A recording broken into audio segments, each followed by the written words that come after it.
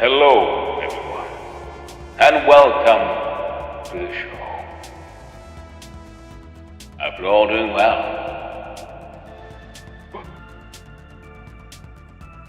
Hello everyone, hope you're doing good.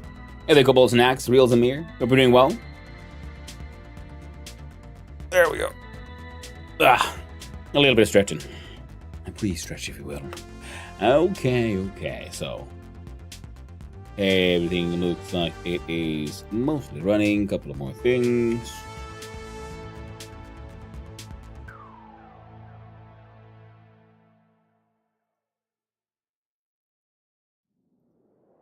Well, hey there, Pythons. Hope you're doing well. Well, to you as well, my friend. I hope the astronauts are treating you well. Still looking forward to trying another run myself. Which then we do that.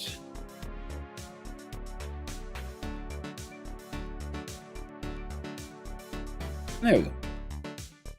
That should be everything. Hope everyone's doing okay. Wrist is sprained, head is swollen, and it hurts to open my jaw. I think today's gonna be a day off. That sounds like a good basis for a day off, indeed. Yes, my friend. Take care of yourself. Wrist is sprained, head is swollen, it hurts open to my jaw. Oh man. Sounds like you either have, some like swelling in your joints issue, or you were in a fist fight. Frozen corn in my hand and head for the past hour. Ooh.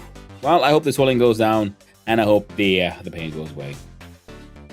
And if it was a fight, I hope you won. At least morally. Now then. Wham.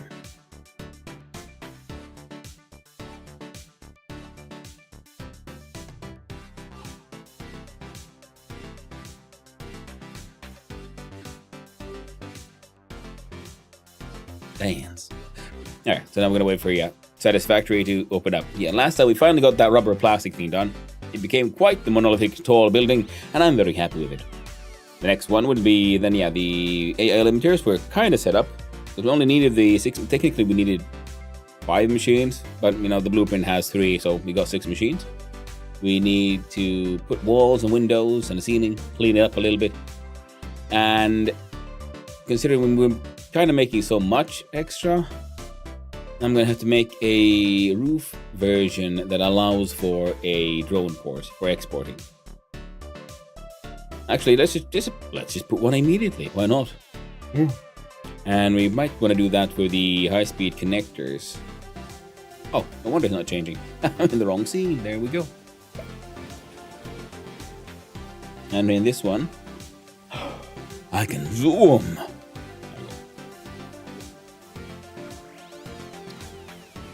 Now, if we look at this, I still need to make some building that is apparently 3 blocks wide. Oh, it's windows with a large display on the backside that has a yellow light. See, they use yellow lights here as well, and then blues here. That appears to be a pillar that is angled. They're allowed the lower one to clip out further. That might be a wall, ceiling, or a vent beam. We have vents up there. And there's nothing actually on these belts, which is something I could remember. We don't actually have to have the machines do much. I think it just kind of work.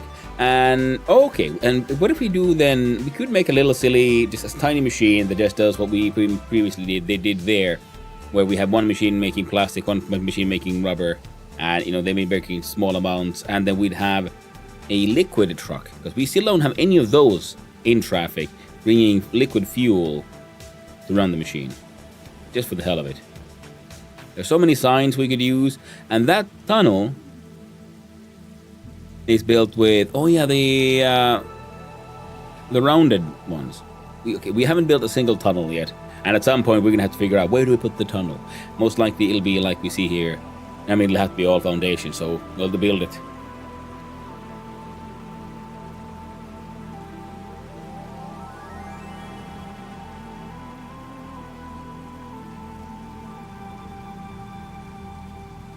And they came to Stockholm. Hope you're doing well.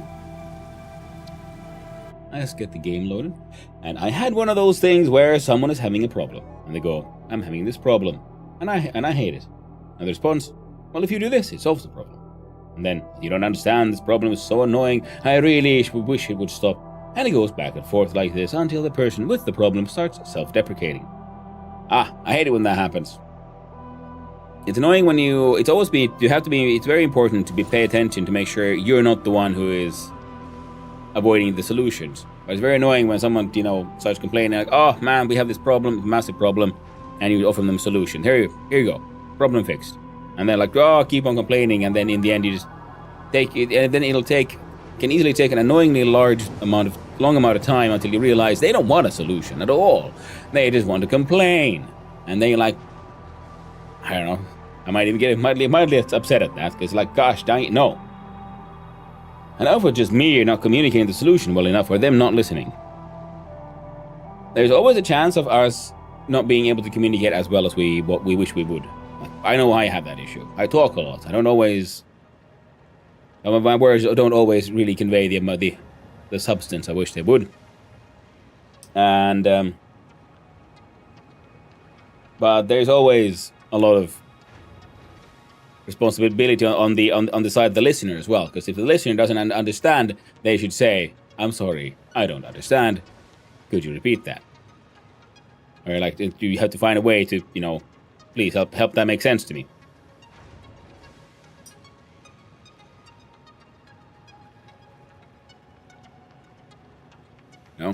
If you don't understand, that's why we have questions. Ask more questions. And number one, always be quick and willing to admit, sorry, I don't understand.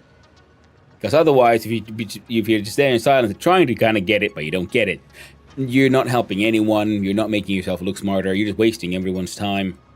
The sooner you say, I'm sorry, I don't get it, could we go through this again? The better. Because then you can get to the core of the issue. Well, okay, so what are you not getting? Because it could be that on the part of the explainer, they've made an assumption. That you know something that for them is obvious, but you've never even heard about. They're like, oh, well, you do the thing. And like, what thing? How do you get from A to B here? Like, what? And then like, oh, you didn't know about these things? Like, no, never even heard about them. Oh, you do this like that, and then you floop the thing, and then it works. They're like, oh, I didn't know flooping was an option. Oh, well, thank you. Now I have a solution. Like in building solutions, complex things, coding, and so on, crafting, and then within there you see that a lot, but in real life as well. Real life, but in personal issues as well. I've found that a lot of people can easily have issues where there was a solution because they just didn't know, pretty much. Because you can't know what you can't know. Unknown knowns are always a problem. And they always sneak up on you. Unknown unknowns, unknown knowns, and known unknowns. They're such a fun and real problem. They made a fun skit about those in, was it The Boondocks, the cartoon. Now, I haven't seen much of it. I really would want to see more of it at some point. But I think a lot of us have seen the memes that came from that show. Prime meme material right there.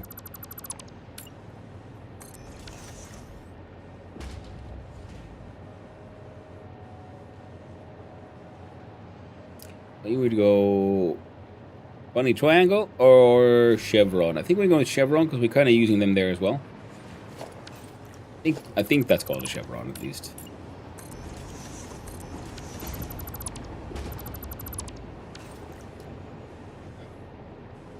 Who at jail? Oh no, Joffrey Benzine. Benzine has kidnapped you. Well, I must call in the Rammstein.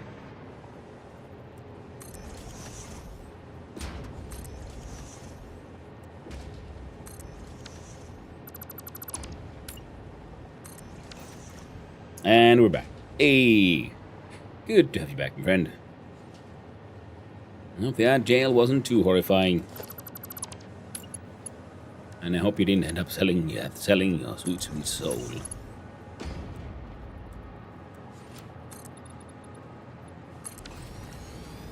To the horrors of Brand. Because in the end, Brand don't care. Brand don't give a fuck. The Brand does what the Brand wants.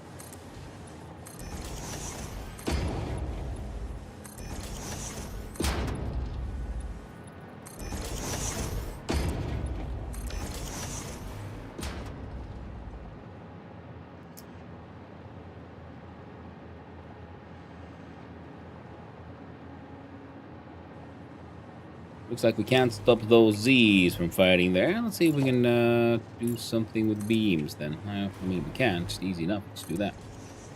Don't tell me it went too far.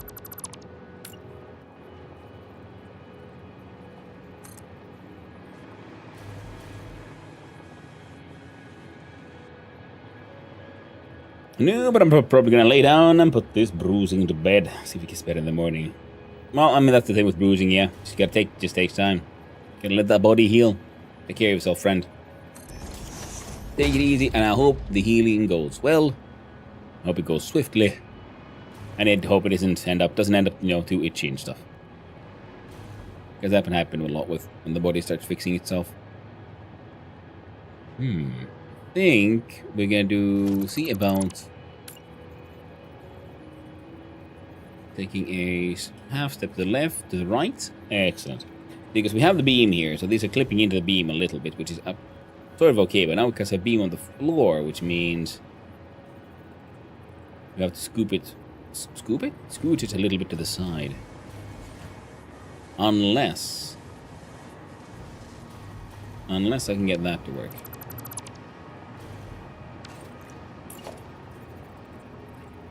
I kind of feel like this can't work. But it's never stopped me before.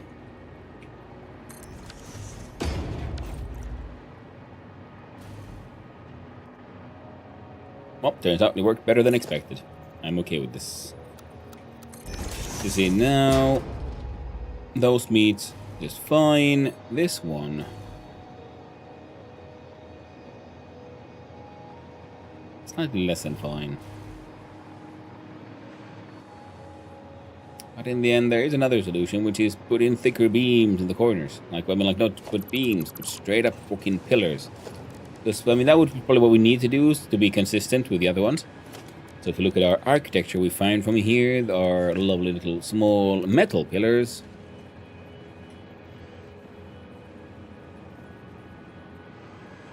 We either do big steps or small steps. The small step would be there. Big steps would be here. Big step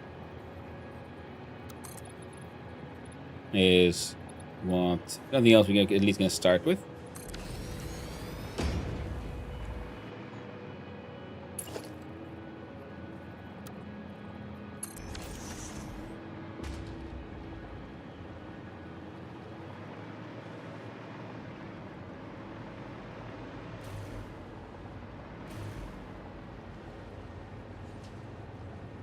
I'm okay with that. Hey there, Gael Villasenor. Gael Villasenor. Hope you're doing well. And hey there, two Bob Games. Hope you're doing good. Always lovely to see you, friendos, around. Having a nice day. Let us see. We do this, we do that. We then screwly poop and escape. So we did full steps instead of half steps. So that'd be on one.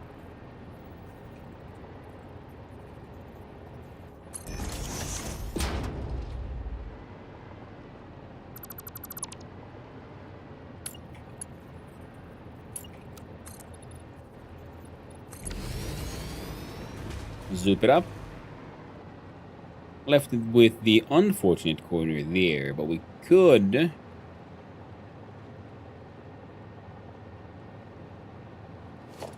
maybe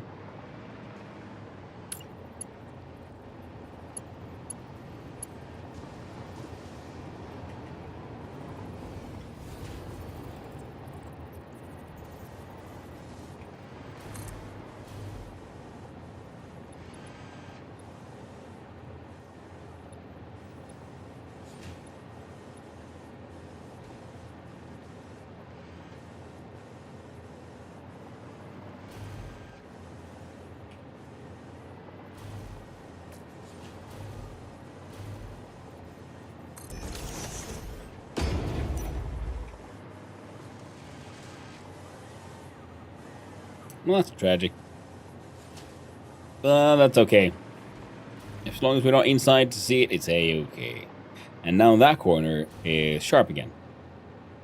So I'm gonna do that here. I think that's a winner. Yeah, that is a winner indeed. Onko peli on läpi? Ask new pawn. Well, no, ei vielä. Not yet. Game's not done yet. So in the top right, we see the project parts. We've gotten one of them done. We haven't even started on any of the 3 others. So technically, yes, we could win in like 1 or 2 streams.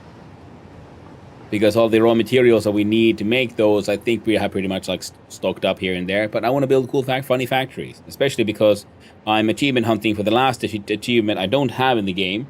Which is buying a thing from the company store called a little award called Golden Nut. And it costs 1,000 fix-it coupons.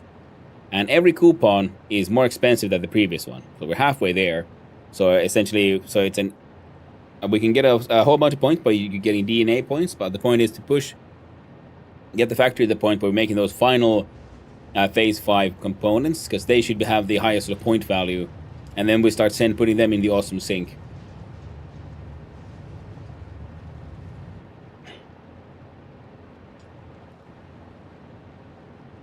We go phase. Yeah.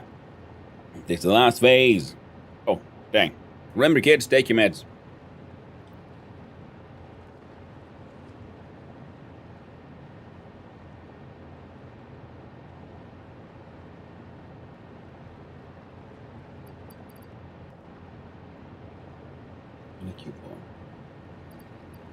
There we go. Okay, so no one's linked to this thing. This thing isn't being fed all the time. These machines are producing at all times, and we have... Yeah, so that means I can get rid of those two. So now there's enough factories to make use of the output here, so nothing is... There's enough to go here. I am considering adding a storage unit here and there, but no, we'll get there. And right now, all of this factory's output is going in that sink. Etkö viitta vailla 800 tuntia vielä yrittänyt läpäistä peliä? I think I'll be VSNRO. I'll do on the YouTube side. Nice. Thank you for those nice little award emotes. But yeah, I have like 500 something hours now. So with this save is approaching 300. I have won the main game when 1.0 came out. You know, when it was in early access, I played just as far as you could, built all kind of funny stuff, and then left it. And then when 1.0 came out, started a new save, played through the game, had a good time, won the game. And so right now we're mostly focusing on architecture, building funny stuff, trying to come up with new ways to build neat things, and achievement hunting for that golden nut. And yeah, exploring the options, the freedom that comes with trucks. So that part is sort of open air. Works just fine. This little factory works. We just need to come up with our wall options, and I think we did. Gonna get rid of these beams here.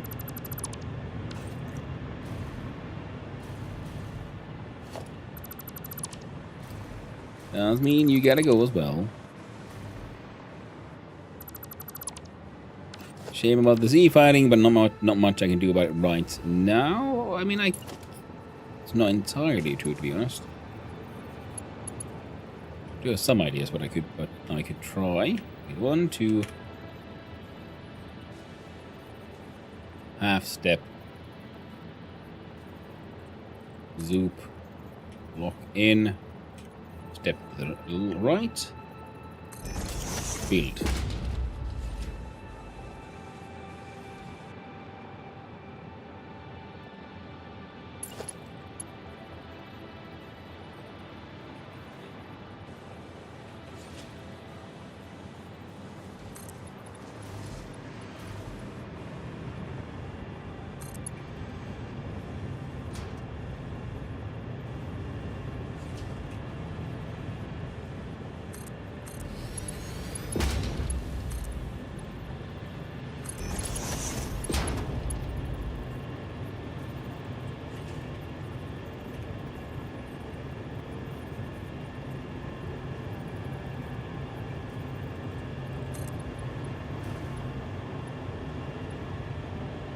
we go.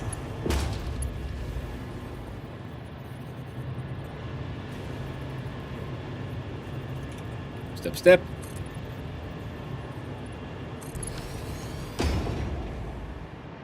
Now on this side...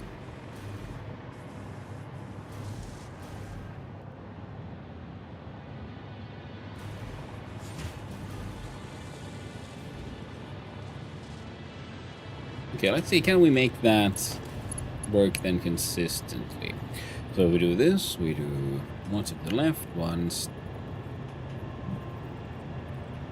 and one step further in. So how would you...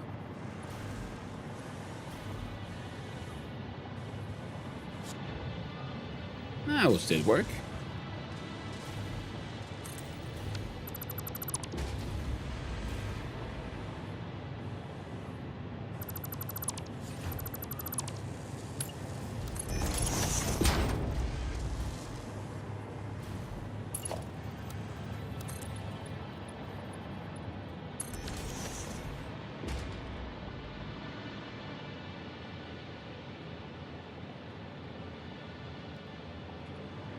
Yeah, we need the height there so that that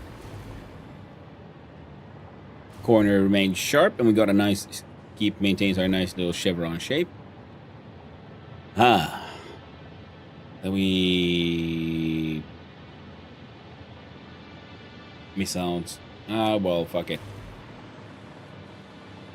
We're just gonna have to live with it. All we can do now is put on some cool tunes. Ah, let's try Sanctum 2. Keep on forgetting what kind of music they had. Certainly dramatic.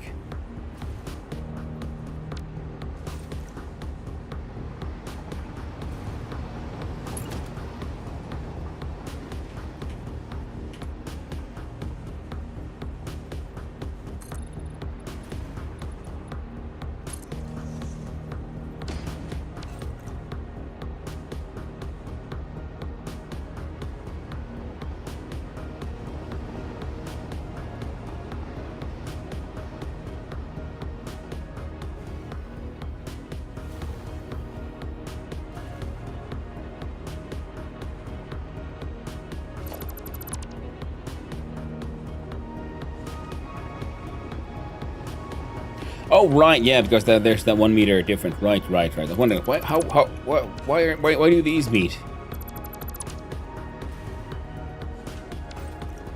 Wait, and then why don't these meet?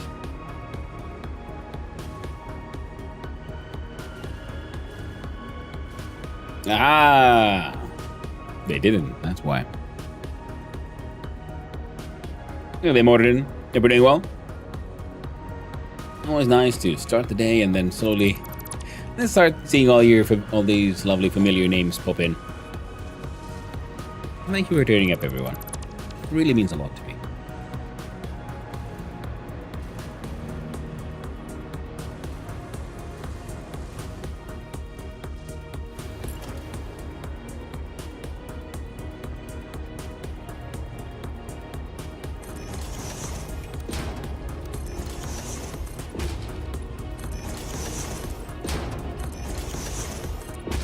There we go. I think that works. Happy to be here. Also, I think this is my favorite tape. Hey, nice. Then we're gonna be, but I guess we should be listening to it a little bit more often now, shouldn't we?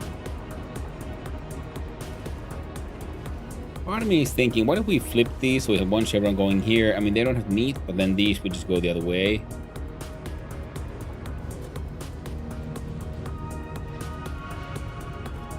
Alright, let's try it out.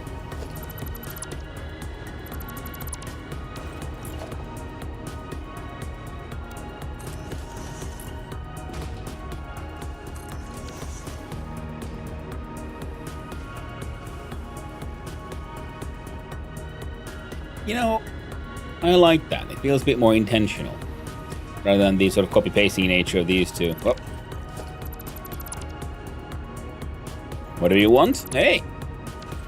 I'm enjoying all the music, and now of course every now and then I just get so lost in the sauce here as I'm building.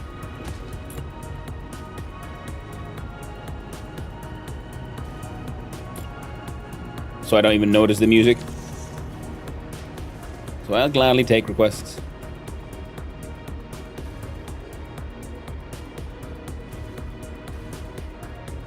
Now these, though, I kind of like the whole, see, because we have a sort of continuous line with the middle line, and then these two sort of flip.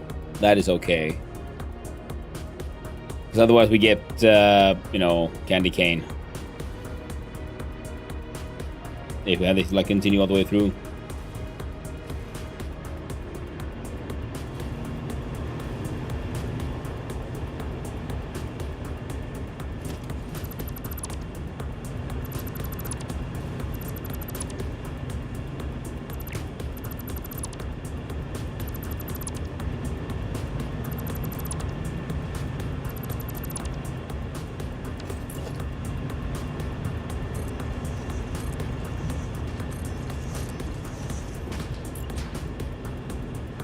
There we can go.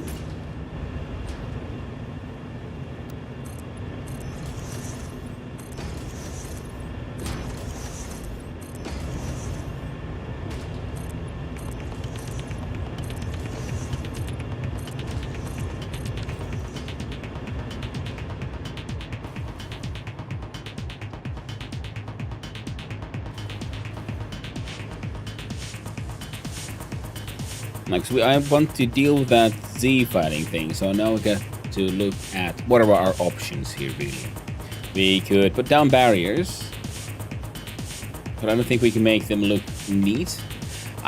Wait.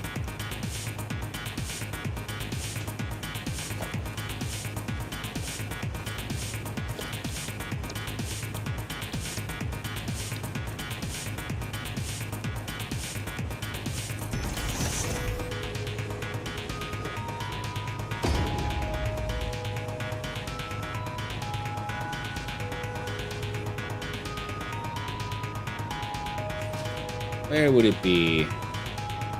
Organization, perhaps.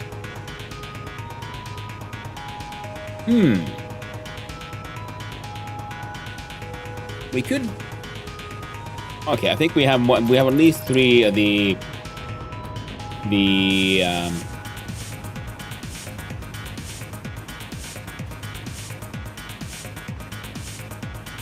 Enter Insanti at this techno factory that produces sick beats. Seems like it. That's where we make these. Make all of our, the sweet golden tunes of Quickwire. The Golden Factory.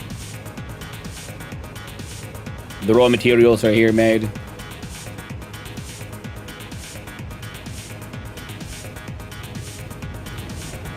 Here's where we turn copper ingots to copper, sweet coppery oh shit. And he'll make circuit boards. Other sweet connections, and that's the AI limiters. Right now we have to head on back to the starter base. Okay, that is pretty loud, isn't it?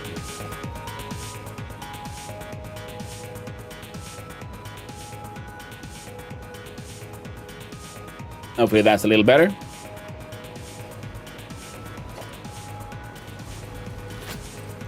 Enjoy a sweet little coffee.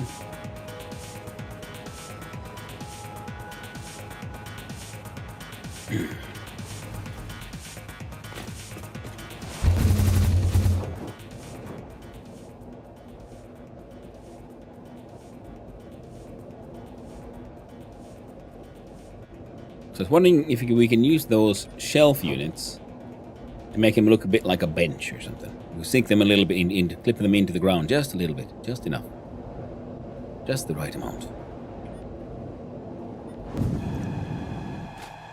Well.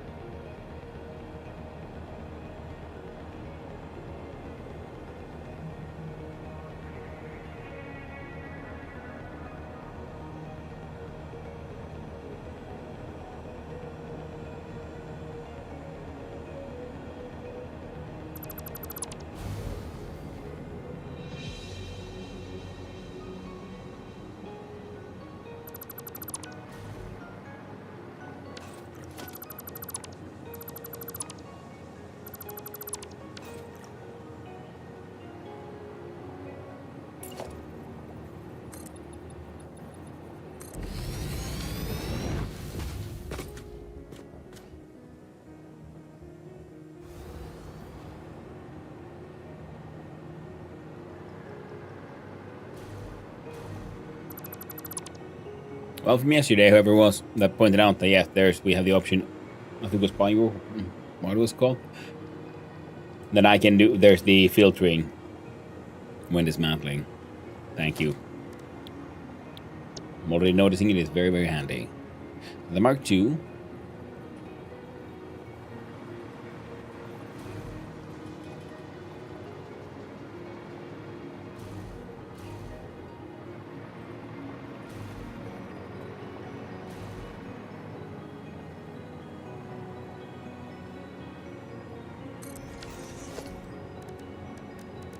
Let's see here. Go to customizers, patterns.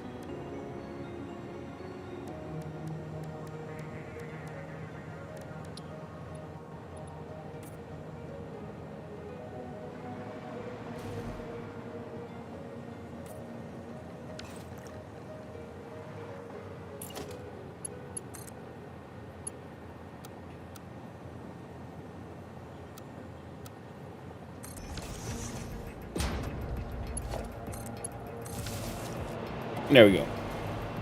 That fixed that one. So we came here because we wanted to use 3 coupons, and I'm pretty sure we had a few coupons here in a chest. Suddenly I also had this like sudden realization of that. Wait a minute.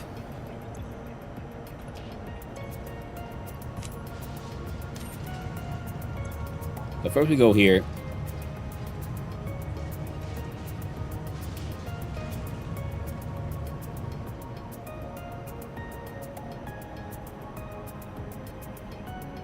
You know what? Fine, we'll buy all of them. I don't think we have much use for them, but we buy all of those, and we'll just double check have we bought everything else we could ever want.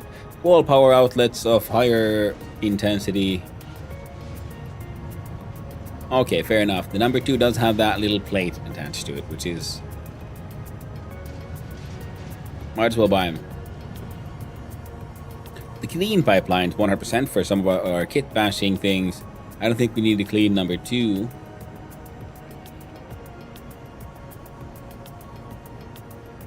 Maybe we do. But we already have the porta potty, so that's fine. On the customizer front, we have everything. Foundation front, we have everything. Even though I've never done anything with the quarter pipes, I should try to remember that I actually have those. Conveyor walls.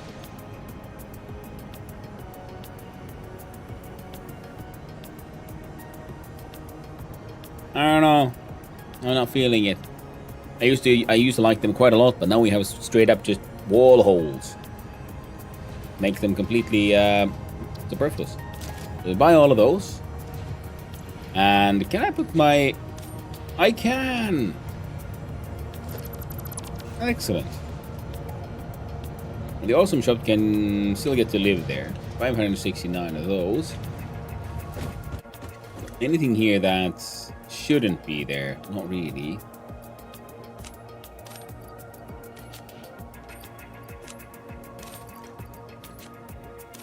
I'm gonna upload some of these nuts.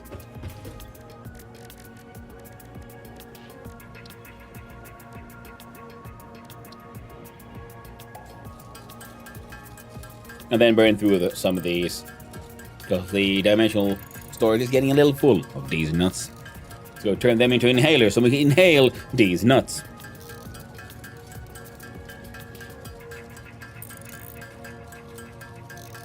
Conveyor walls are transparent though. More honest, black hole walls are the spaghetti. That is very true. That is very true. That is a good point.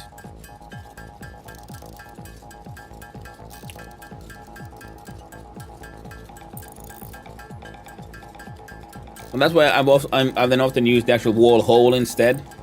The small gate.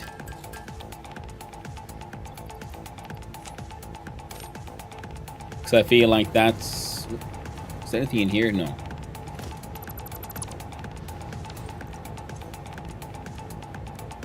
Oh, you're the only one who's... I should make some turbo rifle ammo research and then the ionized fuel itself. For which we just need to make rocket fuel first and then find an extra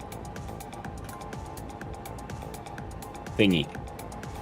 Hard drive. I need to make a blueprint design for a building that just So I want like one power production building that is just these wonderful biomass burners.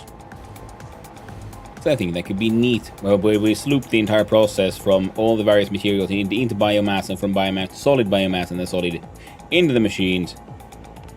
Because unlike any other form of power, these ones only burn through fuel if they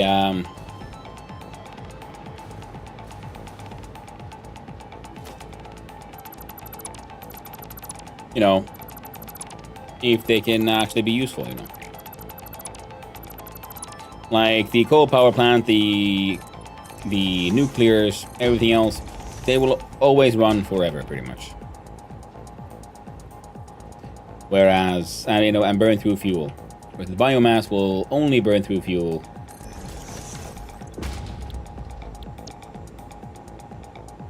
if it needs to.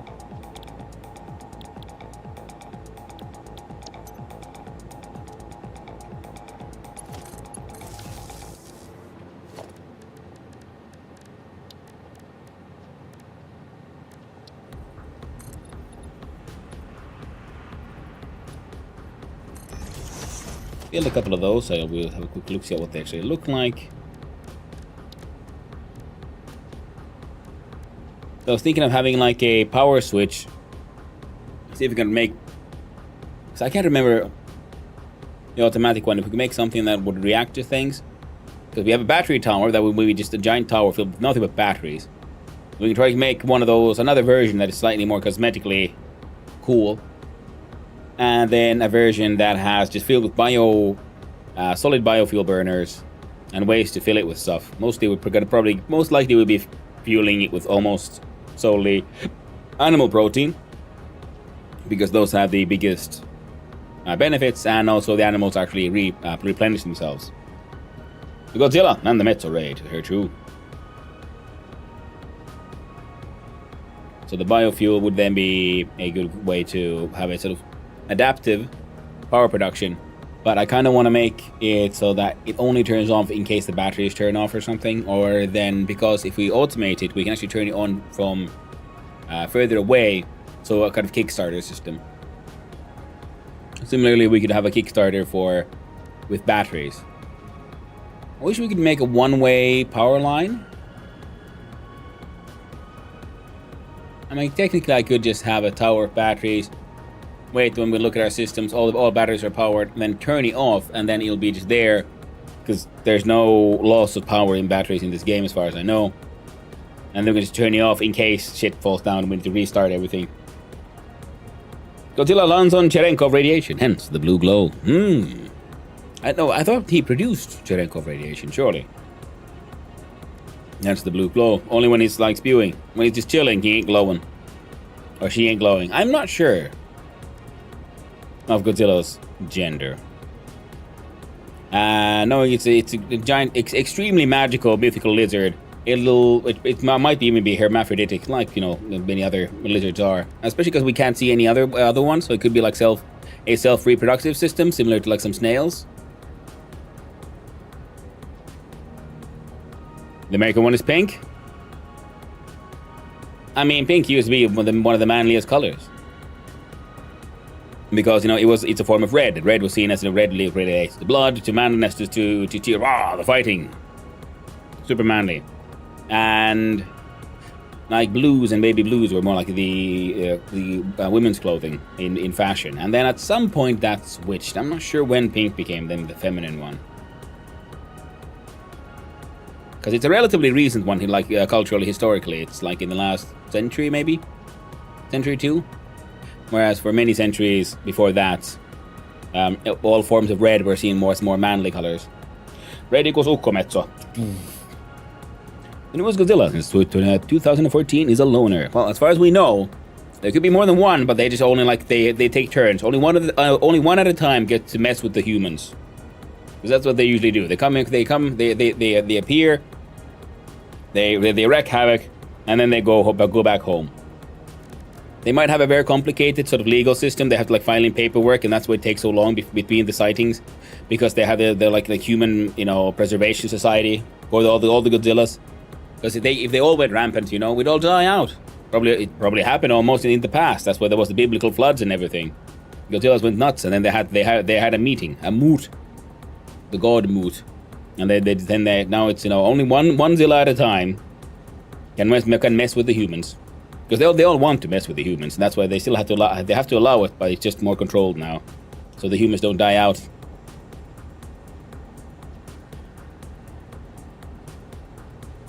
The American one is a joke in the Godzilla community. It's like a quarter the size of any of the other normal-sized Godzillas.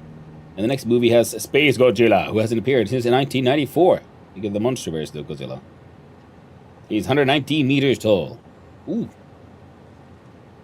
I've obviously not seen enough Godzilla movies, which I will admit I haven't. I never really got into the whole scene. I just enjoyed Godzilla when it was, you know, because Godzilla's cool. But then again, there's a lot of movies I should be watching. I'm more of a book reader, and lately I'm not even like reading actual books. I'm reading stuff on like Royal Road. Love it. So many like half-baked ideas that kind of work, but I'm like, oh man, the creativity. And every now and then you find some like really underappreciated author, or like actually rather famous at this point, I guess, within the community, who is just marvelous writing. Like Ostensible Mammal, writer of Godclads, which was what pulled me in first, and the newest one, Path of the Deathless. Fantastic writing. An extremely like lovely imagination and use of words and so on. Yeah, there's a lot of crassness in his language and so on, but it's used well. It's used intentionally, rather than being crass for crassness' sake. It's more like certain characters are because, you know, their environment made them that way. What am I even looking at here anymore? Oh right, I was trying to find a smart splitter.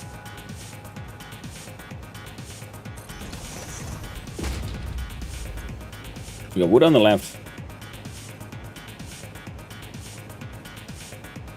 Wood.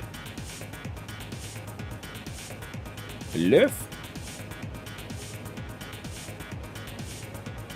And strom.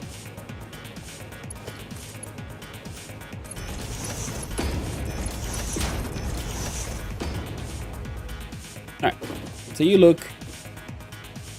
Well, considering the fact you're supposed to like shelving, you're pretty freaking tall. I guess you're like, yeah, just tall shelf. And I'm assuming the idea is that we do then a, yeah, okay, yeah, and then these would click in.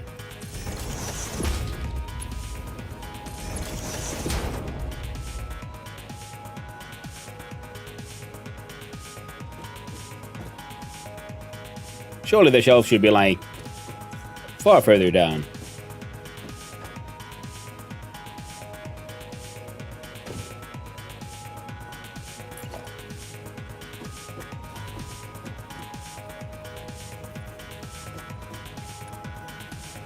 Yeah, 2 meters tall. But I think we can make interesting things happen.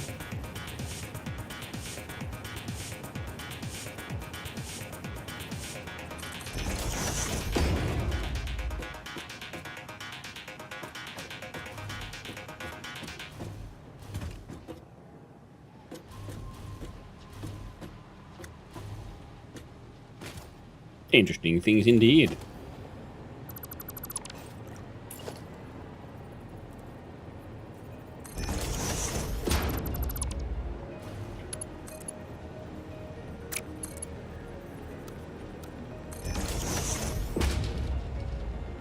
So, leaves and mycelium.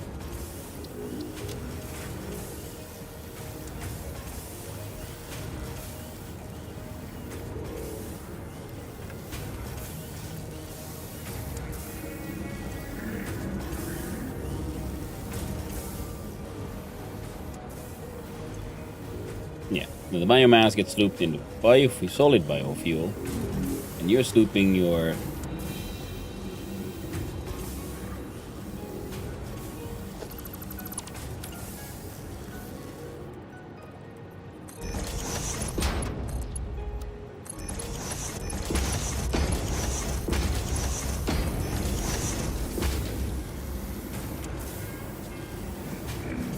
now one makes Well, many. So that'll get these guys fed. Slowly but surely.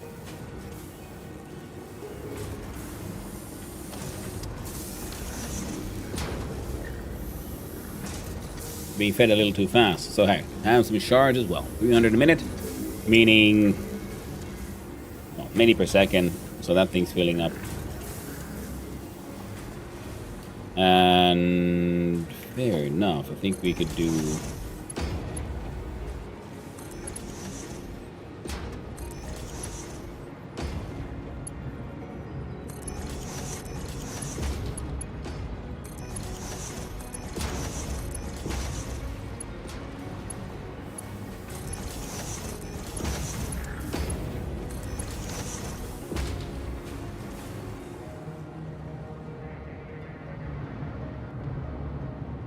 Now the sort of feeder belts are maxing out. These guys are maxing out.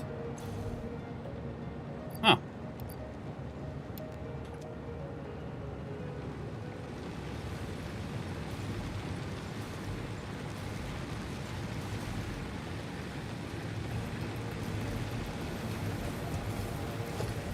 The thing is, they shouldn't really be burning through fuel. As we see, yeah, they're not. The animation is happening, but they're not burning any fuel. Unless their power is needed, and their power will only be needed if the consumption actually goes above current capacity. Or current production, rather. Because these will then be able to flow with that. Real Godzilla's in Riekko. Kinda, yeah. Thought you meant the 98 one. Visiting Finland and getting slapped by a Metso is coming of age, I think. That's a little EU. Most of us are considered international. Well, it's mostly American made. As European members and doesn't just take place in America like most of their movies. And that's very true. And that's why I always appreciate a good movie that does, large scale chaos madness, which, most of them are American, but that doesn't take place in America. It's always nice to see that the movies every now and then remember that, oh yes, there is actually an entire world out there outside the US borders.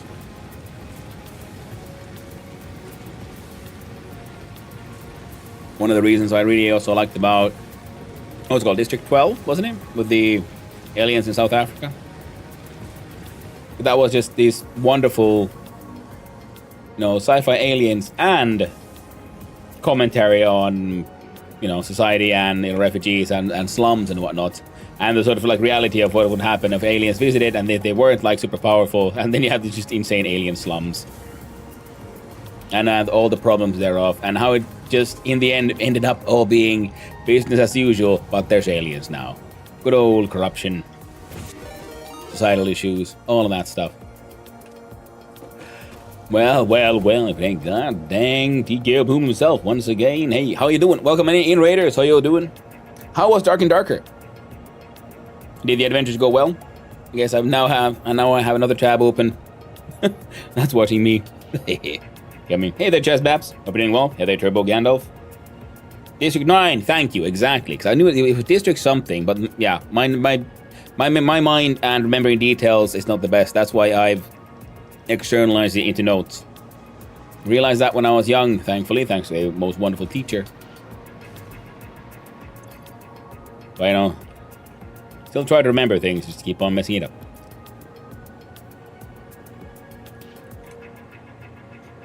Well, hello there, Jazz Baptist, and went well. Playing with Miss Goth. Hey, hello there, Goth DT. Hope you're doing well. Lovely to see you both. You're always such a hoot. It's lovely to see you playing with each other. You have a wonderful chemistry. Always delightful. And I hope you're all doing good. Now this was making the high-speed connectors, which we are now also making somewhere else in even larger amounts. But we can leave it there because I got no idea what else to do with this thing, and mostly we're just using this to make ammo. Oh, even that inventory is all the way full. Well, that can keep on running until we figure we do something with it. Slowly but surely, I'm dismantling more and more of these spaghetti bays as their productions are being, filled elsewhere. Good old slug carousel. thing we have to remember is if aliens actually exist, they face the same problems we are facing here on Earth, like surviving, discovering physics, finding a solution to the bridge at light years of distance, etc. That's very true, Turbo Gandalf. That is exactly, yeah, and that's why I think there's all these like there's all the Fermi paradoxes. How have we not found any aliens yet or encountered any of them? And it's like, because most likely they're sort of in the same state we are, and facing their own cultural, technological, societal issues where things are slowing down. So so why haven't we found any aliens yet? Because space is big. That's why. And just because we have found a solution to a problem doesn't mean they found the same solution or even a similar one. Because there might be aliens out there, but they've found other aliens first, and now they're like, they don't trust those random radio signals. Or maybe they're just observing us, and they have their own, like, alien preservation societies going, like, we can't interact with those aliens yet, we don't want to interfere. And also, maybe they just don't care, and they're all busy doing their own thing. Dark forest theory, yeah. Human brain can't comprehend how big space is, yes. Also, quite literally, because we don't really know. Because things get weird. If you ascribe to, certain theories relating to how gravity and lack thereof affects, the density of space and how time moves, things, the reality of reality is far more complex and wild than people realize. It's insane, fantastic. And of course, welcome in, raiders. Hi and hello. Those who don't know who I am. Hi, I'm Hannu, son of Hannu, Finnish variety streamer, occasional amateur game developer, and lately just hooked to all these automation and factory games, and really just enjoying my sort of architectural fun times, doing fun things in Satisfactory, because this is my third playthrough of the game, and what I really wanted to do on this playthrough was explore cars and trucks, because these used to have really bad pathing AI. They were truly notorious for being really bad. But now they're sort of secretly trained. They're all running on these invisible tracks.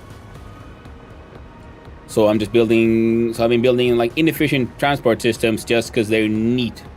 With lights and everything. And I kind of want to build a cityscape with buildings here, but we're kind of getting there. Let's see. Into the hole we go. Now we came here to buy a blueprint. I mean, yeah. From the company store. We did. And now hypertube away back to our current factory. It's an alien preservation society. An alien preservation society. I'm an engineer, I know my physics, but I'd really like to know why, for example, the second Newton works the way it does. Yeah? Which one was that? The second Newton.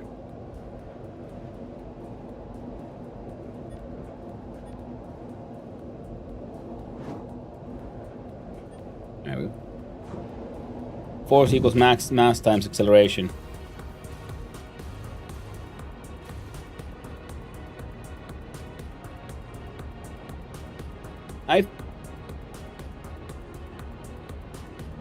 That one though feels pretty sort of intuitive to me in a way, because it takes energy to move a thing, and the more of the thing there is, the more you have to move, because space is kind of fighting back. In the sense that, because you're changing its state in relative to everything else. And ergo, because then there's much more energy in the thing, and that's why you have more force.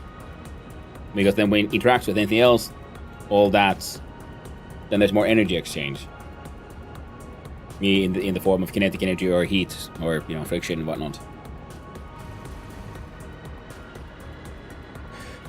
But yeah, I mean, that's the thing. That's also the fun thing about, physics and the laws of physics and all that. They're just our best guesses so far. The only facts we really know are math, and even they are actually interpretations about the shape of reality itself.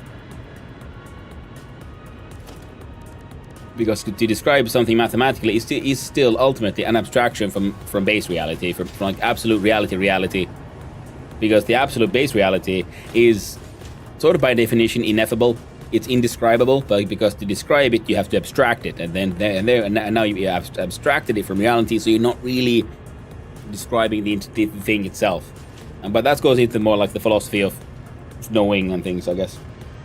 And of course, seeing it like this makes sense because we know what it is, what is like this. But how did the physics shape exactly like this? I think that's okay. So how did the physics end up this way? I think it's more of a question of only because physics were shaped up this way did that iteration of reality allow for this what we have right now to exist. So it's rather than having an intelligent designer, which I personally don't really subscribe to. It's more that if it was any other way, reality as we know it wouldn't exist. It's more like finding logic after the effect. Because the chaotic nature of reality has just everything happening, but only the stuff that works persists. A bit like evolution in that way. Like, oh no, evolution is so intelligent, so smart. How did it make the best animal to survive in this situation? Because everyone else died. They're like this. They threw 58 million bazillion dice. Some of those win, everyone else dies, and now we have this thing that really works well in this situation.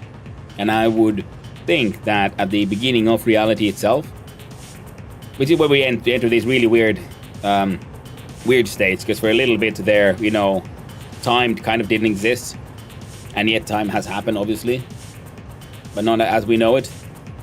The math gets weird the closer you get to the beginning of the universe. So it's more like there might have been other ways to be with the whole multiverse thing, but they just didn't pan out. Imagine there being like 10 to the power of 1, 2, 3, 4, 5, 6, 2, other universes that failed because the physics didn't develop like here. Yeah, pretty much. Yeah, I 100% would ascribe to that. Yeah, makes sense to me.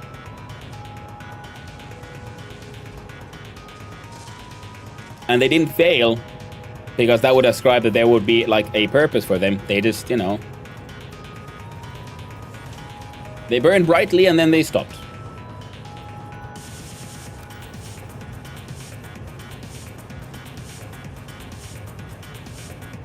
They burned brightly and gloriously until they didn't. Alright, so instead of fixing it, we just have even more Z fighting. But I kind of like the idea here, because I don't think we can do much with this one, because that one has a handle on top. Got a version that didn't have a handle, we can maybe do some shenanigans. But they do, so let's see about this then. Wait, what if I put you against a pillar? No, you won't rotate weirdly. That's always tragic. I prefer it when they rotate weirdly. We're just a science project. No, it's more like we're just math. It's, real. It is because it is. It is because it is the only way it can be. It's like water will always flow down the path of the least resistance. The reality itself has done that. It is this way because it is the only way it can be. Nothing really too crazy or mystical about it. It just it is.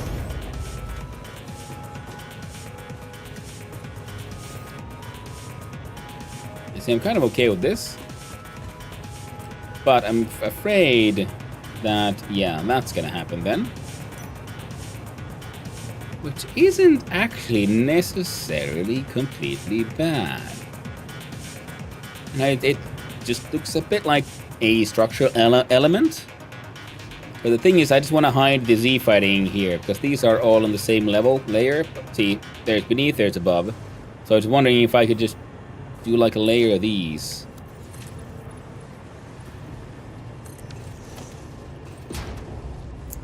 Like shelving units. Like what are they right now? I don't know, there's something, but the point is, as long as they don't look like Z fighting. And from beneath, honestly, it looks like a curtain rod.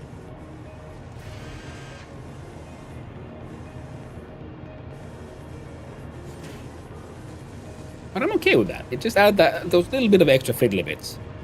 Like, I don't know if how many of you have worked in construction and, been inside buildings, especially buildings that are getting made, or inside actual factories, older, newer ones. There will often be easily like these tiny bits of support structure just sticking out, because, especially in factory things, because it might be that the original building was designed for like a certain type of machinery, and they found, hey, we can use the pre-existing support structures and these things here, and they can help us get all this thing running. Then you change owners. Now the factory does different things. The old machines are gone, but the support structures are still there.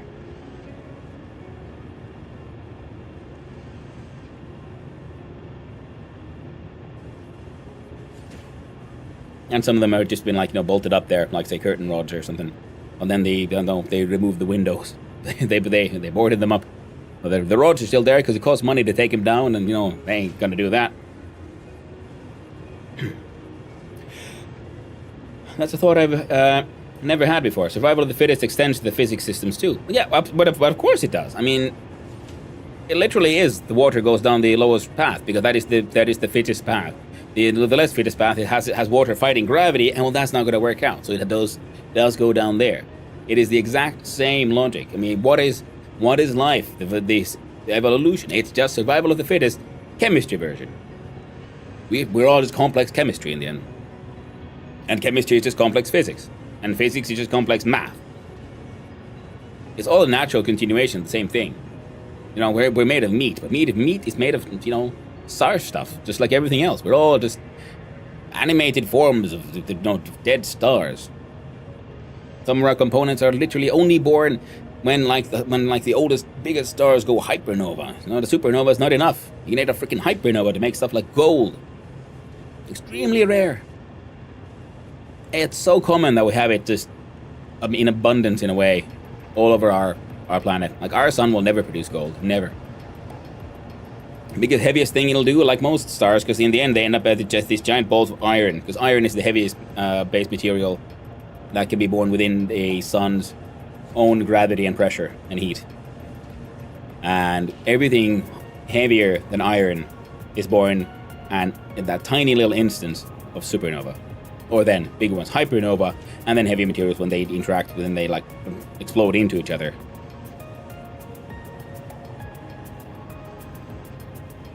That's one of the things why I like gold as a sort of goldsmith, is because of the story of the physics behind it.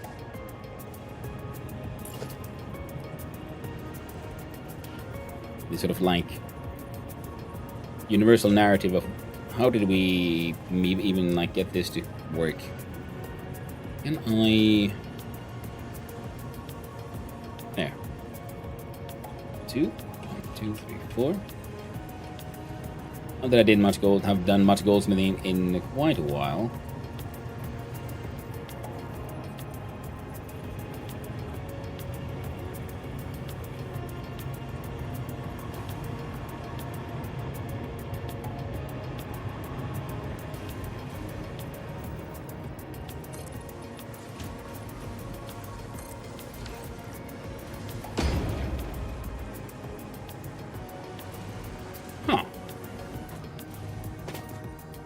That kind of works with this thing too, even though we don't have the wall up here yet. And we can't bring it further than that, but that's okay, because that's where that ends as well. I've accidentally made a wonderful discovery.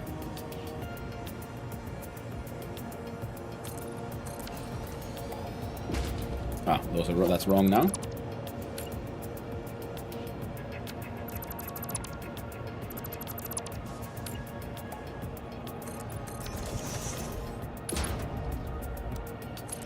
There we go.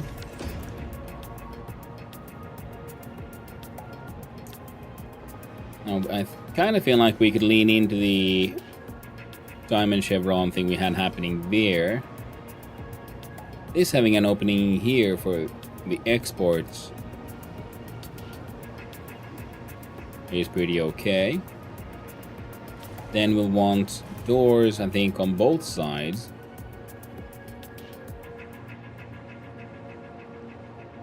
Nah, door goes here. Yeah,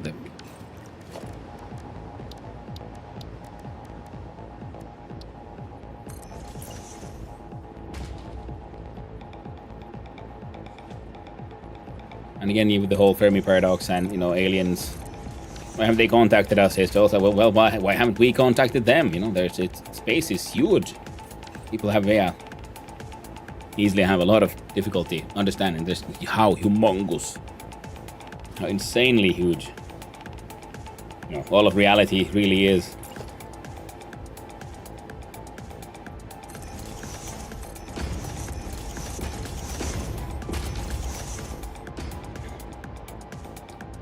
So that being a solid wall is okay. I I think we could do for some funsies, we'll do it in this way.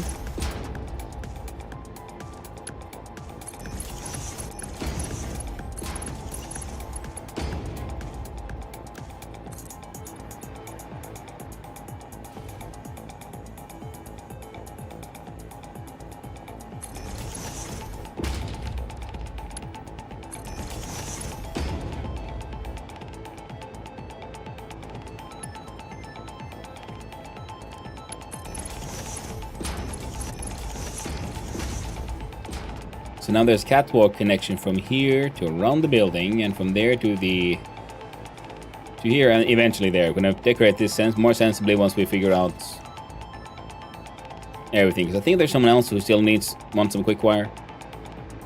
And then this one will go around here.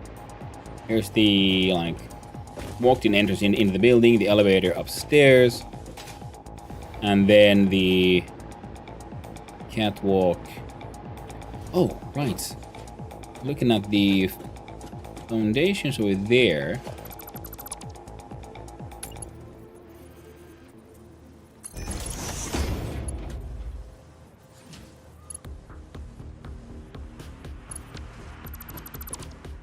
I think we can get away with, but do something like this, right?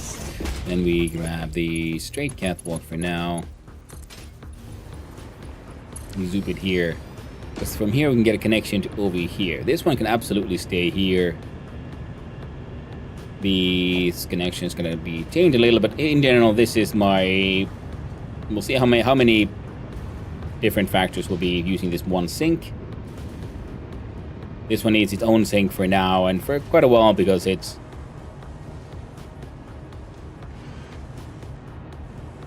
Oh, production has slowed down. It should be producing, what, 270-ish? There we go. Those are yellow and these are yellow. Let's go check out. And I'm pretty sure it's because of a lack of silica. Yep. So copper production is doing A-okay. Our quartz imports are not. Because they're doing their best.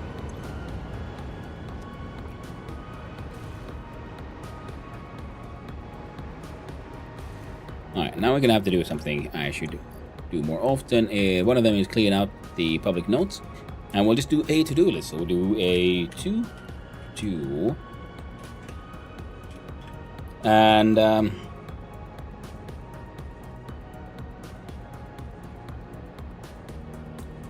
we'll say fix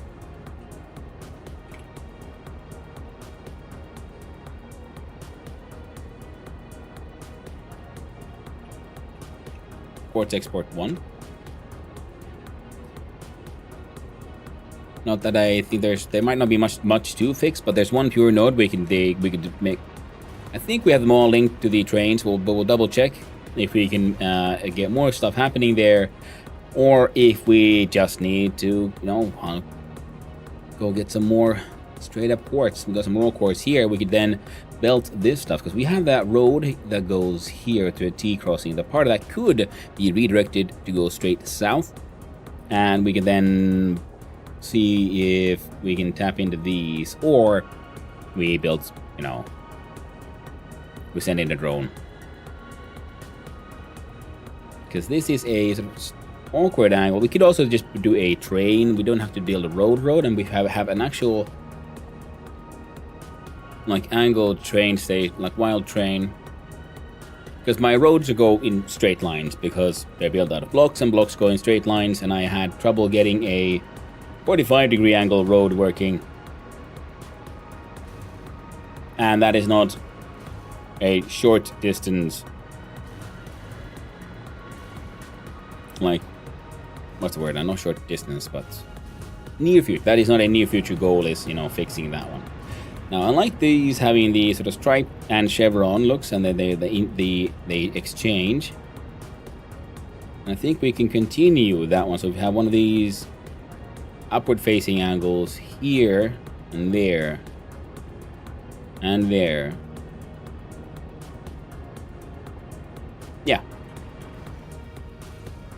Yes, and like, I've said it before and I'll say it again, but this is why it takes almost...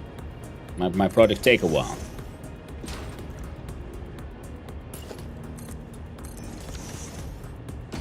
I like designing things.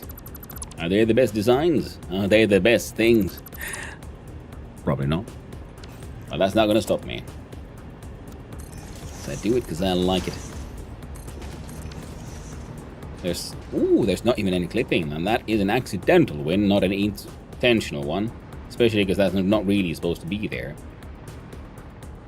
Okay, so the other side we have then a chevron going there and then there. And for these, I kind of like just want to, I think it could look neat to have these continue. And then we'll have the Oh, right, because then we'll have the same on the opposite side, except we won't because of the elevator, but we'll see. We'll see how that ends up actually working.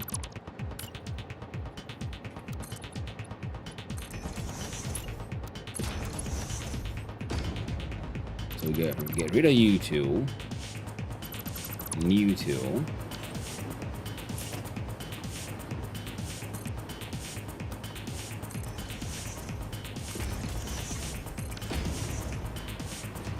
There we go. So I might have missed it, but in case I didn't, have a good one. Boom, and take care of yourself, and I hope you get some good rest. I know it's very late for you. Take it easy. I hope I didn't miss any messages. No. It can happen, it will happen. I get carried away sometimes. And it'll happen again. Yeah.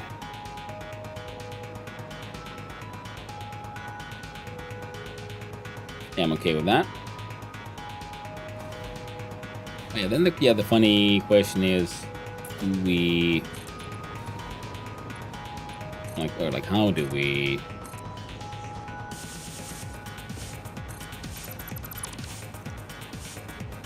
fix these? Yeah. So I like this one. Yeah, the Z fight is still happening, but it's not now. It's far less obvious with this silly little layer here.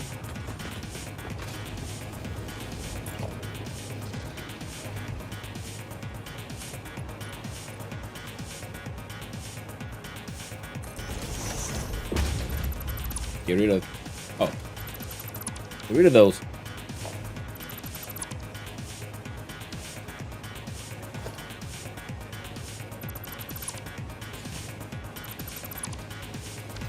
Why are there so many of you? When I built like one. Are there multiples here?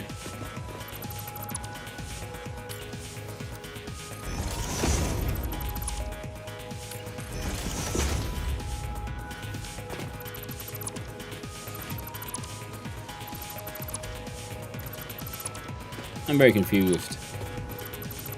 Why does Zoop in these build twice the amount? Very odd. They're following the patterns.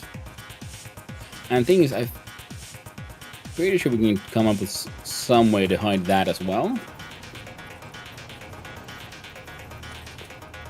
Do 1, 2, 1, 2, and then half step up. Do 1, 2, 3, 4. Switch over to Zoopy the Zoop mode. Do that.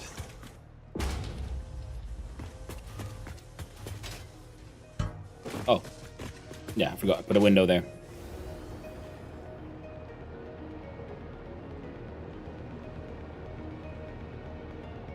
Sorry, I missed that one. So someone described the physics of the universe is as precise as trying to stack 10 to the power of 50 razor blades on top of each other without one falling. It is kinda, but at the same time it's not. Because like I said, it's extremely precise, but also because it is the only way it can be. It's one of those things, like I said, water will flow down the path of least resistance.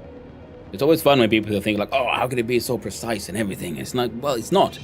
It only seems precise because you're trying to measure and understand and describe it. And what it is a sort of... Well, what it is what it is. And what it is the only way it can be, because if it was in any other way, reality itself would just tear apart. So it's not a question of precise, it's more like it kind of has to. None of this could exist unless a previous part did exactly that. Like say, the weak nuclear force was any weaker or stronger. If the weak nuclear force was any stronger, the atomic structures would fail and would all just collapse into a giant black hole.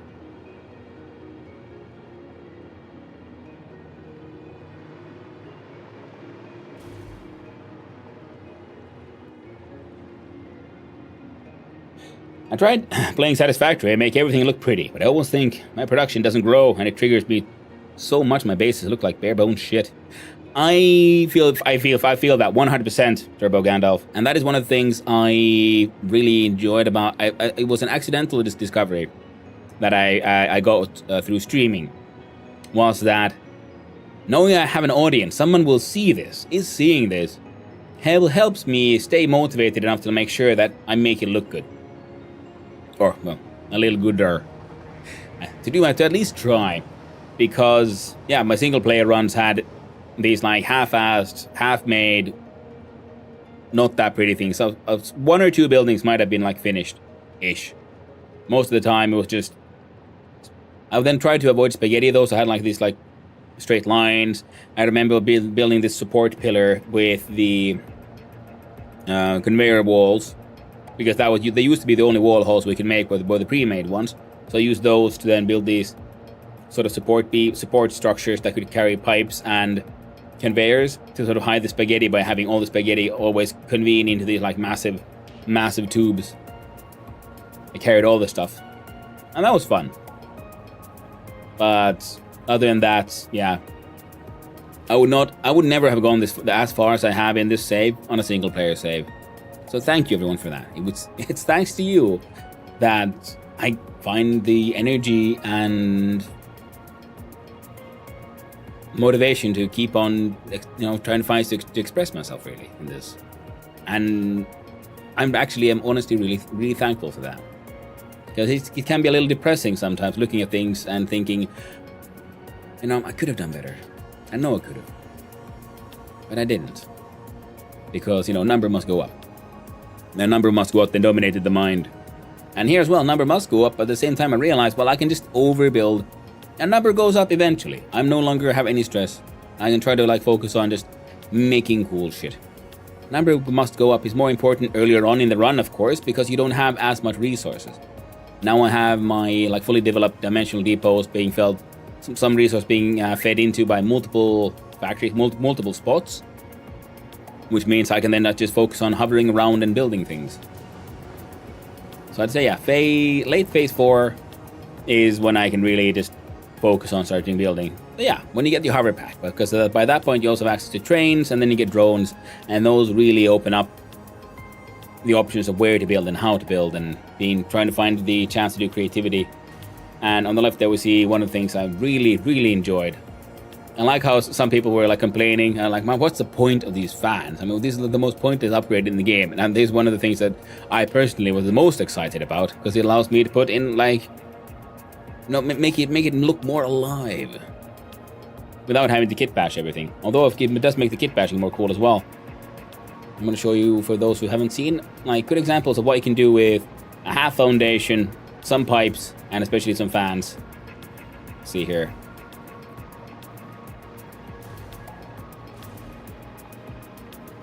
You see, this machine does nothing, but it looks like it belongs on a roof. And it's got a pipe coming out of it, going into this here half foundation, with fans on one side, vents on the other, and the pipe goes in. And you know what we got? We got an AC unit.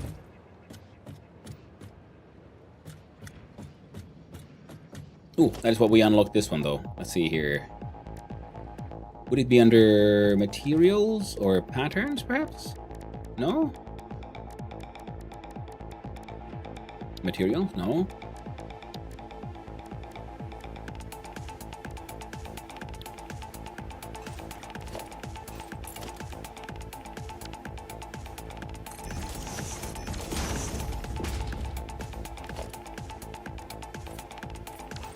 There. And the half foundation version of the basic one is something I enjoy because you can get it strongly metal colored, and it has already has these little vent vent holes in it, so it looks more sort of industrial shaped. And then if you don't want those, then the other sides have the, what's that called? Oh, that rigid metal sheet look. So you can kit bash together things to make them look more industrial. That could do with the wall hole, actually.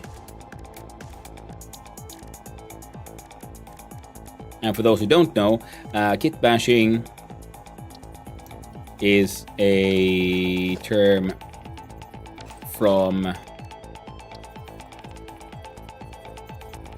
that I got to learn through the people who make like props for movies and things. Kit bashing is when you take random things and you glue them together to make a piece of, you know, a prop or something. Whether it be, you know, scenes for theater and movies, or like some sci-fi like bits and pieces that are hanging off the walls. I think all those like strange machines with blinking lights and all these pipes going everywhere, and like aliens and so on. A lot of those were kit bash, because if you look really close, you might start recognizing, like, wait, that's like a water boiling. That's a kettle that they just put in like an air conditioning pipe into to make it look like it's part of something else, and then like and then you paint it. Sorry for not saying hi. I went into focus mode at work. Hey, no worries, Ugla. Nice seeing you around, and hope you're having a nice and a lovely day, and hope everything's working out at work. Now, because we can't put a wall hole on the foundation side, because whoever made that choice is a dumbass, but we can put one in a normal wall here. Well, let's see if we can like this scootly poop it there, with the power of nudging, and voila. And I want this to also be copper color there. So now it looks like there's a proper, you know, intake bit for the pipe. But you can also have it like go flush if you want to. And the pipe, of course, doesn't actually go anywhere. But using these, you can make your own sort of like fake, straight, like, you know, like proper air conditioning sets. Like having something like this on the roof, you could exchange this one. I might have, another option would have been the industrial fluid buffer. Nice and huge, humongous, looks good on a roof, you know. You could have like water storage, water container things. And then you can have pipes running through the building all the way down that don't actually connect to much of anything, and you can have these half foundation turned into strange machineries and have those at the top or wherever you want to, and when, you know, the pipe from here goes down and then connects into aircon units on every level, and that way you'd have a sort of false infrastructure. Right now, I guess we're just we're cooling down the strange alien nonsense. See, you're making strange, excited photonic matter. It does sound like it's using its, I don't know, solar panel shell to grab sunlight to turn into very excited sunlight. And then we see the rubber and plastic factory became quite tall. I'm pretty happy with that. 3 layers, 3 stories filled with refineries, where the top one makes fuel and the 2 lower ones do dilute recycled plastic and recycled rubber, but recycling them always like doubles the output, so they feed into each other, and then the excess is being currently belted from the inside of these the roads, because I found that, hey, you know, I couldn't be bothered with trying to like do a truck station. We probably will at some point, and also then pipe some of that thing's output into the train station that we have there. Maybe even drone connections, because that's thanks to its nature, because its main input really is the fuel, the stuff we need to make more fuel. So we just need more raw oil, which absolutely we can get from there. There's normal and impure nodes. We can actually throw all shards into the production here that makes the heavy oil residue, and then charge in every power charge in every machine here, so we can more than double the output from there. And currently it's outputting around 400 of both, which means we can go, and that is the excess, because currently, so I think it's making like 900 of both, but half of that's been consumed by itself. So in total it is making like 900 or something items per minute, but 400 plastic, 400 rubber. Throw power charge and everything, and voila, we got like a full Mark 6 belt We don't want to go too high, because if it clogs up, it'll get very unhappy. So as long as it doesn't clog up, and that's what we have, you might want more than one sink there. Just make sure that it never clogs up. If it has nowhere else to go, then go in the sink. But currently, because I built my road being all hollow for this very reason, we can then hide a bunch of spaghetti inside. And then we can use a conveyor floor hole, which you have here. And then beneath it, we have a little piece of frame foundation. And on top of it, a tiny little frame floor, which then has a conveyor floor hole. Because conveyor floor holes allow for theoretically infinite conveyor lifts. These are far longer than the maximum length of one of these. But this allows me to bring it all the way down here, then shove some plastic through a splitter, so 50% goes there, 50% goes up, and then on here, splitters, send them to the 3 machines, and they're all producing a very pleasant amount of AI limiters.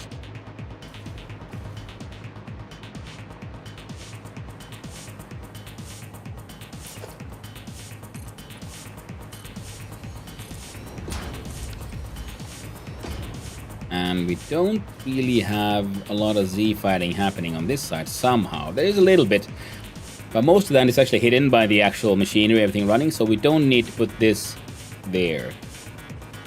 And I'm pretty happy with that little discovery here, that I can hide the Z fighting by literally just putting something over it. Now let's look at the lower floors here. And that looked pretty good. See, we have that little curtain rod running all the way around. Yeah. Nothing hides real, like, weird clipping quite like consistency. Because if they, the weirdness is consistent, well, then it's not that weird. Oh, sorry, I registered help. My save files always kind of wither when I hit the manufacturer stage. I just never feel happy about the 4 input designs I come up with. And the few I do like typically don't scale. Yeah, I know the feeling, they can be a little annoying and tricky, but that's why I'm really glad that... I can't remember who it was from, but... it might have been like Nilaus or... someone else, who years ago, back when I was in early access, people made a lot of Satisfactory content, and one of them, came up with the idea of using beams to run across rooms and have your power output go to these wall outlets on top of these. And that thing has just stuck with me. I just really like it. Now this thing is not a good design.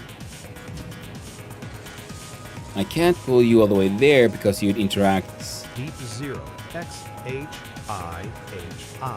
Hey there, Buffalopicus. Hope you're doing well.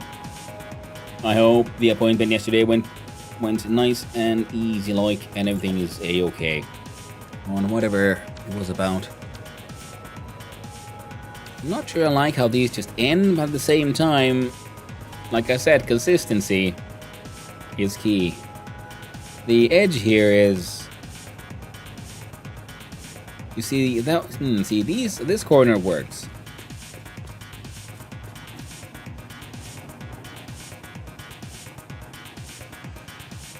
I'll just have to live with it.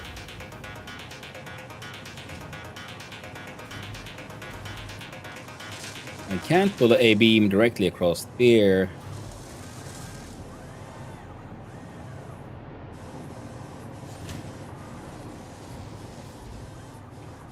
Nor can I go straight there, because this is a blueprint. That's why it doesn't actually follow the grid of the building that well. And if the manufacturer, my latest manufacturer design was something that ended up being like surprisingly good. Like it really kind of shocked me how well this thing worked out. You see, it has the multiple inputs, and I'm also not happy with the belts sort of like clipping into each other, which I've had a lot happen. Then I realized, no, you could, okay, so the key is to have 2 of them next to each other, only 2. Because then you have, first level, second level, third level. And now nothing clips into each other. The inputs all need to come into the middle. And, if you want that 4th one, you stick one down here. I put these light controls here just because, you know, it looked like it would make sense to me. Oh, singular squat, thank you. Ah. I should have had an alert. I guess that didn't go through. I tried. Date for you to remember. December 26, 2026. Pauli Antero Pate Mustajärvi. Pate Mustajärvi. What's he doing? It's one of those things again. I know the name. I can't remember what. I think he's a musician. Might be doing Iskalmar or something. He died that day last year. Oh! No. Tragic.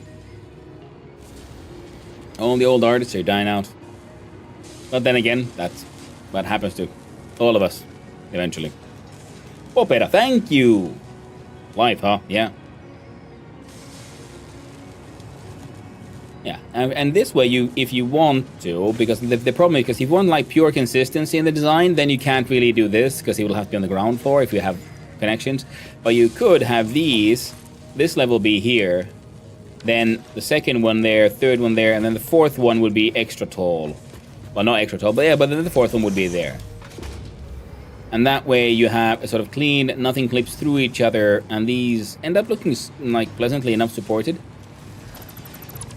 Now these ones haven't needed that much extra support, except now that I look at it, it's mildly annoying, so we're gonna fix this all nice and quick like. But the small frame pillar is one of these things that also is a idea I gladly stole from those smarter than me. You see, we do that, and now your lonely levitating belt lift is now a supported structure. That's why I like using my 4-meter foundation, so we can clip a lot of stuff in there. But also the Mark 6 belt lifts are something I enjoy also because, no, not just the speed, but because of the solid structure, which in the beginning I wasn't really that fond of, because I was thinking, oh, I like when the lifts have, you see all the things like buzzing on through. But these require less of these like fake support structure. Well, require, you know, so because here we have a whole bunch of fake support structure being held up by this here frame and whatnot.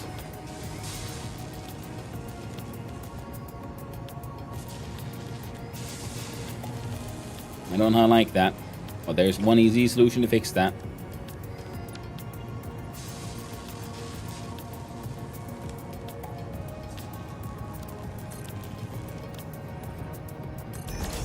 With a frame floor there, and now they actually like touch each other more than just corner to corner, and now it looks slightly more actually supported. There we go. Similarly, because you can have your small frame pillars be these like support tubes for your belts. Even though the Mark 6s being all, you know,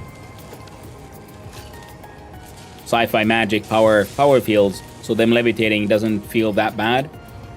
And similarly, yeah, the lifts themselves being so like solid looking, so they look like they could carry their own weight much of the time. And here as well, you see, we could, because now these are kind of levitating, which could be then fixed by putting one of these right beneath, right? So you see there, and one more.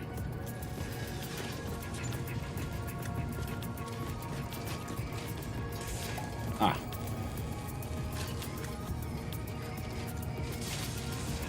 Doesn't really want to work. What if I try to put one here? Doesn't wanna. Oh well. Yeah, so that way you can put pillars, you know, beneath here as well to support it. But again, because this is based on a blueprint, means this thing can be in just wildly off grid, wildly off by like just the tiniest weird amounts. So we, what I should do is redo the blueprint where the first lift is on the first hole. All the inputs come by a lift, and we add a support beneath here, so this thing isn't quite levitating as much.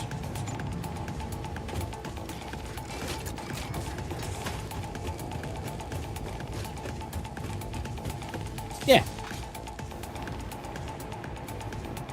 But I hope this was helpful, inspirational to someone. Because yeah, for the manufacturer, it can be the multiple inputs can get very, you know, at least for me as well, kind of annoying looking.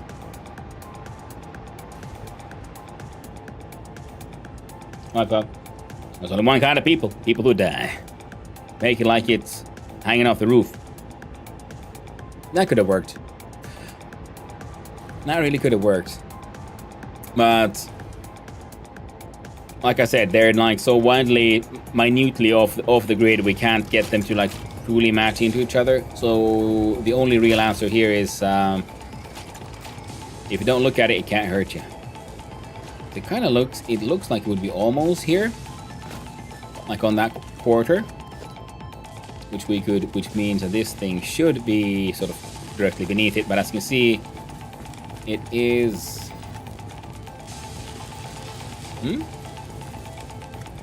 Yeah, it's off by a little. See, sticks out on that side, does not on this side. We see nothing there. We see.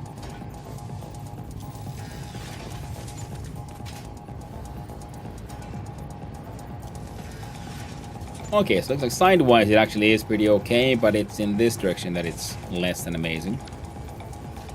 Means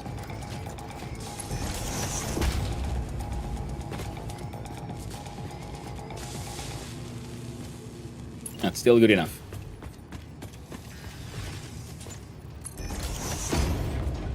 And it matches with that little light thing. Light controller that is just there for, you know, for looking cool. There you go.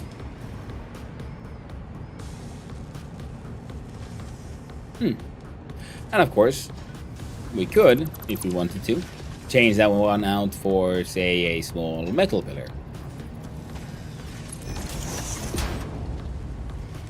Has that same nice, big, chunky support. And this way, this panel is sort of visible only from one side, rather than, you know, being visible from over here as well.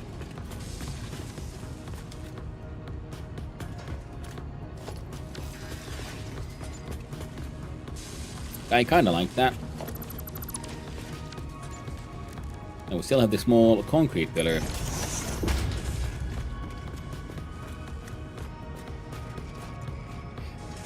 Which, actually in this place, especially because we have the plastic coating on the floors and everything, kind of sticks out. So I think that the small metal pillar ends up being the winner for these.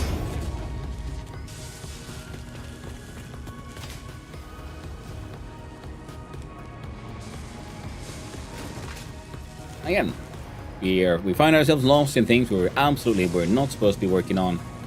But here we are. It's gonna happen.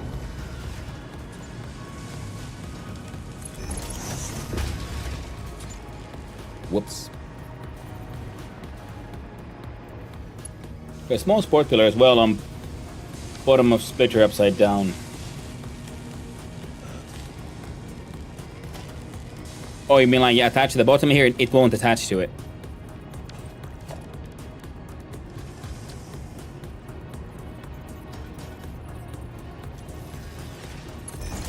But we could, for example, try to do... Oh wait, no, we can't do that. This one could look cool.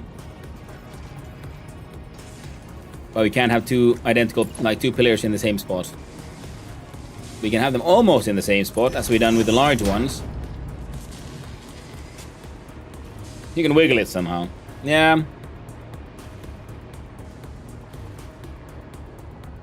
But I think that that gets the job done, and color-wise it'll matches then the rest of the metal things and the floor better than the normal concrete. And the see-through stuff was otherwise okay. I mean, the like frame one, but I kind of like the fact that the solid one also hid the backside of the light control panel.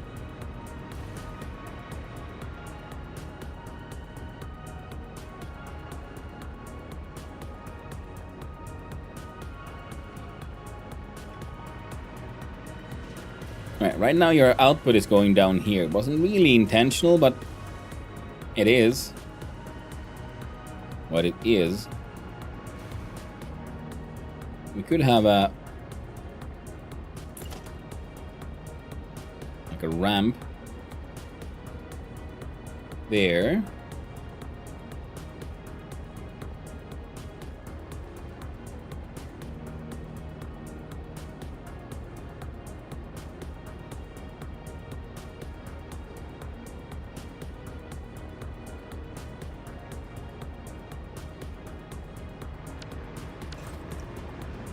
Let's see how that would look, actually.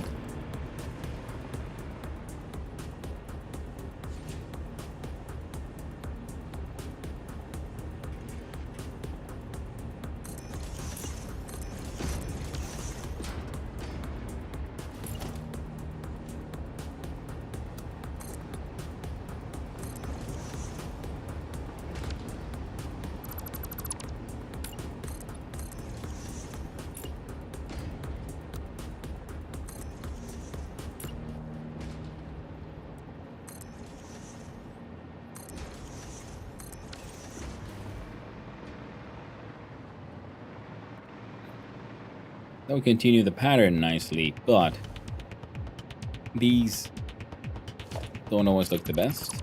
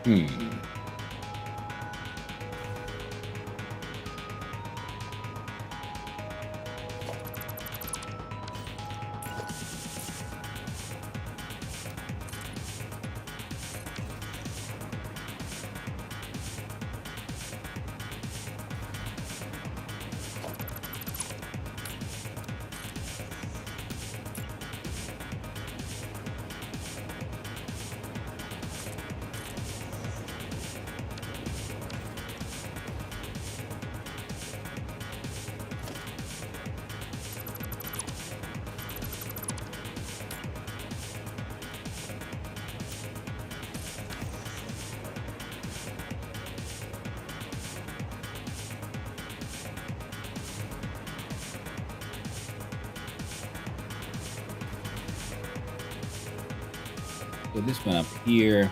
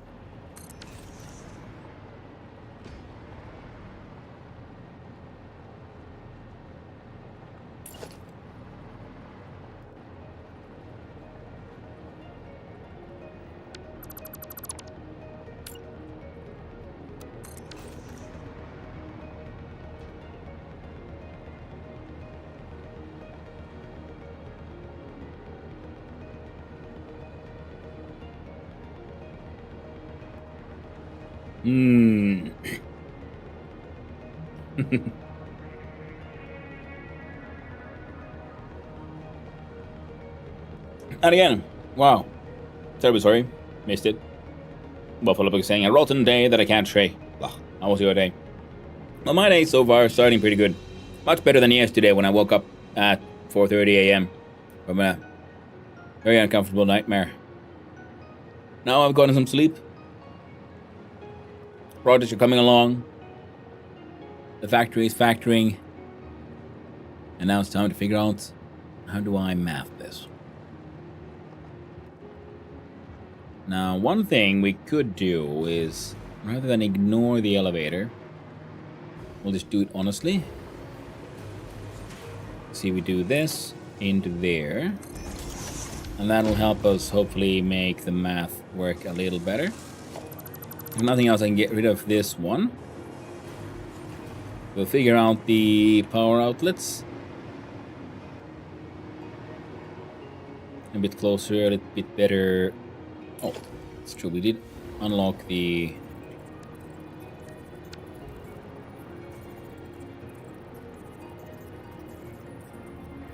I think a half step. We can, good. I kind of like the Mark III. The Mark I is nice and all, but come on, this one has all those bolts and plates and things.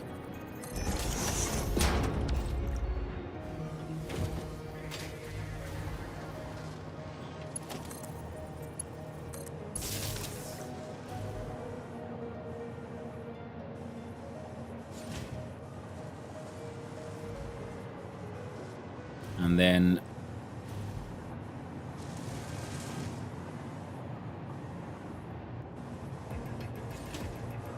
like I kind of like this pattern, but okay, so then if we have a properly mirrored pattern, so we do an 8 goes here, goes there, goes. Alright, let's see how that worked. How that would work.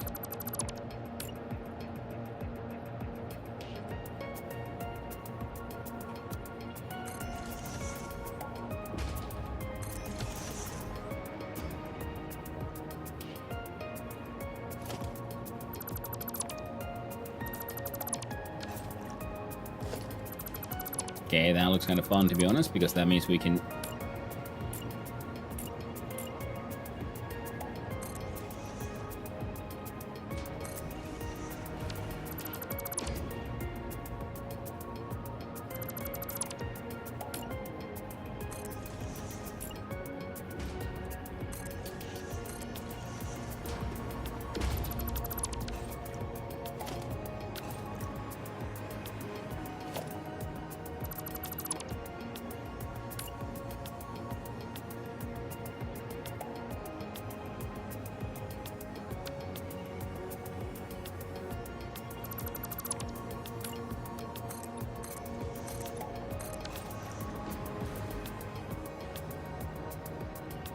Now covers that entire thing, which should then, of course, be good old avocado colored.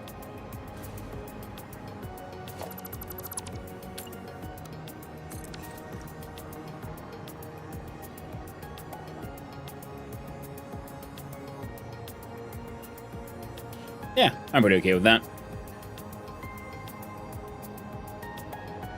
I guess if we don't want these, there's one thing we can still try.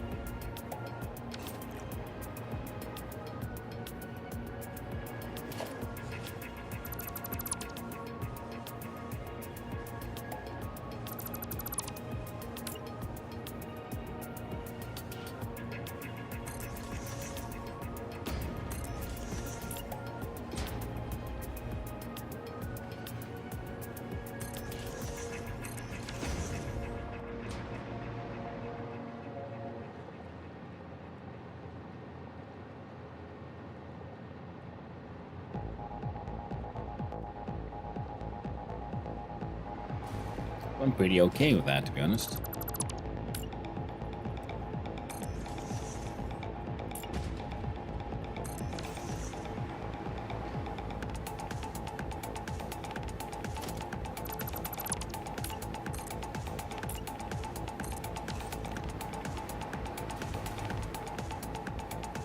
Yep, alright.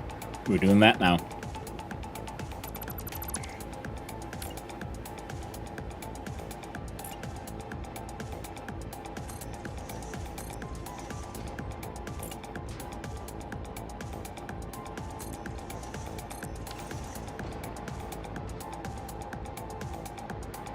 Yeah. Looks better than having these, you know, randomly, like, break the shapes.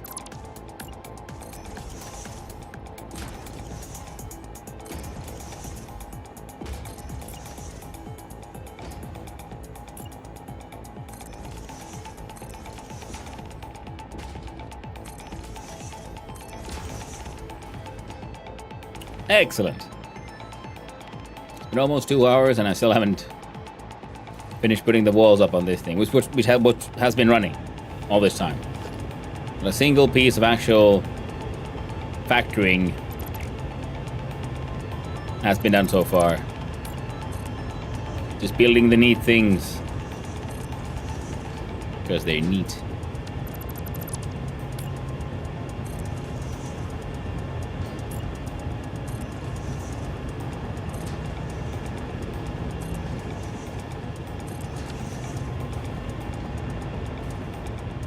And this side looks patently different.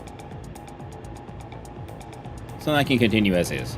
But here we have these very like strong lines everywhere, pulling diagonally, and same here. Fantastic. Just need to get the power here somehow.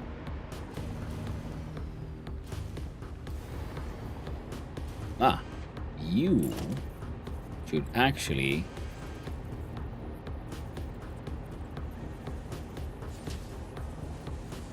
be there, right?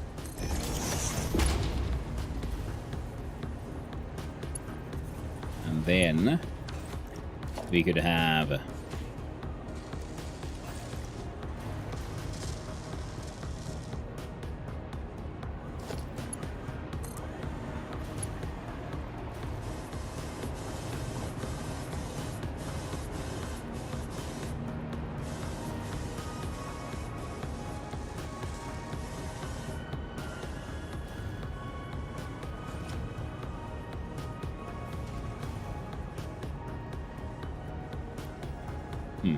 so we could do something like this. I think we would want ultimately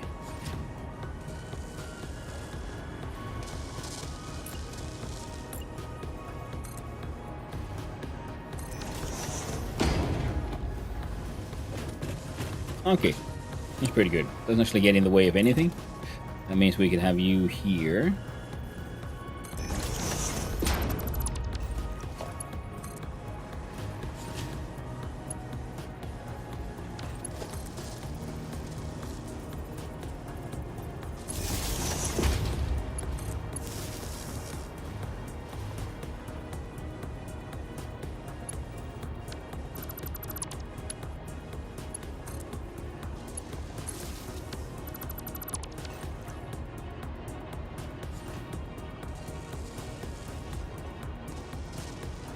Yep. And you get your power from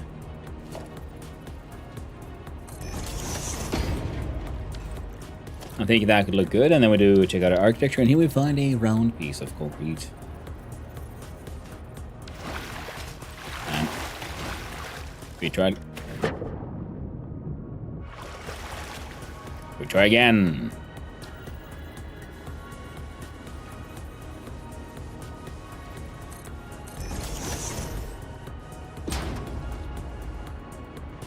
Alright, looking good.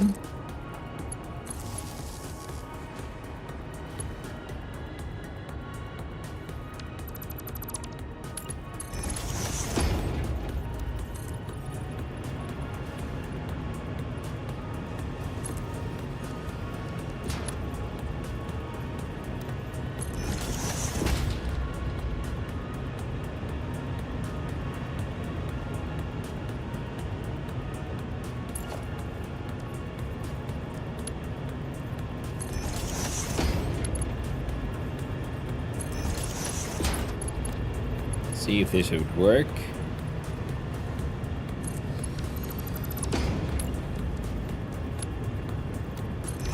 All right.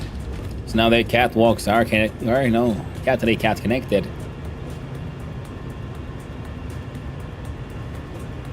You know, your work.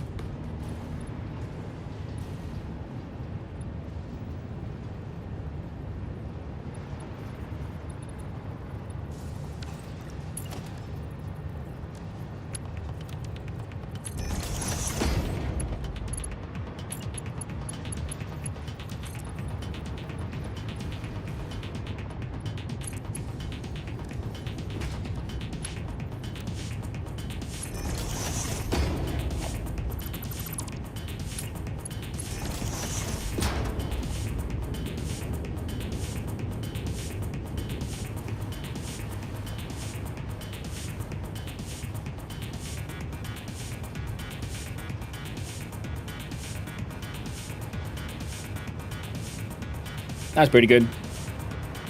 So now there's a sort of structural catwalk connection between the places. Now this belt, of course, is not going to stay there. But there we go. And that means you can go.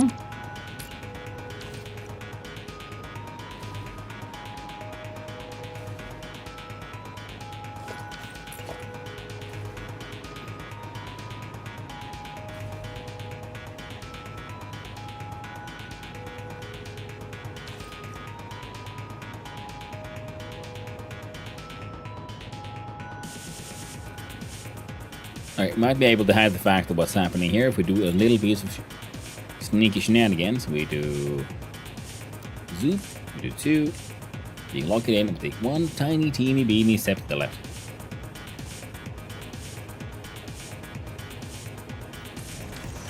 And then we watch as everything breaks.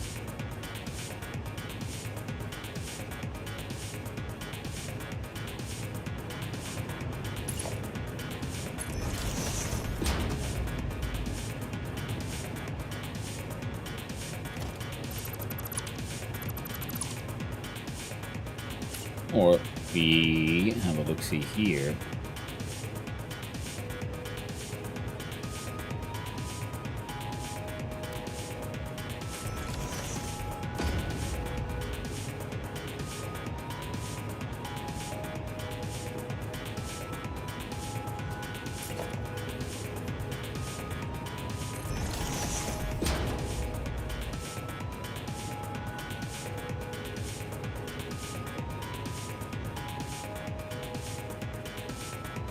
Well, a little weird perhaps, but not impossible.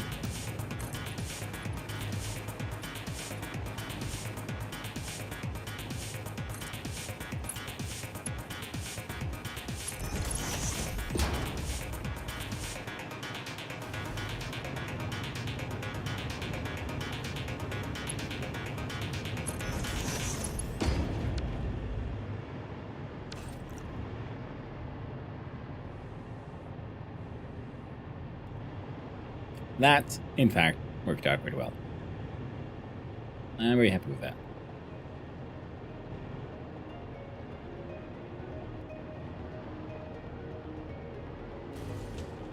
And maybe if we took those two out, so I had an identical hole for this side, so this would be like human entry, and then have belt exit. I don't know, we'll figure it out when we get there.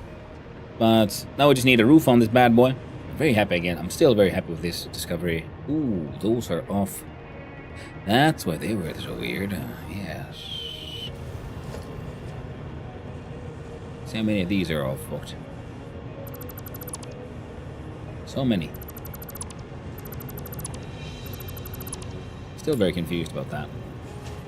So if I press H, scoot it to the left, one half. Oh, your base assumption point was wrong. That would explain a whole loss.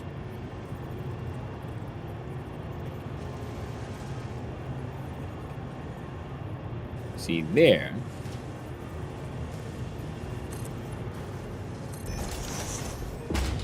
I think the very first one I sort of put down must have been... See, yeah, we zooped these 3 and it doubled them. So that...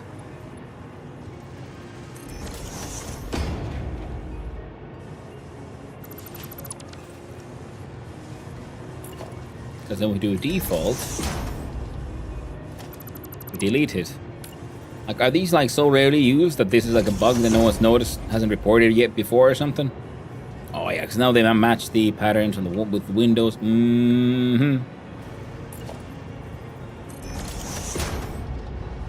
There's something weird going on.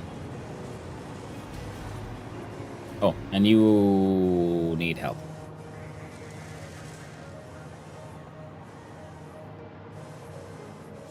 Well, thankfully there was a relatively easy solution that I, for some reason, completely ignored. Which is we just continue this pillar up a little bit.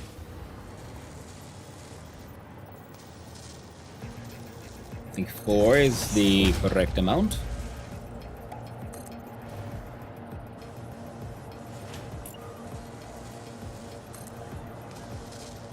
There. Oh, you bastard. Nope, can't do that, can we? Let's try it again.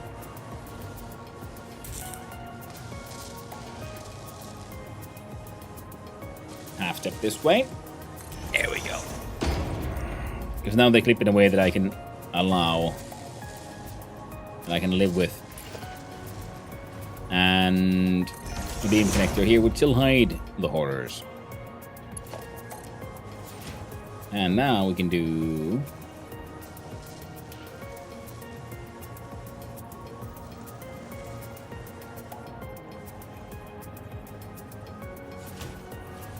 Apparently not that. I will kinda see. We do this, then we do... There we go. Then we can remove the cable that is going like just dangerously across the, you know, the places where people will be walking. We clippity-clappity verge of this thing. We schooly poop it up.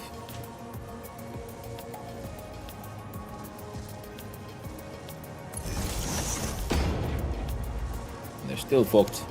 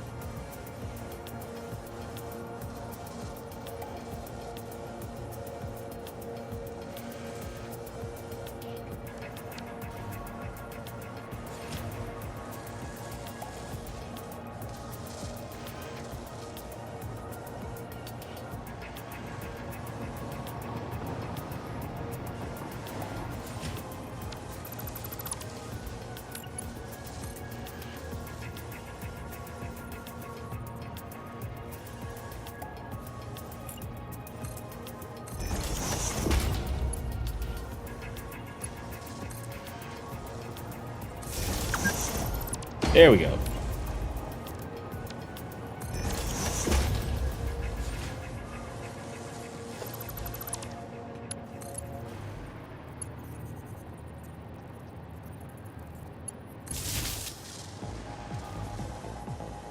So he doesn't obstruct walking.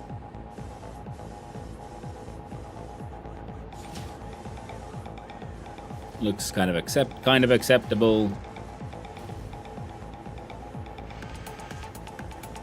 And all the machines work. Alright, don't look at it. It's fine. It's fine. Now I need to escape from my own... from the prison of my own the prison of my own making. My own blah blah blah, indeed. I hate it when my blah blah in the blah blah. Blah. Oh, let's see. As we do that...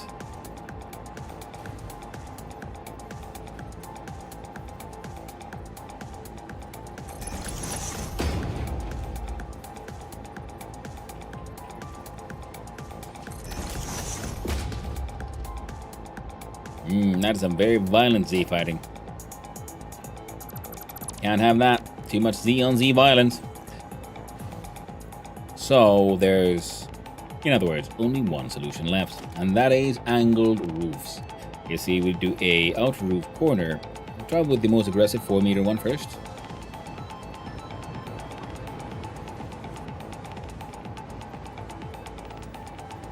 Now then we do 1, 2, 3, 4. 1, 2, 3, 4. So now it's off by like half a tile. And 2 steps down. So now it is intersecting the way we would want it to, and it hides the fact that those guys are a little off.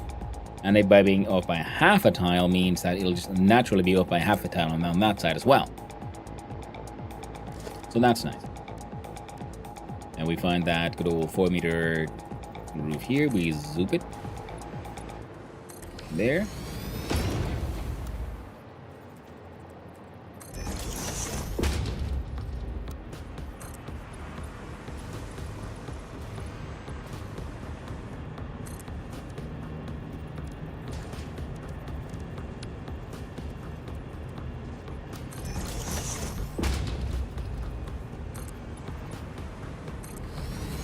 And that way we do the same one here. We default, we zoop, and voila, my friends.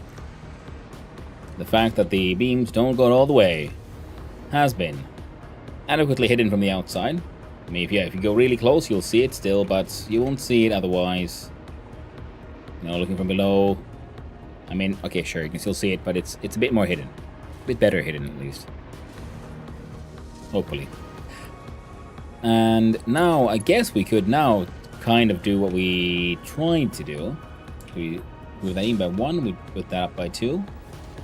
And now even if they cut into each other, they shouldn't be cutting through. Oh.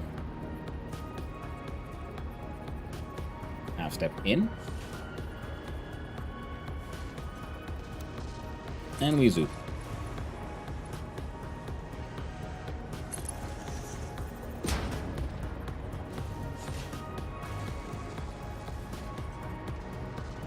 Two steps to the left, half step in.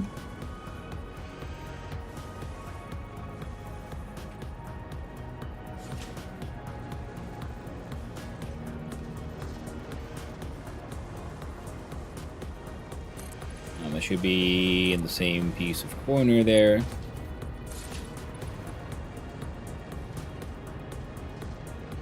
Perfect. So it's 1, 2, 1, 2, 3.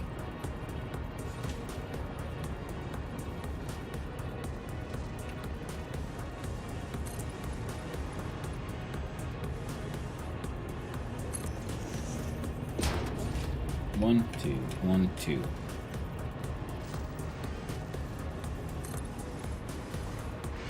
And double check that the math has been followed correctly. These two should now meet, which they don't.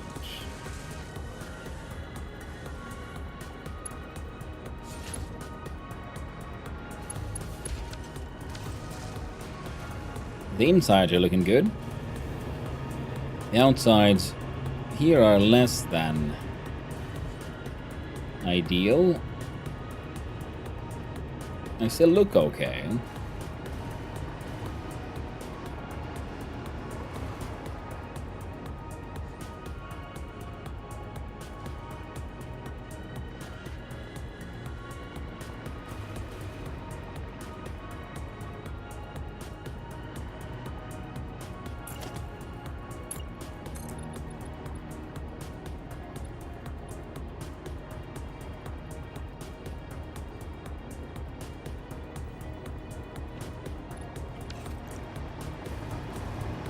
So that one looks weird.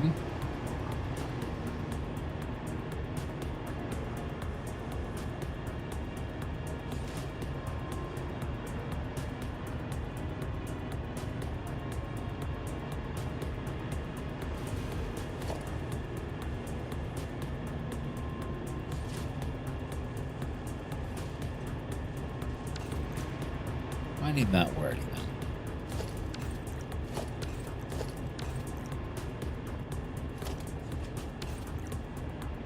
So I could...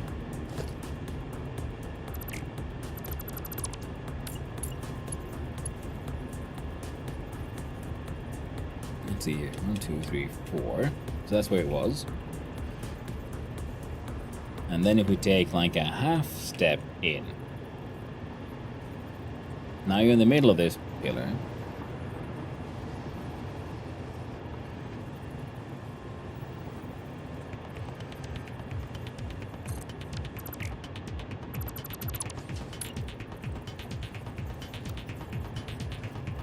And from here we do one step. And then a half step in.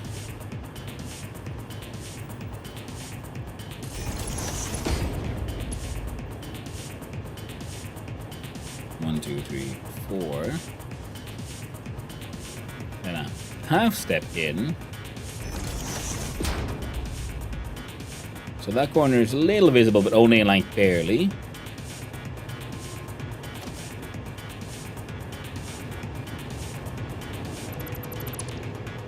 And that way, we zoom this over. Now, we should have a similar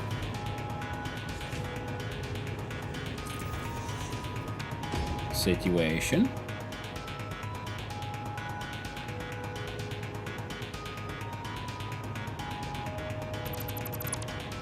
So let's see if we can figure this out from the inside then. So it was 1, 2, 1, 2. And that one was sort of wrong than the previous one.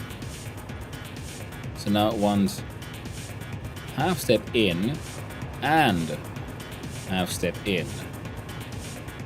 So yes, 1.5 and 1.5.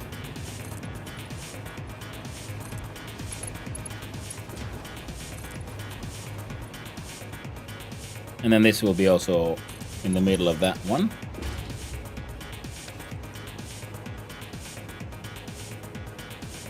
And then these meet correctly.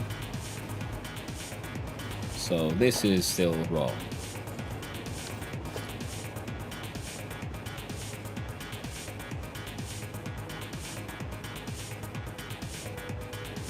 Keep on forgetting I can now do the filtering.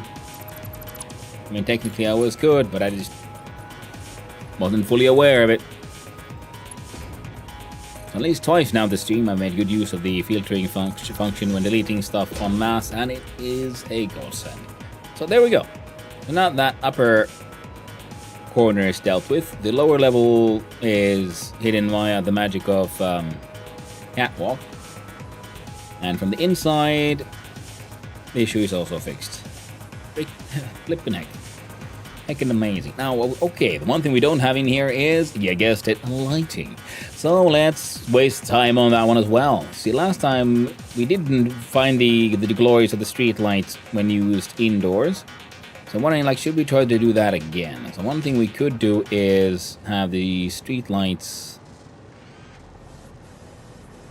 like here on ground level.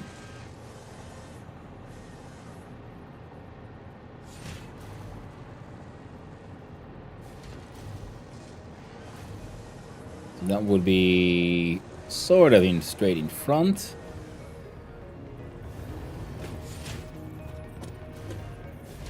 And I can walk beneath it. What if we then put you there?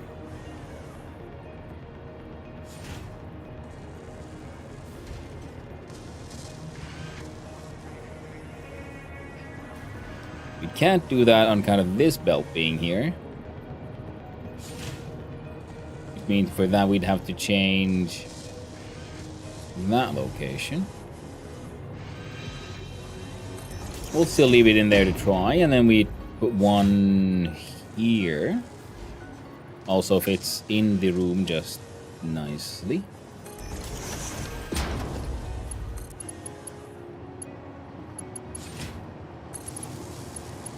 Yeah, you light a bit too much in that direction.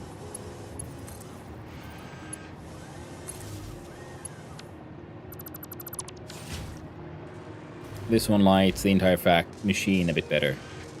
Okay, I'm liking it, and that way we try to put the sort of straight in front of the machine itself.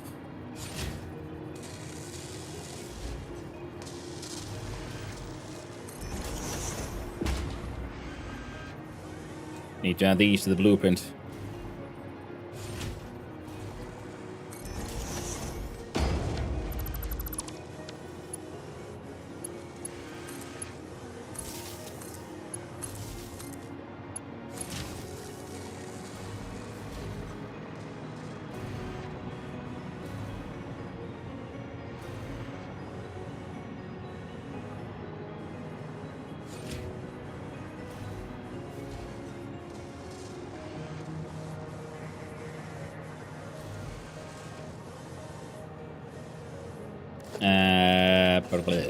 Let's look here. Then I guess a flat piece of roof might be a decent way to go.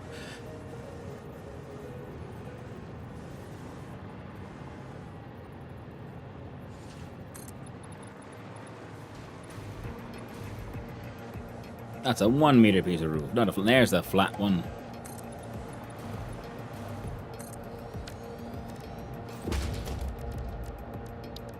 Materials, and it'll be a glass roof here because, you know, it looks neat.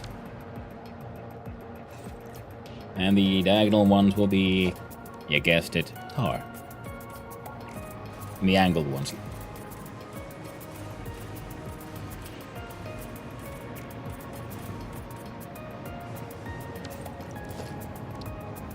There you go. So that way, we, you know, you can see in there. Enjoy the view.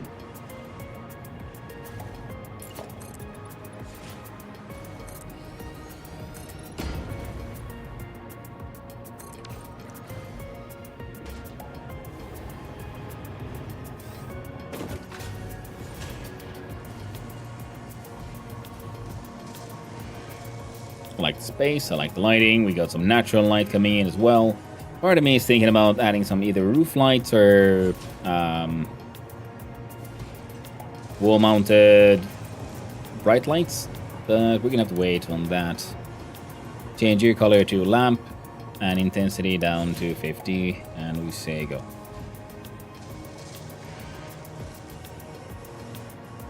Settings copied.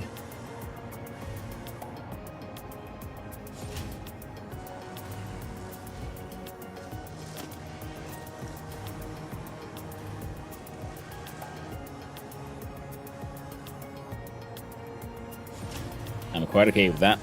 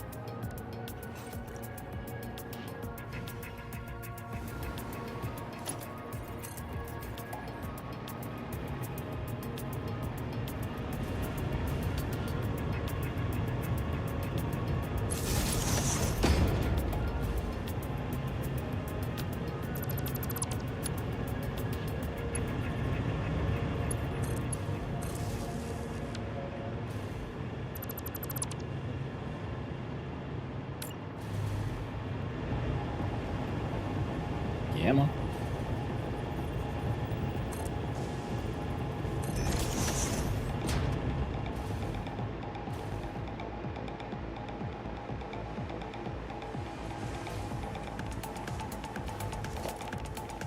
Then under organization we find, yes, the streets of the lights. We gotta stay, as they say, streets ahead. Isn't that the thing? Yes. That's what the cool kids say now.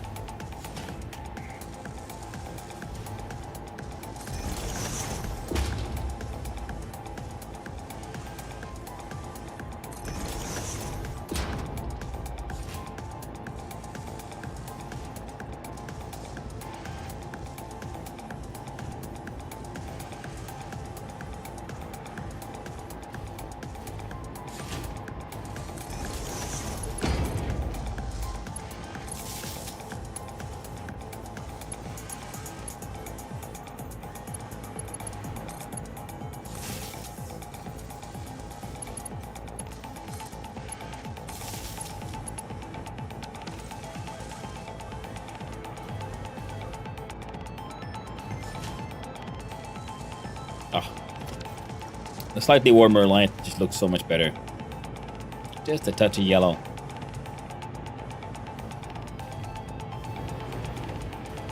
Okay, so now I'd say our AI limiter little machine hut here is done.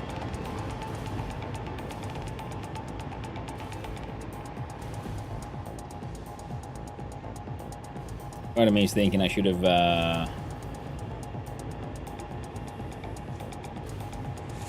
I have gone like through here? Maybe. Hey there, welcome back in Raiders. How y'all doing? We're up to most Satisfactory. Hey there, Sleeper777. Hope you're doing well. Thank you for the follow. I appreciate it, and hope you have a wonderful day, my friend. So, welcome in Raiders. How was your Satisfactory adventure? How is the factory doing? Is it growing well? Greetings. A sleeper raid. Nice. Thank you for the raid. I appreciate it. And there's still some of that Z fighting happening, but we've hidden it with shelves.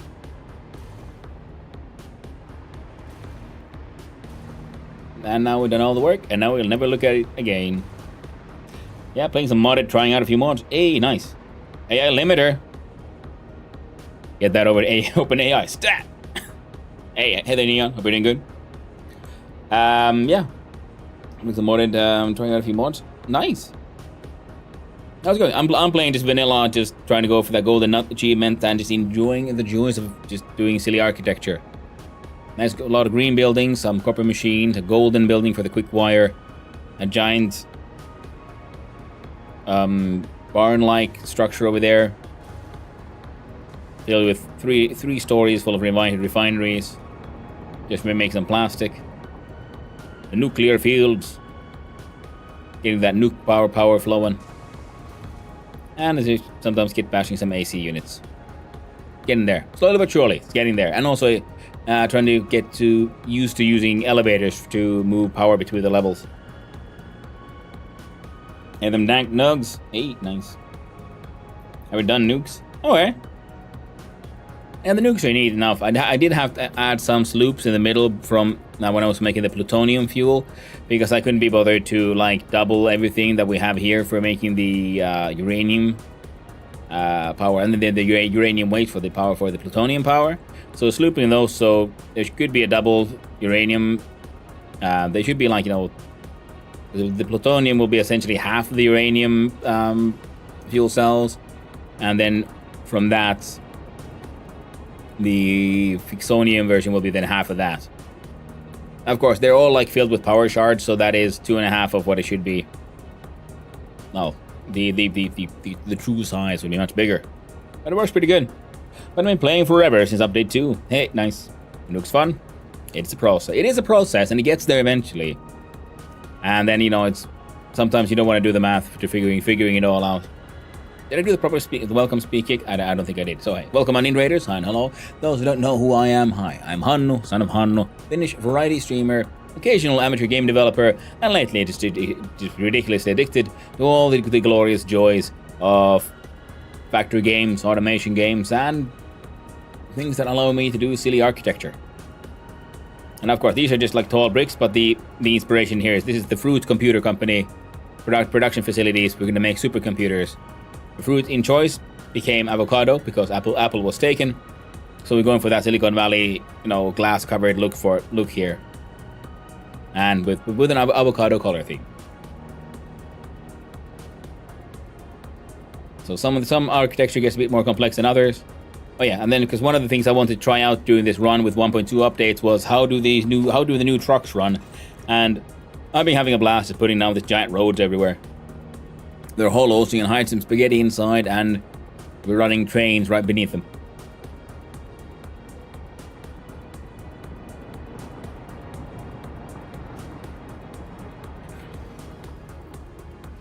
Let me see.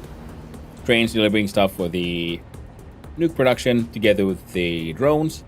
Then drones and quartz being brought over here for the process of making dissolved silicon stuff. Our quartz exports needs to be ramped up because we keep on running out of quartz, of all things. And I got like 4 separate trains. So many trains coming to this station. 2 of them bring the nitrogen gas, And 4 of them are just trying to bring quartz. Wait a minute, you came in here with nothing in your pockets? What are you? You're the quartz lover. Yes, so our quartz exports need, apparently, they need some love.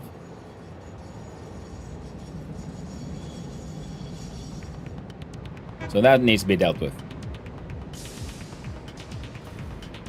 Right now, the AI limiters are done. The quick connectors are done. This one's making computer chips. And up here, of course, on right here at the tippy top is also where we have the executive golden toilet. The PPX200. I never noticed that name before. That's kind of funny.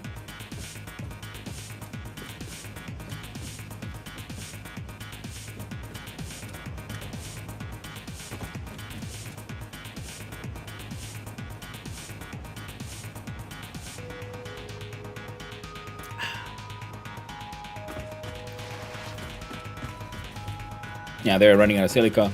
And a kind of kit-bashed AC unit. I really enjoyed these new fans. See, this one does nothing. It's not hooked up. But it looks like it's part of some kind of building infrastructure. That's the idea here. I think mostly tractors, carts, and trucks now. Hey, just unlocked oil, so it's about to expand quickly. Nice. Random nodes with half elevator parts and mostly pure. I want to build started in the dunes already, so got a large highway loop there and some branches off from nowhere yet. I like them at a couple of roof AC units. Hey, nice. Yeah, I got a couple of those in some buildings, and this one just has some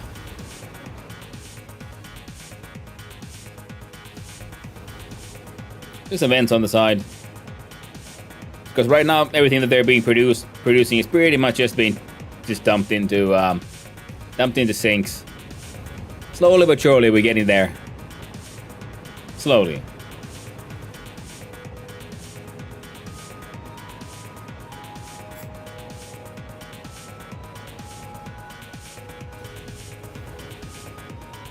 Yeah, we're gonna have to break those down.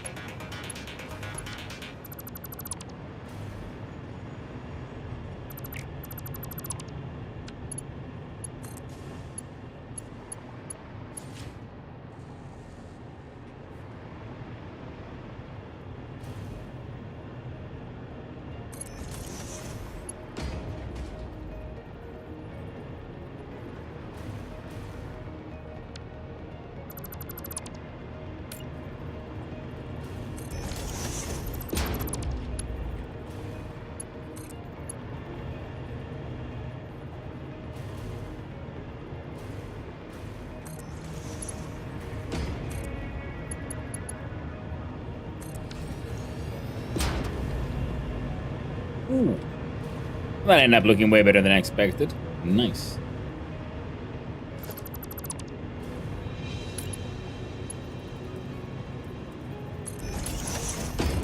Sorry, everyone. Random inspiration hits. And then with it comes super hyper focus. Ah, nice fist. Yeah. Excellent. Now we have the. I'm using good old pen and paper. I know I have my to-do list there, but I keep on forgetting to look at it. So I need my pen and paper to actually figure out what I'm doing. Now we're making the supercomputers. We still need to make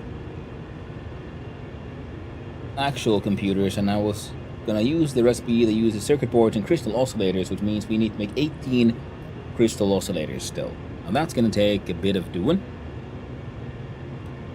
And for that we need the extra quartz crystal. So I guess we're gonna go and have a look-see at quartz export 1. That place... I mean, we could take a... I do have a portal there I could take, but instead...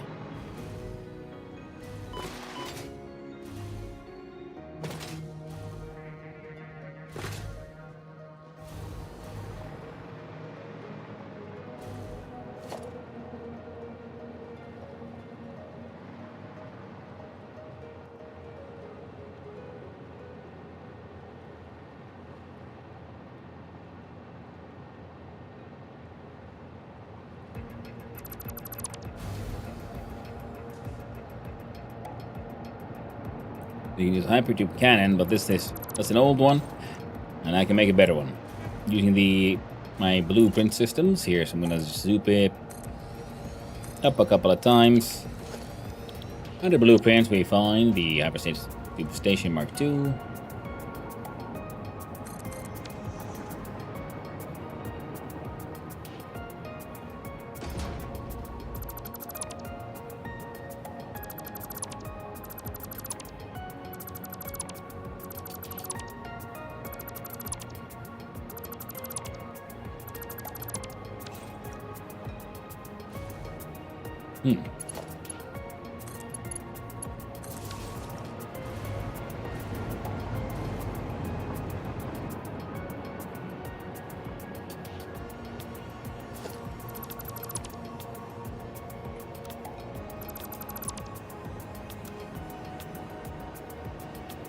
There's something weird going on.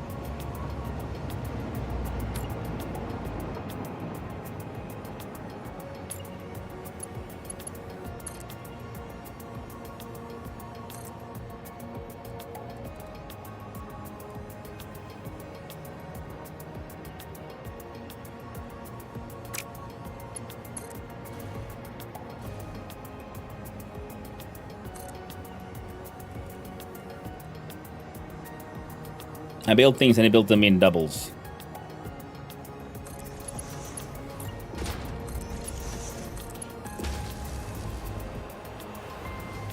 It's not a double blueprint, but it did it with other structures I was building as well earlier. So there's something weird with the save of the game. I mean, the game... I'm running a 1080 Ti on like a 10-year-old machine-ish. I mean, had some upgrades, some more RAM and stuff, but yeah, I've built a lot of like just junk because it looks cool. Yep.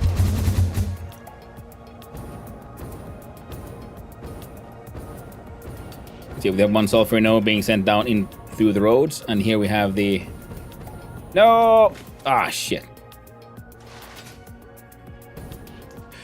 My very first sort of coal factory, which I guess I should decorate and leave it running as a sort of historical landmark, if nothing else. Liquid biofuel factory. This one was supposed to become then a place that has a roundabout and put plenty of truck stations, and we'll build this sort of everything factory here. I never really got around to that one. Then my very first road with tractors running down there, and then the newer blueprints. They have a drop-off for like packaged fuel, which then fuels these other stations, but also these two, which are just gas stations where the trucks go and like pick up a grand total of nothing, but they get some fuel in them. So we have some factories over there for some like proper modern level stuff. Some artistic design, like just making like bent pillars there. And yeah, there we have our sculpture of a concrete hand. This facility pretty much makes steel. Coal is delivered by a truck and makes steel pipes mostly.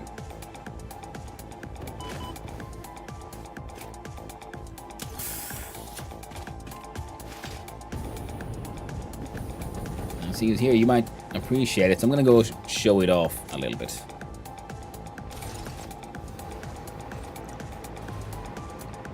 Good old starter spaghetti factory. Spaghettiing along as it should. Make sure all my dimensional depot goods are being... No, my needs are being met.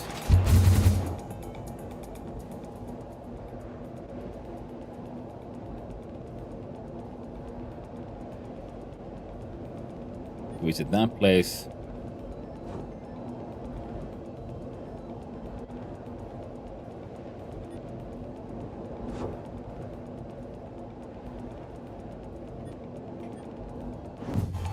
So here's one factory where I first built a fancier sort of fancy building on one side and then this sort of open air factory on the other. But I try to make sure we use frame pillars and things to make sure everything looks like it's properly supported.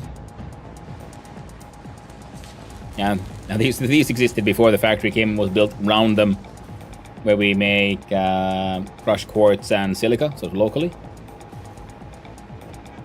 And all of this ends up producing the thermal propulsion rockets. Is my like one singular battery factory, which feeds into one export drone station with exports then batteries, and the drones come here to pick up batteries taken to various places. Here we have the building where we turn coal into diamond into dark matter crystals, and then further there into time crystals, and we turn those here into synthetic power shards. Why are you not running?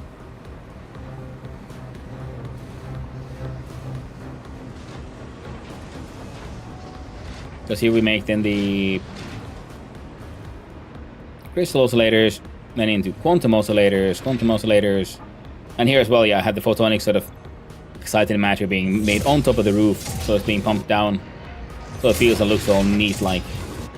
Because again, you know, they look like black, they're making photonic matter, so I was thinking like, well, you know, surely that sounds like it's solar powered and it should be on the roof. There we go, now you're running. Why weren't... So something's messing with their production speeds again. And we have the power claw and or hand of God holding up the alien power mate. This augmenter.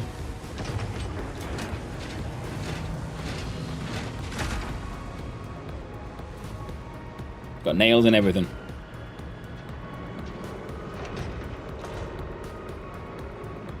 So angling your beams just right will allow you to then have pillars being built in all kind of funny shapes. And I'm really happy with actually how it looks like from below. Like in that corner, maybe not, but how they like knuckles and tendons give that proper hand-like vibe to it.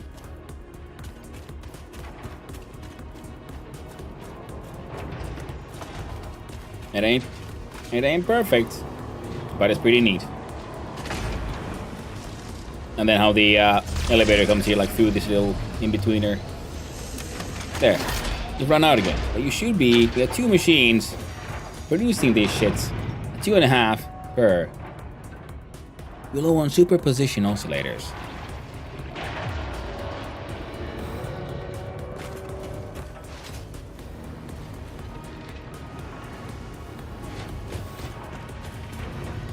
And why is that? Oh.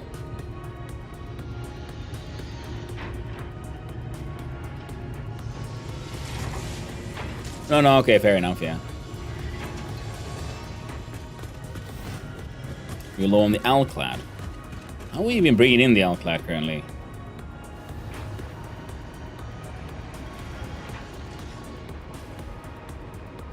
I think we're bringing in the Alclad via... Yeah.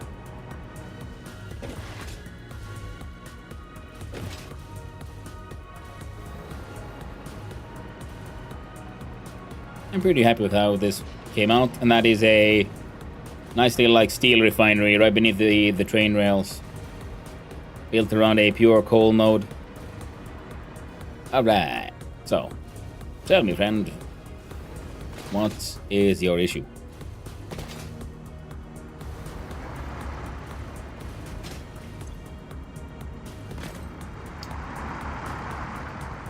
The consumption never goes past production.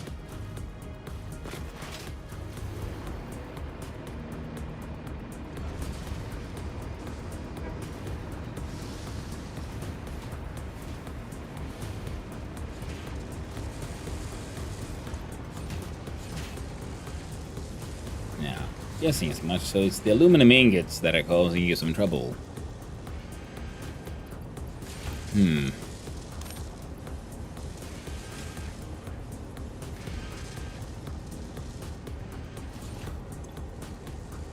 Now, the math for all of this said that I should be able to run it. Yeah, we were having problems with the aluminum already.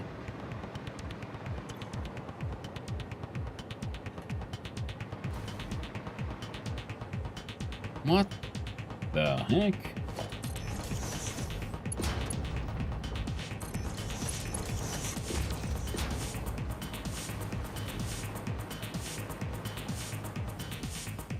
But even then, you know, that shouldn't really be.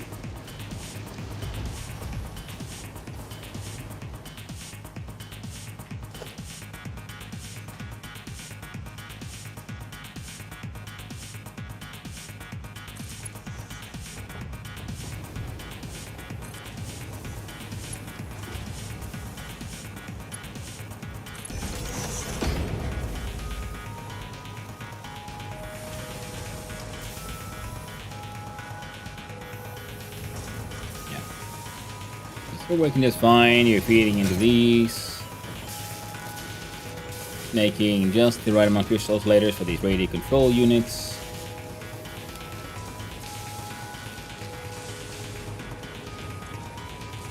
$90 per minute.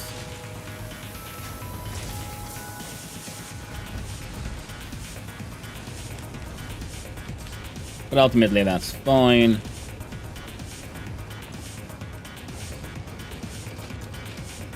Because all of this keeps on running. So.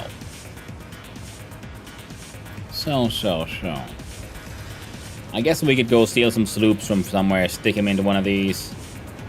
And that'll probably fix it.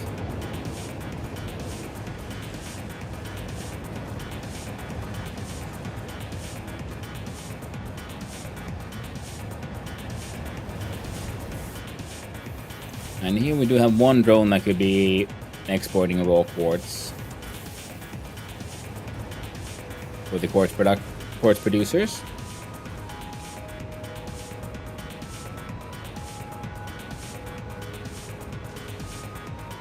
Yeah, our aluminum production has been, you know, dodgy for a while already, so I'm not too surprised.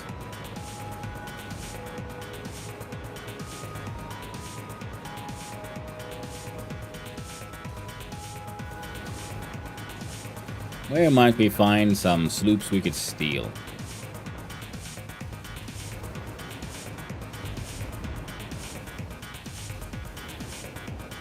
Not in you. Trying to remember. Did I? Doesn't sound like anyone here is slooped. Has a very distinct sound. In the end. So all these fused frames, which are also being sent into dimensional depots here. A crazy amount of those. There's a lot of stuff here we could actually be sending to sync as well. Usually we'll have it here. It's amazing. Thanks for showing me around, but it needs a gnome, so I'll be lurking. Hey, thank you for hanging out, Sleeper. Thank you again for the raid. Take it easy. Take care of yourself. And yeah, I know. Food is important. Streaming can really take it out of you. And I'm glad you like it. I do my best with what I got. It ain't always the best, but I still try. Alright, let's go back to that base, starter base. Now, I'm fairly certain that there's a few places there that have sloops that do not need them anymore. Probably never did, in a way, but getting there. And if I remember correctly, I just fixed this, right? And yes, we did. Excellent. Now I don't have to press E when I approach. The exit happens exactly when it should. Now, there might be a sloop over there. It's kind of annoying how difficult it is to see if something is slooped from afar, because you can see if it has shards by just the fact that the light is white. These might have had some sloops. I mean, they did at some point, not anymore. How about you guys? Nope. Everything this thing does is feed into the... Right now, nothing. Right, it's true. So, in other words, let's see.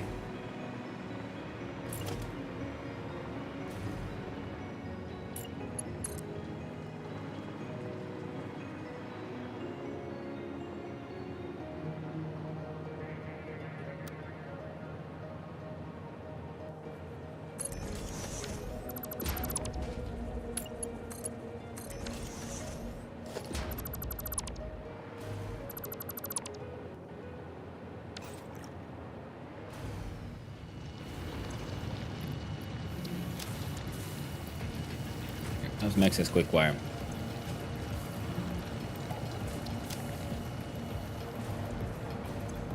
Yeah, you're not slooped. This is my maker of computers for personal use. You shouldn't be slooped. You're not slooped. You are no longer slooped. This is our ammunition provider. You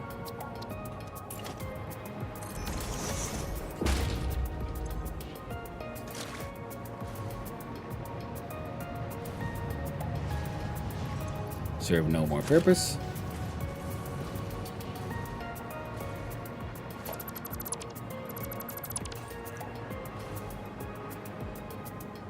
High-speed connectors and all that. Yep. No, they're doing okay.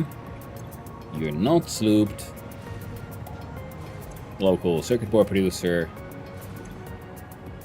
You being slooped is okay, and that's just one.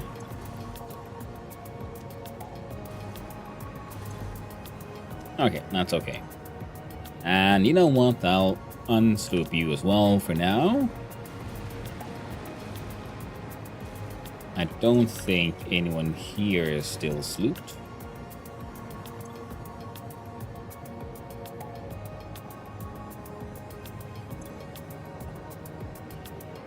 Also, good old leftovers that we need to deal with at some point. You cannot be slooped.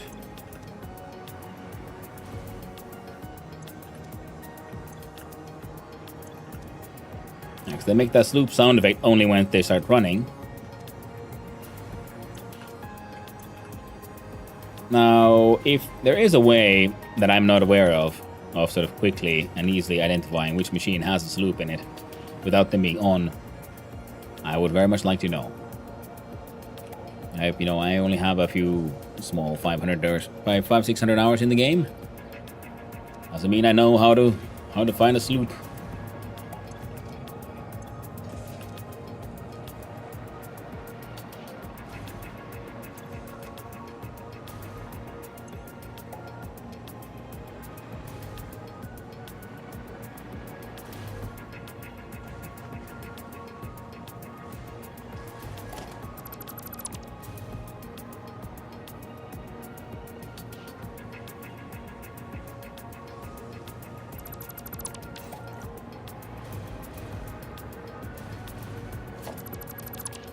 There we go.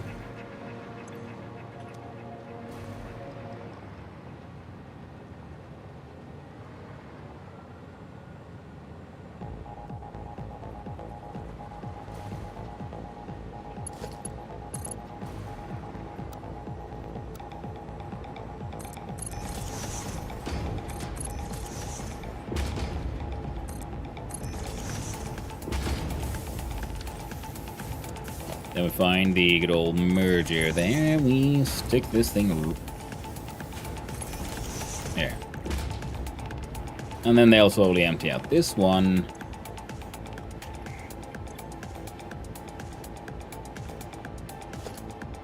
Used to hold my nobelisks. Good old reinforced plates.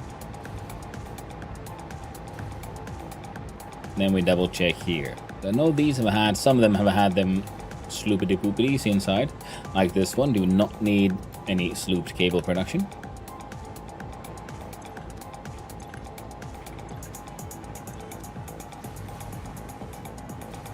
You can remain slooped.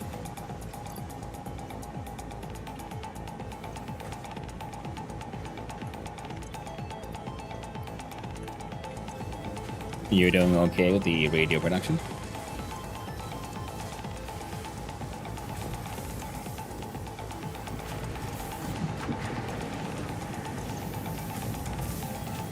They aren't slooped. Some of these were at some point, but not anymore. And technically we could sloop this guy, but making 2.5. Nah, it's fine. We'll look into it when we get into the proper producers, and we'll double check by flying into here. This is a nice, good old straight up limestone exporter. No sloop, no sloop. Going through everything there. None of that has any sloops.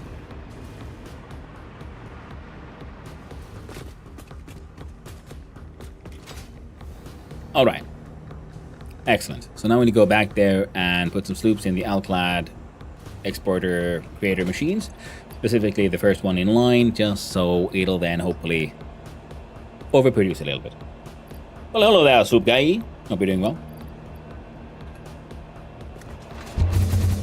And then we continue off to check on our quartz exporter.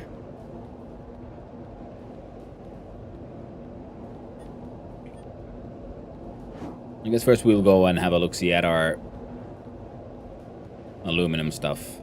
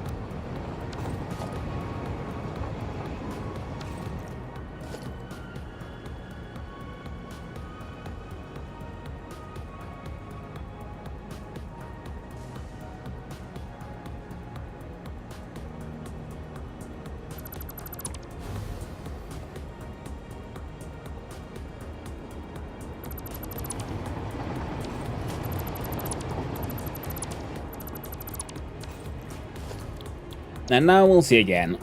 We will build a blueprint.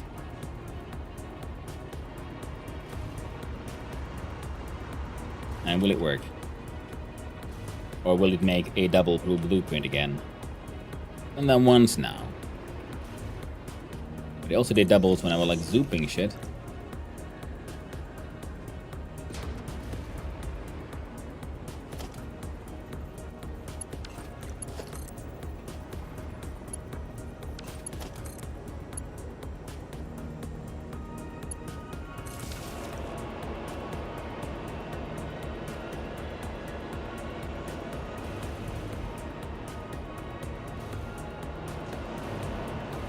No. Looks correct to me.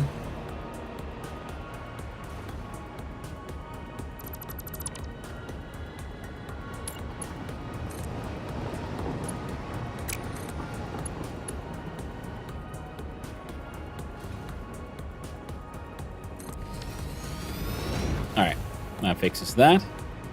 We're heading over there.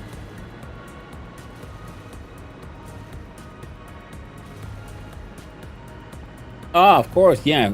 Because we're using the quartz production also for the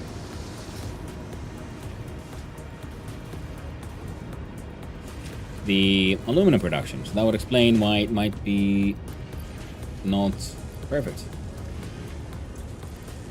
With W, because these guys get the aluminum first, but it's not the way the way it's set up.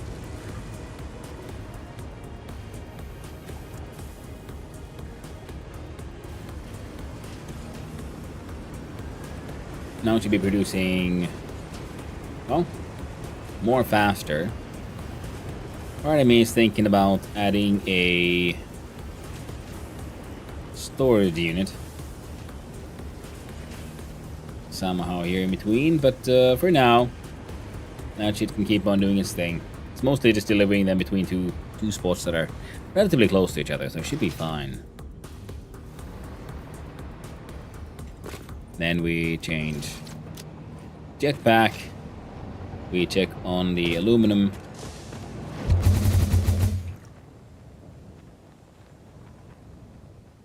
Wait, no. There's no point in checking the aluminum because it has to be the quartz. We'll check the quartz first, which is in here in the woods.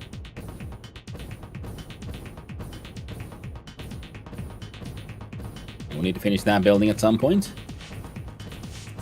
Possibly. Or incorporate it into something else. We need more tall buildings here, but that'll be post super pooper computer booter. Now, because we should be mining out far more quartz that we're actually using.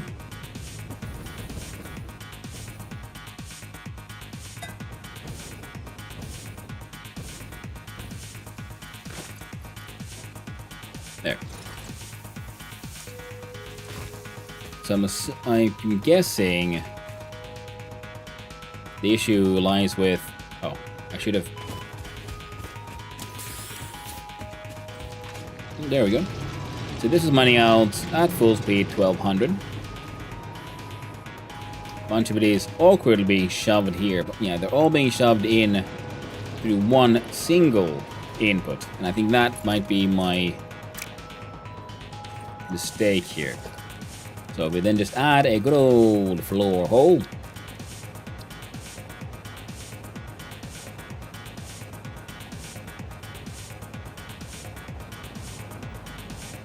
Ooh, even better.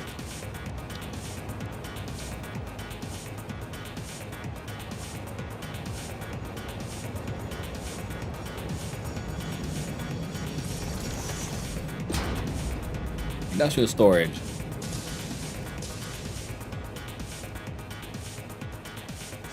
Then 2 floor holes.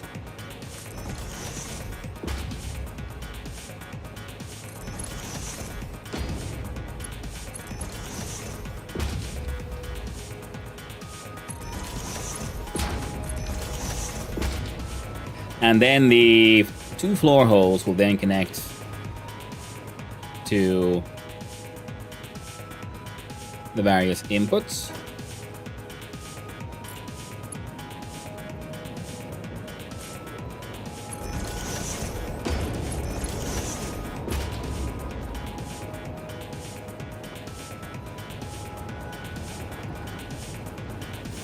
To merger.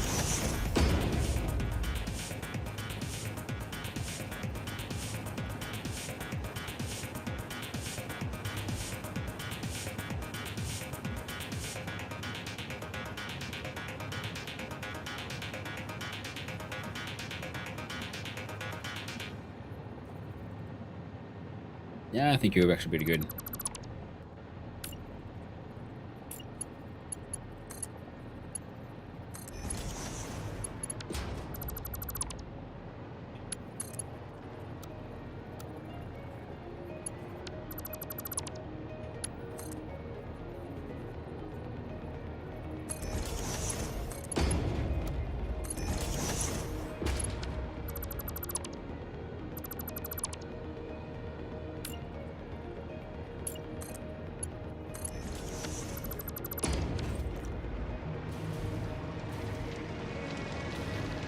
There. So this one should be, in theory, can output 1200, which is a full Mark 6 belt. So that one it might get its own belt into here, and the other ones then go into the other hole, and then like that. So now this thing can be refilled as fast as these things can. But this thing will be filling up the train station itself by 1200 a minute, rather than the outgoing transfer rate has been about 1045 items a minute. So now it should in theory be able to be higher than a Mark 6 belt, because it refills faster. Gonna change out my drinks. There we go.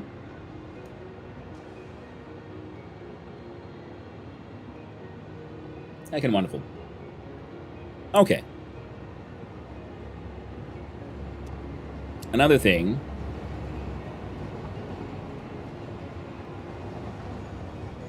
Okay, by the time you come here, okay, this thing is now like halfway.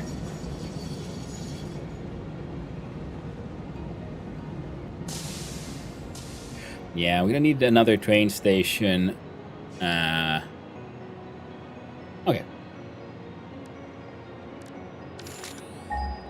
We only need raw quartz. We can go... Oh, yeah. And since we're here, we're gonna visit the doggos, of course.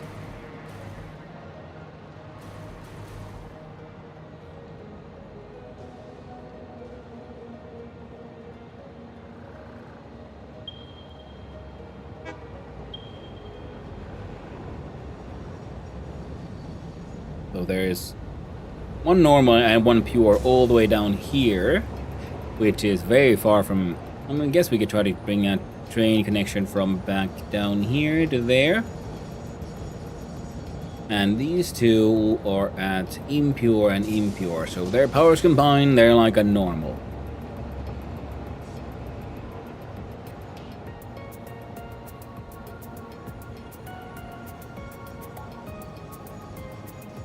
So we can have a train connection from here to there, I think. Because then that would connect to the road network through the actual road the trucks are taking and so on. And we get through the train network, we get the power here, and we just do a simple train station with, you know, like this, one stop.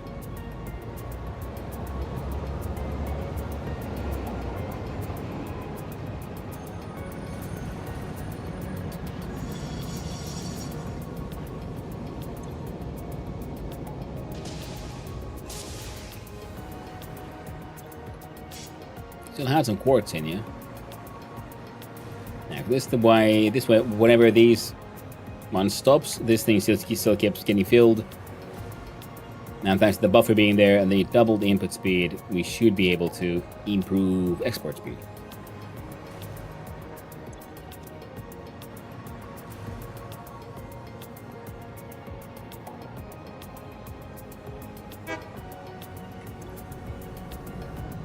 Well, that number's gone up, so I'd call that a win. But this thing still already had some quartz left, which means things aren't going quite as well as we could hope.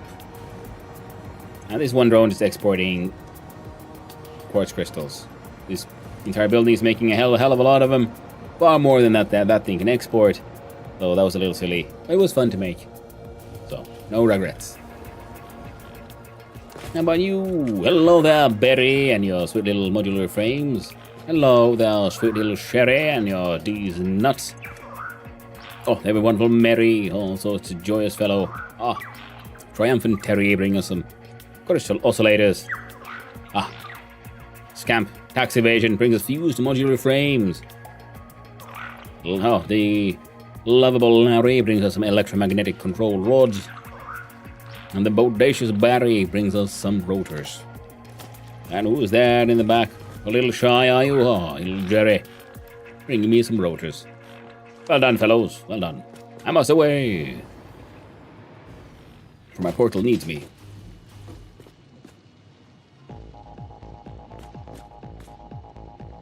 Oh. Well, that's not good.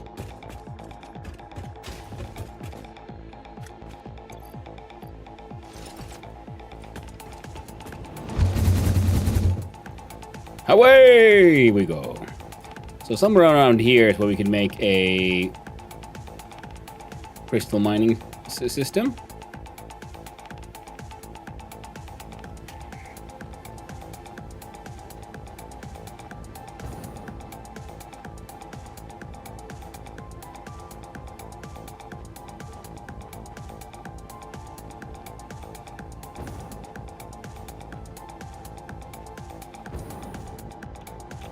Yeah, we run out of singularity crystals, which means we need that pasta.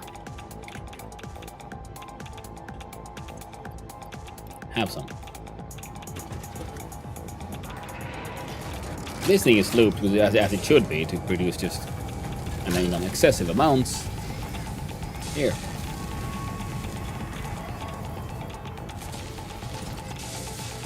I was going to eat and relax and maybe play some Space Engineers for a bit, but you got me wanting to get back into my world and work on things. Yep. That'll happen. That'll happen. Okay, so this entire setup needs one more drone. So can I fit one? Because we've been needing one anyway all this time. I just never got around to just building it, and I should have.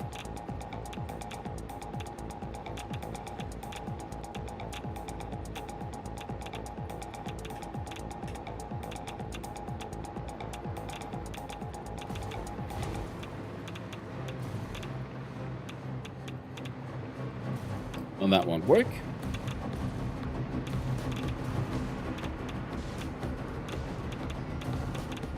Well, there's a big old empty spot right here, actually. So what if we just do... We try to put it here.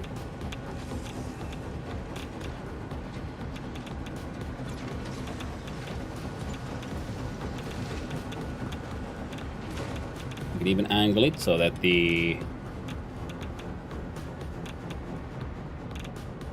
There we go. And the heights...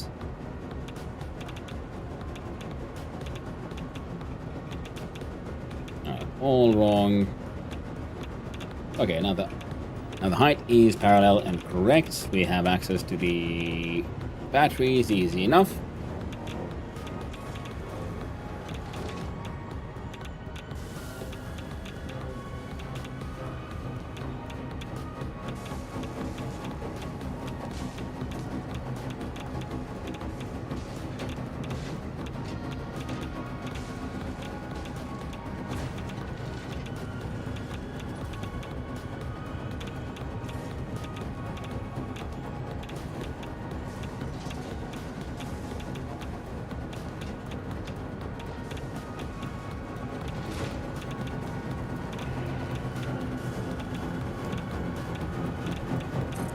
We'll stick it there for now.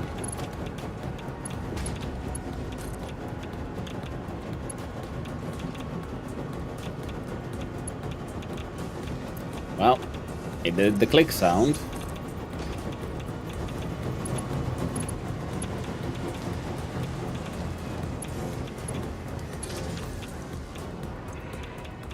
So, I guess it works. And... color. There you go. That's a funny color for you.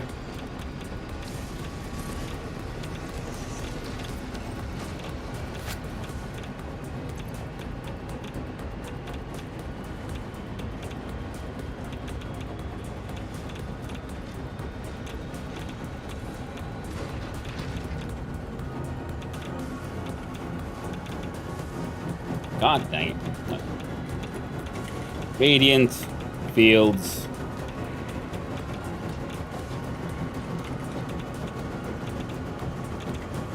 Nuclear pasta import.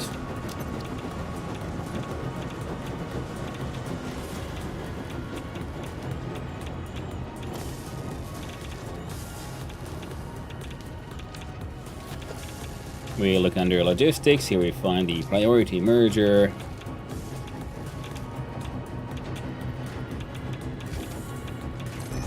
Put you there.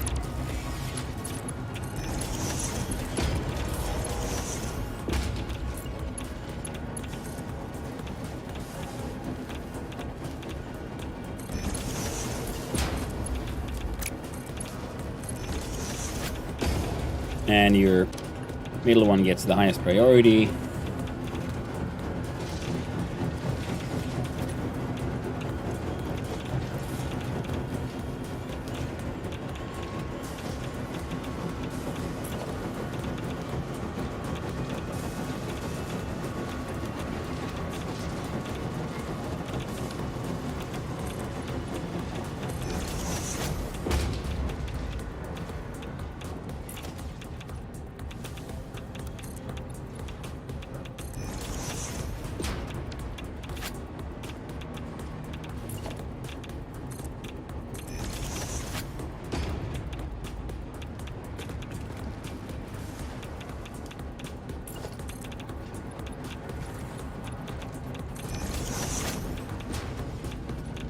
Gotta make this bugger look like he's actually supported.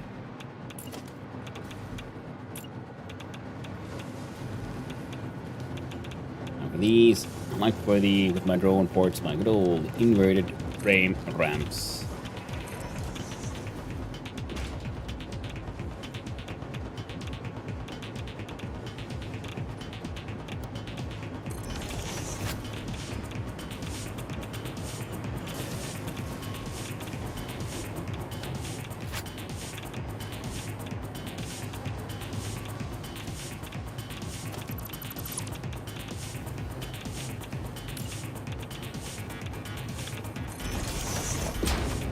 Then under architecture we find good old frame floors.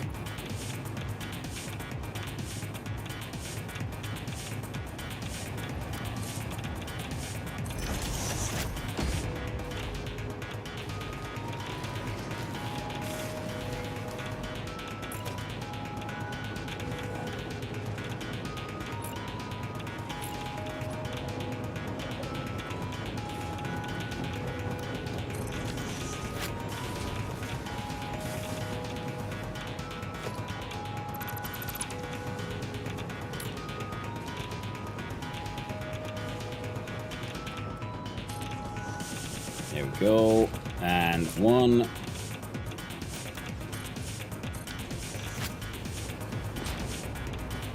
There. See? Oh, yeah. That was an accidental wind because I thought the frame foundation would come down here. But it goes through there, no clipping. We got a nice little support system here, so it looks like it's carrying the drone port. And everything is A-okay.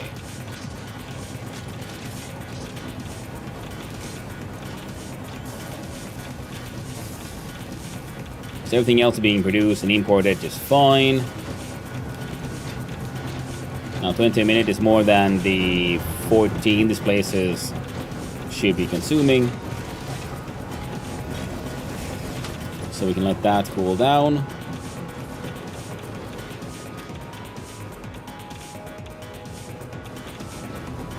And now we can travel through the magical land of the 80 synthwave. Back to here. Alright, you're doing better.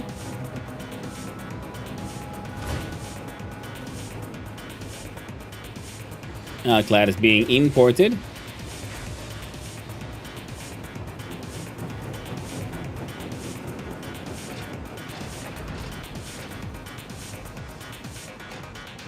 So that should be fine. So I guess we're flying on back.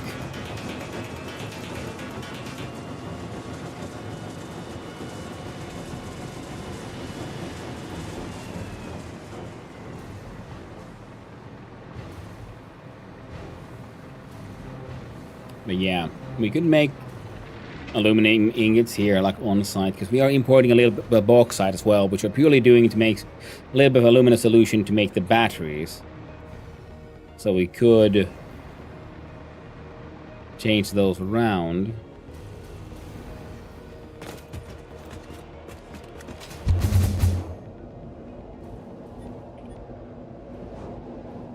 I'm going back to the pasta factory, and we're adding a drone port with the nuclear pasta machine. And I guess I should have saved a couple of sloops. Whoops. It is mildly annoying because I know there's factories here somewhere with sloops inside that I've completely forgotten. So it would be handy if we could just see somehow like which one of my factories have been slooped or far on the map somehow, somewhere, somewhen. But alas, that is not to be.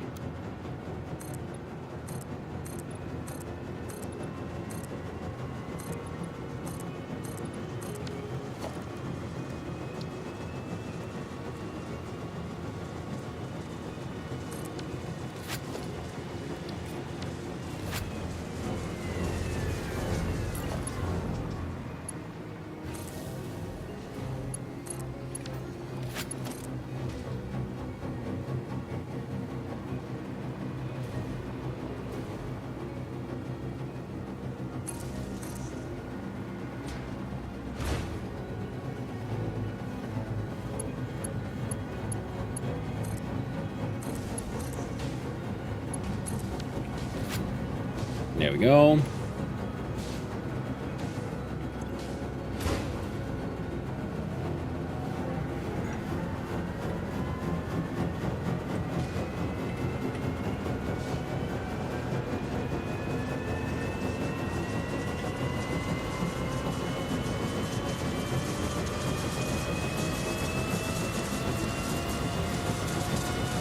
The nuclear pasta expert from Spaghetti Central.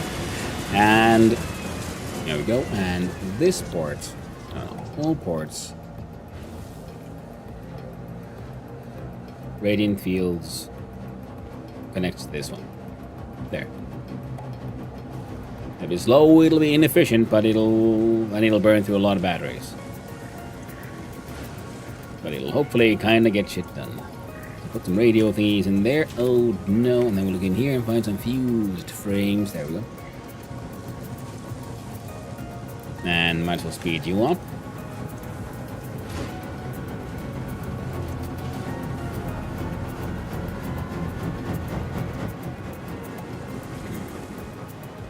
Now we checked all of that for sloops. I guess I could temporarily steal some sloops from the animal processing facility. Because we haven't been hunting for wildlife for a while. I'll just have to remember to re-sloop all of this. It's kind of important. Now, a big machine like that most likely goes through 4 sloops.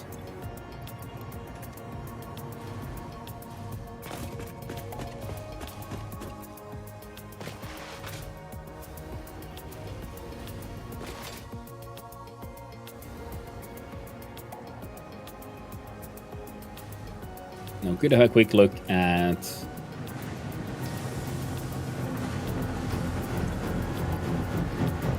there you go, other machines. So I'm pretty sure we just unslooped all of these, right? Yeah, good. Which means there is still a chance of there being sloops in the original smart plate factory, or in various places within the modular engine factory. It's unlikely.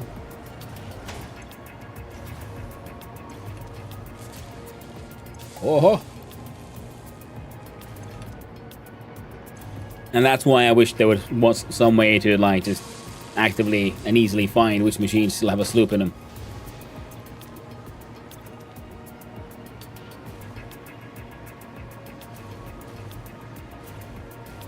Because I have every now and then, I have slooped the productions of some things.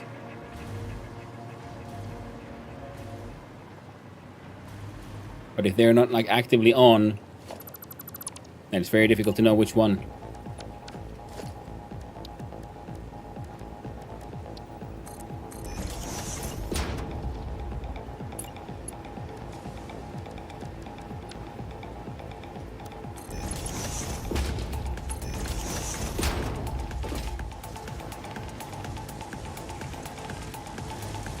When you build many machines,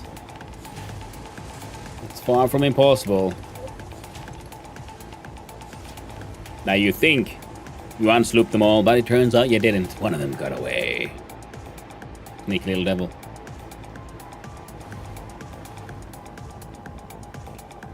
I feel like I've gone through these more than once. Plus they're all kind of hanging out doing fuck all right now.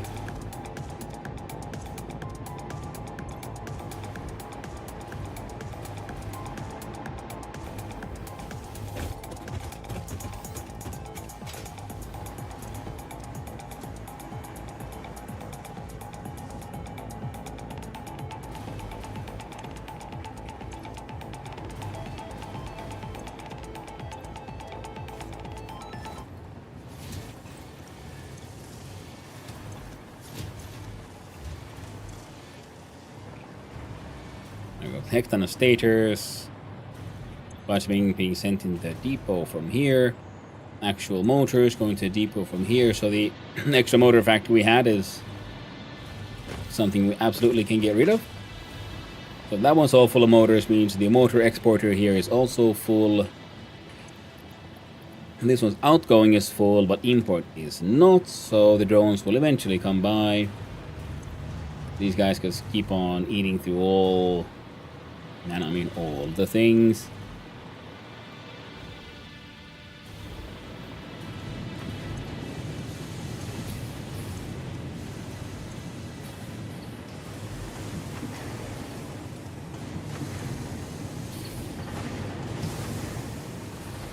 Yeah, we could really ramp up the production for freaking everything here if we just...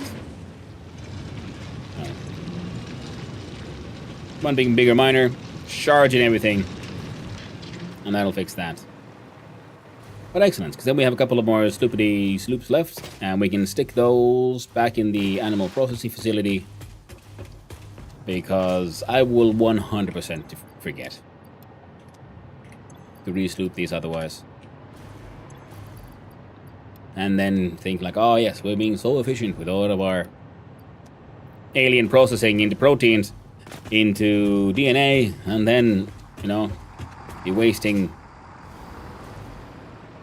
That would be half, more than half of everything. Very tragic day that would be. Very tragic indeed. Now, why am I here? What was I working on? Let's have some tea. You can hover over machines with the deconstruct tool, and if the machine has a summer sloop in it, you'll see it in the menu that you will gain the sloop from dismantling it. Well, that is true.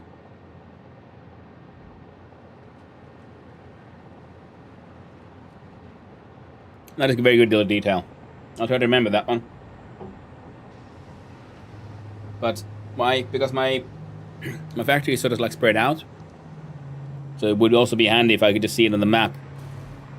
Something would point me in the right direction, like, hey, yo, sloops over yonder. And then like, oh, cool. Then I'll have to go check inside my like factory there. Now you have some sloops, but for you it's fine.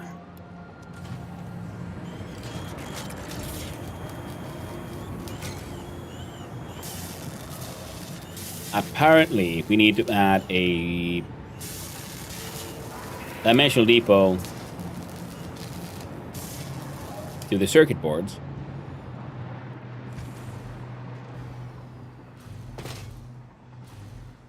I thought I had one here, though, which feels a little weird.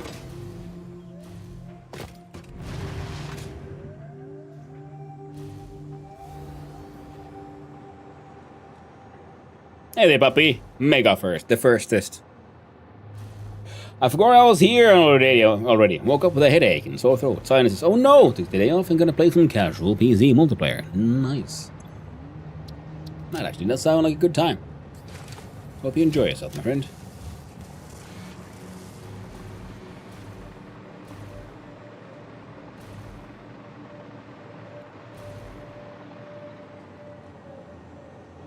Yeah, there's a bunch of dimensional depot bits there that we can, could, should, must, in fact, remove and take elsewhere. Like, for example, yeah, the fruit computer's parts.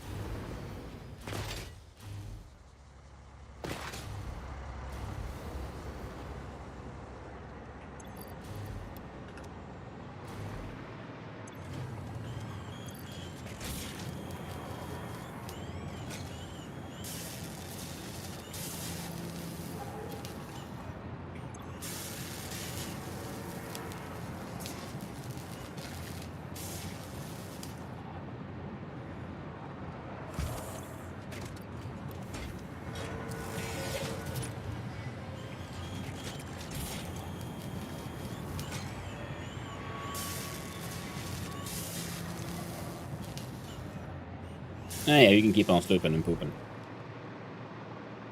These ones shouldn't have any, but, you know.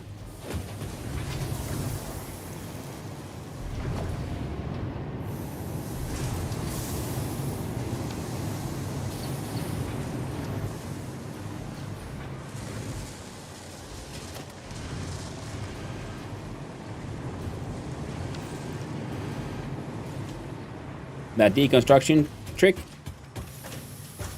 Zip guy. Very neat. Thank you for pointing that out. Certainly makes the whole process a lot faster.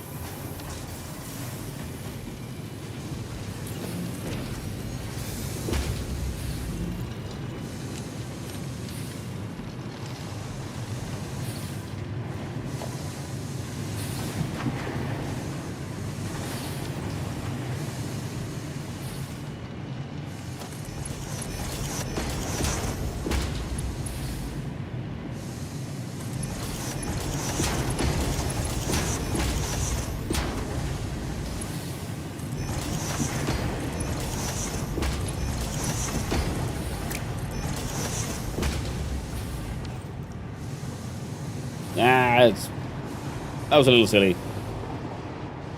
And more than a little pointless. It works, yeah? That absolutely does.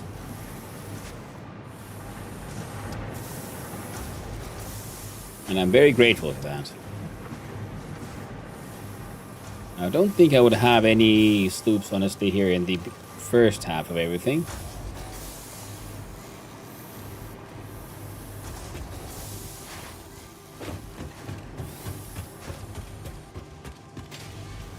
So there would be sloops, they'd be here. Well, there are none. And these ones, yeah, keep on having the weird issue of running out of cable. Even though the math said you should all be having more than enough cable, even with the shards.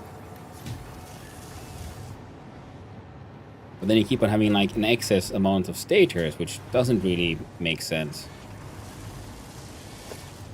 Which is ultimately pretty simple, because that just means that I did my math wrong. Whoops. It's not the first time. And it will not be the last time.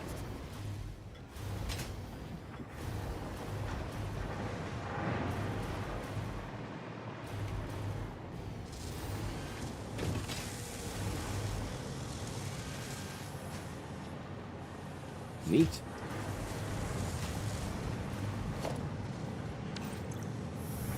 Okay, we're making steel pipes. You're making stators, but you can't make them because your output is full. And I think all of these pretty much we're making. Yeah, you're making wire.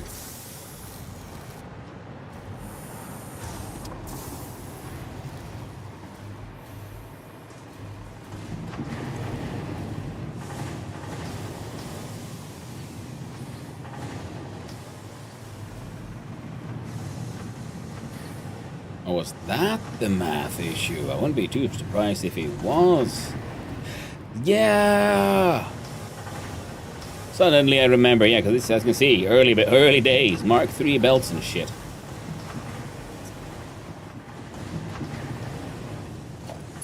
When I built this, I knew. And my belts were too slow. The direct input is, you know, A-okay and more than fine.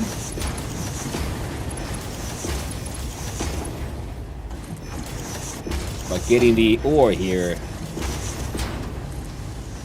less than. I'm now realizing that in future factories,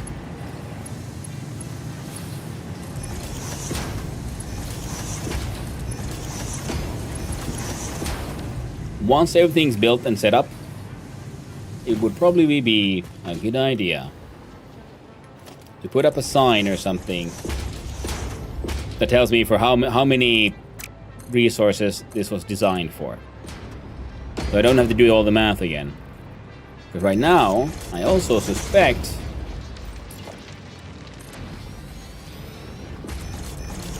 that alone would allow us to ramp up production quite aggressively.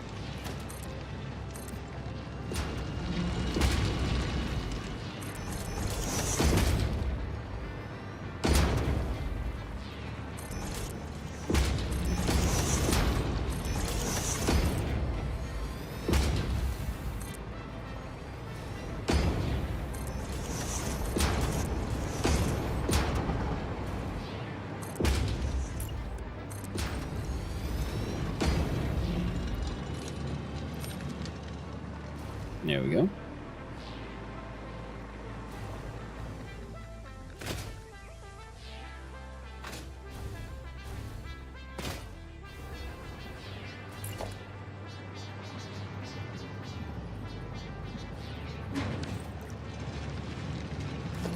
Right.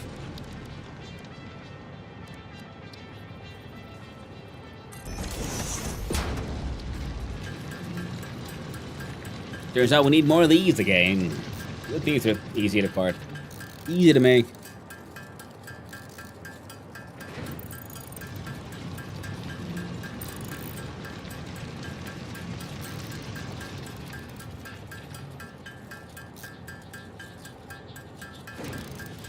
Ah. Delicious. So that's the tea gone.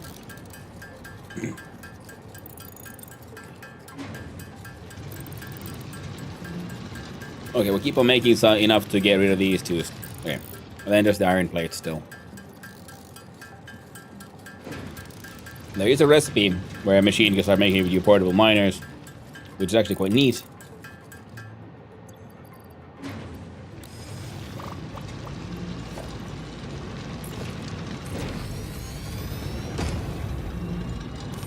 But so far, I haven't really felt the need for it. Upload, please. Same with these.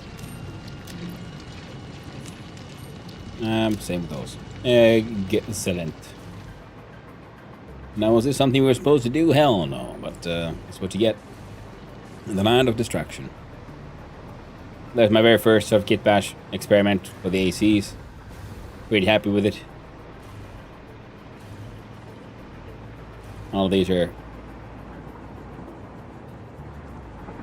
keep on working.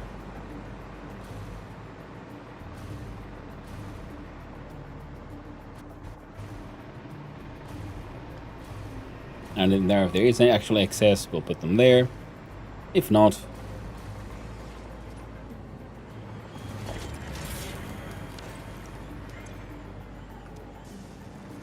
yeah. We can then make. Well, we're gonna have to make more of the ACUs anyway eventually. And but here as well, if we make our computer production more aggressive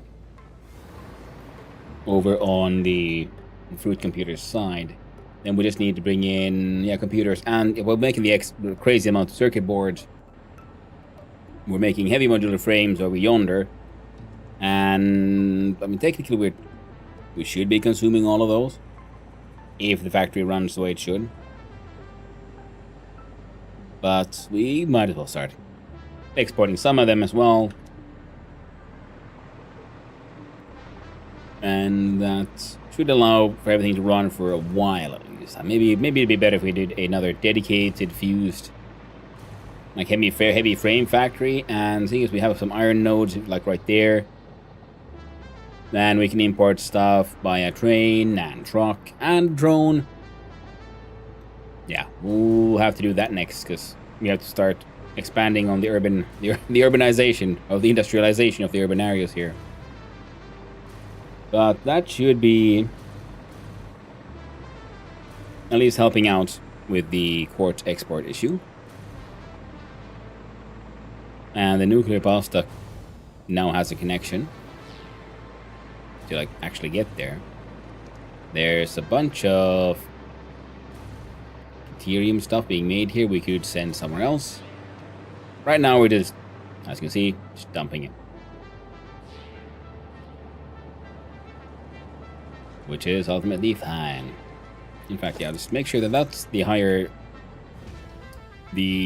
faster belt. That'll make sure that as long as there's stuff in here, you'll still stick some stuff there as well. Yeah, it'll be fine. It'll be fine. Don't worry about it. I said don't worry about it.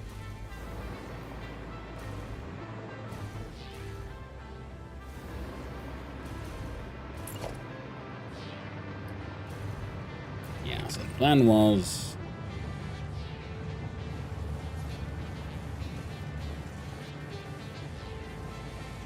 we can do more copper-related stuff and send them out. So you know what? Maybe we'll actually end up making the nuclear pasta factory like right there, because we do have access to these copper nodes from nearby, and we can just then bring in water or something to make extra large amounts of copper nuggets.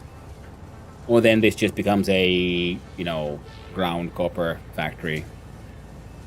Nah, I think the stuff we need for the fused frames are in much smaller scale, so importing them here would be smarter rather than exporting the copper. Because of just sheer questions of volume. Alright. So that's all done, that's all done. This thing has a whole bunch of supercomputers inside.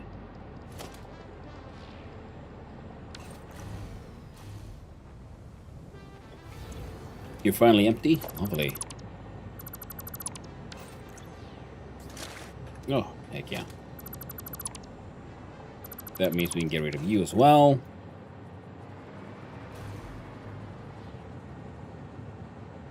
Mildly nonsensical, but, you know, we'll just leave it there. It'll be fine. This thing is full of supercomputers, which is something we'll have to then eventually export.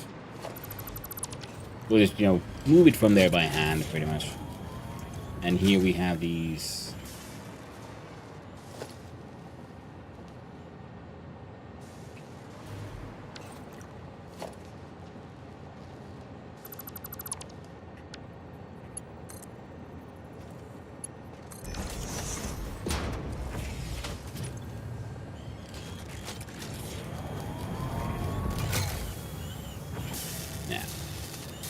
That's a good thing of having your own, like, your basic backup, like Spaghetti Factory, making even advanced things like supercomputers, is because even if it does them really slowly, while you get sort of lost in the sauce and building your cool structures or go out exploring, they'll, like, in the background just make you a nice little, like, what's the word now? A nice little buffer. Losing a lot to Sanctum 2. We'll try out Sanctum 1. Sanctum 2 was pretty cool.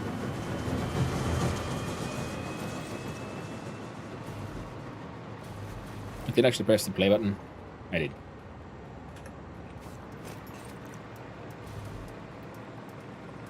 So the next stop is... well, first, back at root computers. We'll see if our improved ports loading would have helped.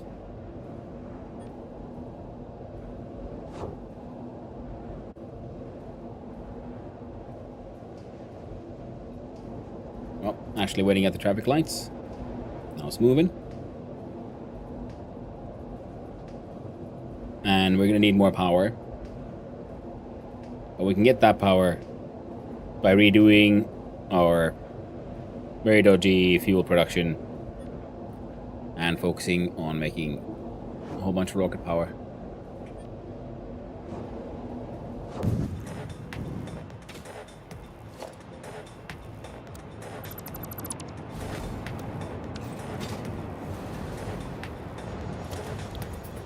Lupin's Hypertube Station Mark II.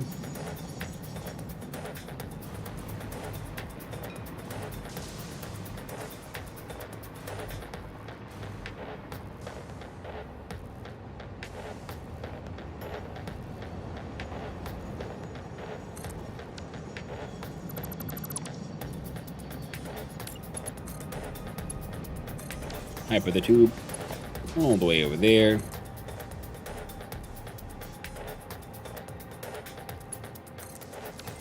There we go. So now we have a cannon and a proper hypertube station.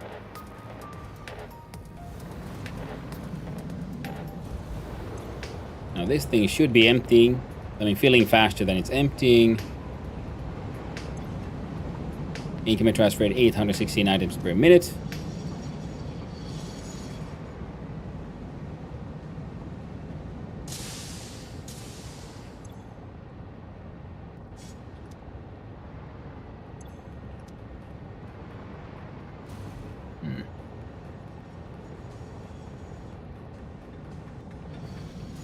And you are...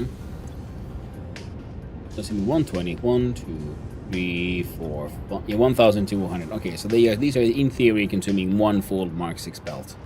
So that's one of the issues of why they can't really keep up.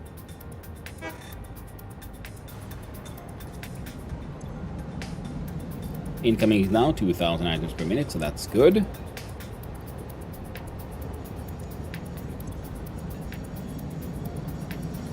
Yeah, but now the trains are...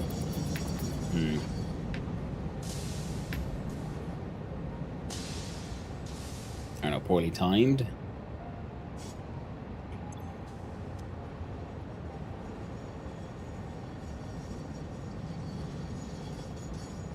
So we need like an extra station for just picking up ports. And that would probably fix it better.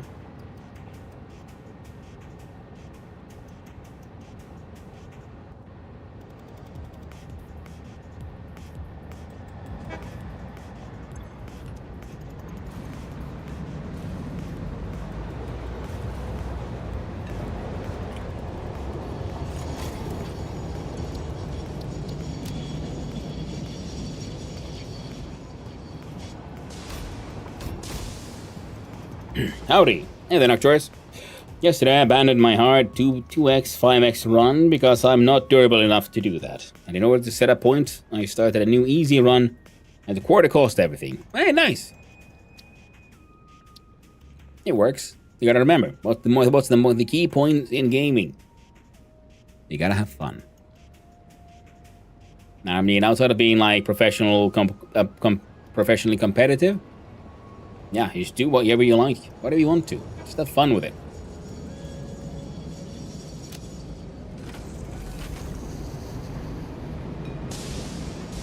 It's now and then and always the most important part.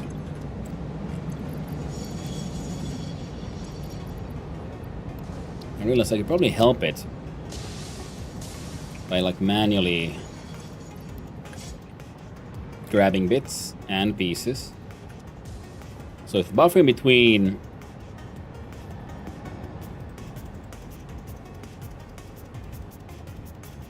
has enough space, maybe they'll get it to work.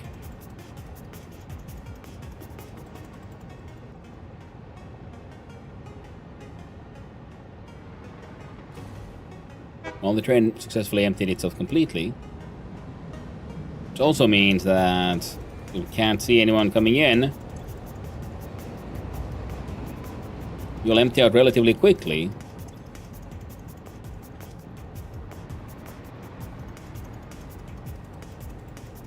And part of me is thinking that we should... I wonder if I should have a second buffer. Yeah. You've been filled at 2,400 a minute and emptied at 1,200 a minute.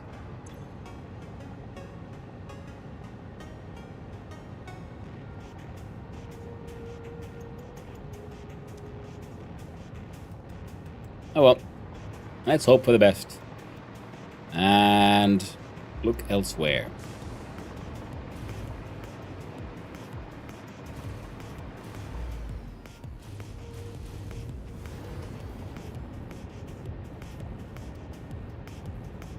Now we should redo this setup. But that is a... You know what? We'll look into it at some point. Maybe, and perhaps.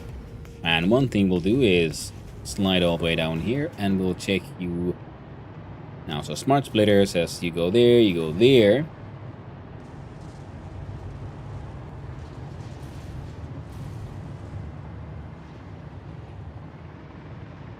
Now, if we want to add a dimensional depot here.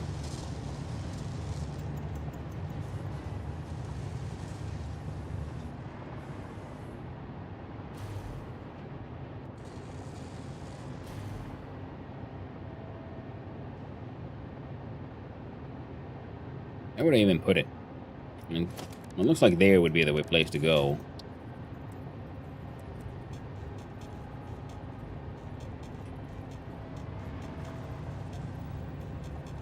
I also don't know if I need one.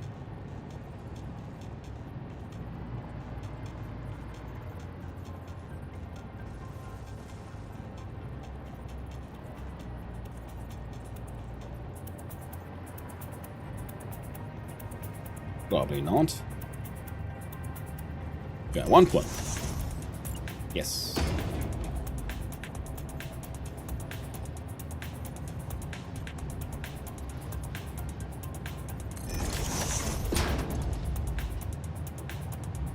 Now, center is overflow left is any.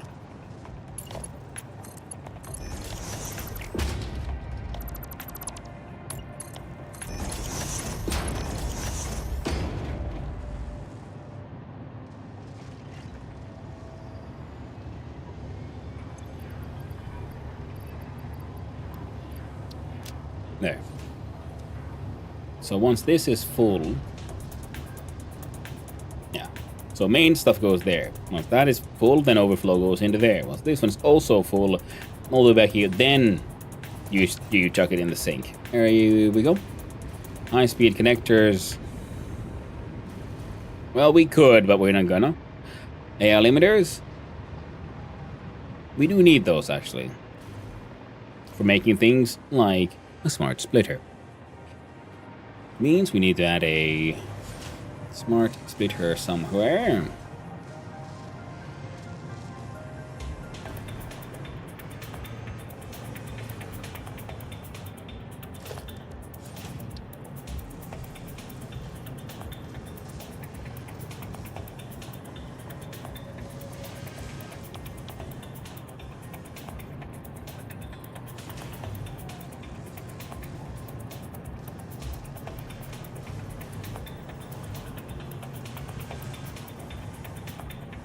There we go.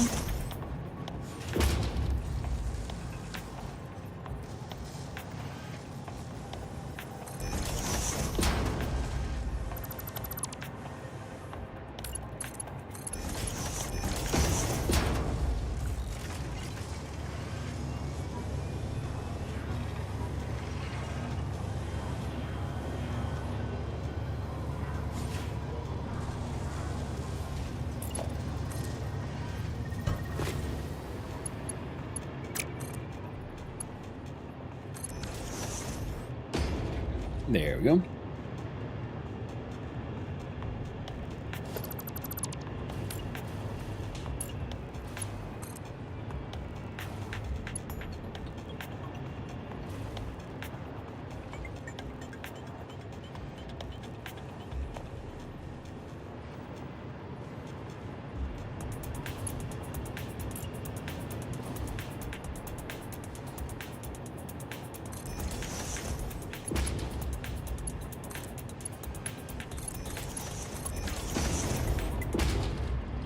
There. Nice and a little awkward.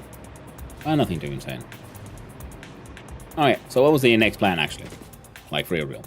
Let's have another look-see. Okay, we needed to make the quartz oscillators. Make 36 plus computers. So then we look at Copham. The recipes for the computers in the list. There we go. So one of these make 3.33 computers a minute. So 10 would make 30, or 33. 11 would make the 36. And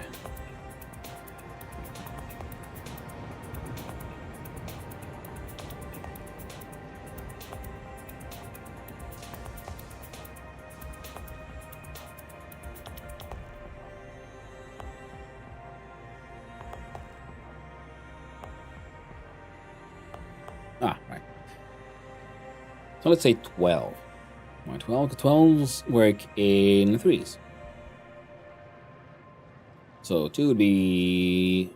So 3 stories with 2 machines next to each other. Alright, so we do 12 machines. And 12 times that.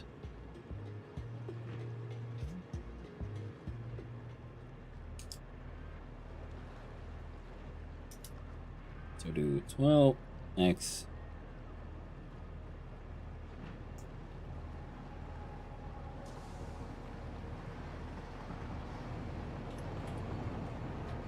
Well, times 3 point all a bunch is 39.99996, so 40.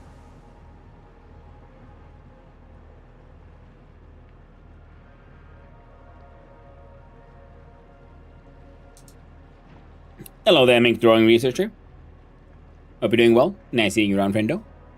Hope it's all minking along just fine. Now, this is how many machines we need, and each and every machine needed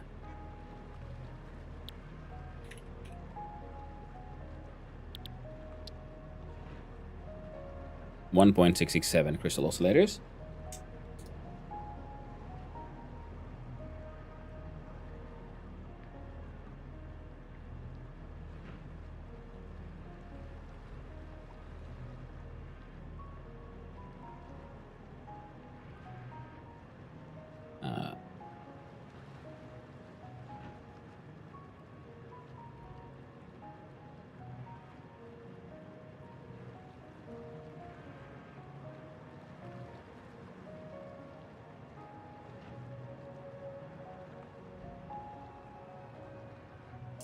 And there's the crystal oscillators. Hey, okay, Sugiyama, nice seeing you around, and hope you're enjoying your lurking and escaping. Making all right. How's it Handoing? Well, the Handoing is going pretty Handotastic so far. Slightly amount of coffee and tea, but I'll still have some nice goofy juice.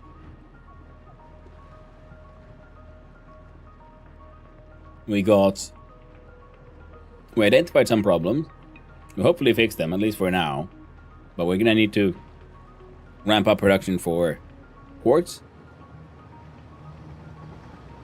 and improve the importing capabilities. One train just can't handle it. And then we have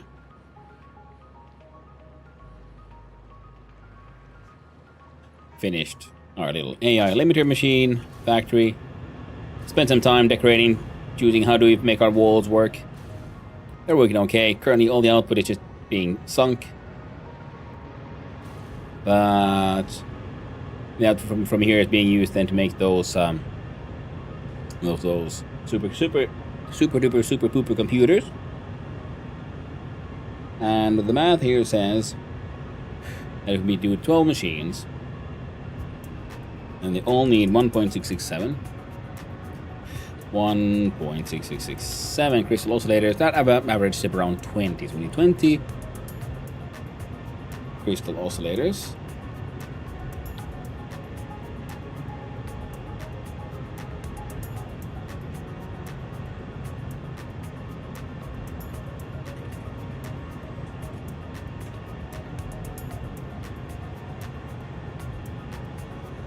I'd say that's done now.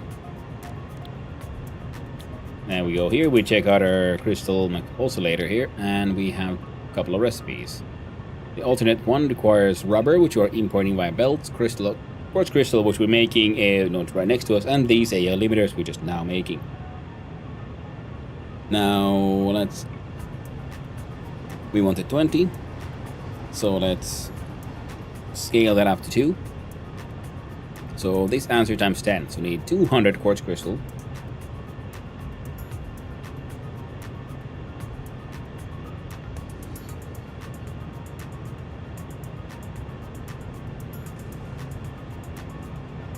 It's 200.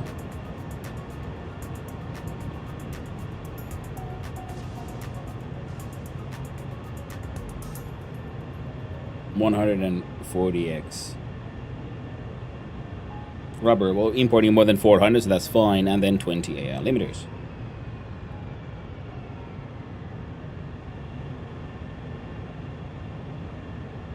And we're currently making 6 times 8, so 38. That's okay. That leaves us with 18 extra, which is exactly the amount we would need. No?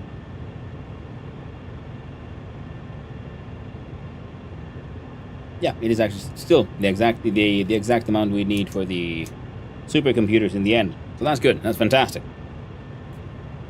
The math is mathin'. So 20 AI limiters. We're producing those right there. Rubber, we just import the quartz crystal. We also then import via sweet lovely belt. 48. Sorry, that is very true. Not 38, but 48. Thank you there, blowing smoke. Well, then we're making 10 extra. which is also fine. As long as we're not making too little. Because I was trying to push it to do a little extra, because I was thinking part of these can be exported and or used to make electromagnetic control rods and things.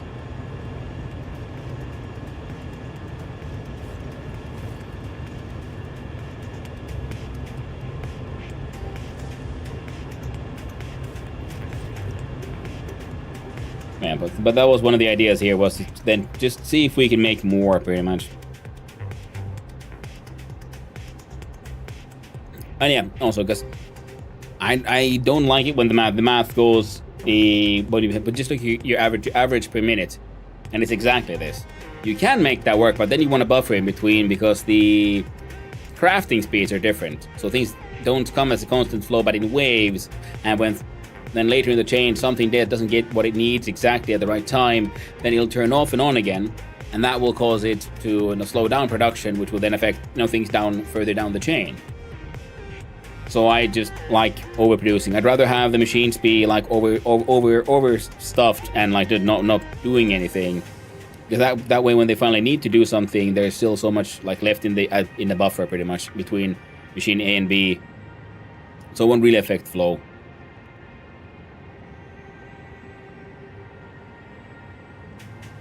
Now that should be then 48. Now I'm intrigued because we have these machines now, so let's slap one in here as well. Wow. Hey, you're full. That makes sense. Oh, already at 40. So yeah. Okay, so your output goes here. So we build the machine here. It does the crystal oscillators, and then the crystal oscillators worked together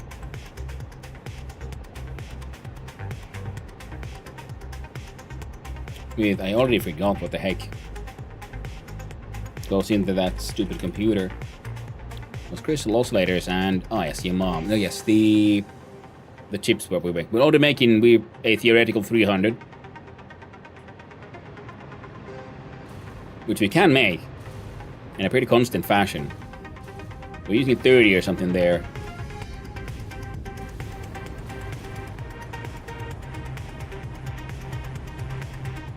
I'd say that as averages out pretty okay. And production here is doing okay. The acid production is... They should be producing a tiny bit of excess even. You are upsetty because you're full. Okay, perfect, yeah. So the slight bit of excess is in fact happening. And you haven't run out. You've run out.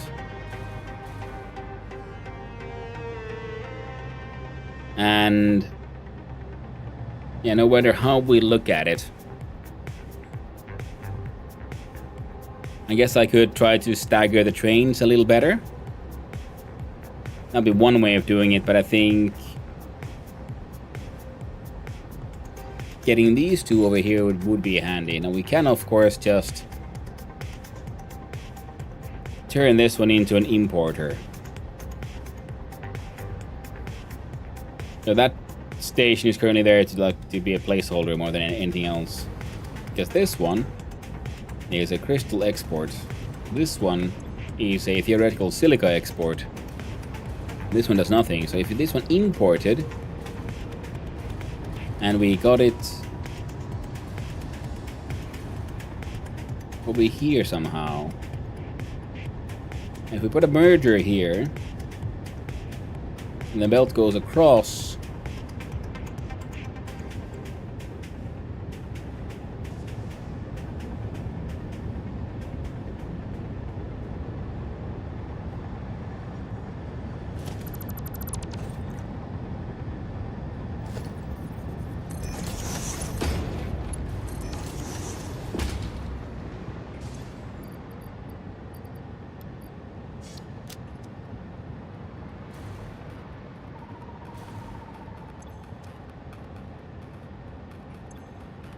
theoretical incoming transfer rate for 1400 a minute. So this one's running out, and once it runs out, Sag. And there we go. also means that you should in fact not be a merger, but a priority merger.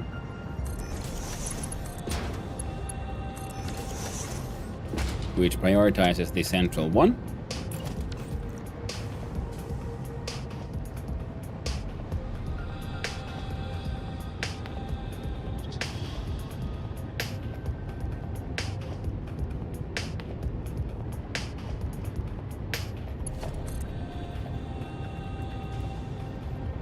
I think I can make that work.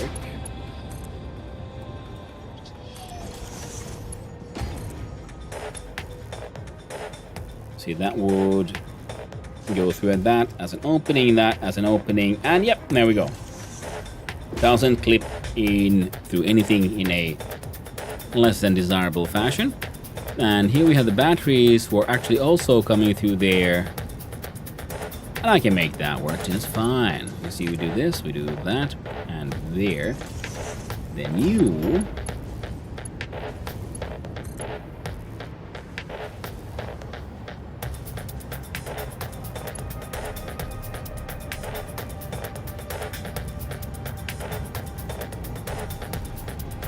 would want to connect there.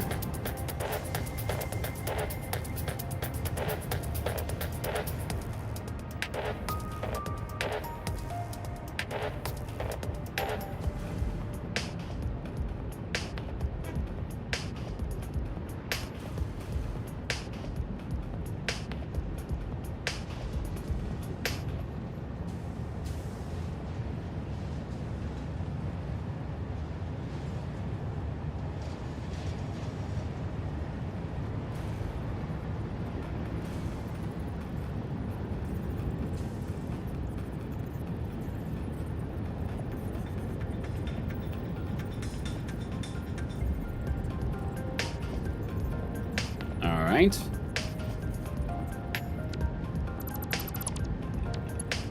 Because we can bring in the batteries like through there to here.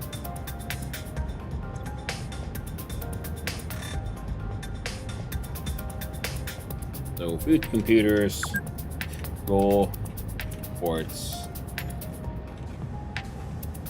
imports. See, this one should be there, and then we flippity back there. We remove those instead, and we say yes, please. And we change the color to... that's the wrong button. That's the wrong button. There we go. Oh, get to be pink as well.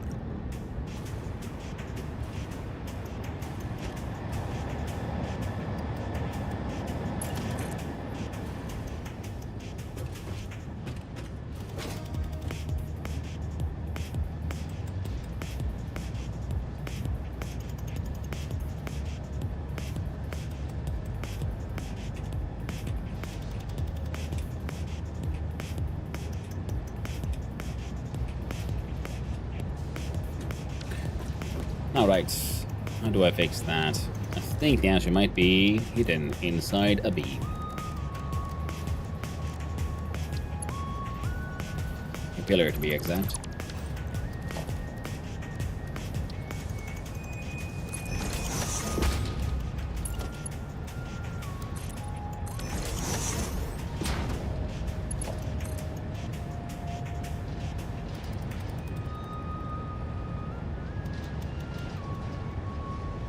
Just a touch.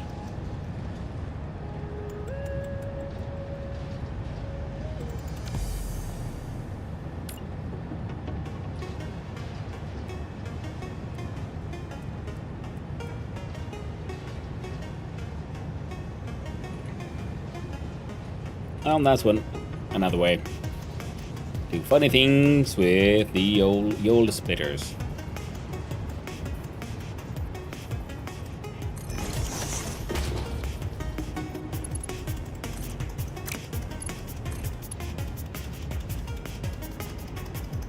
That'd be nice and straight and perfect. So you can go further, but that's all right. Because that way we can use you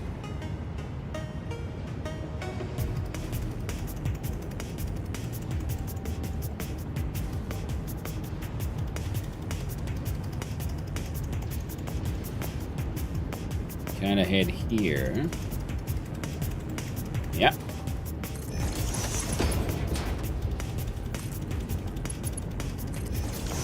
And then into there. Yeah.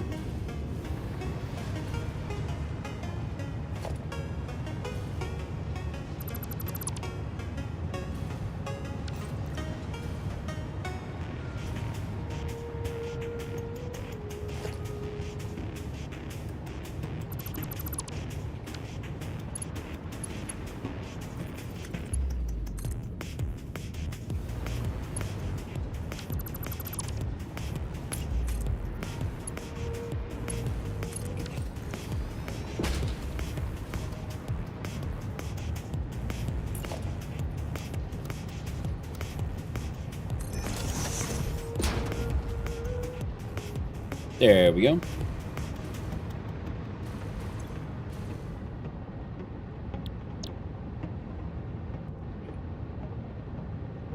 Crystal quartz exports. Under transport, we find the drone.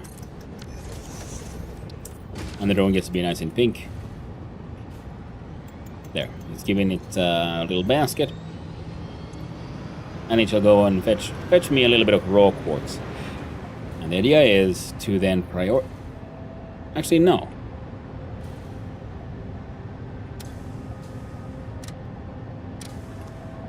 Prioritize these, because that way because that one has a buffer, so it being backed up is not just okay, but in fact a little bit, desirable.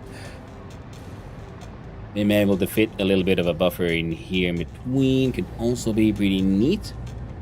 In a way, it might have been handy to have this thing link up there, but being able to empty out the train station as fast as possible will be pretty good. Is pretty good.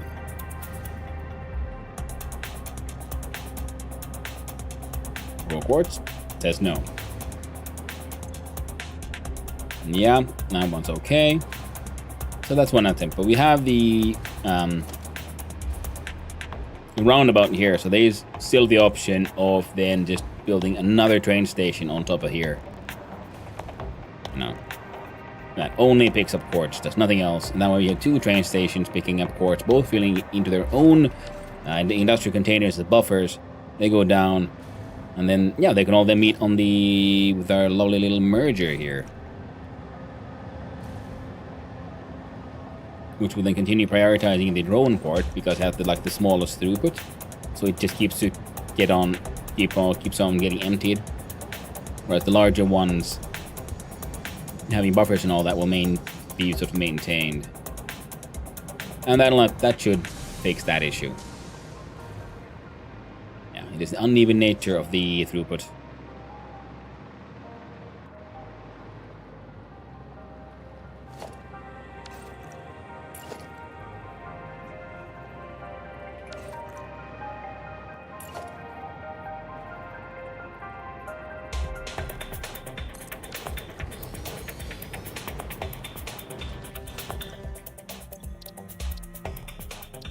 Edit timetable.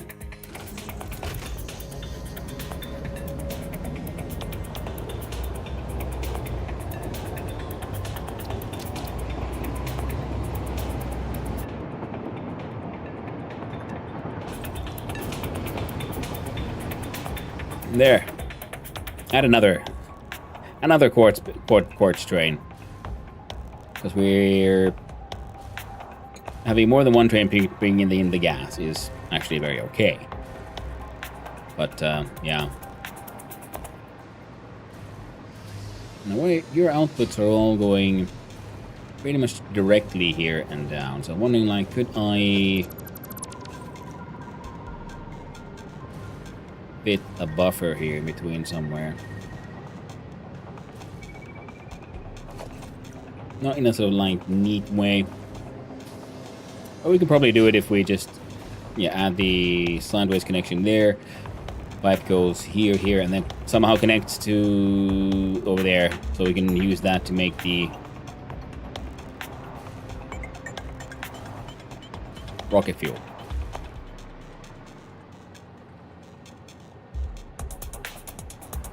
Alright, how much you bringing? How much you bringing? as much as you physically could. And the drone has brought in things as well.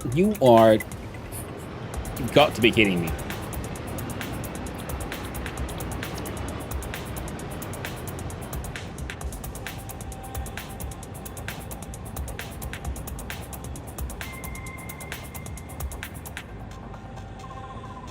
Ports export north.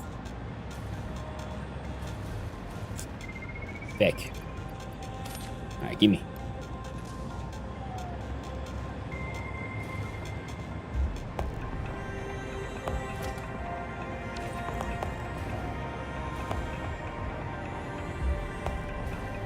They went everywhere.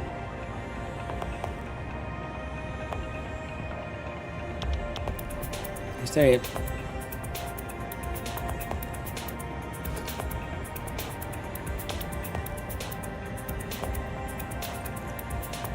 And they're like, no way to quickly clean up.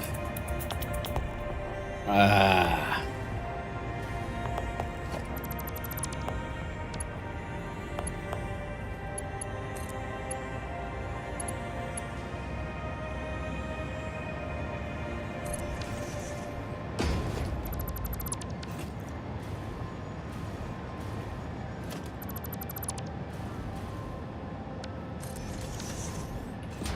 The frick was that? No.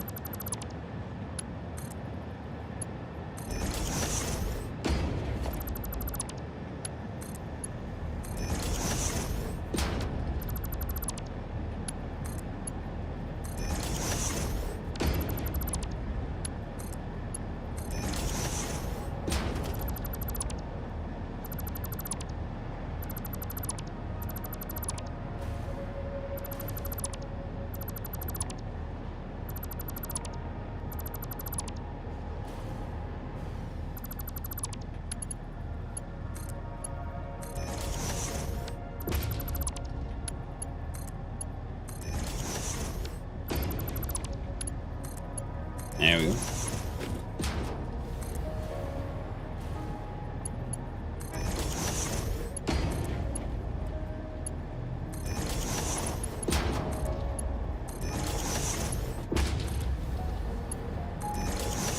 That's what I get for thinking, for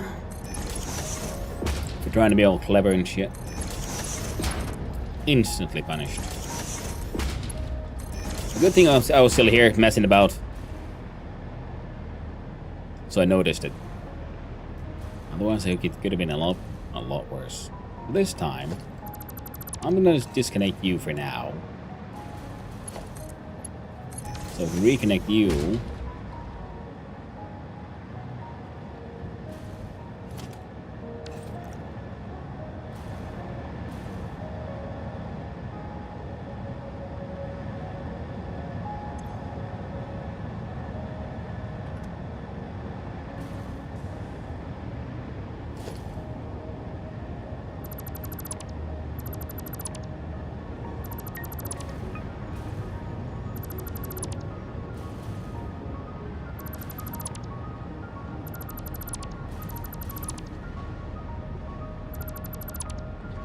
And then we do it again.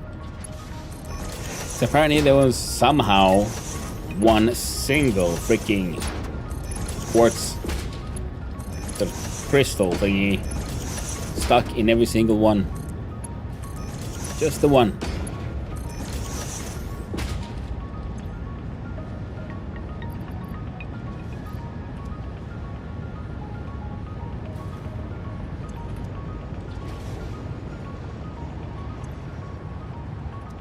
Yep, the number is going up.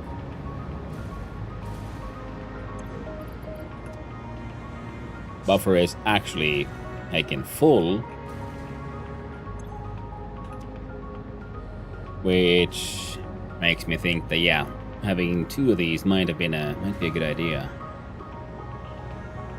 Now we have a more aggressive exporter.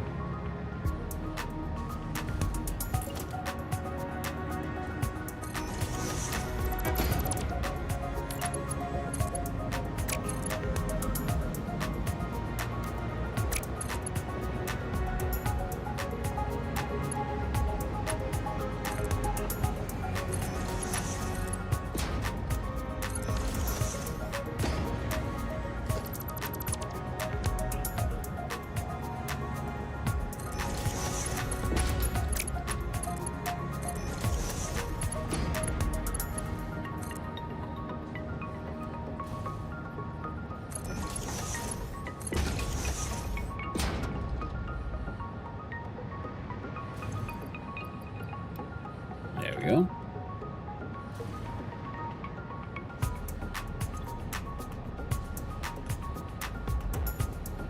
It's nothing like the train station can always keep on emptying.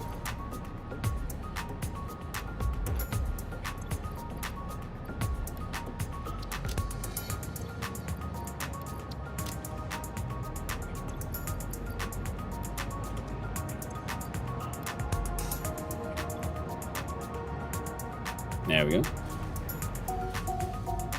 And you now have actual quartz.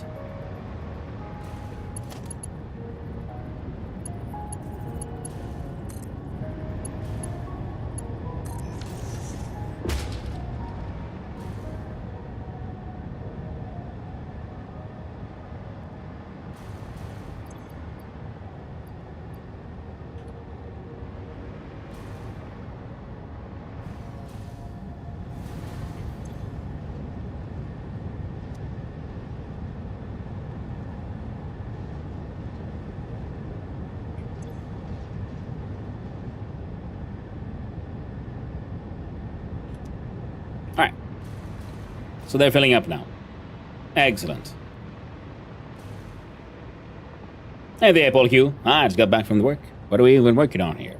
Well, I was trying to improve the speed at which the quartz is brought in. So I added a second buffer, because this thing filled up. So we'd add a second one so they can try to fill that one up too, because it has two outputs. Then on top of that, we added a supplemental drone, which accidentally I first asked to bring in completely the wrong material and clogged up all the pipes.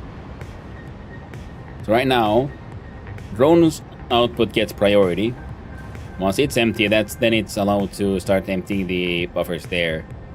And now hopefully we'll have a constant flow of raw materials here, meaning we then will have a constant flow of the dissolved silica for the silica production. Meaning the fruit computers facilities will be able to run wonderfully, hopefully wonderfully. And then we need to get the raw crystal from here to all the way over there for some raw to make some crystal oscillators. And would you look at that, we got a heckin' raid Nagrath Dearmon. Hello there, hope you're doing well. What have you been up to? Ooh, some more Satisfactory. Hey there, David. Enter raid message here. And you might get some satisfaction. How y'all doing? Everything good? Tell me, Nagrath, how is your Satisfactory adventure coming along? I'm just building houses to make small individual components. See, these guys are just making AI limiters. And would you look at that? Chat, your math was better than mine. It is in fact 48. For some reason I thought 6 times 8 would be 38. Off by an entire tenner. Hello. Hey there, Nagrath. And welcome in, Radios. Hi, and hello. Those who don't know who I am, hi. I'm Hannu, son of Hannu, Finnish variety dreamer, variety streamer, occasional amateur game developer, and lately just ridiculously addicted to all the factory and automation games. Went through Factorio. Then we didn't actually finish Dyson Sphere program. Got to the point where we could finally start on the Dyson Sphere, but we never actually did. And then then Satisfactory took over, and I wanted to explore the use of the improved truck systems from 1.2.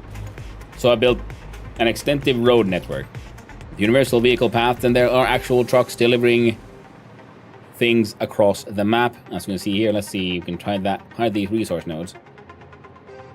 And then I have beneath my roads some nice trains, because I like trains. I had to really hold back on don't build trains just yet. Just make use of those trucks. I play actually a sandbox build, working on a decoration of a 9,600 per minute rocket fuel factory. Ooh, a lot of beam work. Oh, I can imagine.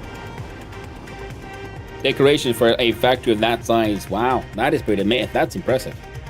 Nice. Yeah, yesterday the biggest thing I did for that in any direction was I built my sort of rubber and plastic factory over there. I mean, the old one is down there, which is just a row of refineries. and then I wanted an actual building. So we're making heavy oil residue in front of it, then pumping it to the top so we can do the diluted fuel, and then we're doing recycled plastic and recycled rubber, and we're just sending them back and forth. And then we get, because then the tiny piece of polymer residue we get from the heavy oil production, we turn into a little bit of rubber, and that was the sort of seed for the factory where it keeps on feeding the two levels, recycle each other's outputs, and then any overflow is then sent out as an export. I'm pretty happy with that one. Green and row also, and nice. Well, thank you, Necraft Human.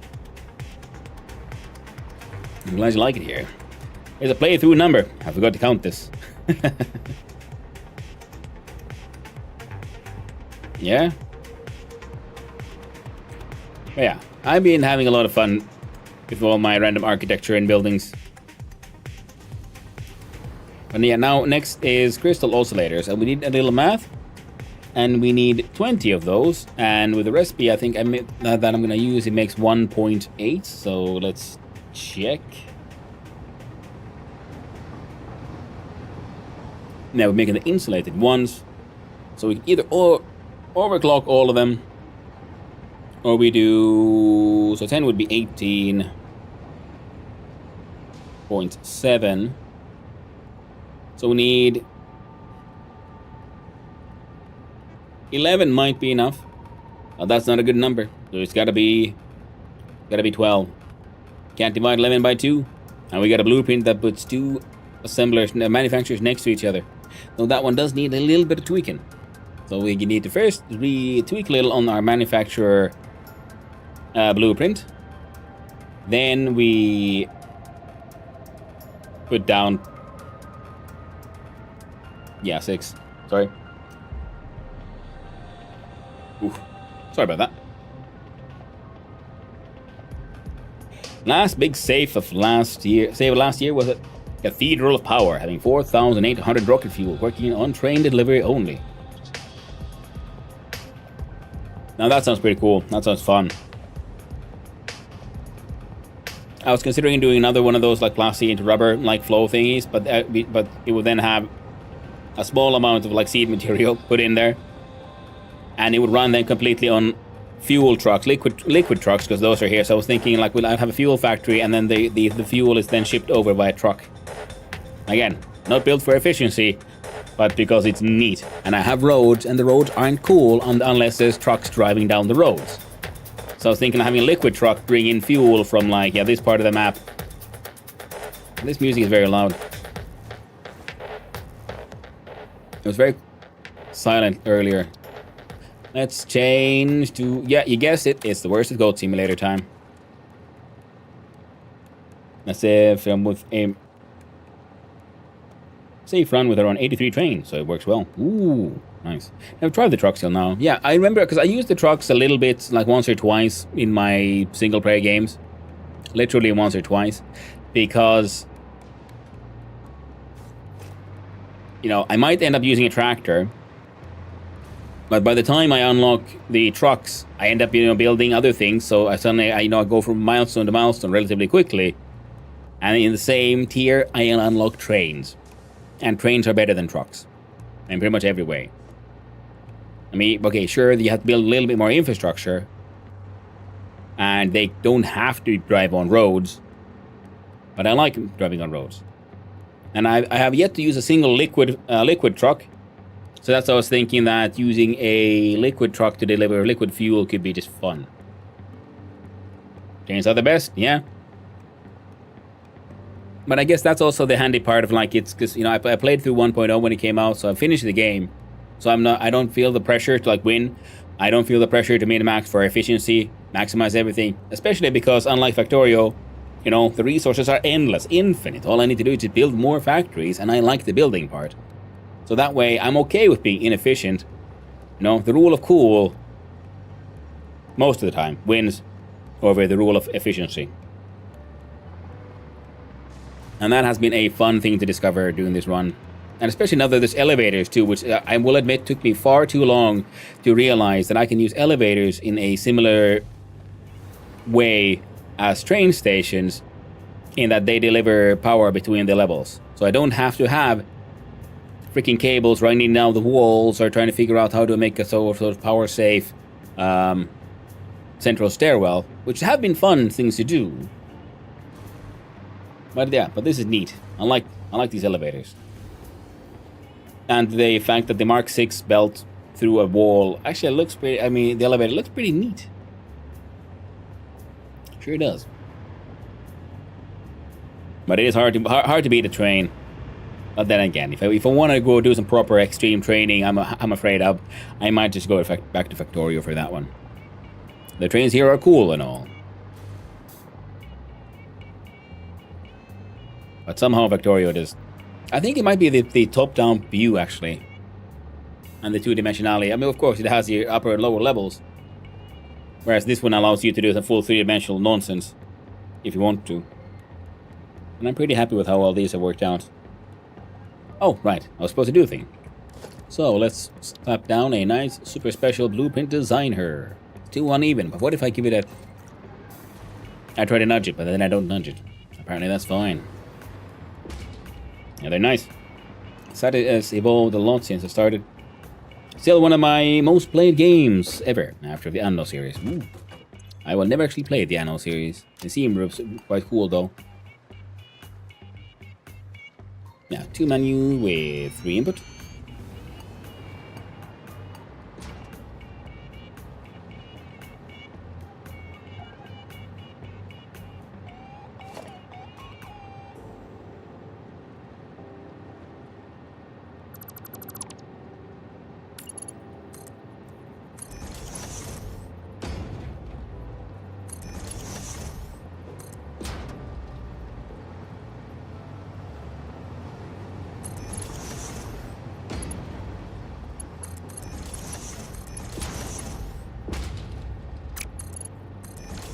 There we go.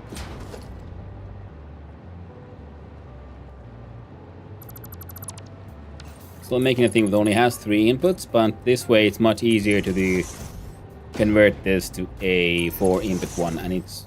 I feel silly for not doing it the first time round. Right, that's how it goes. You design something, you think it's super cool, super neat, and it's kind of working, and then you realize, like, wait a minute. There was an obvious solution to a problem I might not even have realized was a problem. But we're getting it to work. Then we look at architecture, and for this one as well, we're going to use the small metal pillar right there. So this way, we have our, questionable control panel, which just looks neat, and we have a sort of logical support system for the central spreading of stuff. Pretty happy with that. Now, was there anything extra crazy we were doing on this side? Answer would appear to be no.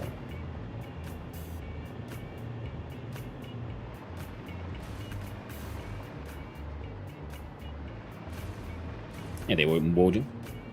Thank you for the lurks, and I hope you enjoy your escapes.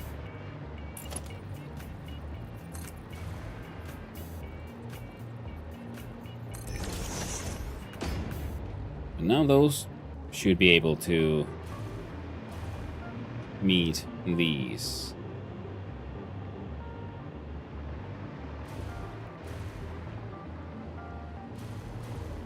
Yeah.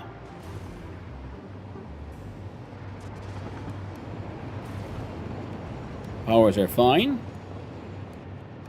And, oh right, yeah, okay, so lighting.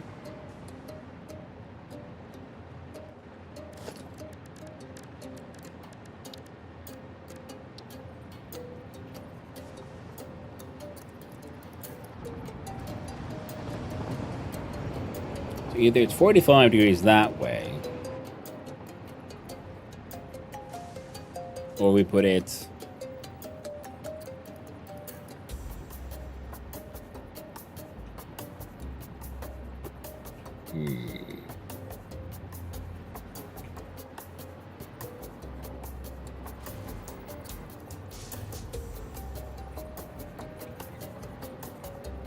that's fine.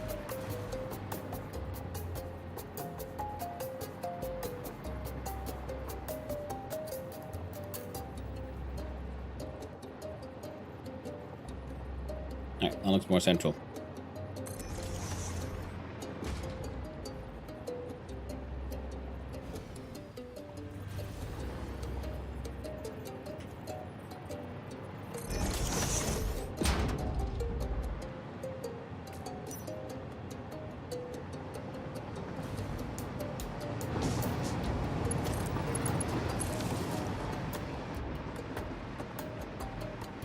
And then the settings, we pull it down to around 50. And we change the color to lamp. We copy. We paste.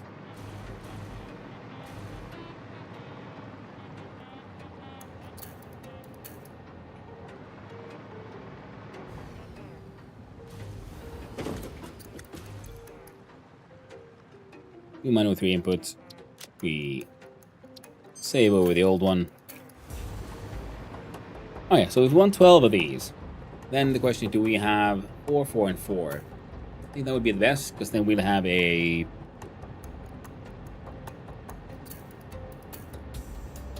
pretty tall. Let's go look see here. So this is essentially what we're making then.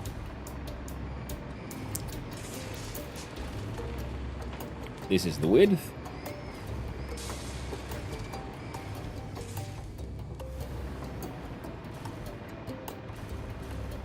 We could have it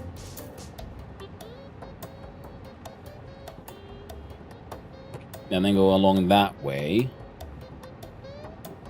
It's an idea. The floor tile would make trucks entering it toot and to the steam whistle. Yeah? Oh, sorry for that. And so the raid and run now. There are things on the plan. Have a great time here.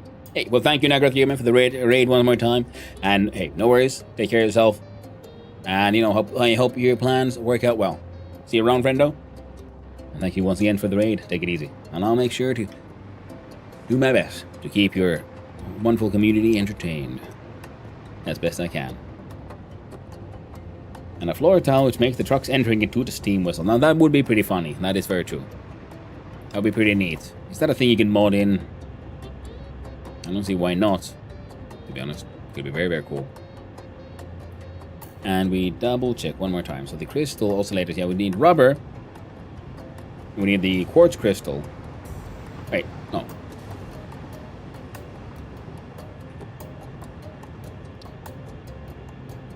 Yeah, quartz crystal, AI limiter, and rubber. So the rubber is... well, that comes down from the road.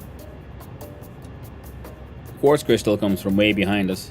And the AI limiters come from here. We did make a nice fancy ceiling and everything, so part of me is leery of the idea, but I was kind of thinking, what if we then actually continue this one to the side and big pillars there, so that's empty space beneath? And we have this overhang building here.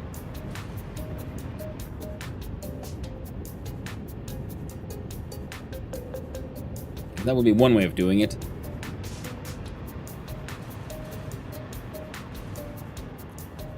Now you make the high-speed connectors, which I did it because it was on my notes, but I'm not the best at keeping notes because I'm not always entirely certain what exactly I'm keeping a note on. There we go, high-speed connectors. Yeah, we need those for the supercomputers themselves.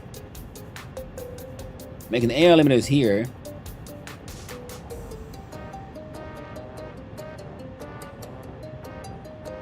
Huh. Okay. I'm seeing it. We're gonna make a building in a couple of levels. So lowest level does the crystal oscillators. Then on top of that, we'll have the machines that we needed to make the computers themselves, and they required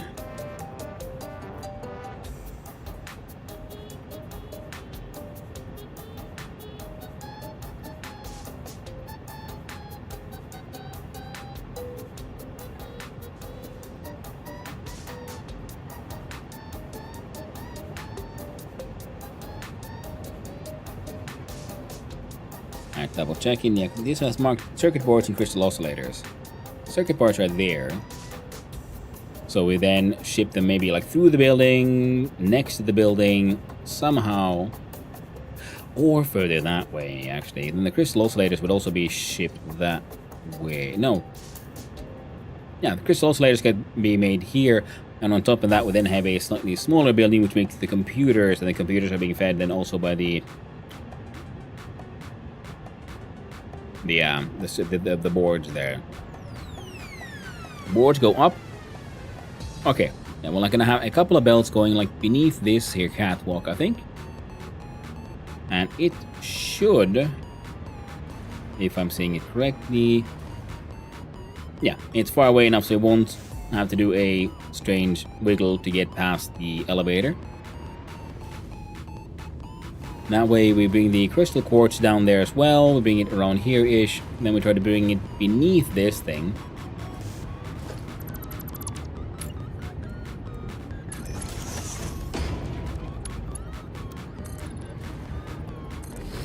Everything can be annoying if misused. Toot Blocks Incorporated can't be responsible for misuse. That is very true. Everything that can be misused will be misused, but the responsibility lies always with the consumer.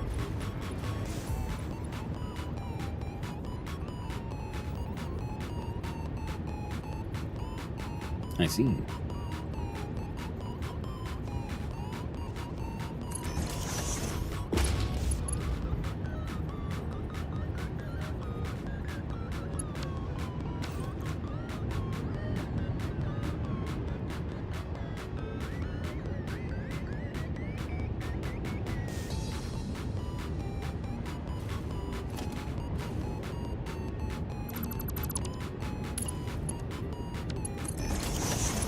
Wrong button. Oh no, there we go. And we want to look at a possibility of ramping.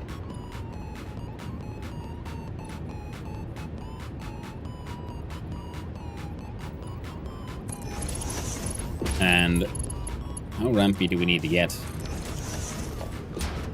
Because now we get to that wonderful stage of having knotworks of catwalks. Now we can't move this catwalk because this catwalk is on top of this thing. And kind of like just makes it look like it makes slightly more sense. Now the belt's coming from here. There'll be more than one. And we could fit them inside. So yeah, two belts here. Now one belt comes from there with the crystal quartz, and then it gets joined in here, joined by the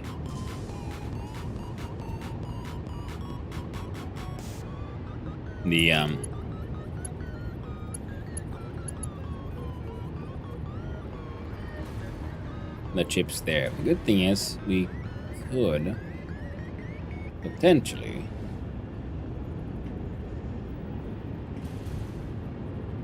one, two, three, four.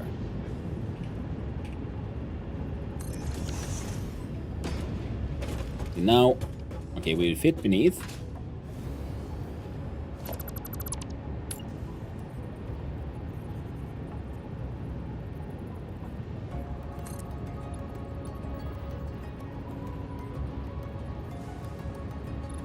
I just need to go, yeah, easy fix.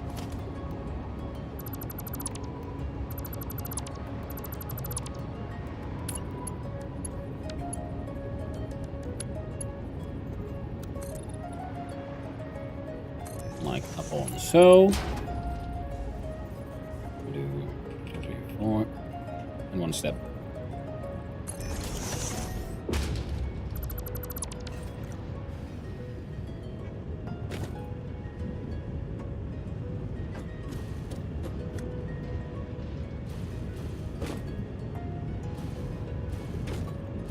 Shit.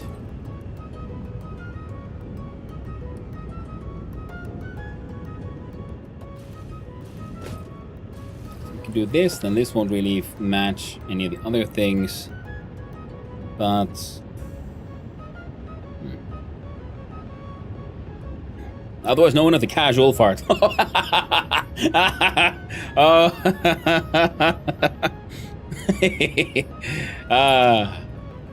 Casual might say too soon. But you know, what can we say? He brought it on himself. That which can toot must toot. Them's the rules. Well, the thing is, I think we can... Oh, actually, yeah, we can totally run underneath that. That doesn't need to be that high up. And then need to be even with the elevator here. And I think we can make use of that to try to make this shit make sense, again, structurally.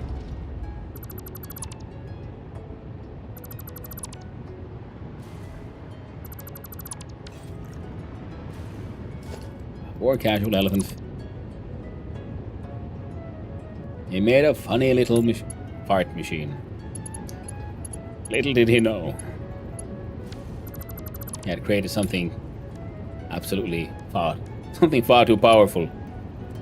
And he quickly lost control.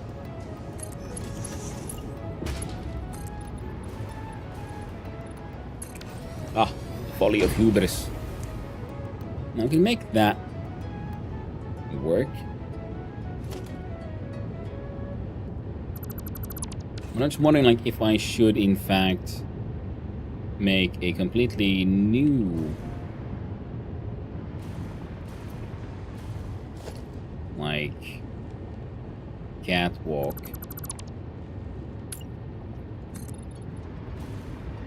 Like, if I just keep on zooping it to see, then we get here, and this is a good spot.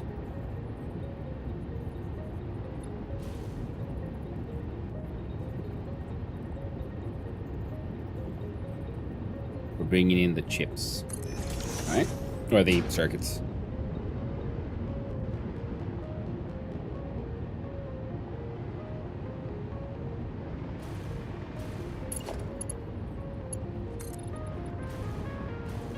I'm tempted to do...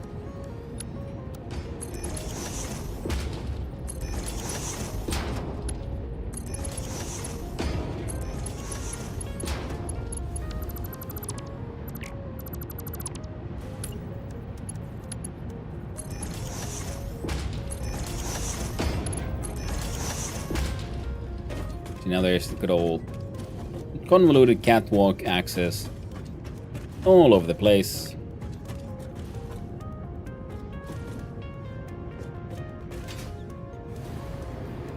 And I think...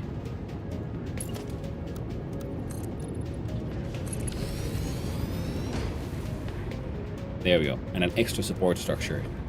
Now it supports all of these and the catwalks. And the chips can then...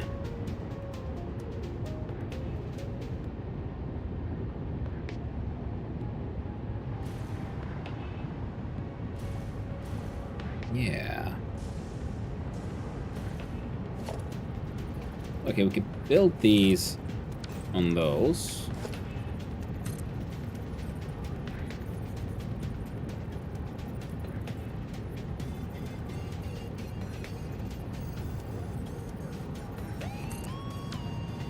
What the?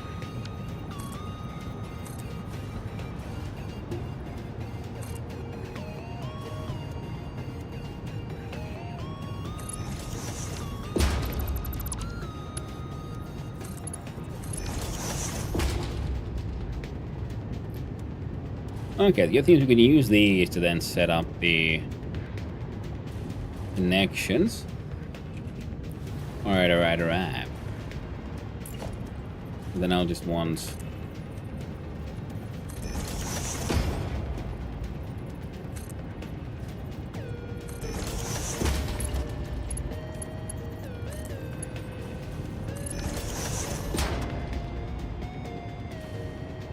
Excellent. So this one will carry the circuit boards. This will carry the fancy pink rocks. And the fancy pink rocks will come from here some... yes, not even just somehow, just straight up. There we go. So we do this, that, this, and we check out how do I make that connection in a fancy and pleasing manner. Oh, step one. Got a hole in the box.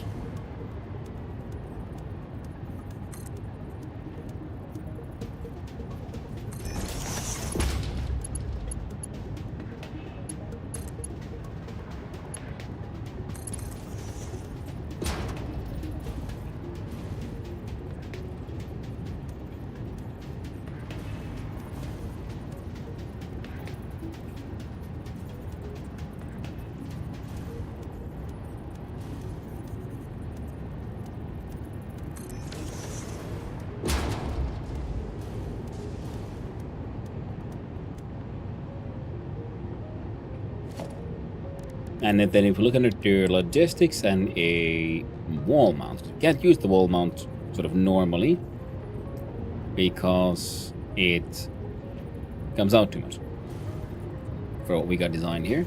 And okay, but here then it clips into here a tiny little bit. Maybe we can in fact make use of it. It's got the height here pretty okay. So let's see. So if I then tried to do that.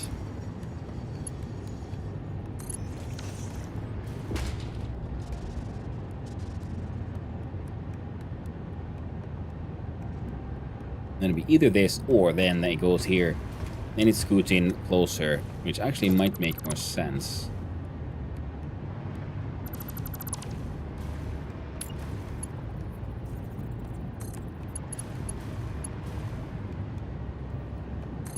Because then it doesn't clip into the pillars here. Excellent. Yes. Yes, yes. Oh, we're getting it. It's getting there.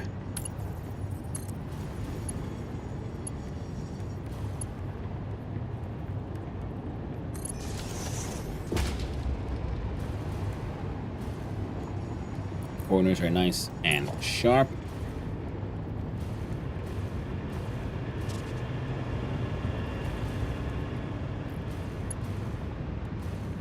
Now, I do believe... Yeah, the smart splitter is sending stuff here. Wow. And then up there. Neat. So... And the other stuff is going there.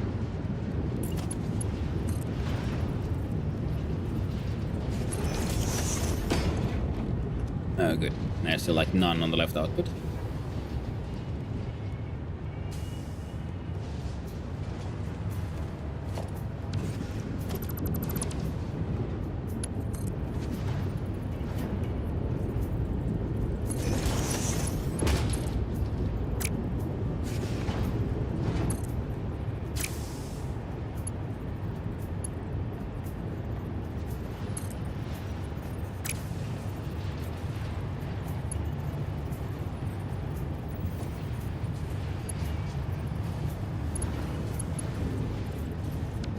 Hey there, Tricklebots. Hope you're botting and trickling. Sorry. Hope you're doing well. Lovely to see you. And enjoy those lurks and enjoy those escapes. Hope you're doing well. I appreciate the support. Well, there's a company I am forced to do business with. Yesterday, I asked a question about some data in a document they'd published, and I was brushed off. But they made the mistake of responding to me using the reply to tool on their internal conversation about the issue. So I got to read them complain to each other about how stupid and annoying I am. I hope to shake off the funk after I sleep, but I'm still in the mood. And that is just asshole behavior. And also like extremely unprofessional. It's just like terrifying and horrifying sometimes to realize how just unprofessional so much of the world is. You'd think that, hey, if you deal in any kind of customer service, you cannot ever talk shit about the customers in a way that leaves a paper trail. I mean, yes, vent to each other, absolutely, you do that. It is very important, because sometimes, you need to get that stress out and vent it out easily and quickly so you can quickly sort of like acclimate to the next difficult situation. But for God's sake, I mean, the paper trail isn't exactly a new concept. And also, in your venting, be professional. And don't talk like actual shit about people, if you will. Oh. I also am have the upsetting in my spaghetti. And it's just... I don't like it when people are just dicks for no heckin' reason. And yeah, this one...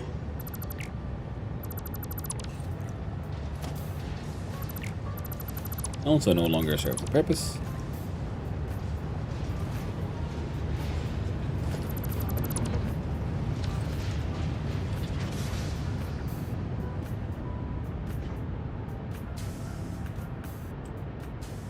So I'm wondering if I should just put a splitter there.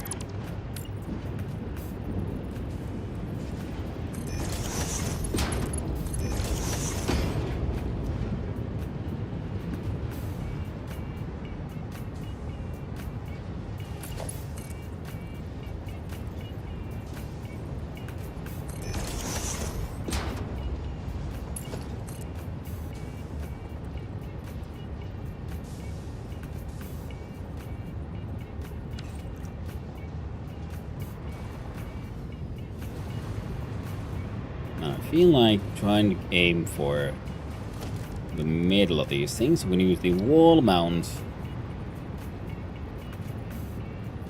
There.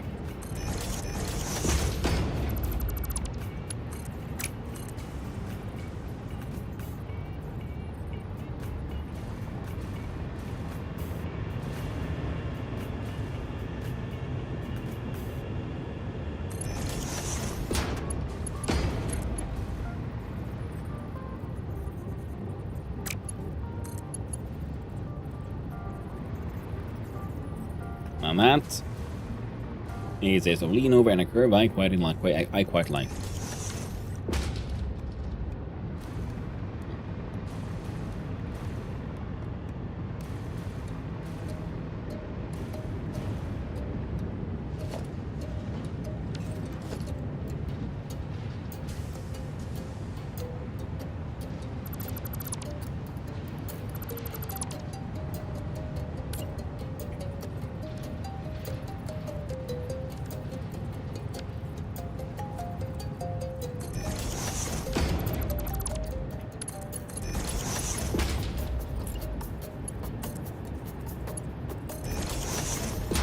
There we go.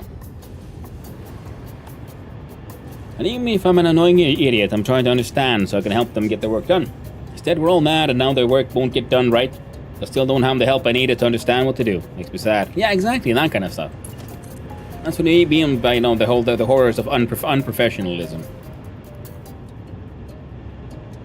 You know, the work comes first. People are always difficult in various ways. Never forget that you are one of the difficult people.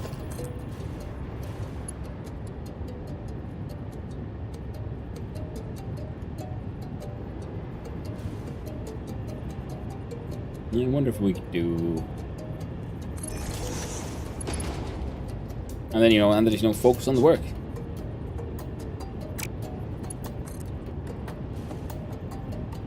Get it done right.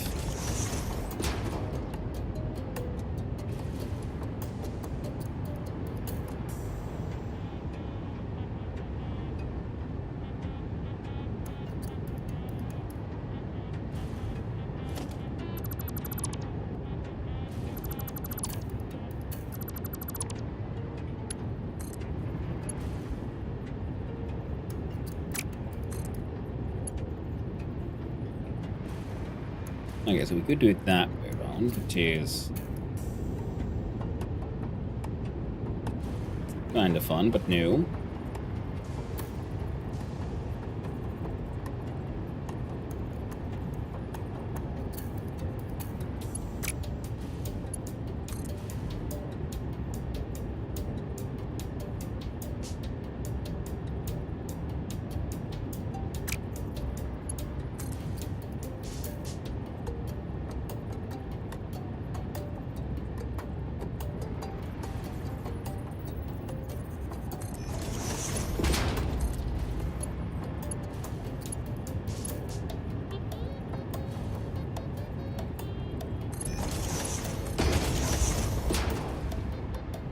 There. Respond to the email complaining about yourself too, lol. That's actually not a bad idea, damn it. It's a good way of, like, just sort of letting them know, like, hey, yo, y'all fucked up. Because that's the thing. I mean, there should be consequences for that, because that is just a level of unprofessional behavior that should just not be. Like, I doubt whoever is in charge of anything in that company would be very happy to find out that they complain in such a way and in absolutely the wrong forum.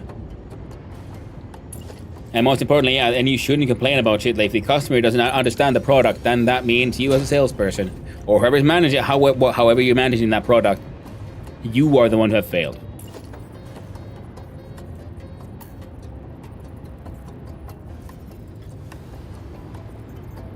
You know, if the customer fails to understand your product, then yeah, you done goofed. Not the customer.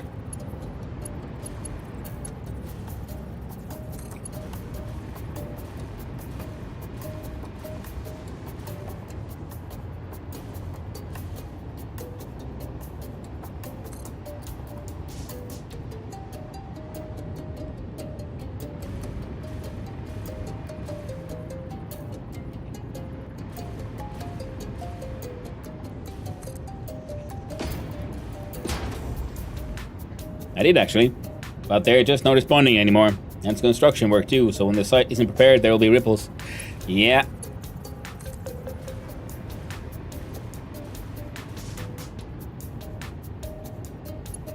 Yeah.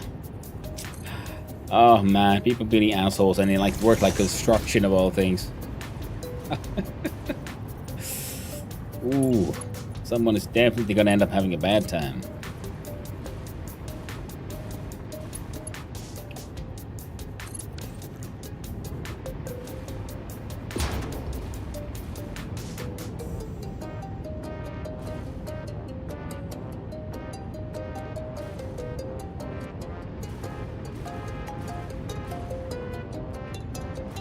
Then the question is, how do I get my computer chips up there?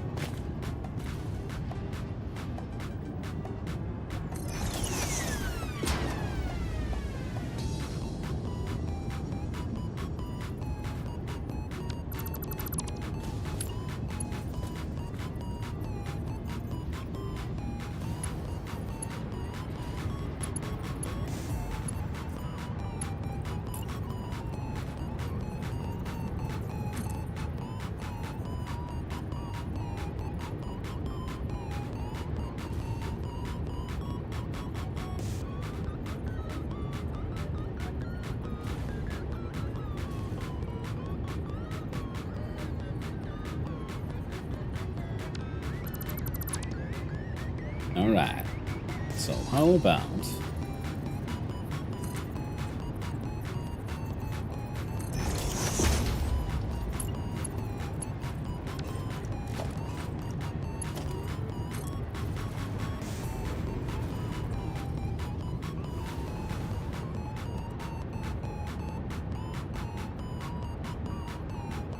like that.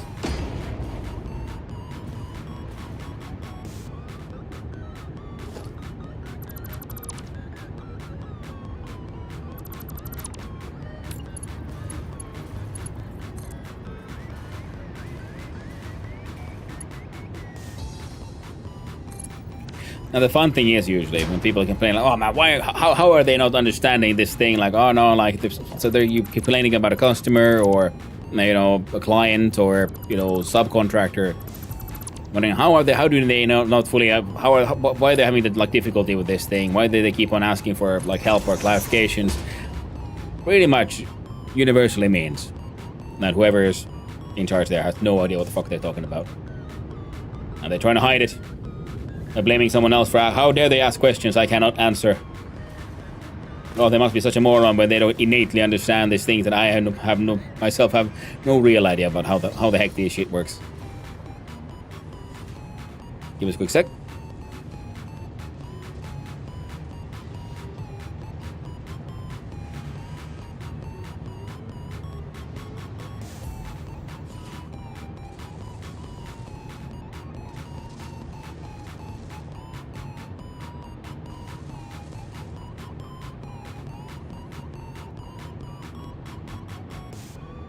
There we go.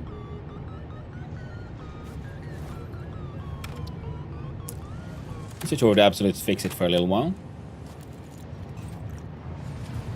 We're still exporting 200. And there's still hope. One of the subcontractors has taken to taping up notices with the schedule information. I might get lucky. From now on, when I have to work with these guys, I will know what they think, and it sucks. Yeah. Well, I mean, that is very true. That actually does suck. Like, a lot. I mean, to deal with that stuff like that in that kind of way.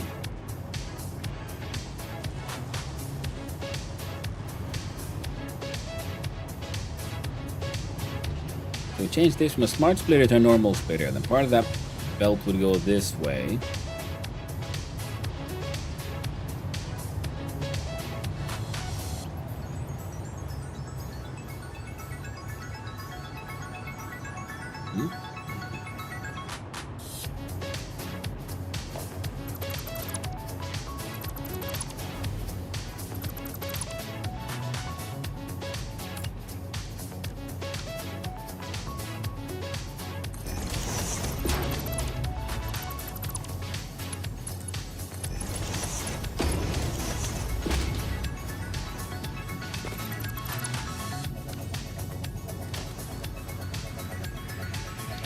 And under walls we find the great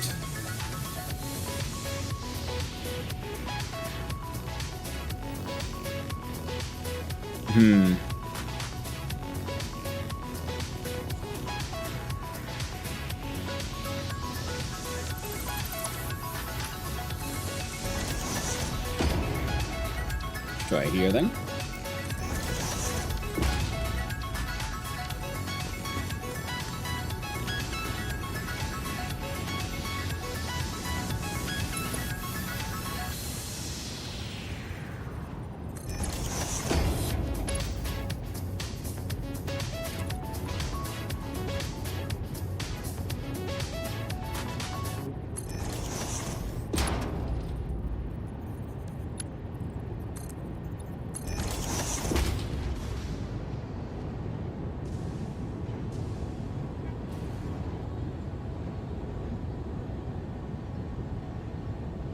Alright then.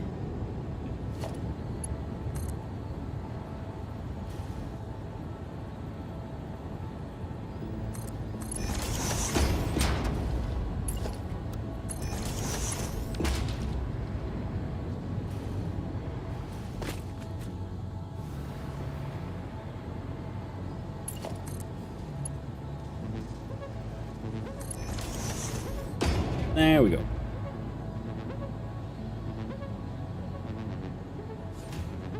Well, this thing will start backing up. Well, I mean, everything further back is already throwing stuff in a sink, so I guess that's fine.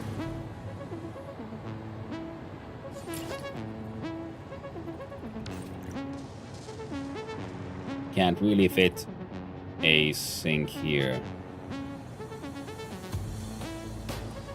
Oh well, it'll be fine. Building up a little bit of a buffer, eh?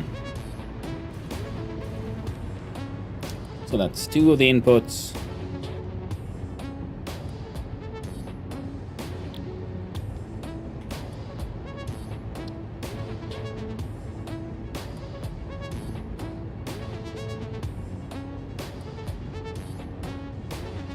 Yeah, those are being made, those are coming from the road. This is what we're bringing in, and then the computer needs the chippies and the oscillators. There you go.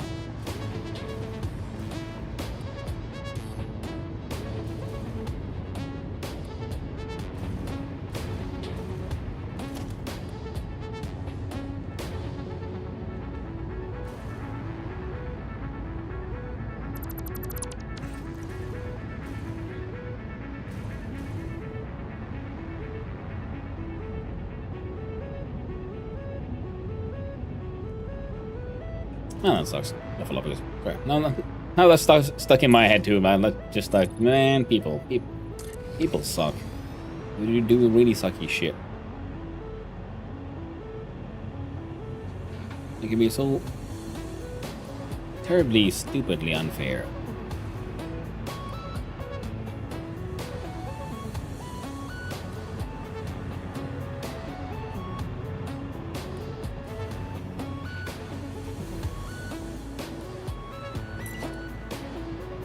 About like the dumbest shit.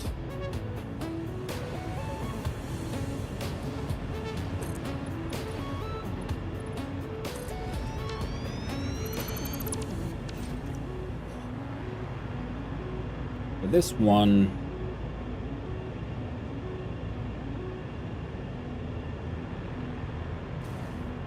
So you're like there. I think the could build the building here, right? Yeah. On the full well, no. Nobody with whom I have business relationship actually gives a shit about me as a person, but when you see their internal dialogue, it bites harder. I mean, that's very true, but the thing is, it's one thing to not give a shit, but it's like, hey, you just you. You know, we don't have any, there's no pros or no cons, it's just, business is business, work is work. Which is, in my opinion, like a healthy business relationship should be, If you make a actual friendship outside of that, then yeah, and then the actual friendship happens outside of work. But in work, we're all there, we have a shared goal, which is get the work done. But if the people then being assholes to each other and to people at work, that's just pointless, petty, shitty. And it, helps no one. It's like, what kind of, strange high school bullshit are you living in? This is... you don't talk shit about people like that. That was never cool. That wasn't cool. That wasn't cool when you were in school. And sure shit ain't cool now when you're grown ass adult, melting away. 1, 2, 3, 4, 5, 8.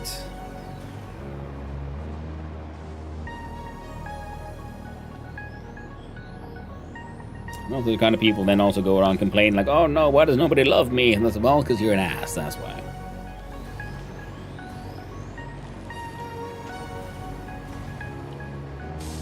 Nothing to do with the fact that someone ain't, oh no, they only like them because they have more money than me. Like, nope, no one gives a shit about that. You're just an ass, and no one likes you.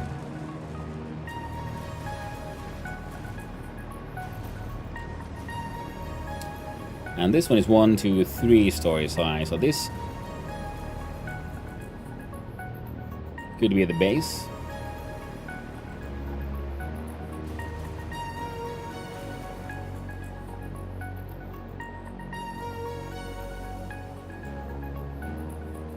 And we needed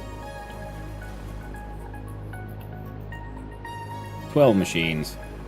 Yeah, so that would make them almost identical to this one then. So what if can we split that in another way that would be needs? Can we split 12 to 4? Well, that's 3 still. Which is exactly what we're doing. But if we split it in any other way, we have 4 facing each other. Oh no, the blueprint is for them being that way. Ah, right. Right. The computer factory doesn't have to be directly, literally on top of that one, but one will be an oblong, one goes tall, and right next to it, from the same level, goes up the computer factory. So once outputs go in, inputs go down, go into the next one, and then its inputs go up. There you go. Or the outputs go down. There we go. We go and done, din, done, and done at the math. That means we do 12 this way, which would be 1, 2.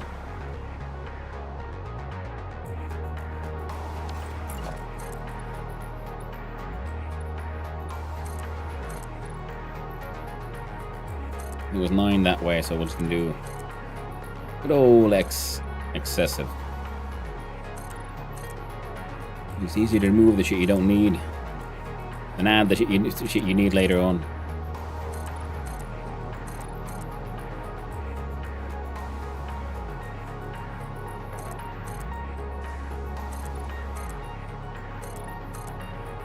There we go.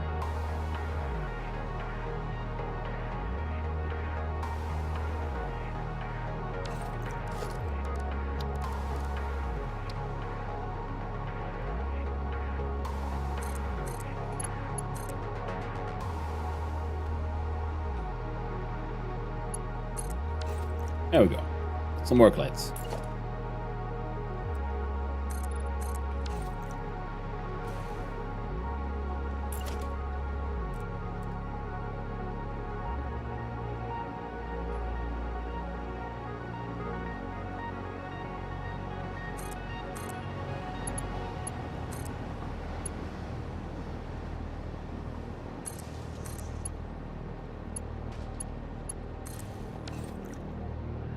Excellent.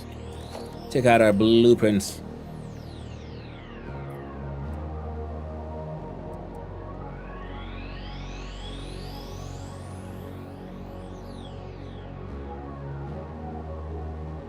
Yeah, outputs into that direction. Sounds good to me.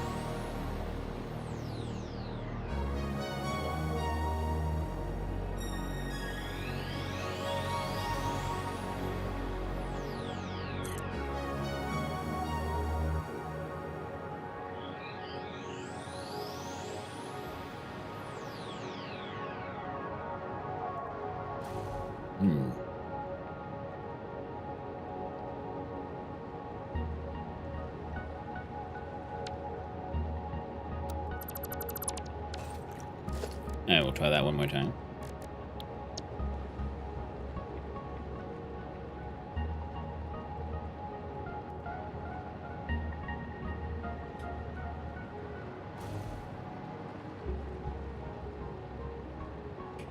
So this would be neat because then we'd have an input right in the middle, but that's... Wait, it's 12. Where's the middle?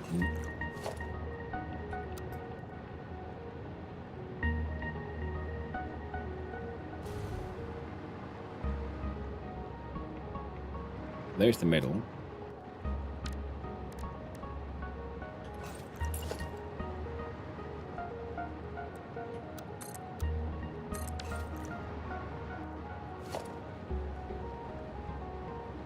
Yeah.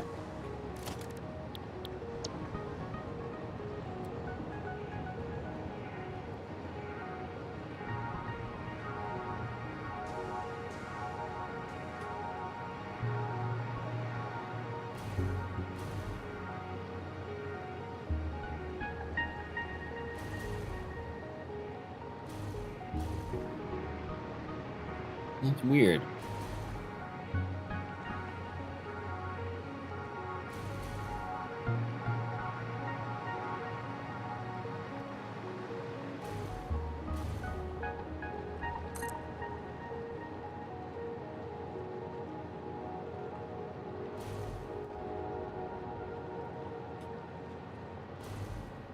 But now they're centered, actually. Okay, now the middle line is in between these two machines.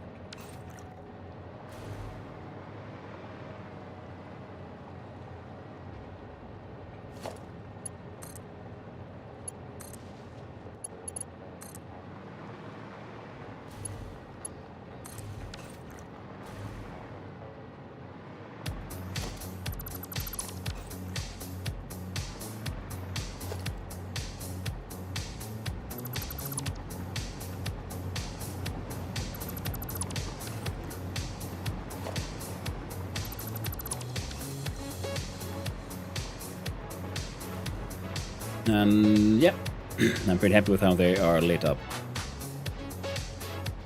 And then we do the... How many? And then we need 12 assemblers as well for then the computers themselves. So these just make the crystal oscillator. What do we have? We got 1, 2, 3, 4, 5, and floor.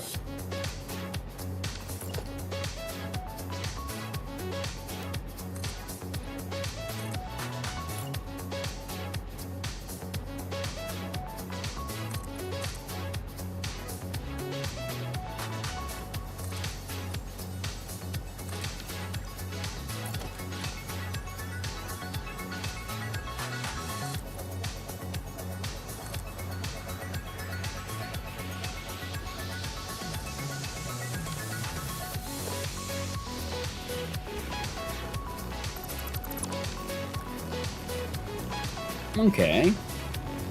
Close to the ceiling, but not in a problematic way.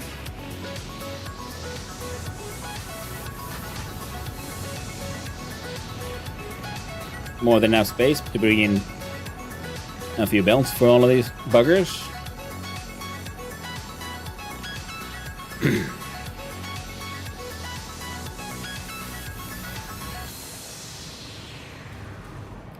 And plenty of space between those two buildings. These are a little close, but that's not a problem.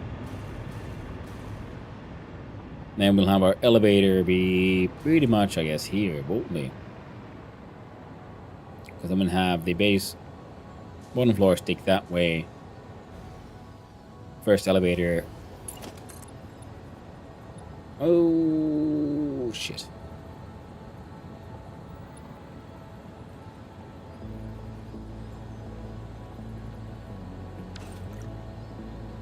Oh well.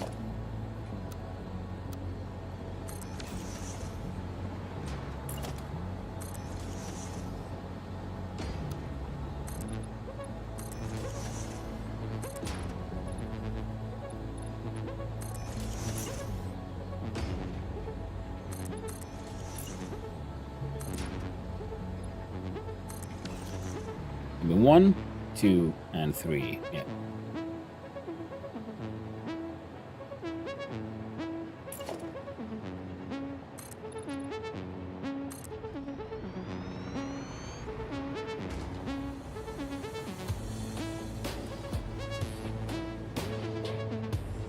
And that way, I think we'll then... Oh no. Stick to the plan.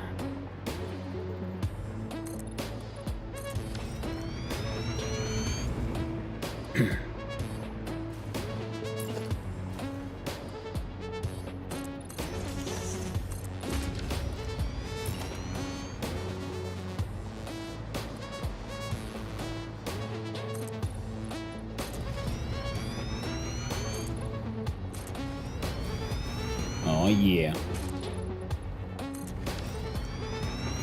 Alright, so there we'd have it. The floors and rooftop. Which means we now look at the transportation options, where from whence we find the elevatorium of the personnel.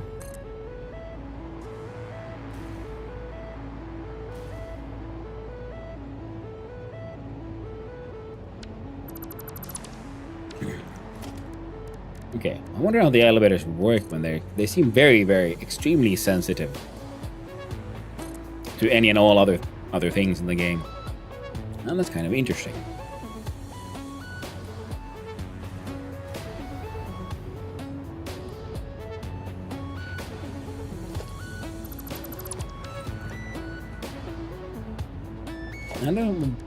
I wonder if we could make a bit of like a wall hole here in a way that might make sense. Alas, the answer is no.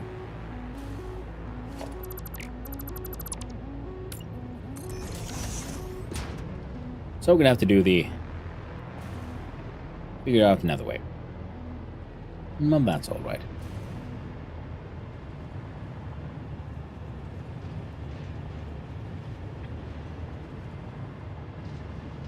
Yeah, another lovely case, so we'll figure it out when we get there. And we do this, we do that. And that.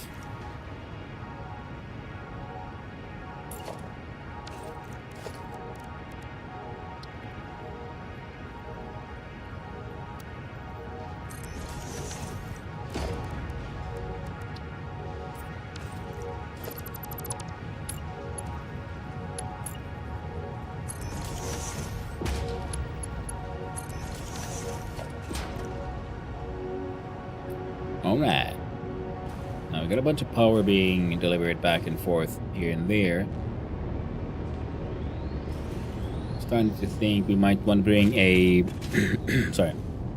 a beam across here so that it'll support the catwalks, and then we can have wall-mounted power nubbins. And it goes all the way here, and then one of those goes here as well.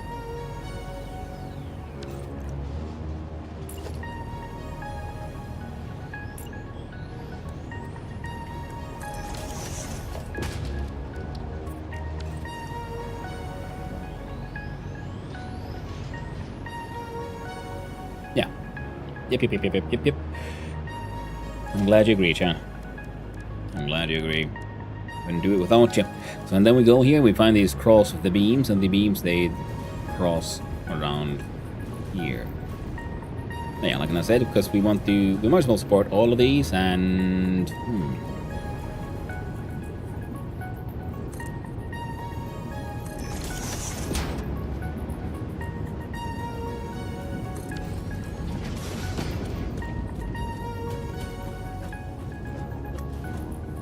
it's a little tight, but it's not that bad. Yeah, then the question is, do we want the H-beam or the I-beam? I mean, yeah, of course we do.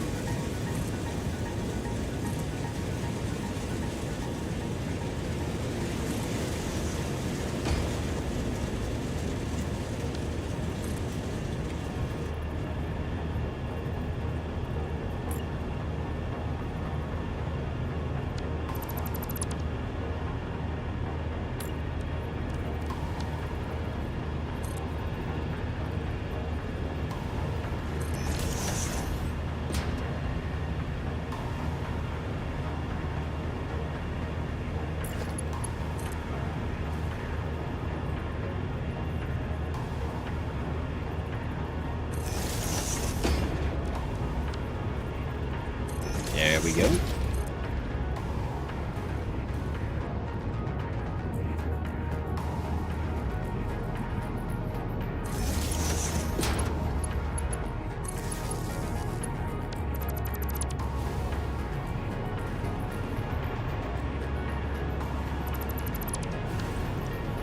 There we go.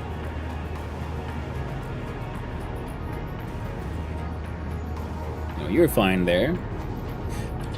You might want to add... Okay, we'll look at the, getting more support for the thing later on.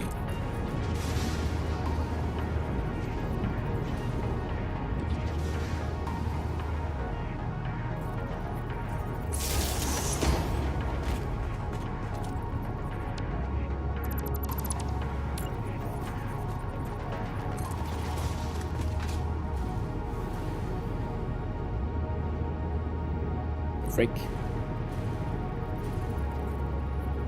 Well, that won't work. It'll have to be like this.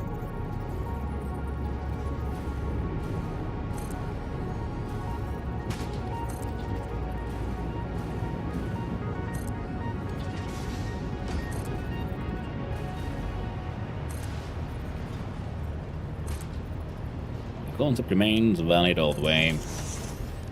Switch out over the cross of beams. Send it deep into the ocean floor. And add a beam connectorums. You know that feeling when you return from going someplace and realize you forgot the reason you were there while you were there, and now you have to go back. That needs a word for it. Even the Germans have one. I think more than one culture would have a name for that one. And there's even some like science being done on the study, and one of the things that can trigger that fact that you forget of why did I come here, why am I here, why did I come here, is going through a doorway. And I think that's kind of neat. The doorways like break up areas from the point of view of your like just deeply in your brain. So it's very easy to then sort of forget who, what, when, why. Why am I here? Because the brain's all like, alright, this is a new place.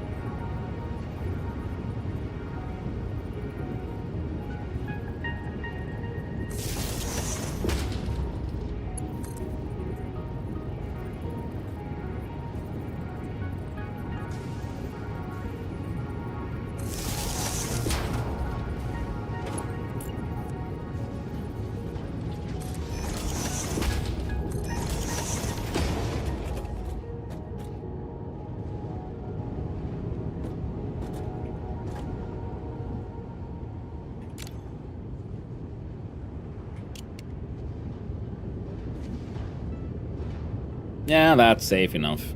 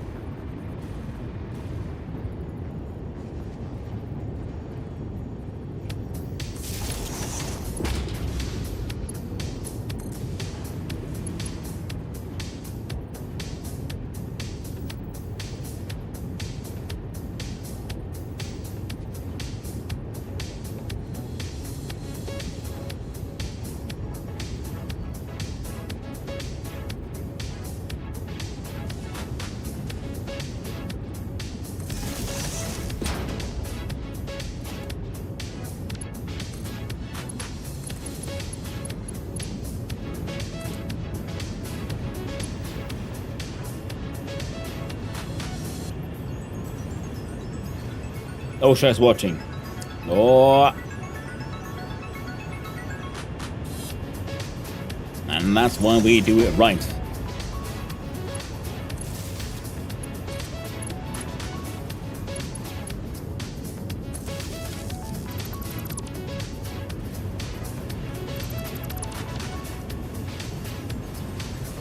There's a lot of power connections.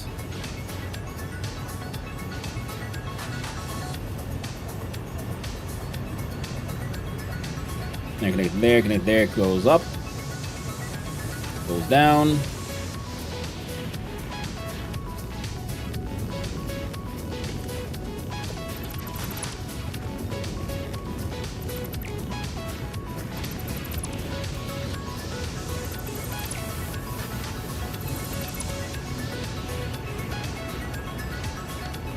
And thus we promptly undo everything we did, because I came to the conclusion that, you know what, actually that it did already look kind of neat.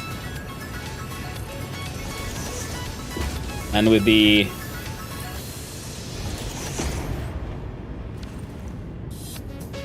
Mark IIs, yeah, they get a little bit of extra height. Hey there, crap thighs. Hope we're doing well. I won't worry about any of my country's worker protection organization coming after you anytime soon.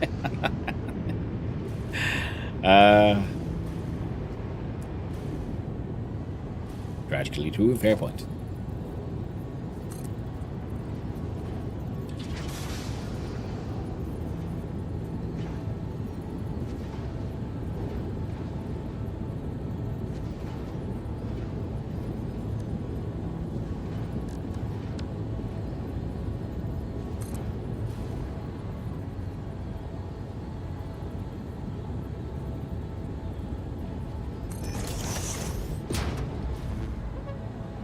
Nice strong concrete pillar to hold up all of this.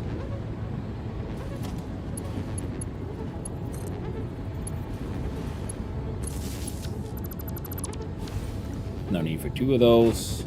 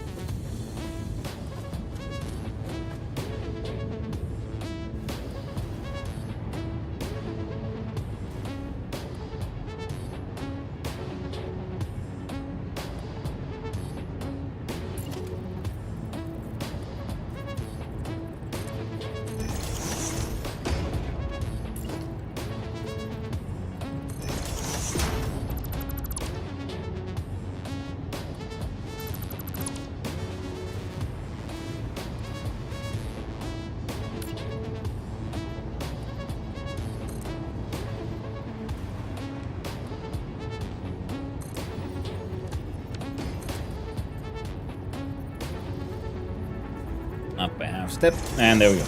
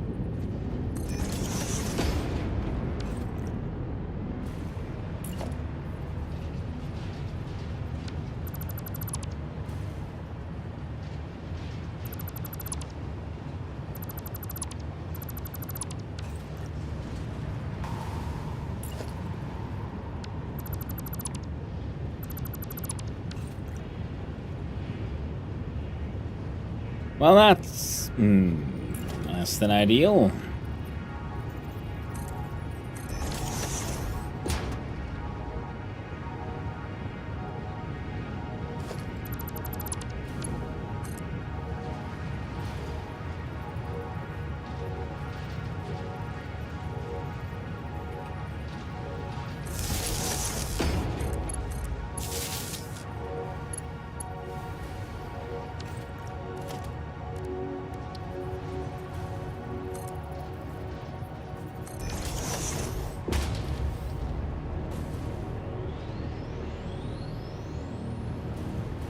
Okay, so now we have a nice...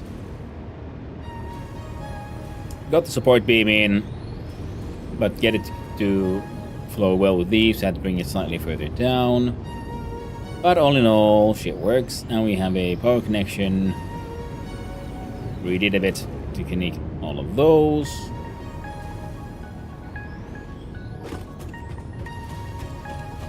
And this will give us... Yeah. Power to the elevator. Back in a little bit.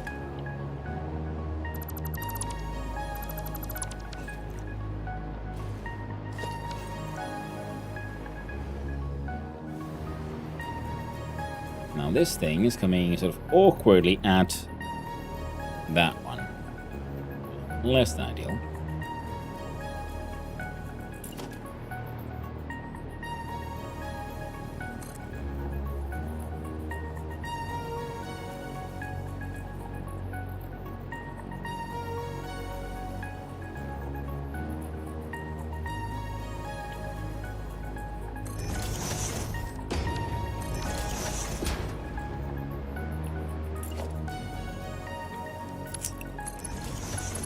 We got the second beam, sport legs, and the blueprint. Oh well. Like we can add them to the next ones.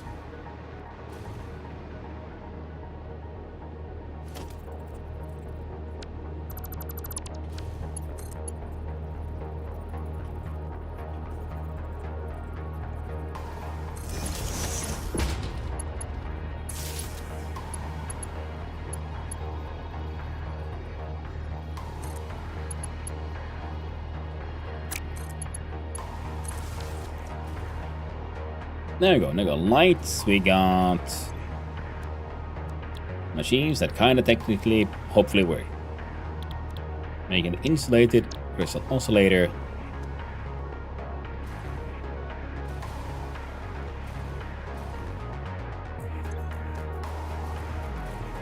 There we go. And like I said, because, well, thankfully we have the blueprinter right here, so for the next phase, we can put the little leggies on.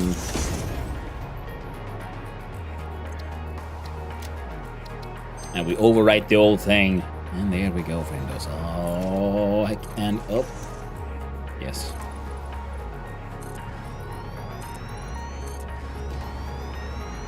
Then we'll need one more.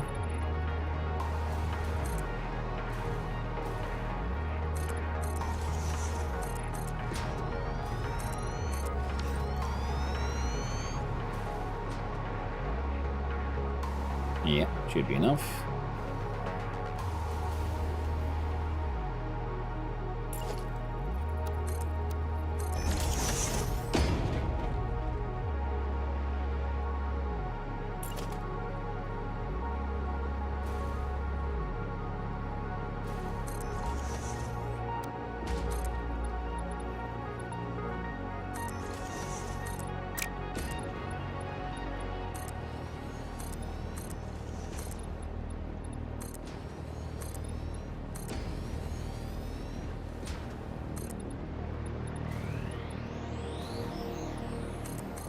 Oh, yeah.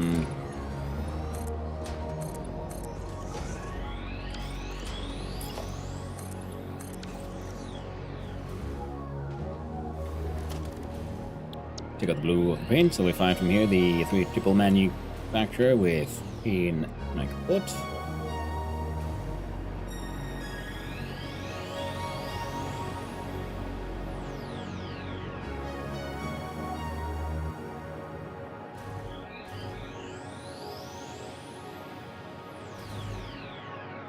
That is 1, 2, 3, 4, 5, 6. Yes.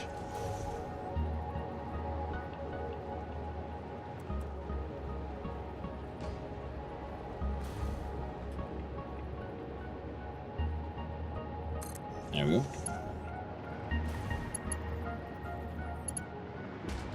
Oh. Ah.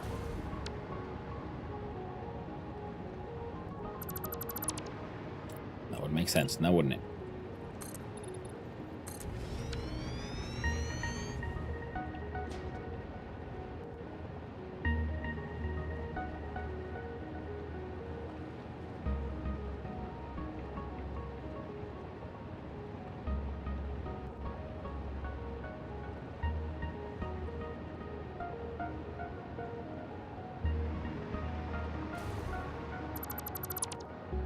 There we go.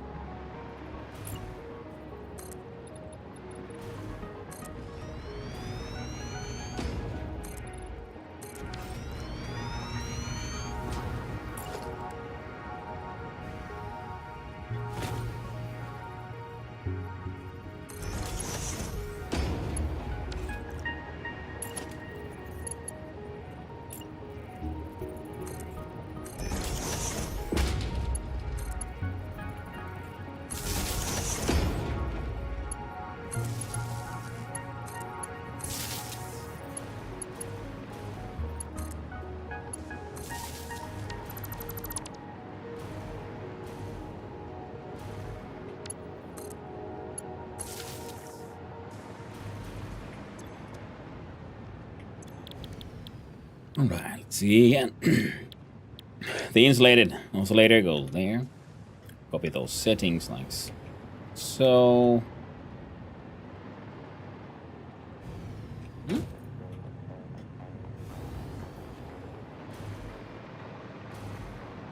There we go. Yep, they've got the yellow lights.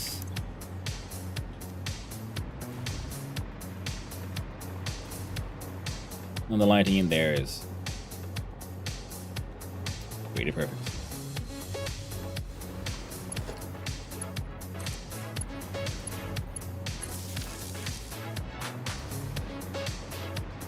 So that would be 8.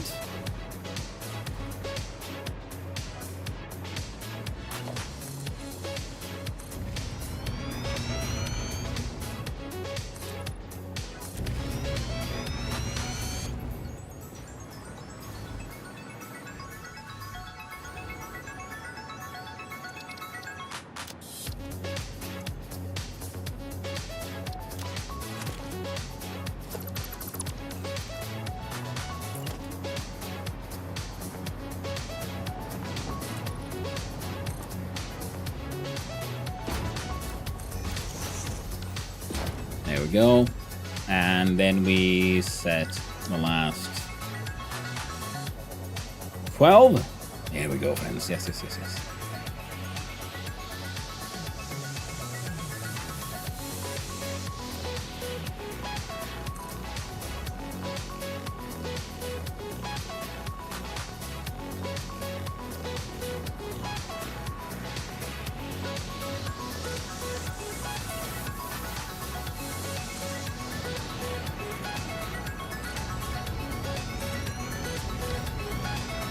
There we go.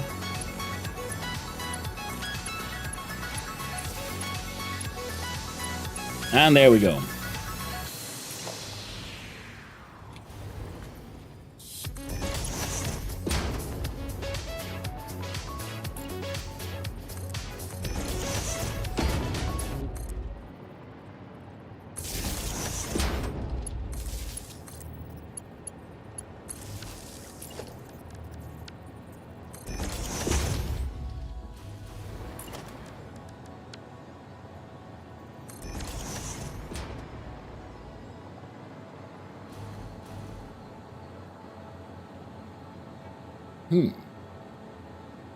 There's some funny ideas we could do here.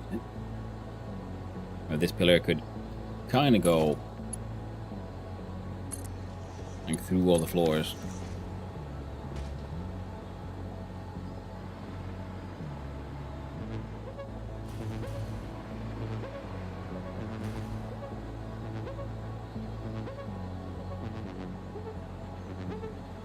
something worth considering, if nothing else.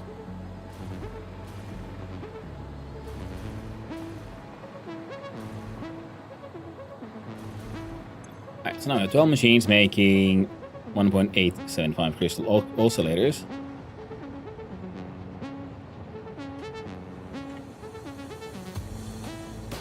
Now, wrong button. We'll check it again. So good old crystalline of the oscillator 1875. 1875. And so making 22.5. We needed 20. So that's okay. A little bit of extra.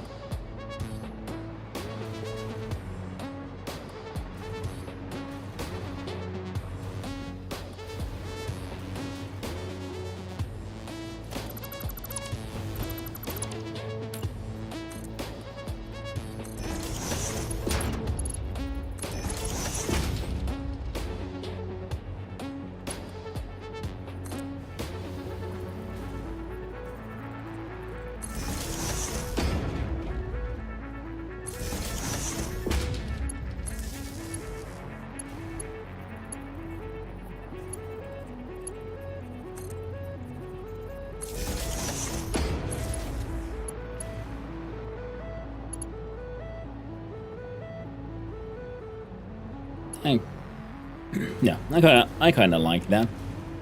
Now let's see, we then do the same thing here.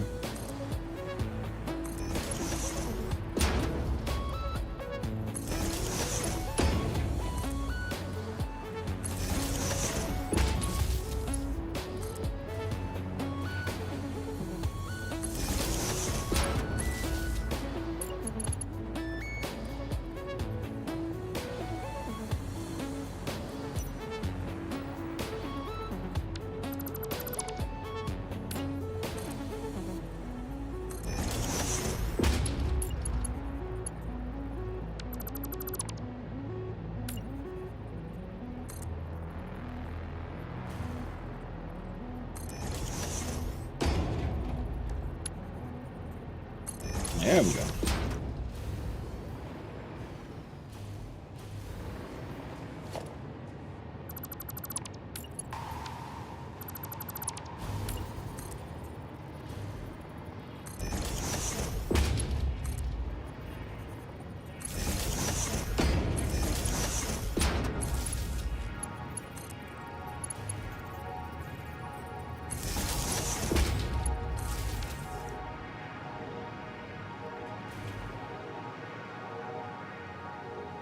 Excellent. Beautifully lit up and everything. Heckin' wonderful. Now we need to figure out how do we bring in the inputs and whatnots.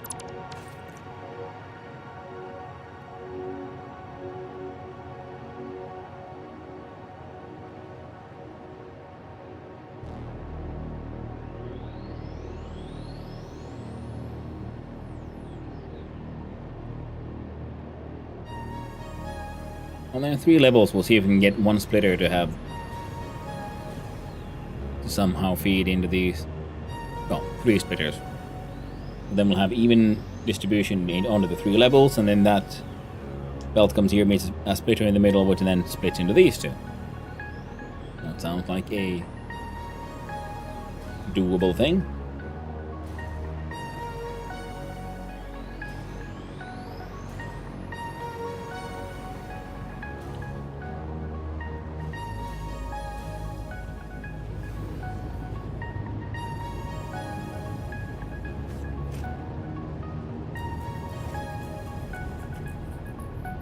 Change that back to you are seeing Tom for a while. Me and my sweet golf cart.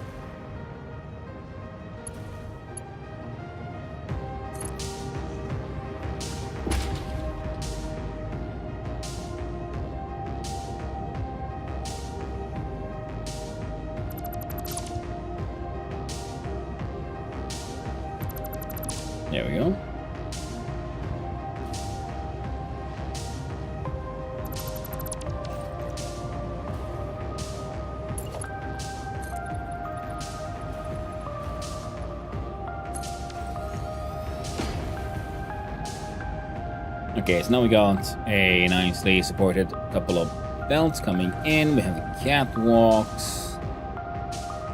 Power is coming in from below. Elevators bringing it to all the levels.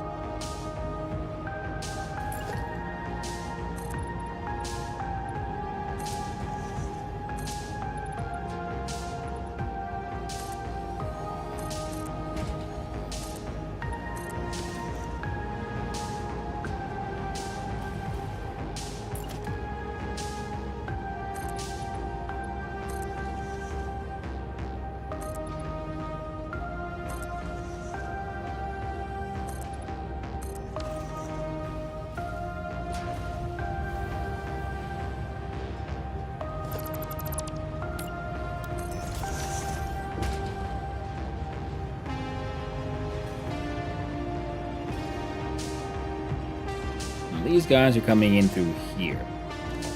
This one of the questions is, can I put in 2 conveyor wall holes that are, you know, hopefully appropriately placed?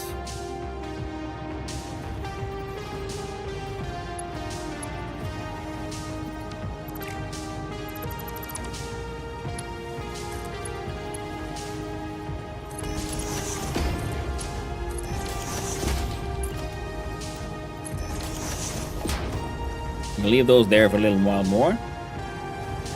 And then we have a look-see here. So those need to then come down to the side. And then somehow gets sent across multiple inputs. We'll probably have the quartz be the top one. I know. AI limiters in the middle, rubber at the bottom. To make that work, we could then have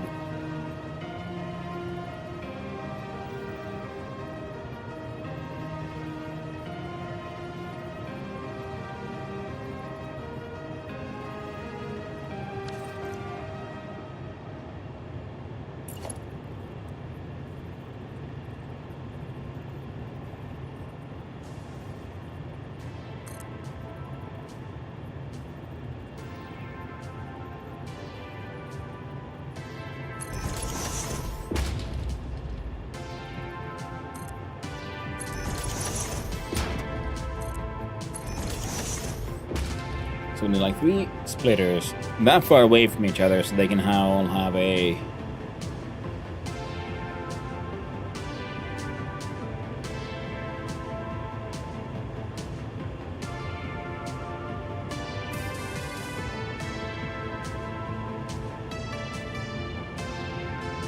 oh, I'm being dumb.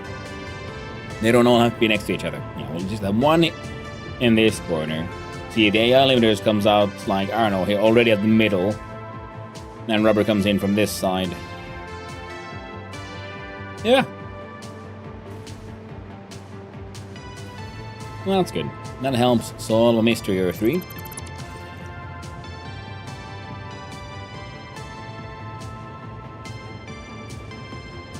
In fact, you can have, yeah, that comes out, comes here.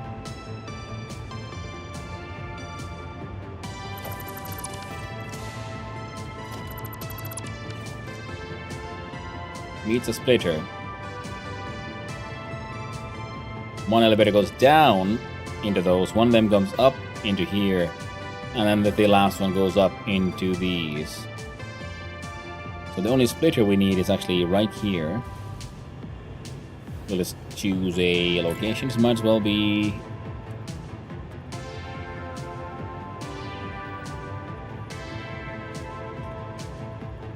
like we were sort of theorizing, the very top one. Yeah, bastard. I'm trying to like place things neatly.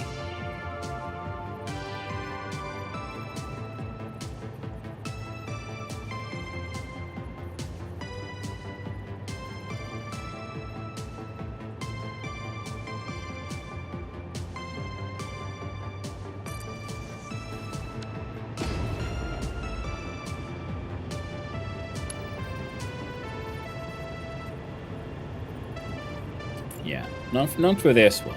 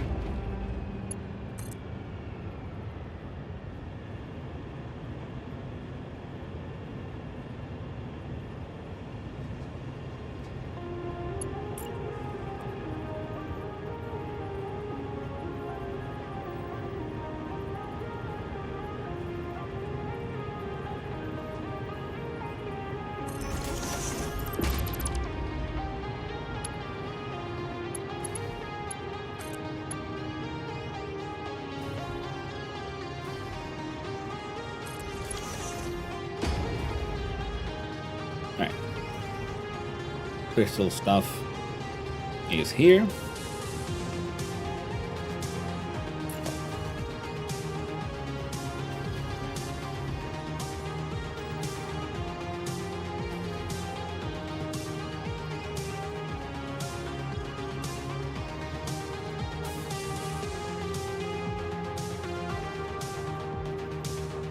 Let's see if that works.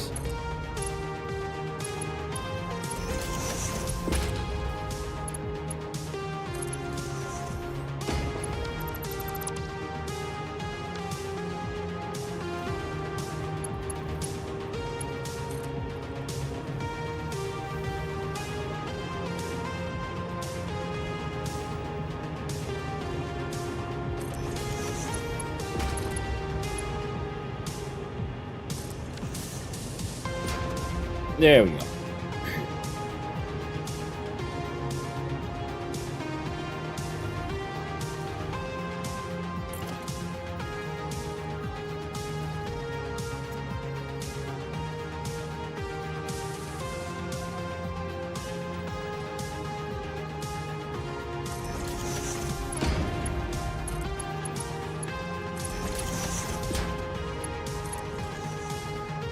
There we go.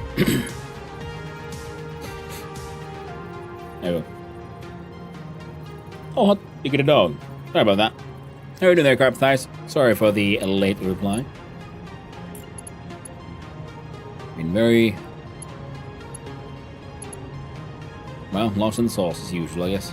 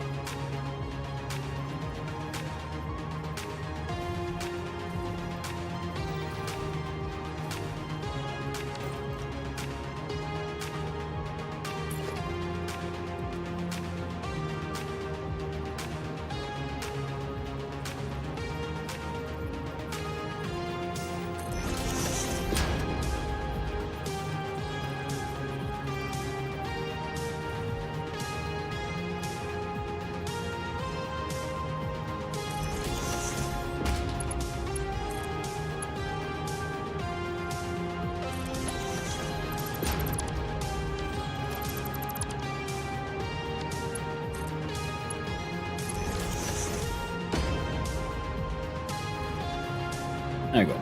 Now clipping into this thing a little bit, but it isn't clipping really into the floor.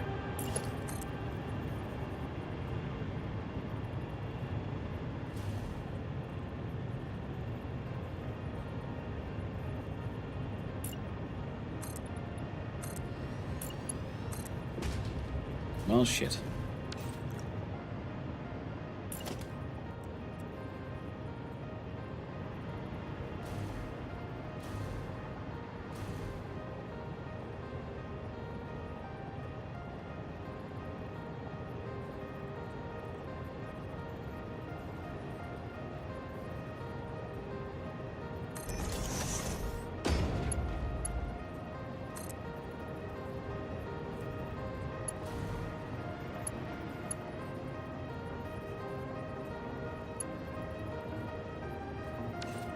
So now it'll work.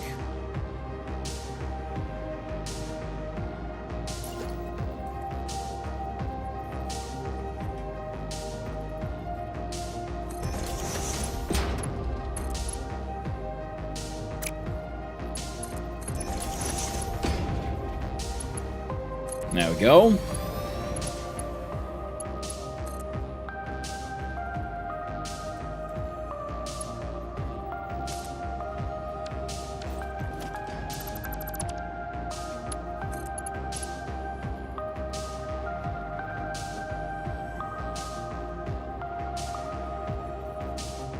Shit.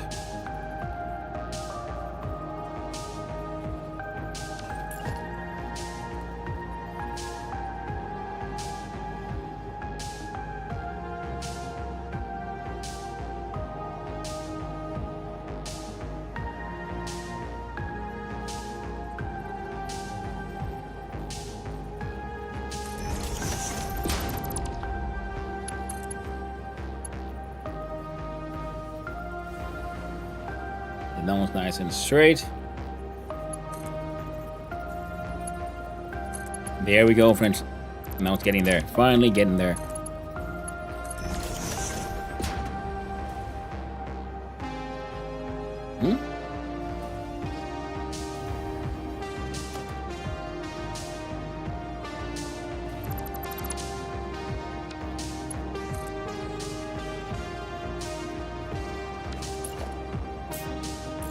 One more time, apparently.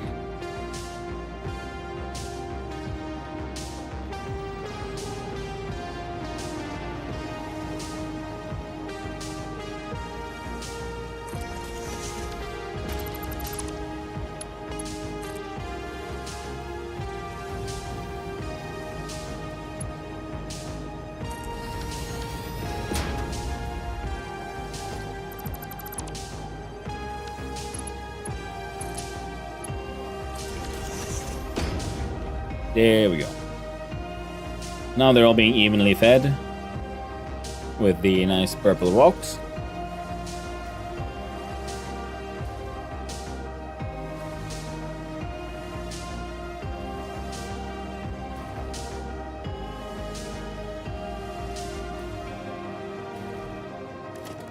And we can do a very sort of lazy hiding of everything happening here, can't we?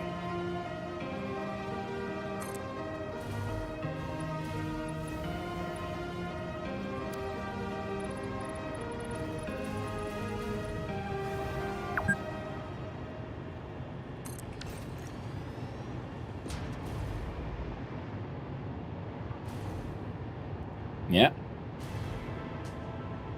Doesn't cross. Beams, even that one looks like adequately and accurately and properly supported. And this stuff could be pretty much also just forward up there. Wonderful. Magnificent machines and structural support. What more could one hope for? Fucking amazing. And then similarly, we want then ways to bring up the other stuff.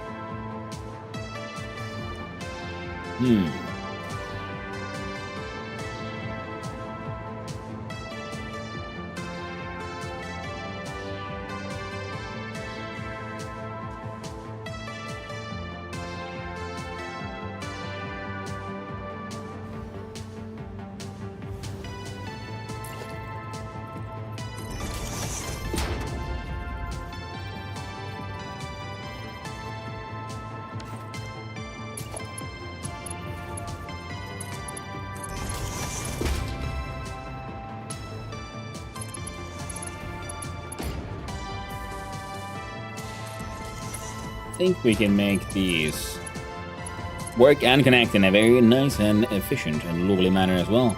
You see, we connect all of these like that. Yes, Jeff. Yes, we're getting there. Slowly but surely, we are getting there. And if these are the AI limiters, right?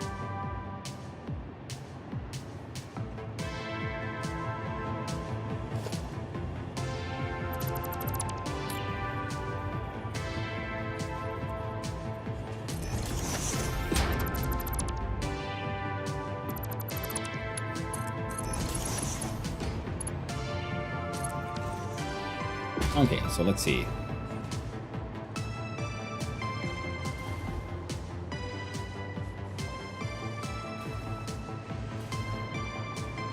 We need a splitter.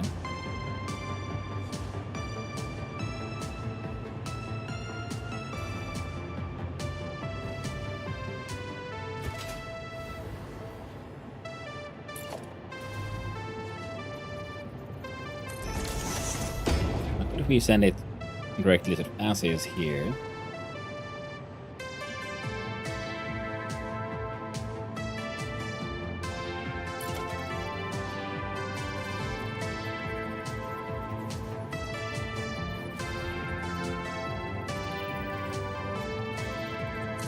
We do that.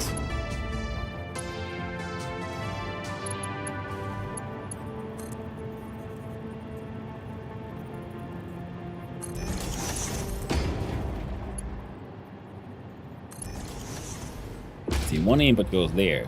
The two other ones.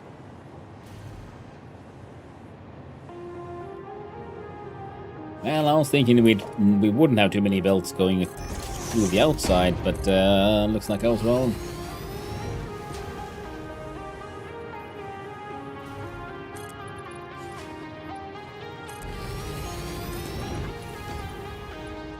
Oh well, if it ain't broke, don't fix it, kind of thing.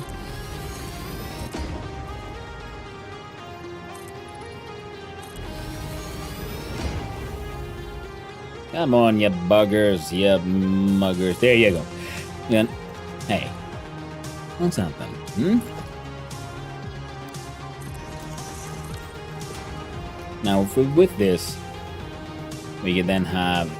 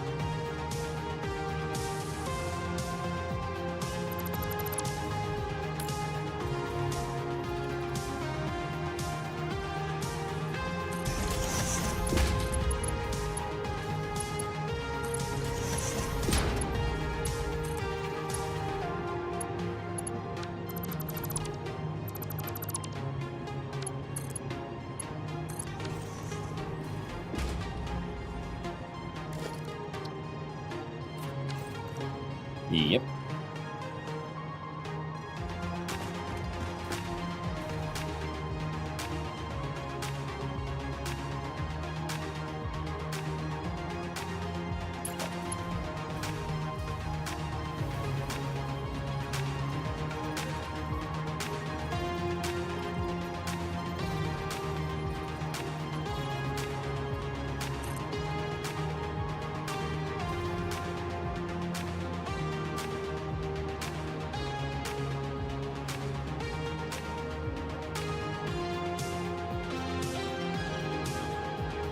And I want to try it this way around. Oh, yes. I can get in there, chat. Oh, yeah, we'll do that. We'll do this. We punch that one out, and then we keep on building. Keep on connecting. And keep on maintaining that sweet sense of symmetry.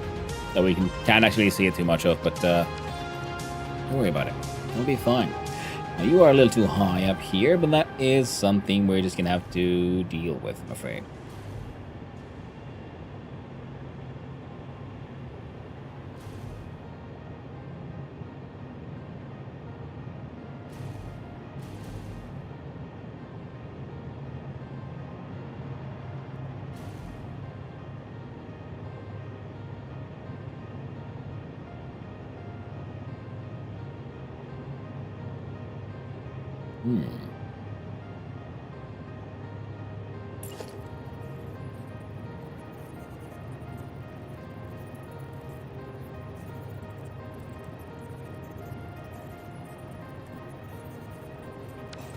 Could be neat, but nope.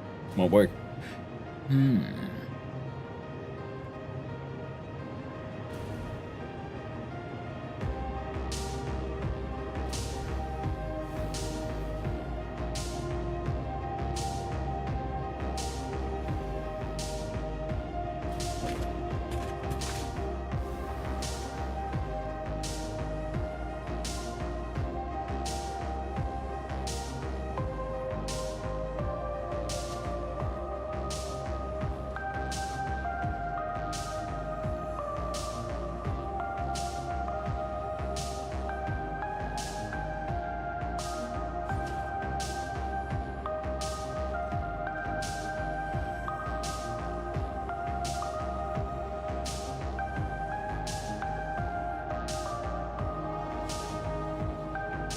What if that's a splitter? I mean, and then one of them goes up here. And from that splitter, another one goes... like this one's halfway.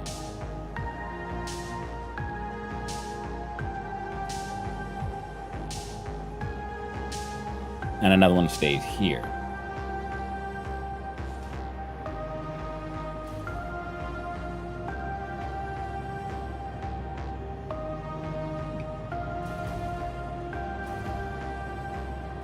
So the input comes in from outside.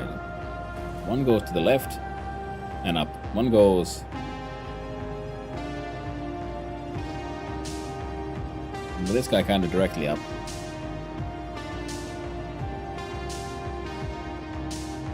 Let's see how that would work. Let's see. Now, that means we take one of these, we roll you around, we do this, we do those two stops.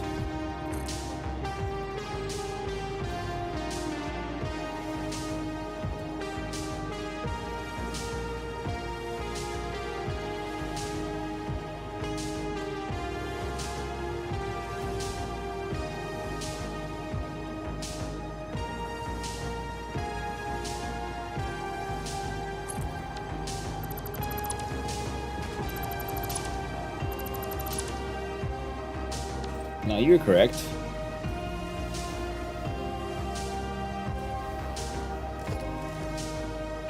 Then from here we find the splitter.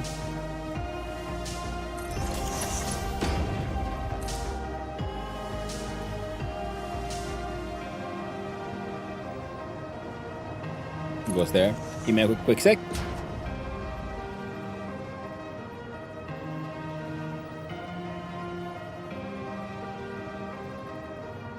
There we go.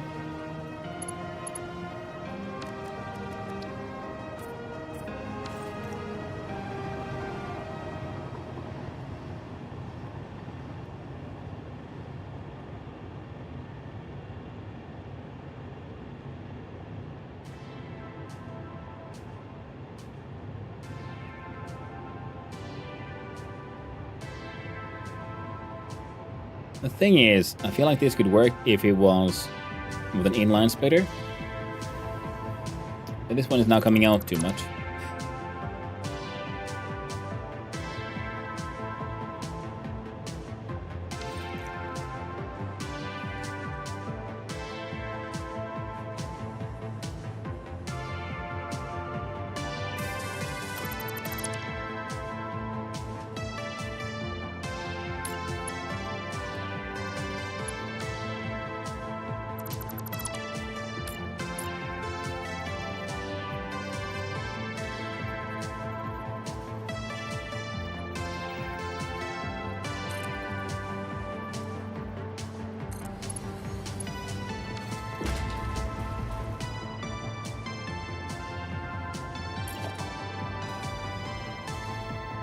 So it goes up and inline.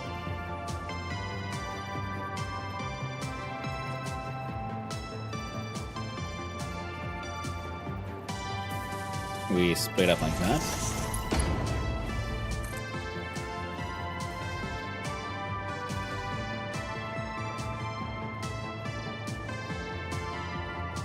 You go there.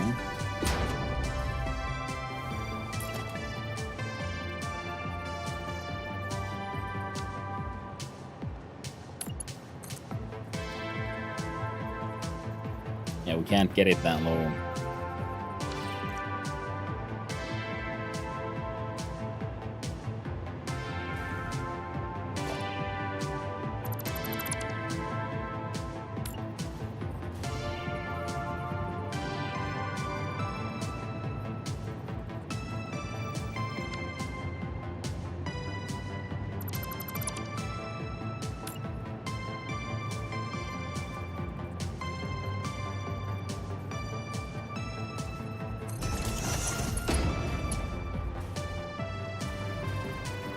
That would cut through there in a dumb fashion.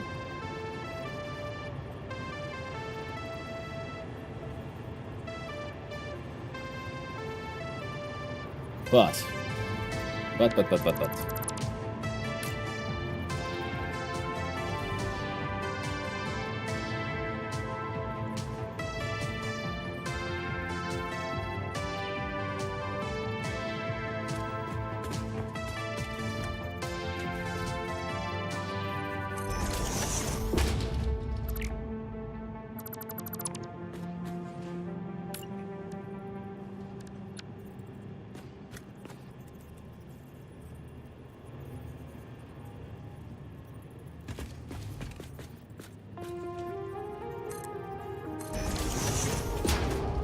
Let's see, we use this one.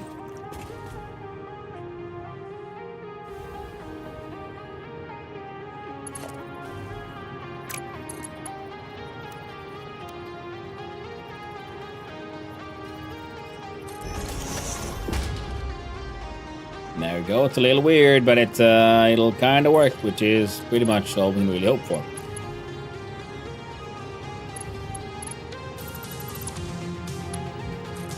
You see, that goes there. Must have one beer and cherry cider. Ooh. Now, Balcobalt snack, that sounds heckin' amazing. I wish I had one. Alas, I do not. I mean, technically, I guess I could if I just tried.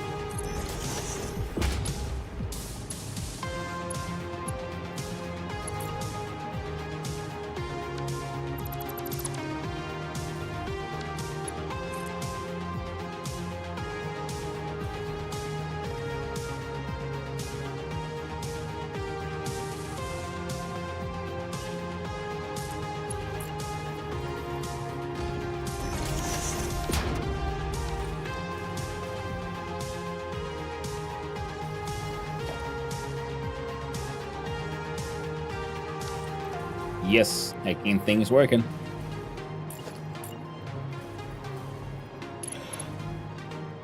As usual, stream length 8 hours. I think my schedule's messed up this week. It's weird how the sun be up here while I watch the factory grow. Yeah, I usually go for like around 8 hours, yeah. It's what I aim for. Well, with or without sun, always nice to have you around, Buffalopicus. Okay, so now it's... See, we have some like secret clipping. We have...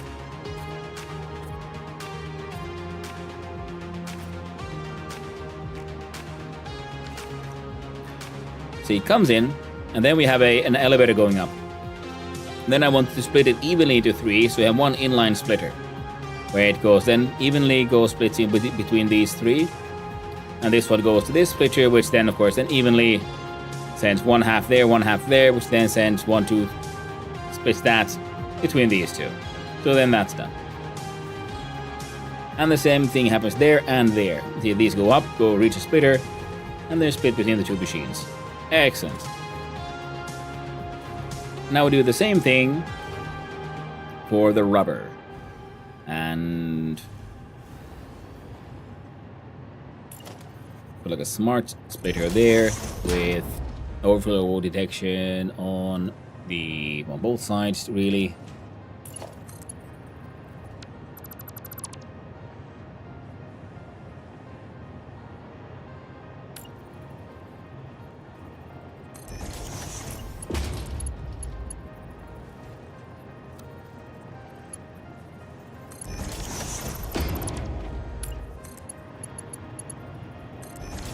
Good old just in case.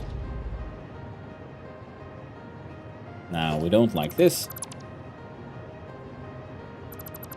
Thankfully, there's an easy solution called the ramp.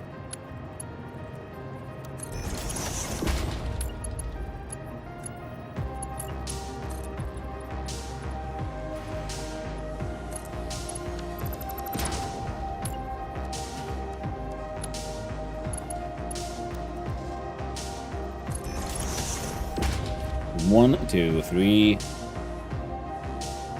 4, 5, 6, and make 7. Yeah, I like hanging out here too, but I associate the space with 0200, not 0700. So I'm confused, and it's my own fault because I'm the one who changed their schedule. Oh no. That's what you get for going around changing hacking schedules just like that. Start missing your own show. Or being confused, but wait, why is the show on? It's not show o'clock. But little did you know, it was in fact show o'clock. Now, I kind of like how this worked out. So I'm wondering, can I like just do an identical one on this side? No, I can't. Wait, yes I can. Heights will be different, but it should be okay. So let's see here. We lock it in, we bring it out by 1. We get locked in, and we just scootly poop it all the way up there. And then we do a conveyor splitter, right. But it can't be there now, can it? It'll have to be here somewhere.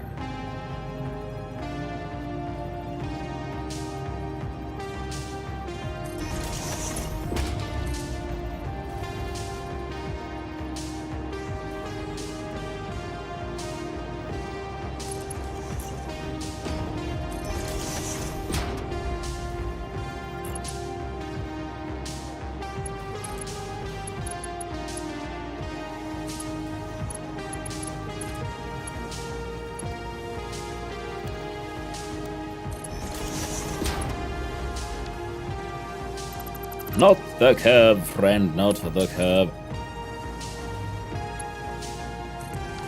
Now there's a bunch of clipping on the inside that is slightly less than ideal. There's not much I can do about it, but at least the outsides look neat. And that's always a win.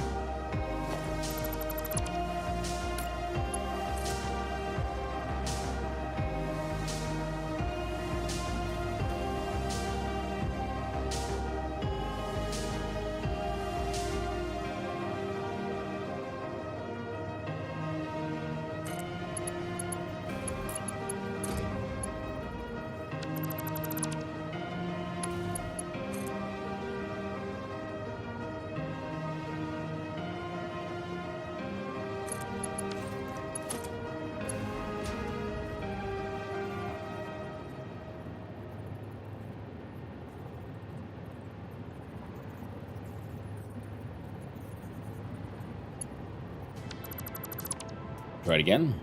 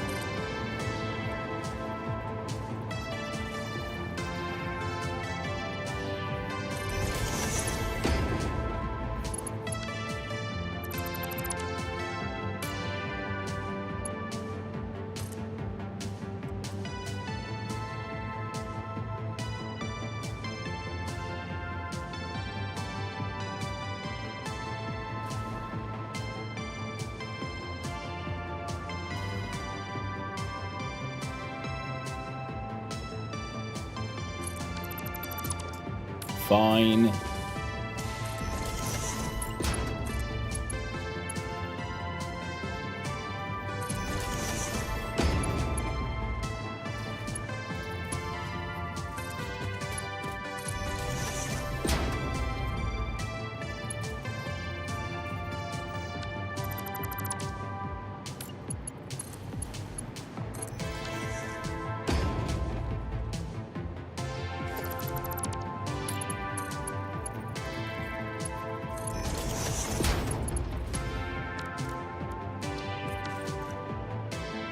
There we go.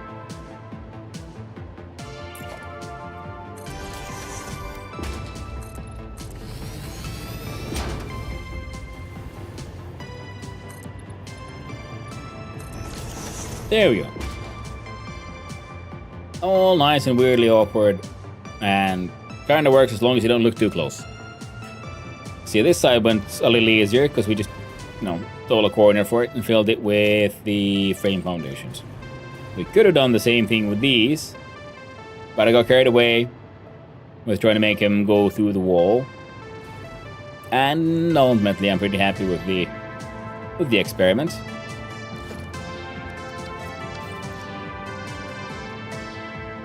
Could have been a lot worse.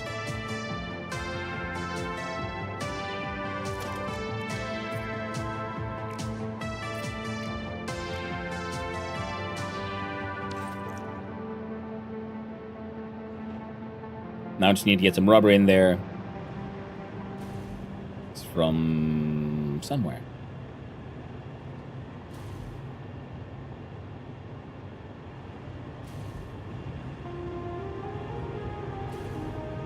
I could bring it from below there. So if we do...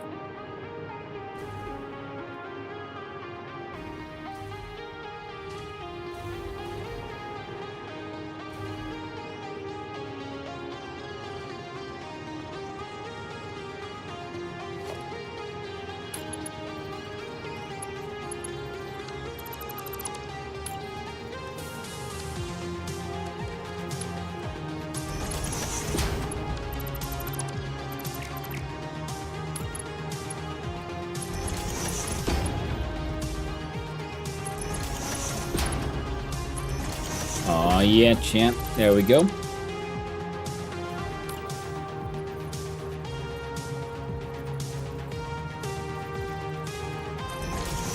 At least in theory.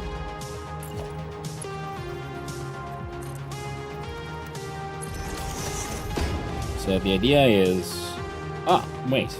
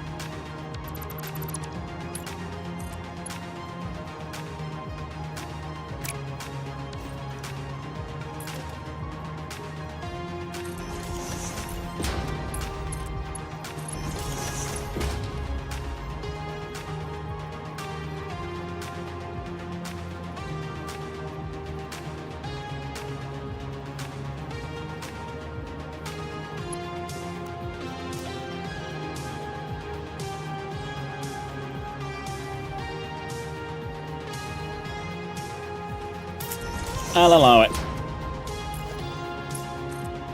This time.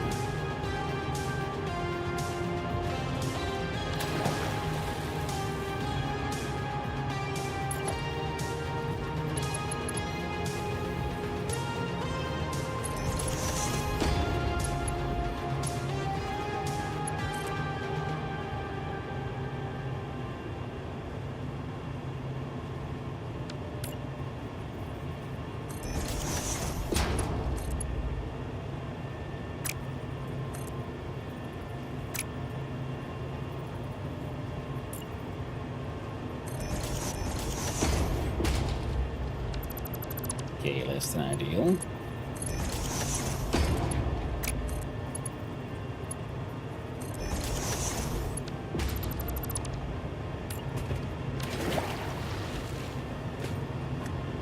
Plumpsis is what it's saying.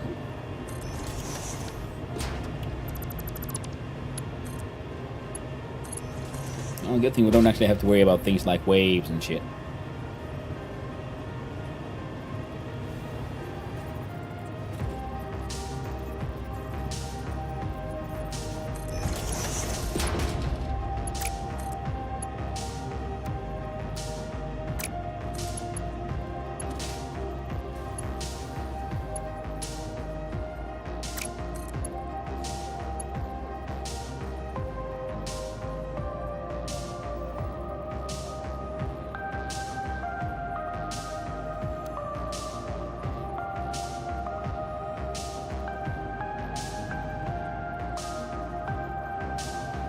Ah.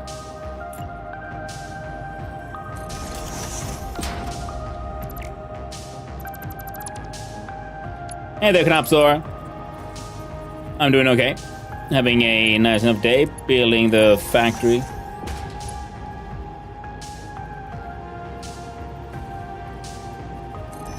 Well, the factory is mostly behaving and growing in an acceptable fashion. The golden machines, the green buildings becoming greener and bigger and multiplying. How are you, Knapsar? How are you doing? Hope you're having a nice day, friend. So the wall hole needs to be right on the edge there.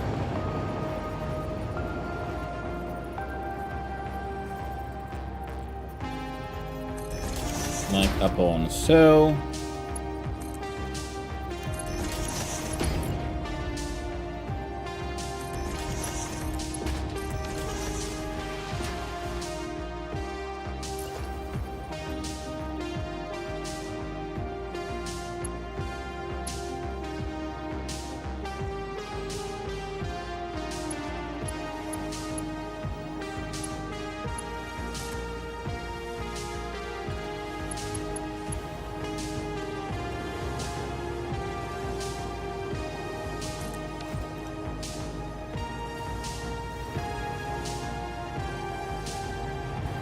So much rubber going up through the splitters.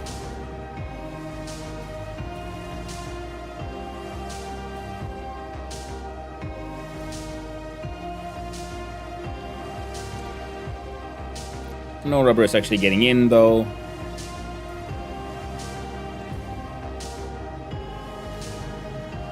Because I forgot these guys.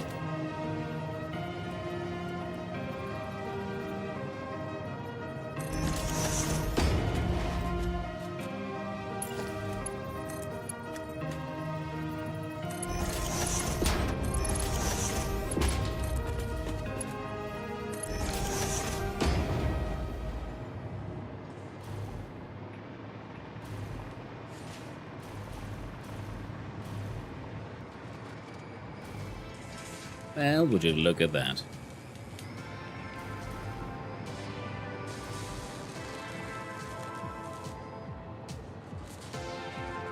They're all kind of working.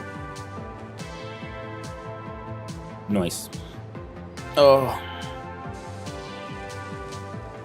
Took some finagling with it, but we got it done.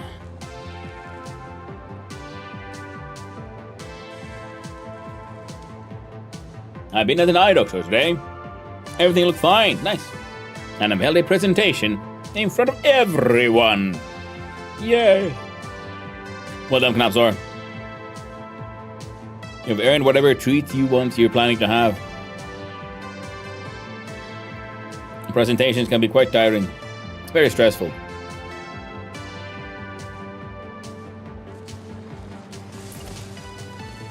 And the eye doctor, I'm hoping it was just a checkup. But then again, it doesn't really matter. If everything is fine, then everything is fine. So if everything is fine, that means there's nothing to worry about. And all is good.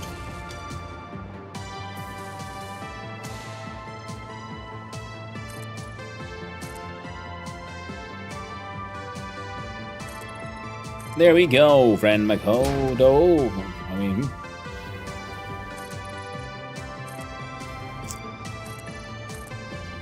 let's build up these corners first, and we can then have a look-see at filling them with pillars and things. We'll do that later. And now, I'm just happy with the adding the street lights in here.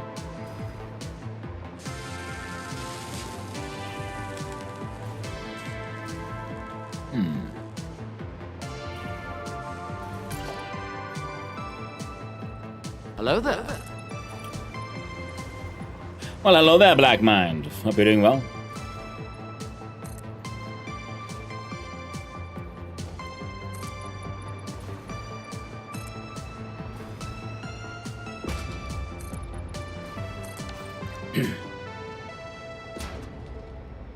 We're doing well. Nice seeing you around.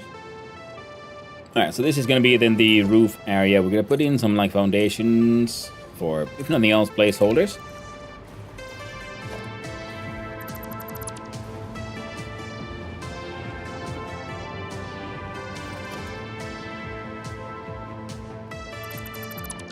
There you go.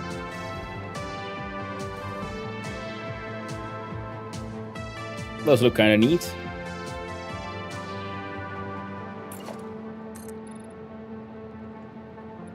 Oh, a perfect 10. Nice. Now these guys are all making those crystal oscillators, right? And those crystal oscillators, they need to be... Well, we'll just bring them all down, I guess. So we'll have to choose a good spot.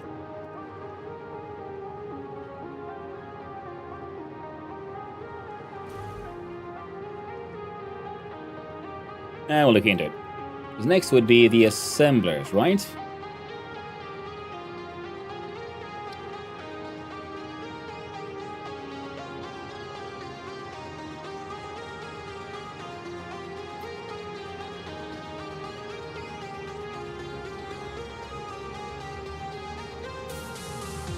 Yeah, we calculate 12 assemblers. Yeah. What do we have on the menu today? Well, we're making out them some crystal oscillators here. A little more than usual. And then the... slightly more than needed, I think. We can always export some, use them to make something else, or just... Oh, sorry, just chuck them in the sink.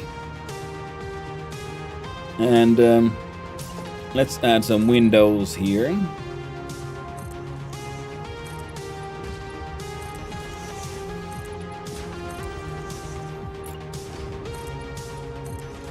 We'll do better decorating, you know, once we're actually done with this place.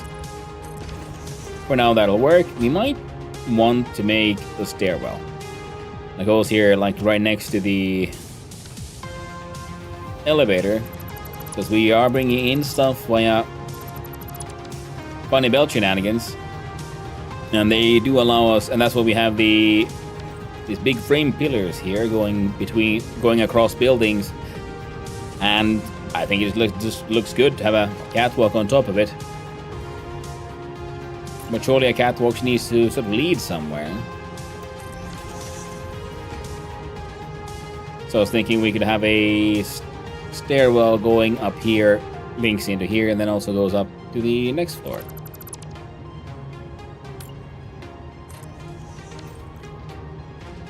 All right.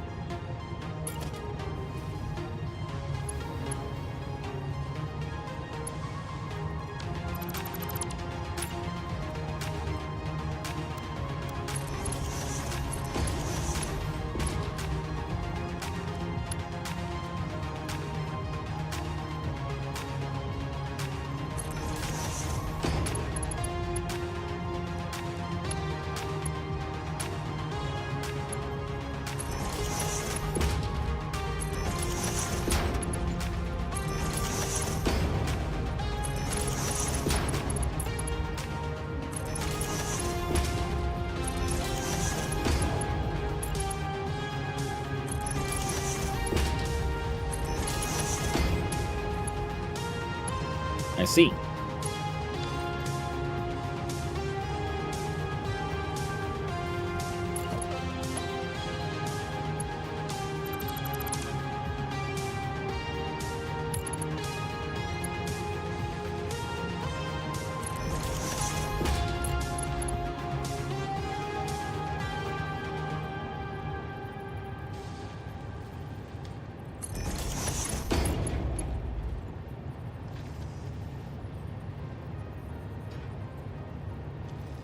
Ah. There we go.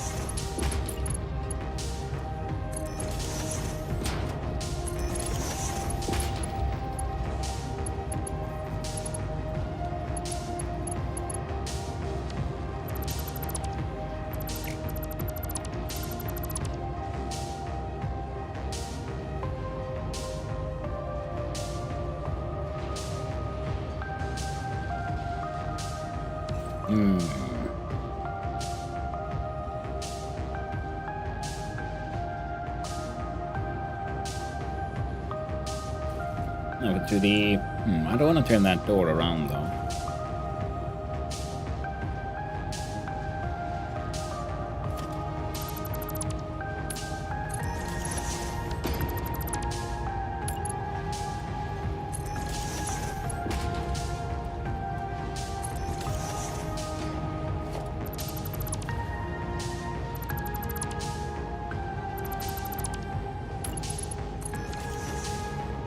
There.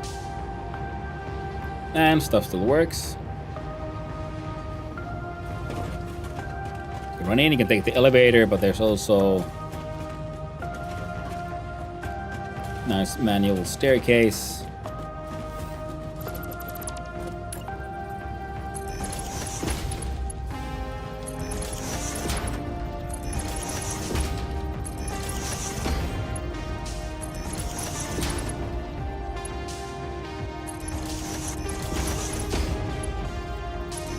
Oh, yeah.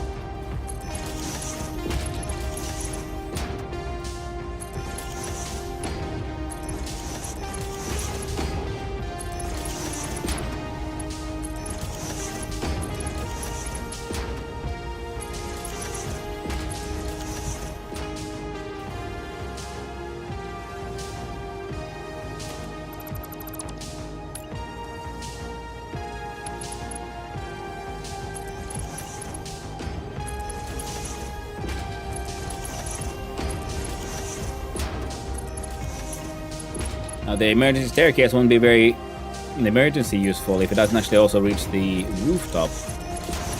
Which means we gotta keep going.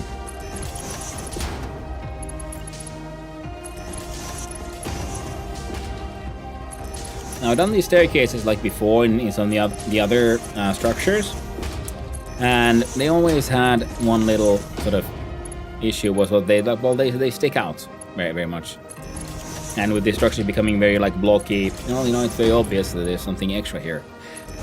But with the elevator, I feel like they support each other.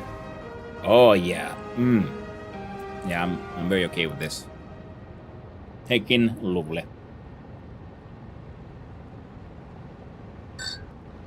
Whoops. All right. Not what we were supposed to be doing, but, it is what we have. Now we then have the actual computer manufacturing. So how are we going to manufacture the actual computers? Now, let's do a quick little silly math here. You produce 1.875. Yeah. I love that TTS. Oh, it didn't go. Oh yeah, and I was like, ooh, yeah. Like oh. Oh, AI TTS, you make the weirdest assumptions sometimes. Wonderful interpretations, and I love it. Sometimes it is absolutely on point, gets wonderful inflection and everything, and sometimes this happens. Quite enjoy it. Okay, that is starting to look Yeah, funnily enough, adding the support beam and the catwalk, I feel like now the buildings feel more connected to each other, even you know, yeah, which is good. Now this thing has now been running for a while. Let's go check if the plan to help out the quartz importing has worked out. So you have your full box, you're a full, okay, perfect. So now the quartz imports have been fixed. So having 2 of these might have already helped. But then adding the drone ports most definitely did help. So now I don't need to worry about that question anymore. So now the silica production and the quartz crystal production should all be running at full fucking speed. You shouldn't be able to run out of water.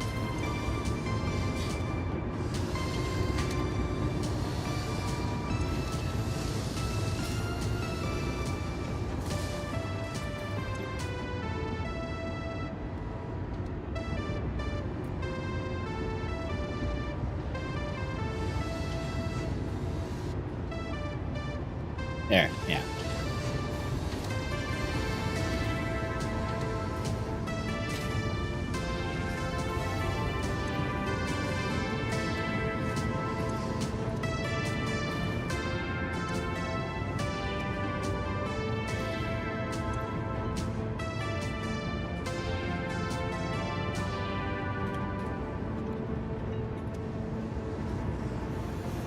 Put up to 81 and we'll see if that helps.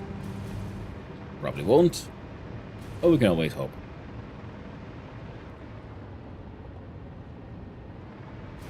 Silica isn't being consumed. Oh, right, of course. Yeah, because our chips aren't being consumed.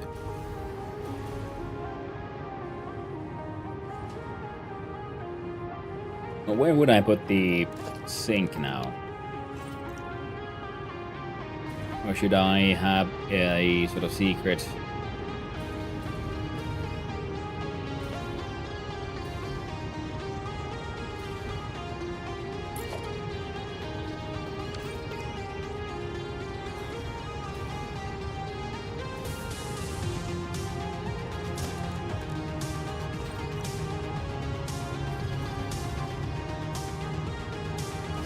Let's see.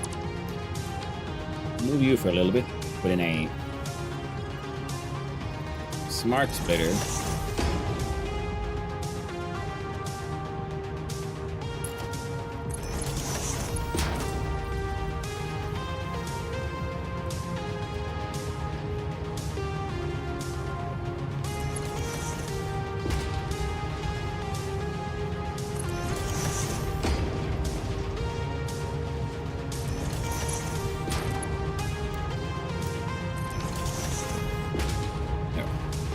Everything goes in this one giant sink. Ooh, we've hit 600 coupons out of the 1,000 that we want. Okay, but now we at least got some shit that should be able to flow. And all of these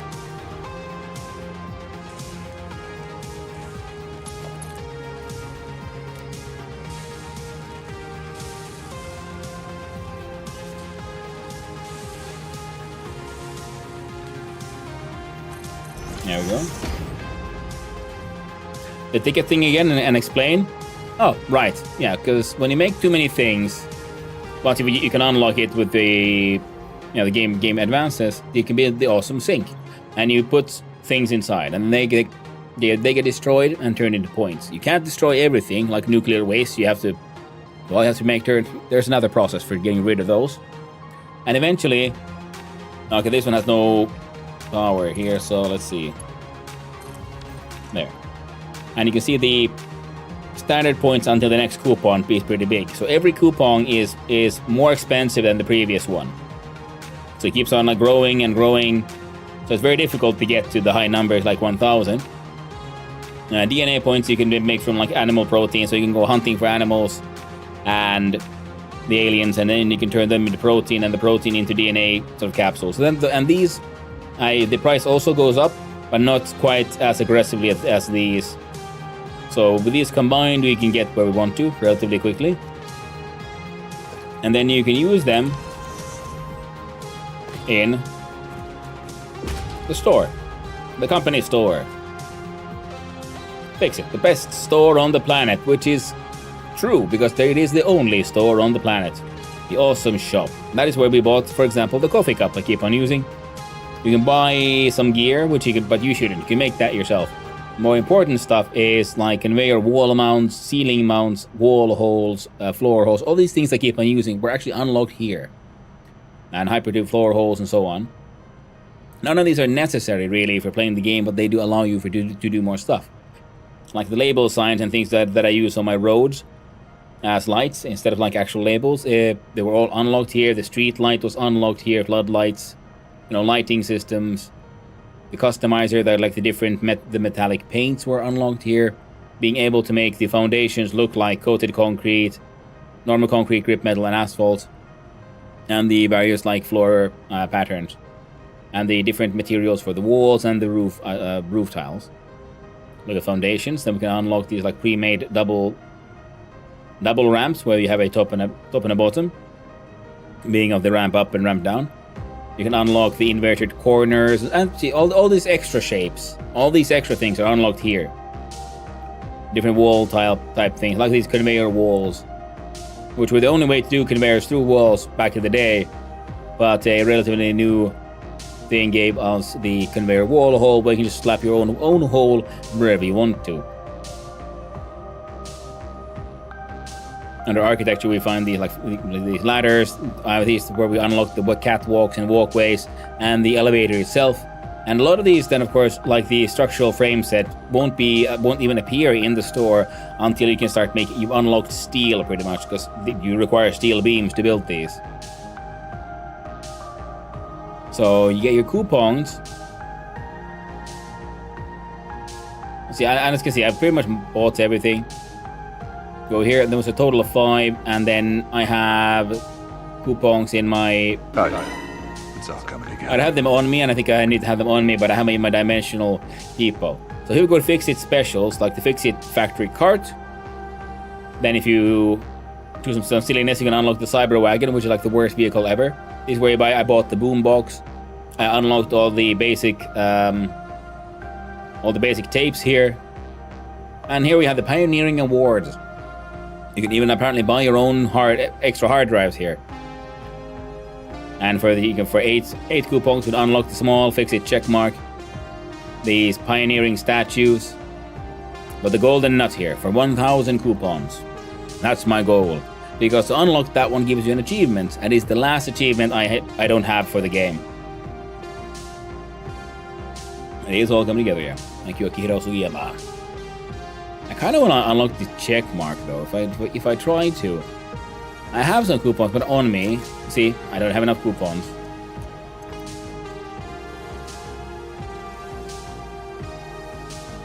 I have 10 coupons.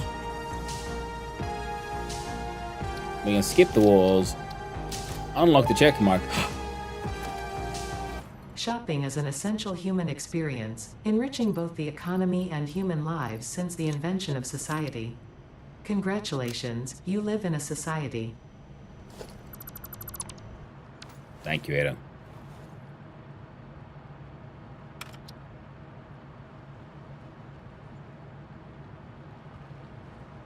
What?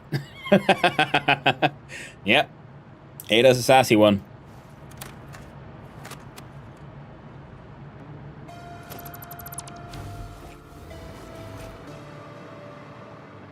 Our overlord, master, and most likely creator as well. Ada, the AI. And the best vehicle is the little factory cart with a magnetic flashing light. Hey, that's very true about Philopicus. It is super fun. And it requires 0 fuel, and you can automate them to carry 1 stack of items at a time. So if you have items with a low throughput, you can get like free transport for surprisingly efficiently, and I do believe they can drive on catwalks as well. So like every 7 million things strapped in that machine gives you 1 coupon. Eventually, kinda, yeah. And also, the more complex the item is, the more coupons it is worth. the more points. But also because you want your machines to often not just keep on running. So even if like right now this thing's output isn't being used, but I want the output that is flowing into them to still keep on flowing, so all the machines run and don't get clogged up. So then it's handy to have a sink where you can just dump all the extra. And then you get your coupons.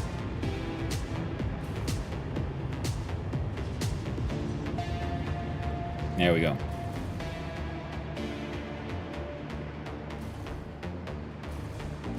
Now, if we look at our blueprints, I do believe we have something for the assembly of machines.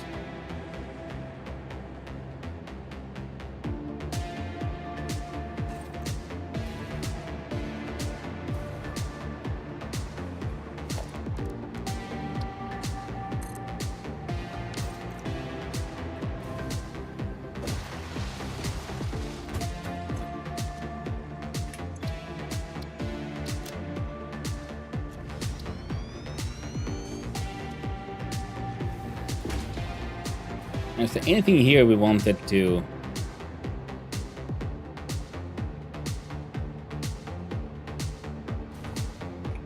Okay, there are a few things I'm seeing here that I could work with. And one of them is pushing back corner further back.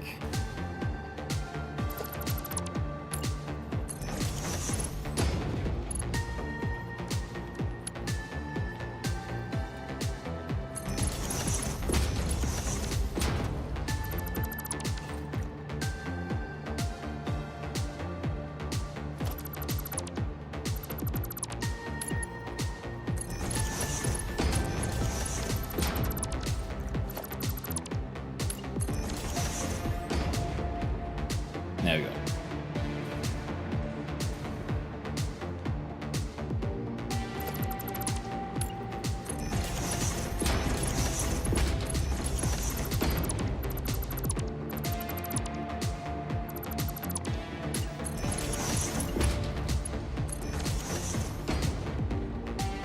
So now we should be able to get it to fit on the grid nicer.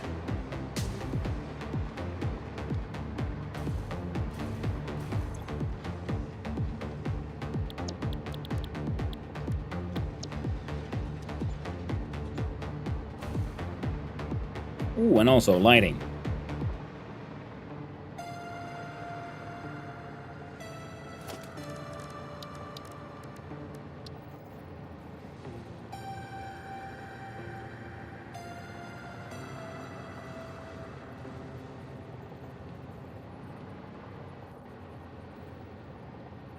Mr. Coffee Mug Adventures again.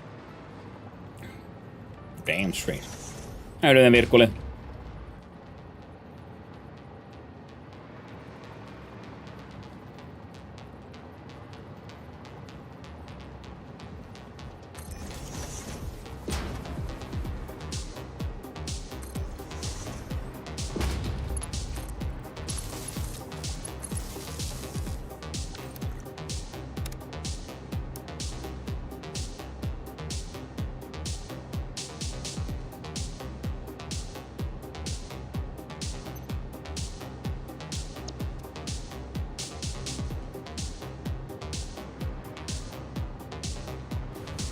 There we go.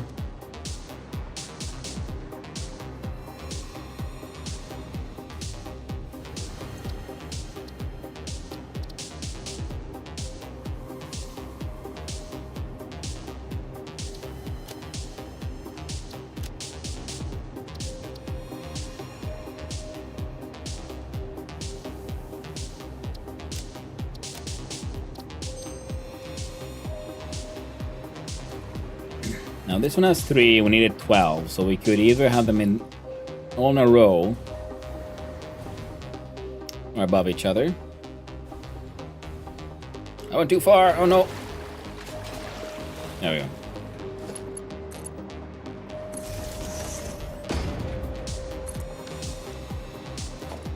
Now look at our blueprints, and here we find the assembler Mark 1.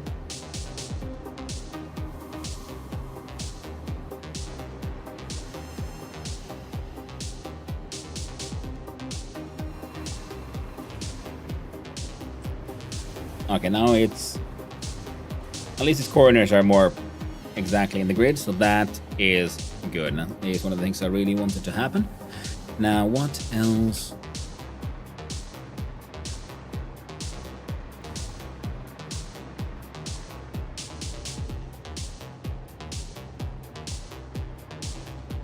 Now, the computers from here, the AI limiters from there, and the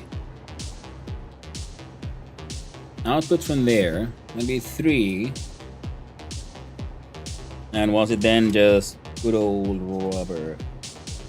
For the supercomputers, we need the computers we're gonna make now. AI limiters that are happening next to us, high-speed computers happening, connectors happening in front of us, and a whole bunch of plastic. So the supercomputers we produced are now there.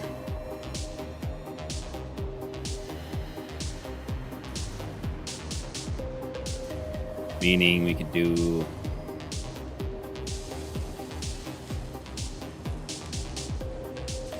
I mean, that looks pretty good.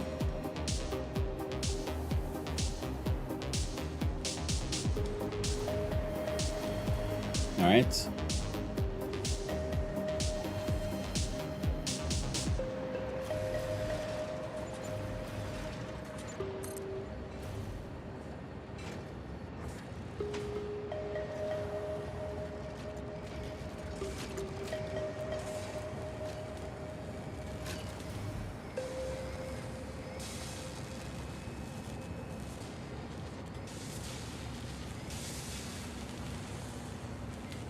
Push them all together, we could kind of make that work.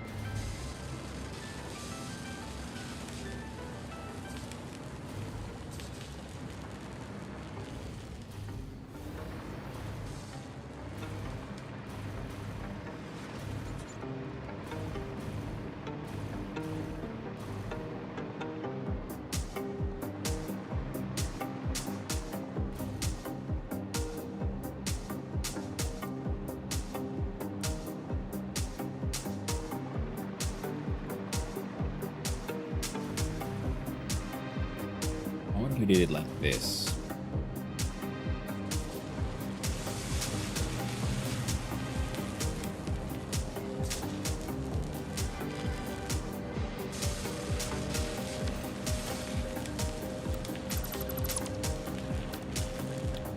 Take out our blueprints, we find the good old Mark 1.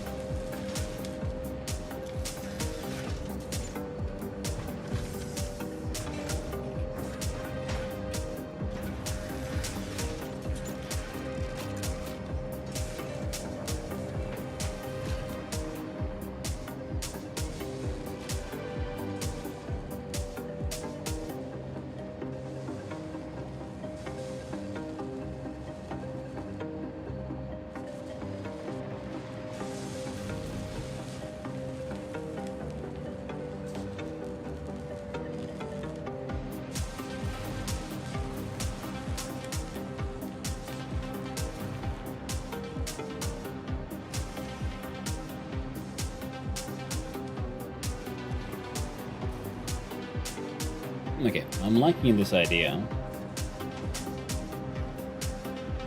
Shame you're not... Oh, you're like so far off the grid here, friendo. Oh well.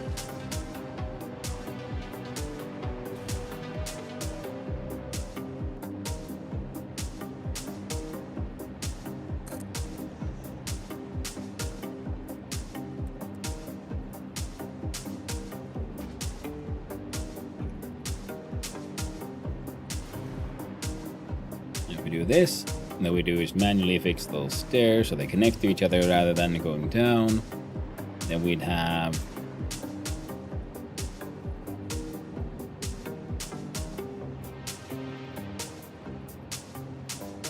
those are too close to each other.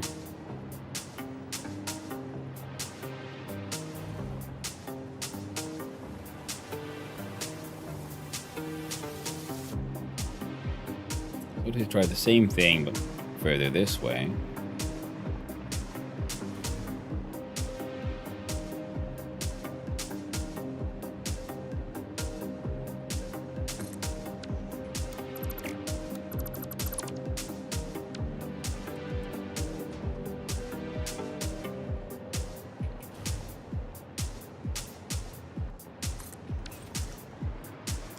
There you go. So here we'd have 6 of these.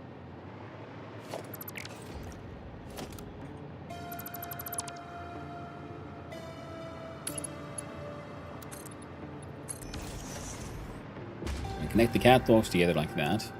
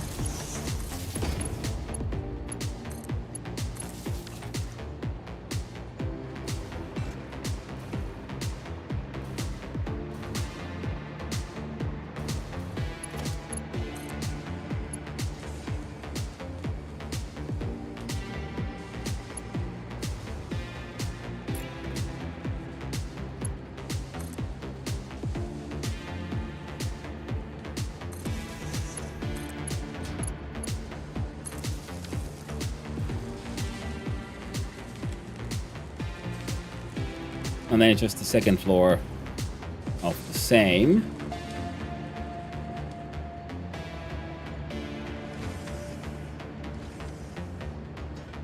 Oh, right, yeah.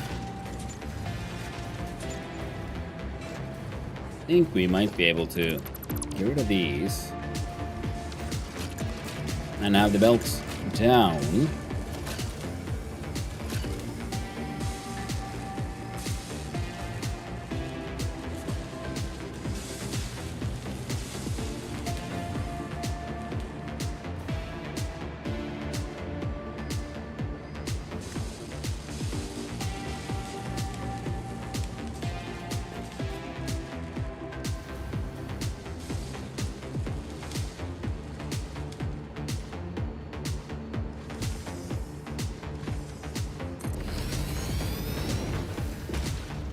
Yeah.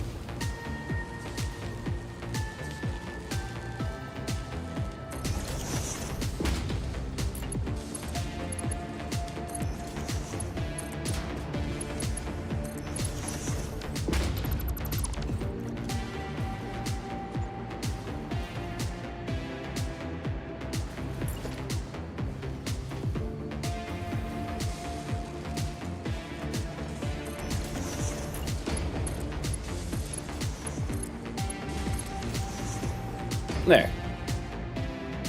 So now all the outputs are connected, and then they would be... then they'd come over and join on that side.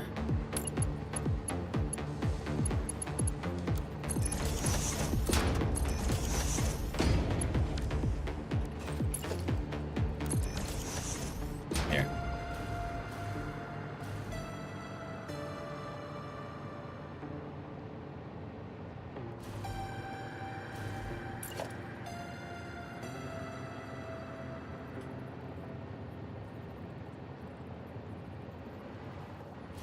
Yeah.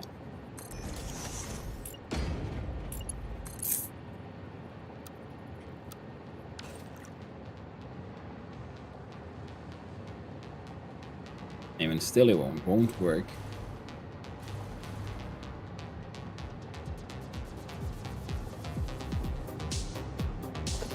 Oh well. Easy fix, I suppose.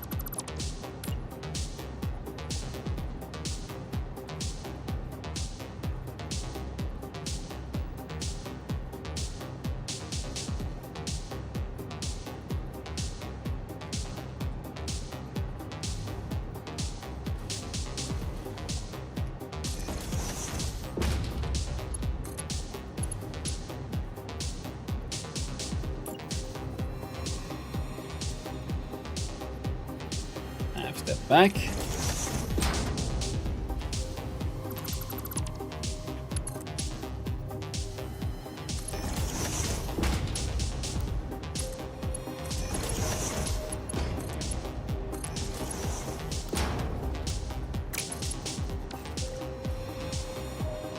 Well, seems like I was wrong about the easiness.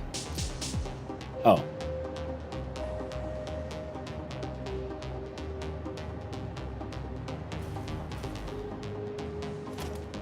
And nope. It is very easy. I'm just dumb.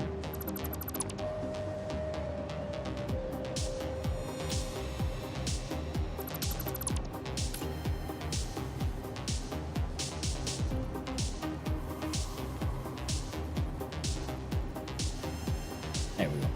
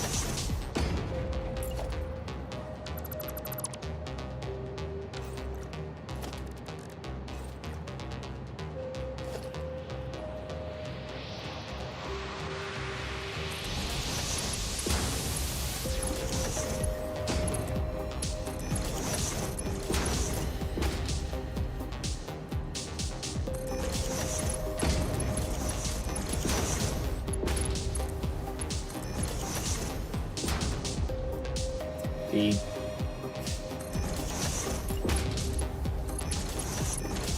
Turns out it was a lot easier.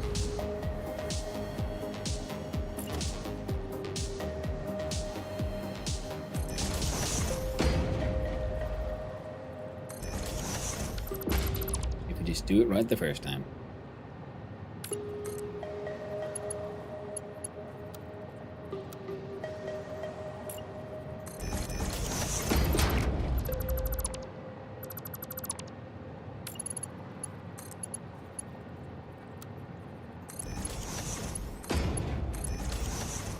Nice.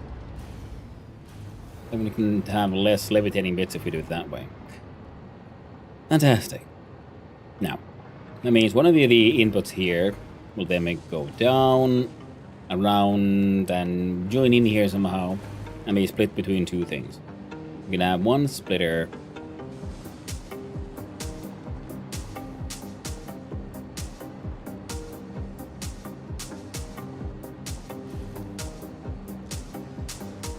Let's see here. Start by setting up these floors.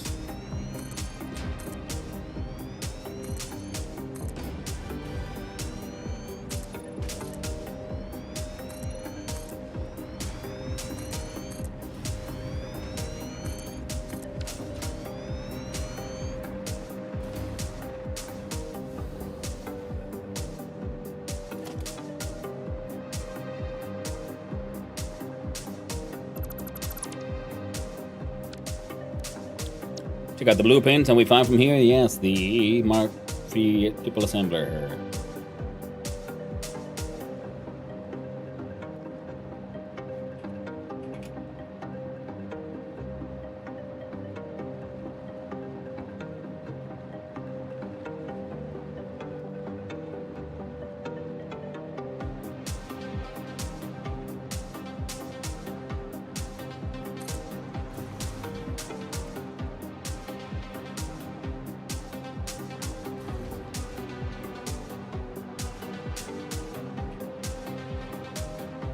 There we go.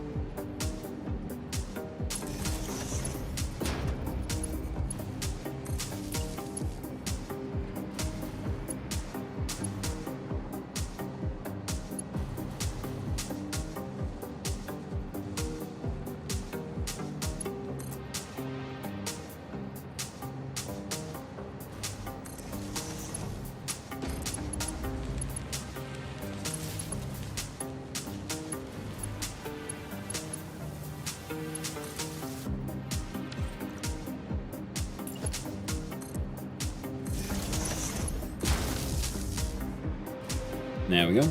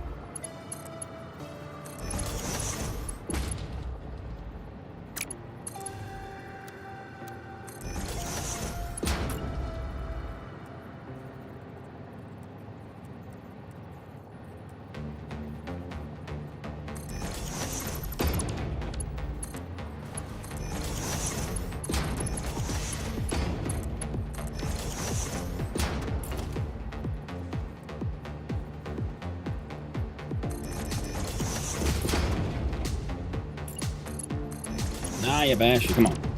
Then we connect the lowest splitter to these other splitters and the upper splitter to these splitters. And like so, we're done.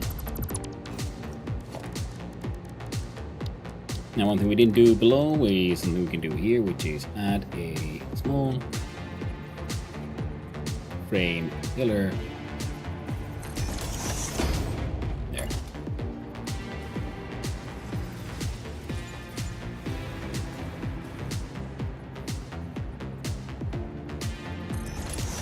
And there. See? No more levitation.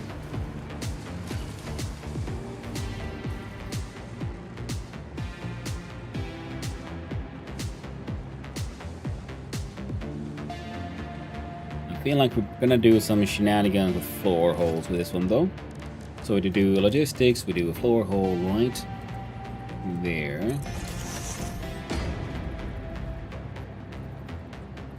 And one there.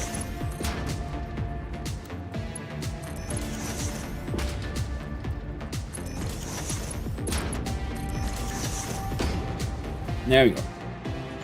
Now we just need half of the output to go up and the other half to go down. We got 12 of these. Yeah, 12 times 3 would be more than the 36 that we need. Now, rather than having a direct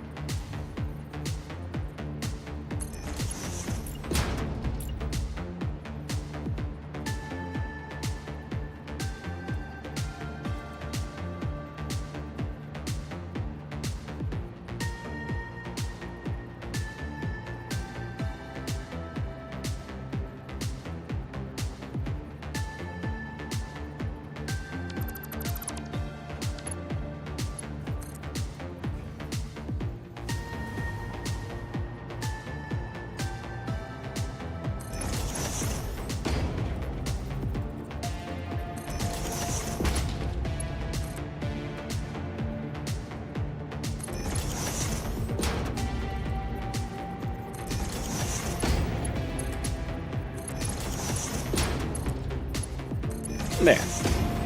So now what? Yeah, see, this splitter half goes here to be split between those. The other half goes up to be split between the others. Same here, and that way.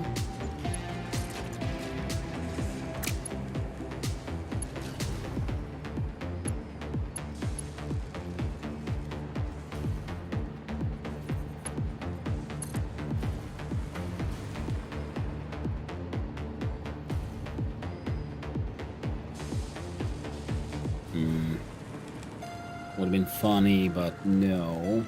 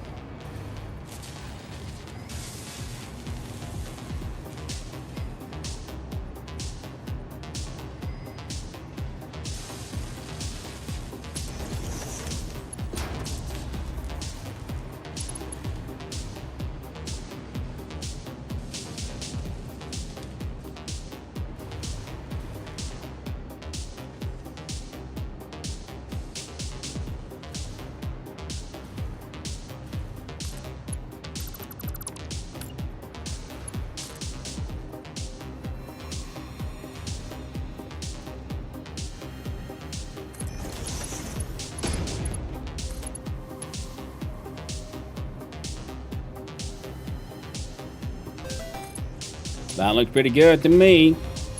Thank you for the follow. I appreciate it, and I hope you have a wonderful day, friends. Now let's see if we can get the rest of this nonsense to work.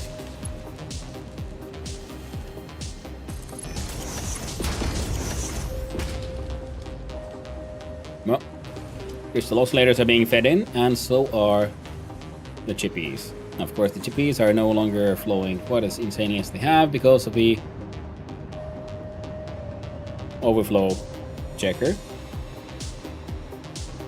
Now we have 0 overflow checkers here for these guys, though. Probably should. I will wait for the all to get the line, probably saturated. But there we go. Now we're making the computers. So now we are finally making every component we need for those 9 supercomputers a minute that we needed. Only took all of that, all of this, all of those, all of those, all of that, all of that, all of those, and that big old giant plastic and rubber factory back there to make 9 supercomputers a minute. And in fact, this might not be enough. We'll have to let it run for a while and then see, will it start lagging.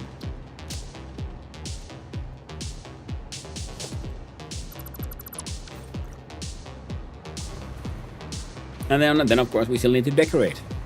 Some interesting roofing and floor and wall options. And of course collect the outputs. Now the output from here would make sense to be collected over there, I think.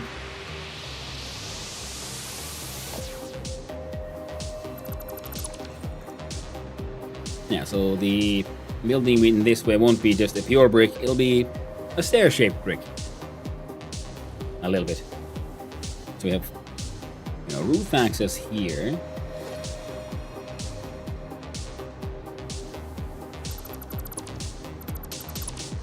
Next question, do we want angled walls or like tilted walls going down from here or something else? I think tilted walls could be a fun little change. And then of course we're going to have to change some of those into the ceiling tiles and whatnot.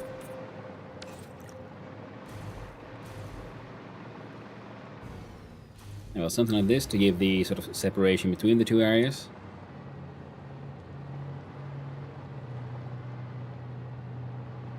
Might even have it go already from here.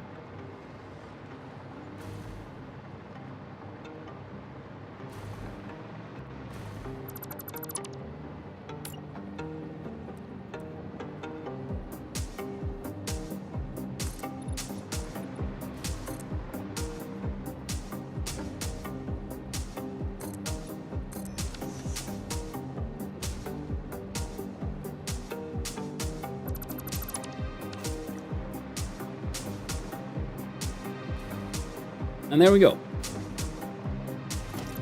Then we can do, interesting walls on that side. But most importantly, we would then need, of course, some lovely architecture, and we shall do it using the industrial railing here, I think.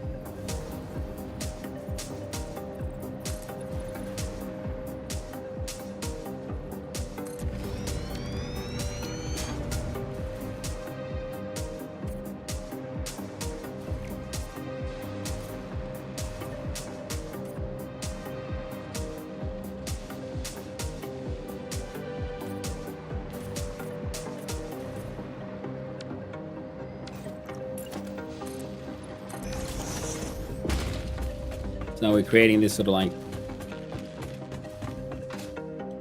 upper hangout area. Walls goes down a little bit. We'll come up with some kind of solution then that covers the lower area here.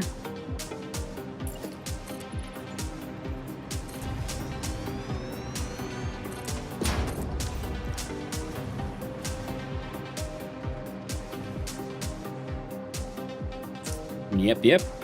And large windows on the side, center wall stuff, and we'll have the pillars running through here to give that three-dimensionality, so we don't have a completely flat giant wall.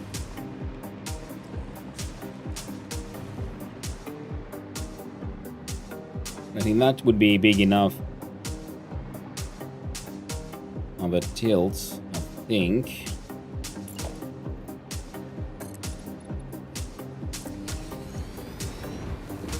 Yeah, ooh, that is true, because we don't actually need all of that in there, so we can also chop off the building around here.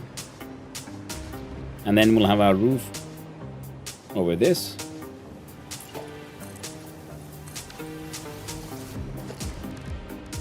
Let's just have a quick little check of what it would look like. So we'll do some flat roofing. The flat roofing would be facing, yes, that way.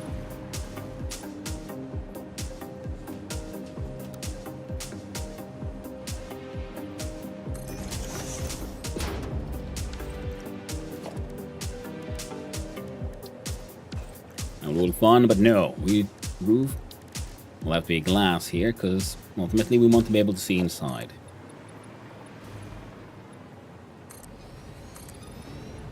And using this, we can then have a sort of catwalk connection from up there to down here, and the railings have a catwalk that goes over the sort of the glass roof, so you don't actually have to walk on the glass. Yeah, I'm seeing it. I think that'll be then later on. Right now we need to just, I kind of feel like just getting the machine rolling and getting to the next component thing, so we can then have a, what's all kind of running and feeding the sinks. Then we can focus on, you know, making it pretty and all that. I like to make it pretty.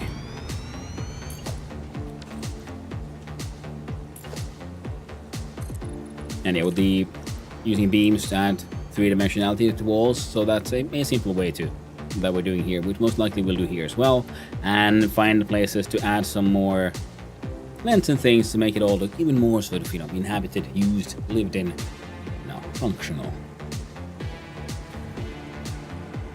And we might do some shenanigans with the frame foundations there. But right now, these guys, well, they'll need somewhere to put that output. So we could send it down through a floor hole, which I think would be neat enough here. We don't need to do anything crazy on multiple levels, so instead we'll do... Dude. There you are, heckin' convenient conveyance. And then it's 1, 2, 3.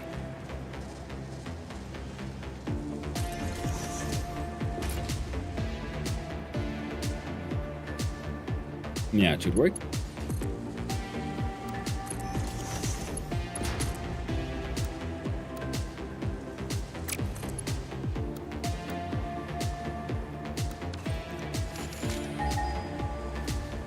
Wrong button. Oops.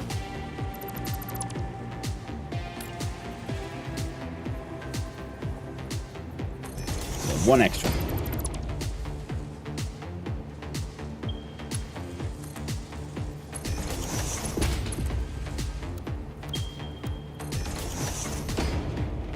I'm okay with that.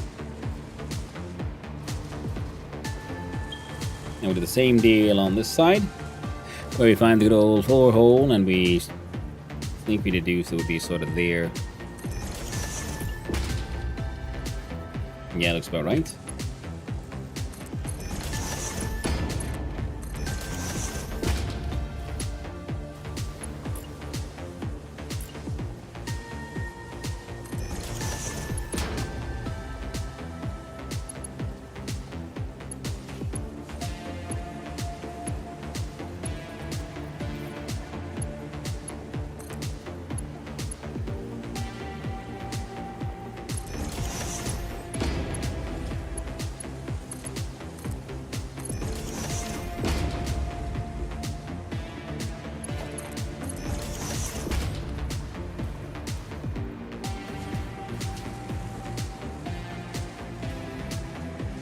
There we go.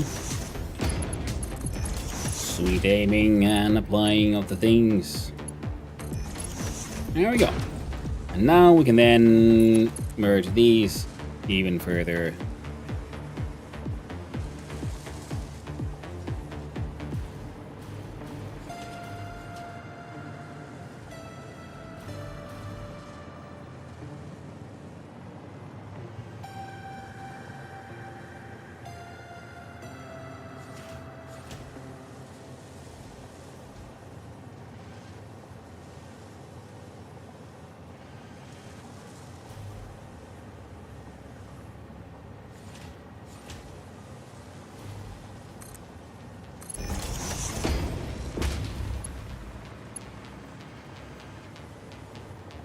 I'm okay with that.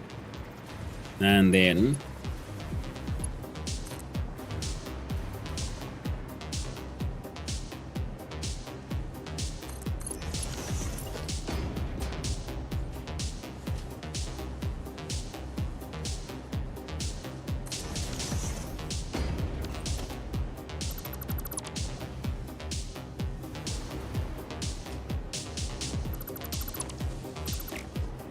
come on, there we go.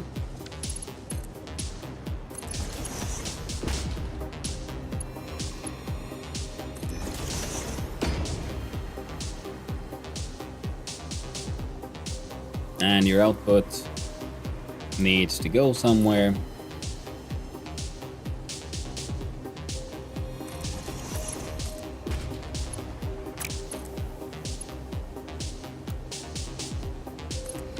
There we go. I'm going to send it all to the sink.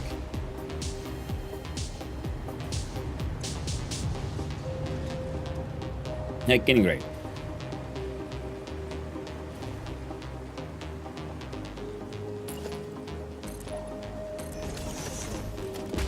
And here's what we do. Yeah. Perfect. So then we'll look at our architecture. We do maybe a few details. So we've been using the large, big metal pillars here because I've very much enjoyed using the large concrete ones in many places. But here, well, we wanted a certain look, and I think the bright green is contrasts well with the darkness of the metal.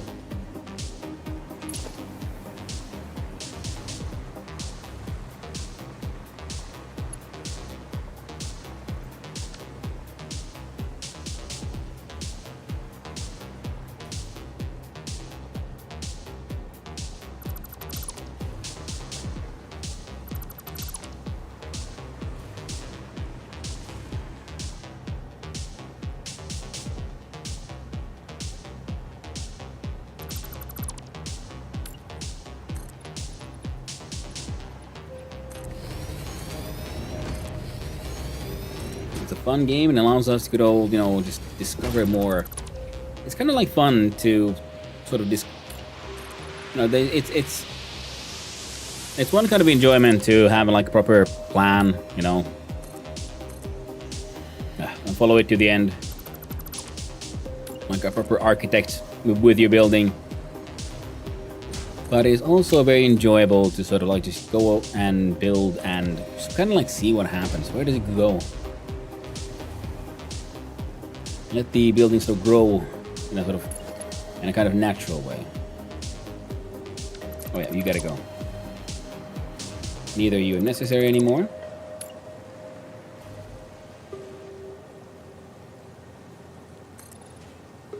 And I said it before, but yeah, it's funny because my mom would, point and laugh at me because I criticize her often with her structure and building plans and ideas, for the fact that she very much does a vibe architecting, if you will. And here I am doing the very same thing.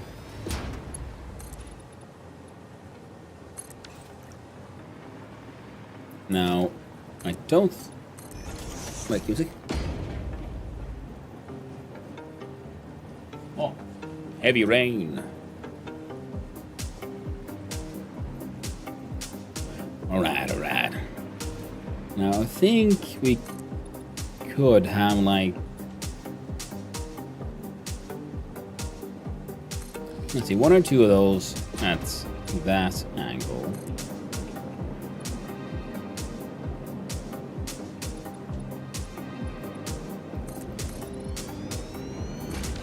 And a couple more like that. Cozy weather. It is. I quite like sort of heavy rain. As long as I don't have to be in it. Being in the heavy rain is less amazing, I will have to admit.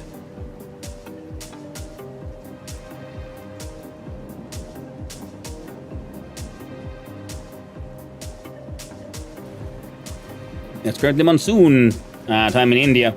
Not much rain in my area. Well, the little I know of the monsoon, that sounds like a nicer thing.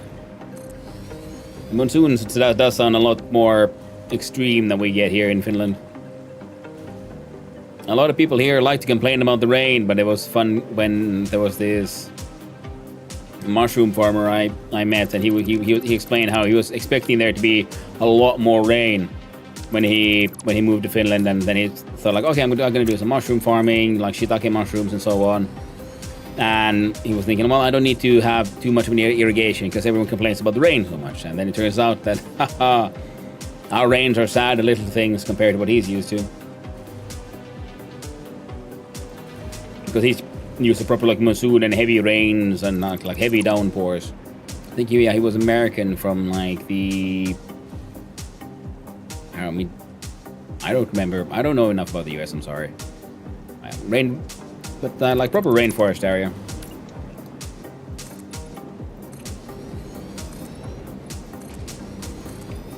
So he was to use a different level of rain.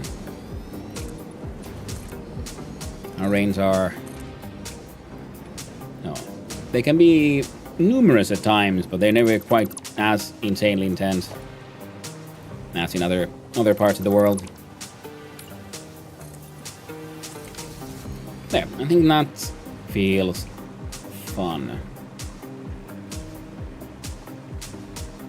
So I feel like I want to explore then doing, like I said, catwalk, stairs go down, go over here, go over there. Then possibly see if we can get a catwalk connection from here over to the other side as well. Just because it would be neat.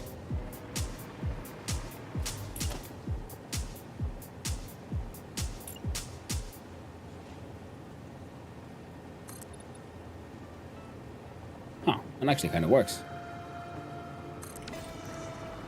It cuts off the pattern, but not in too bad of a spot.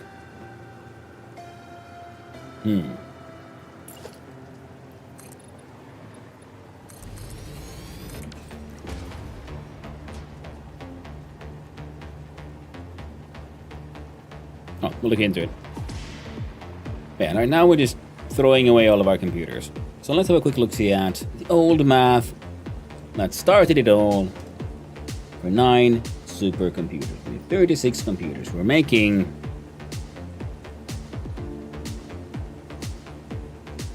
we have 12 machines.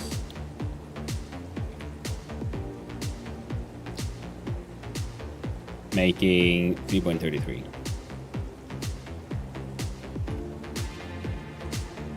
So if we needed 36, we're doing 39.996. So we could round that up to 40. Excellent. So there's a tiny bit over. 18 AI limiters. Well, we're making 48, so we're making about 28 extra, 28 in excess. 27 high-speed connectors. We're making just, I'm pretty sure, far more than that.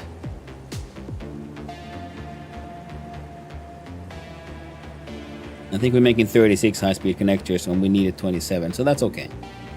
And then a whole bunch of bad plastic. So 9 of the super pooper computer with a classic recipe, not the Orange County version. There we go. Now to make 9 of these, we'll need then, of course,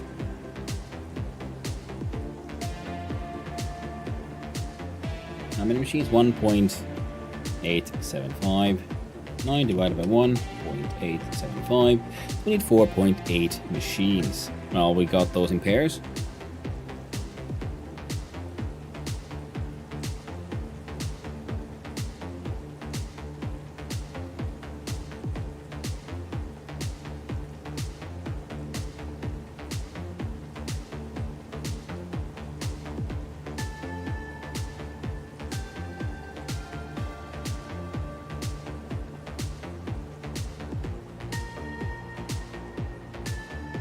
Okay.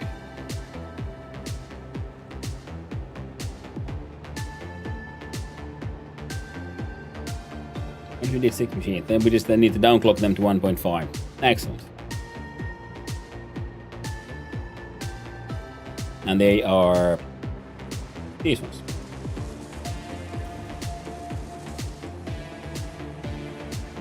We can make a silly little tower. Or some kind of long building. Because we need output of this one, that one, and that one. And the plastic, which is already being shoved down here. So we'll have a plastic belts go somewhere, somehow. Around all over the place. And that will be then sent over there. In fact, let's do this. And try it again.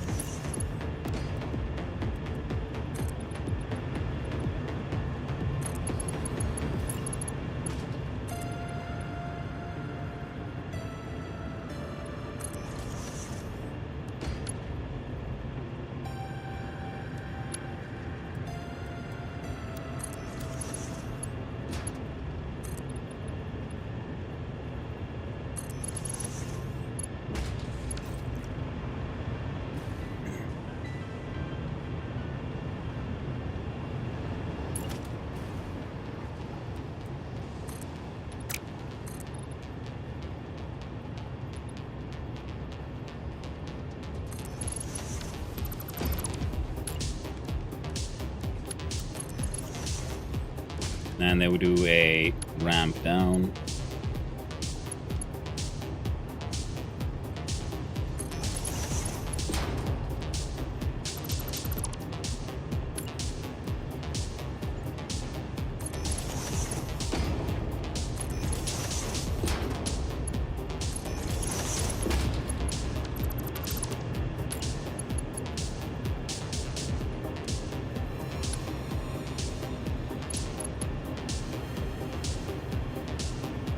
Not in the butt.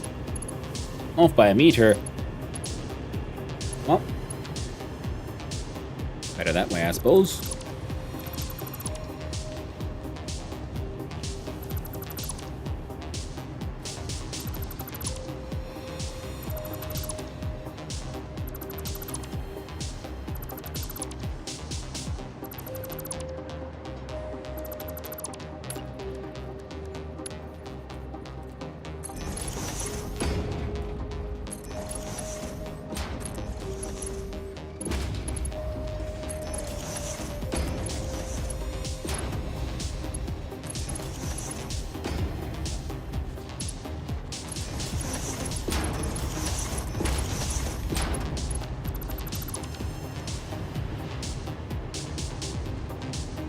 Well, that got fixed, and you're just... I don't know.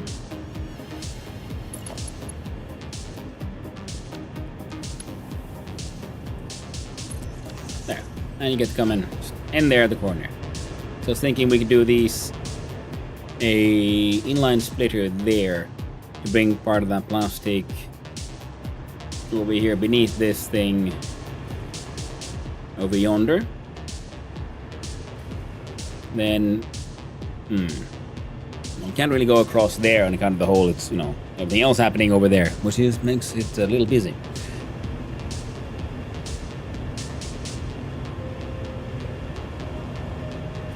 Now we could try to shove in here, which would have worked pretty perfectly though. But this guy's in the middle of there already, so we could have the plastic go along the side. That could work. So then the plastic would go sort of back around here. And then through here over there.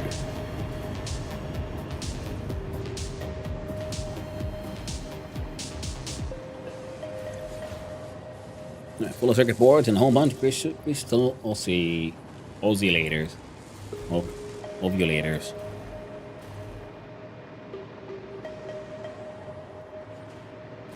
Now then we bring it over from here.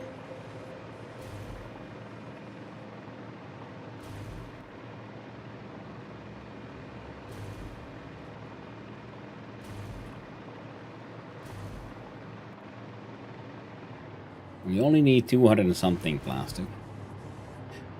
So in a way,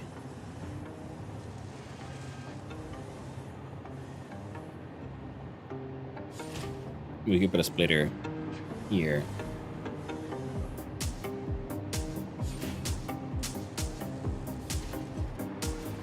Okay, well, let's say if we just bring it around. Then we can make a wall hole, then we bring it from like there to there. Add the spaghetti like inside the building. Definitely an option. But your output, plastic, and yeah, we need to get these guys' output through there anyway.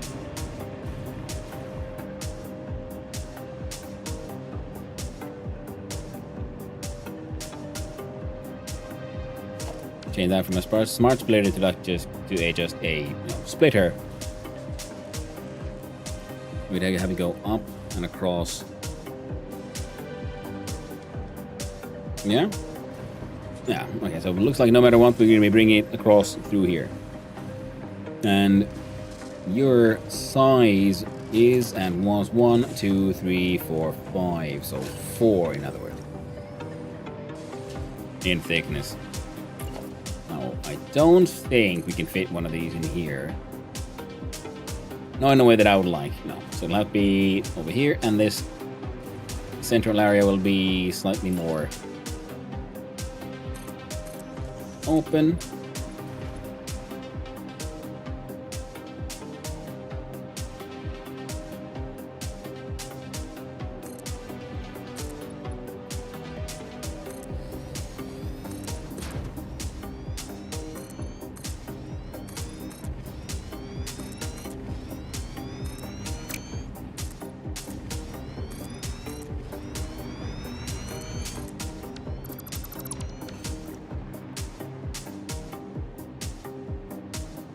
And then we check out our blueprints, and here we find the good old double menu, 3 input.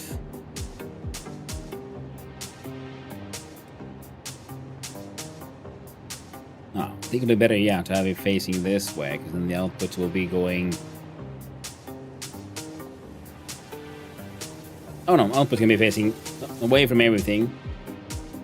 So I kind of forgot that this is the end goal of what we have been trying to make here. So this thing's output will in fact be going to a drone port. I don't know, or who knows? Maybe we'll just ship it all the way back here and have link it to a truck stop, and actually have a truck burn fuel to come here and pick up the super pooper computers. And we counted for like 8 of these, I think.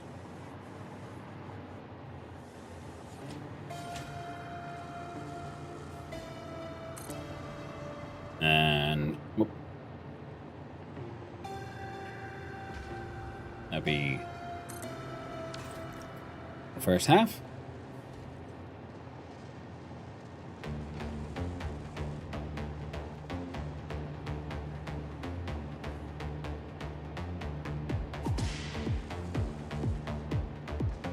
And these will of course have 4 inputs. But we'll figure that one out when we get there.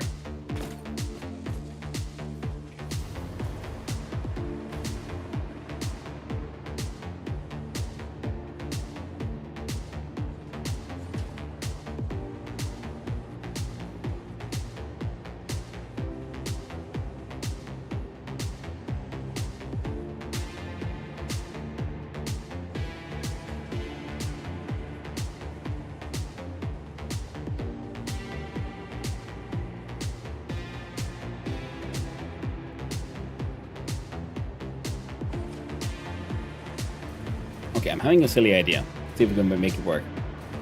It would require...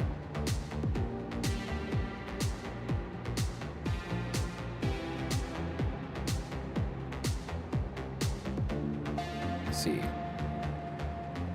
All the inputs go to the roof.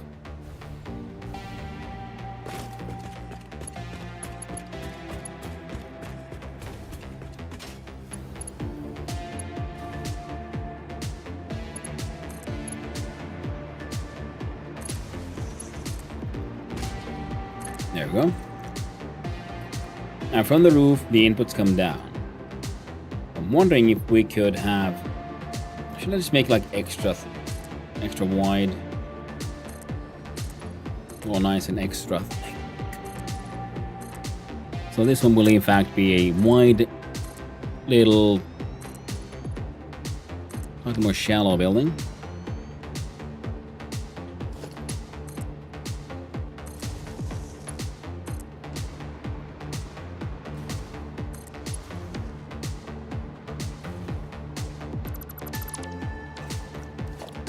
And we check out the manufacturer with blueprints.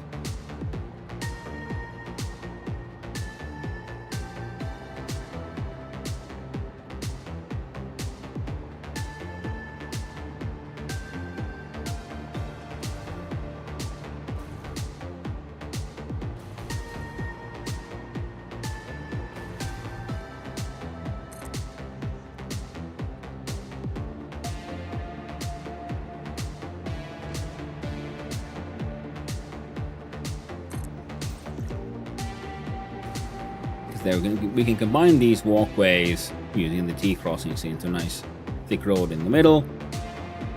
Oh, that looks kind of neat.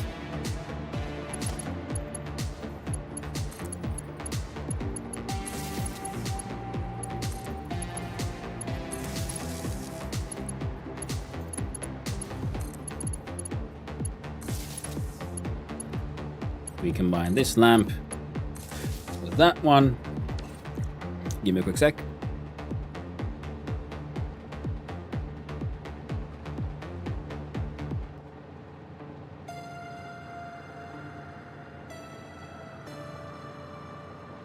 There you go. Next, we can combine these using the T-crossing ones. Let's see about doing it sort of immediately.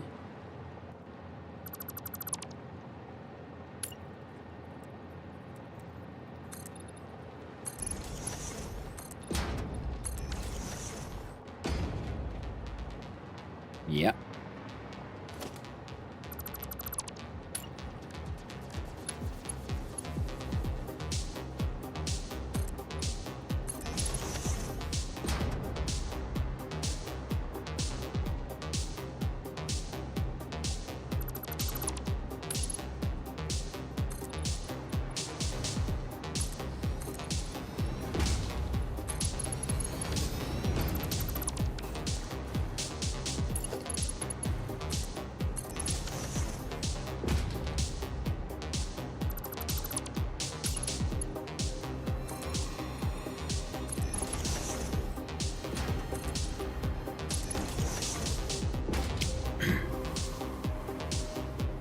There we go.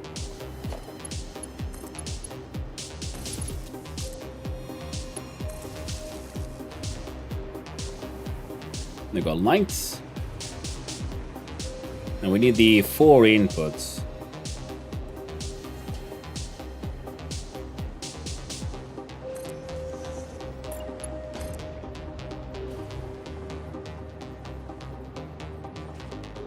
Come on, one down. There we go.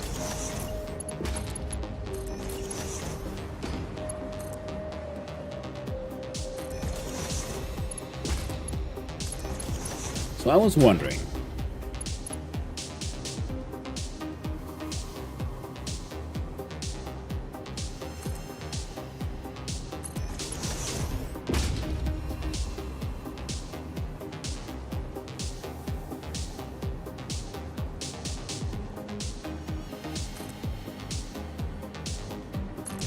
about how much space would this take?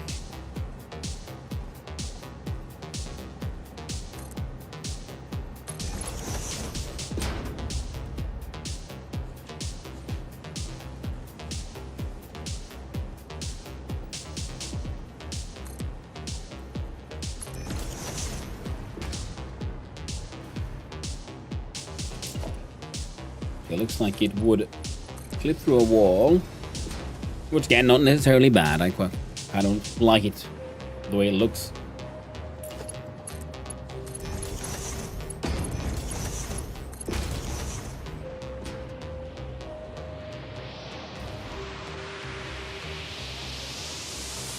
see if the input. So we combine these two, and then there's another set of like splitters again here in the middle, linking to these.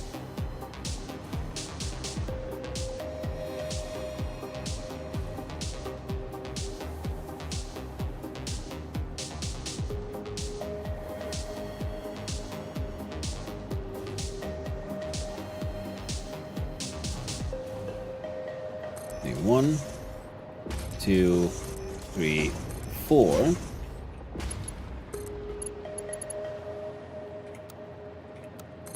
Good old theory crafting. Oh, there goes my streak. Hey, Python. 65 hot damn streaks. Thank you, my friend. I really appreciate it. I've said it before. I'm glad you like it here.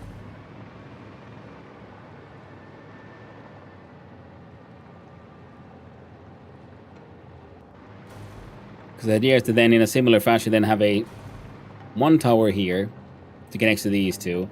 Then one tower here to connect to those two. And then these two towers are in fact connected to a central tower.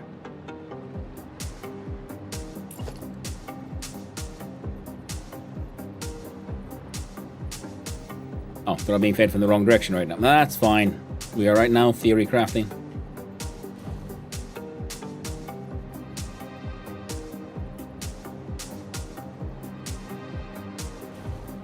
And we know the middle is here.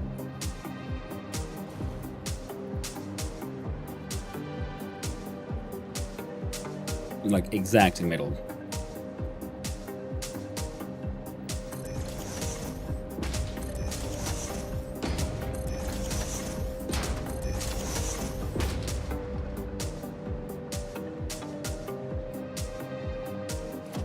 Okay, that was a little silly. 2 from the left. And 2 from the right.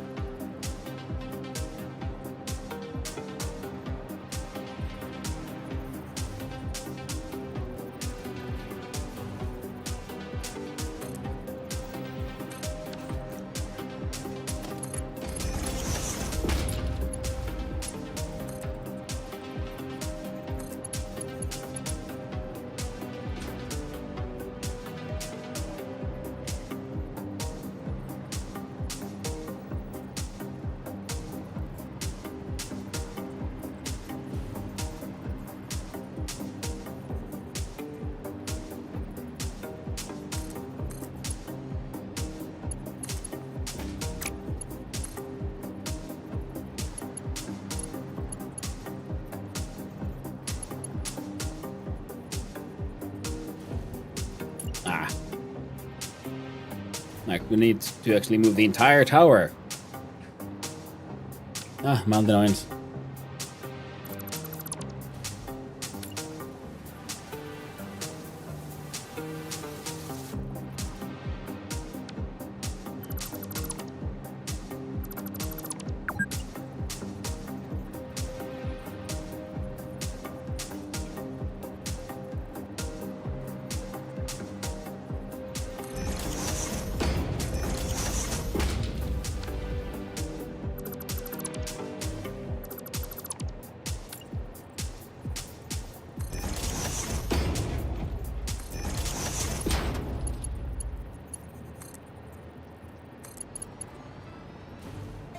Now that is obviously on the middle seam itself.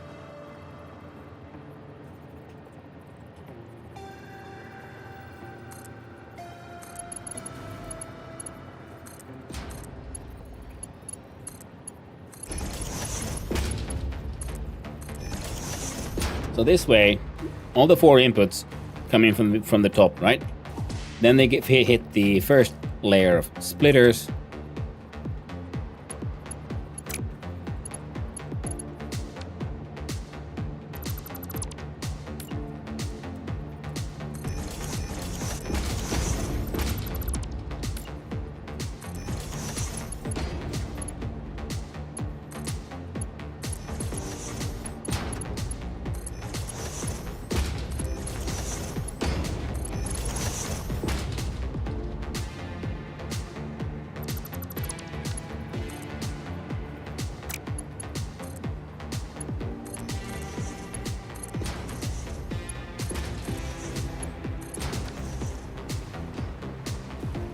Yeah, so put a roof on top.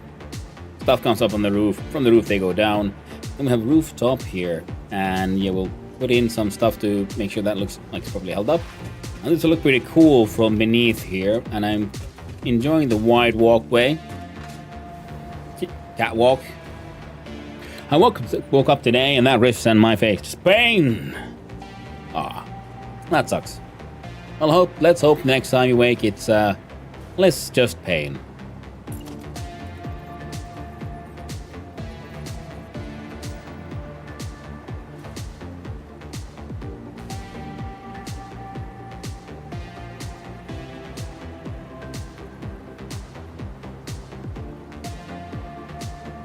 It's just pain, just ain't nice.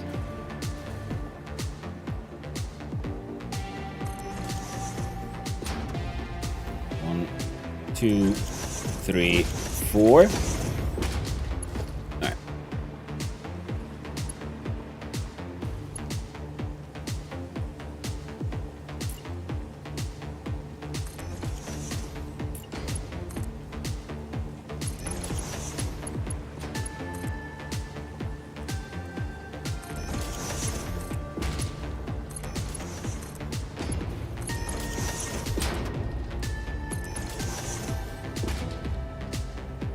I just want to see this kind of get set up.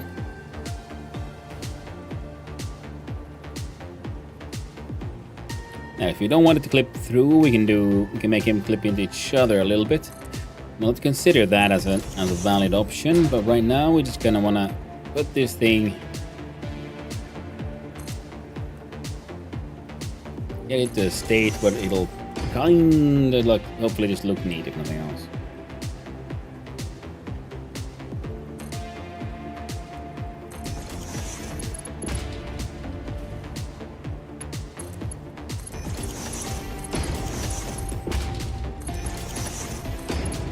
And you connect there, my friend. Yes, this one here.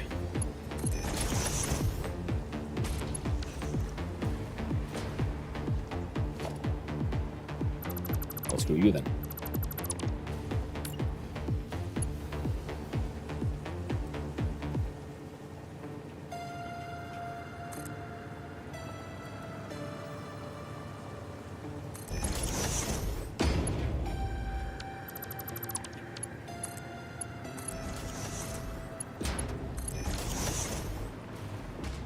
This looks like a fun way to make sure we then see like every split happen. They lit a whole lot of rooftop lighting, ceiling lighting, so we can actually see all of it. I'm very much enjoying the fact that these fits so neatly in between all my street lights here. So that's neat. Accidental win there.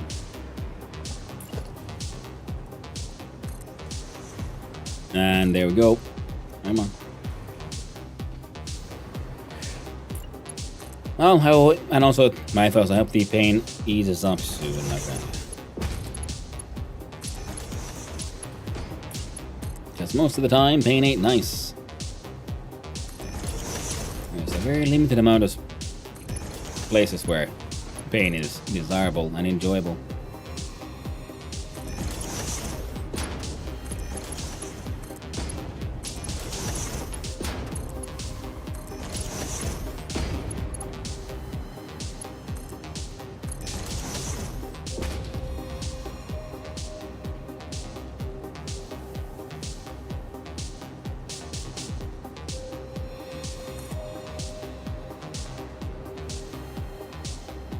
Come on.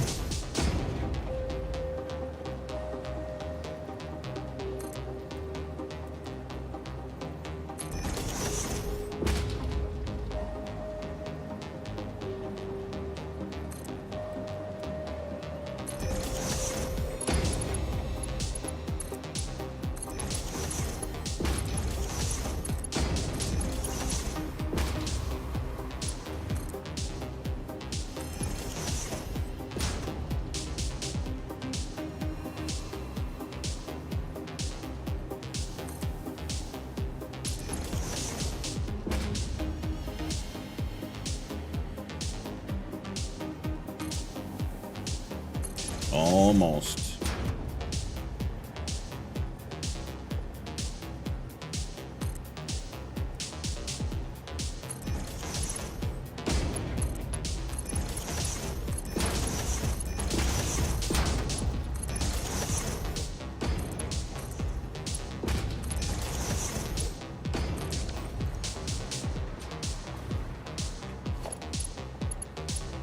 Come on. Oh, yeah.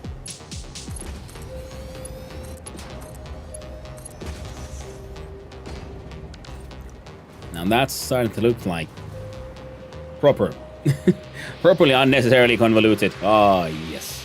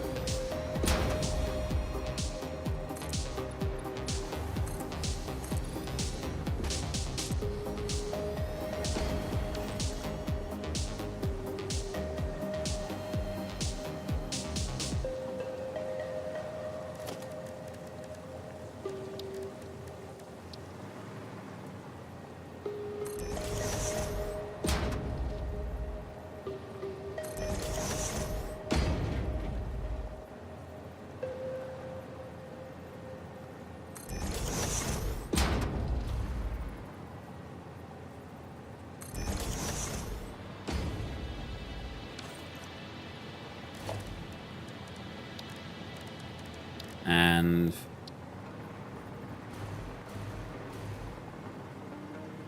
does the ceiling need to be this high? Nope.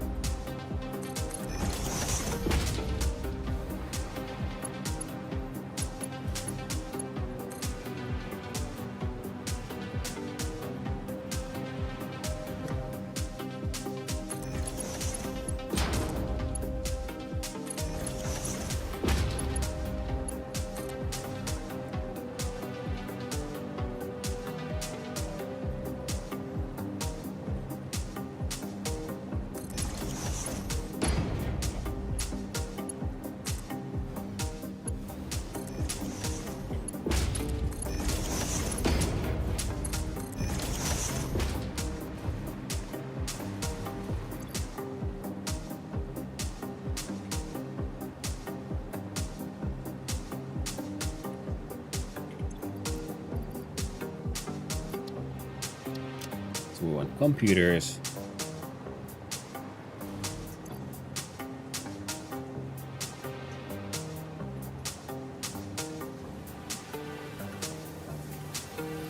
High-speed connectors. And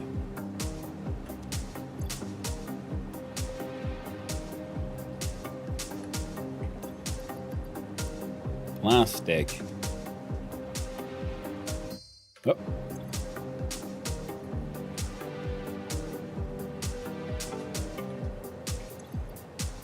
And AI limiters.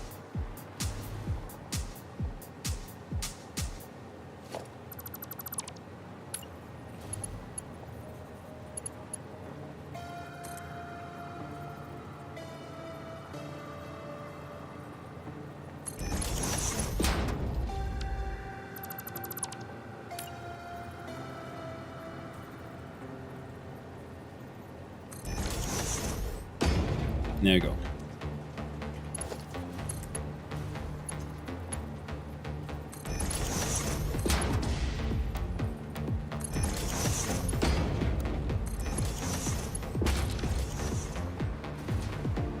Ah, look at that. Neat.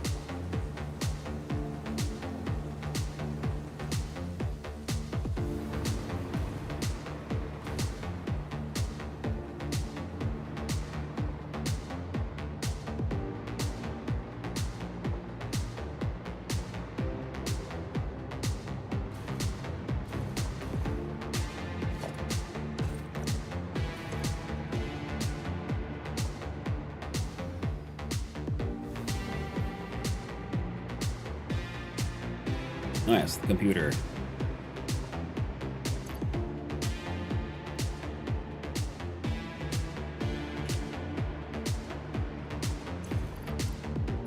Thousand more.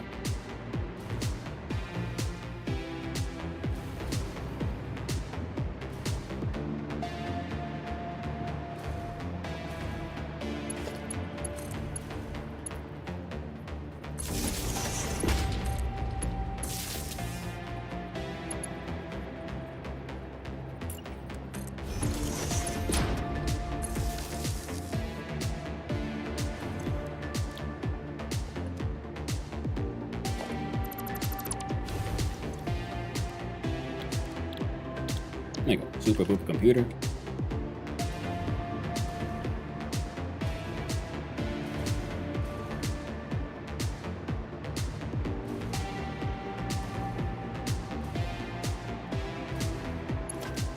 I just want to see him run.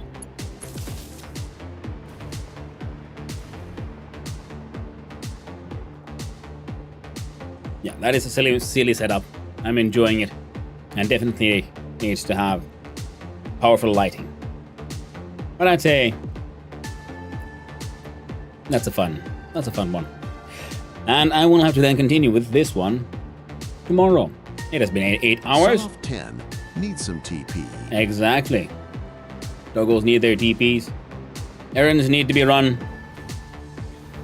These machines, they be machining. Progress has been made. So this factory is... Yeah, that one got all plugged up. We designed the fancy walls for it. And everything. This one is running, needs to, well, be closed up and all prettied up. And the same one for this one. And then we need to connect all the actual inputs into here somehow. We'll get there.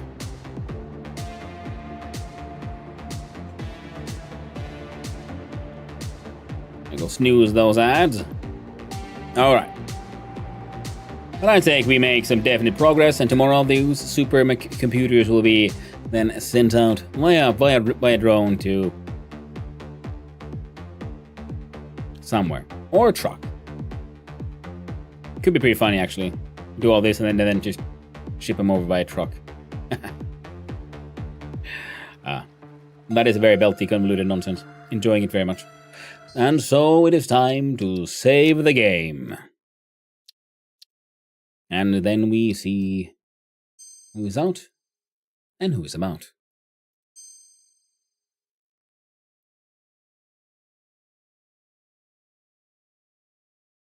And now this one, the newest building, has all those belts and they're all very shiny. We need more lamps and then a lot of windows everywhere so we can see the entire monstrosity we have created. Oh, the doggos are dog power. Oh, the doggos are going insane. It is time, yes. It is time to change to the scene of the end of the stream. See if we can undo the thing. Yeah, here we go. And then we see, find the song, the greatest song, the song of drink and industry. And thank you, Deepo, for hanging out. Appreciate it. Hope you're having a good one. Well, thank you, Game Stockholm, for hanging out as well. Always a lovely delight to see you all around, friendos. Oh. Now, first we'll check out who's about. Anyone we know playing the game? Nope. And check the whole rated you, do 012. And alright then.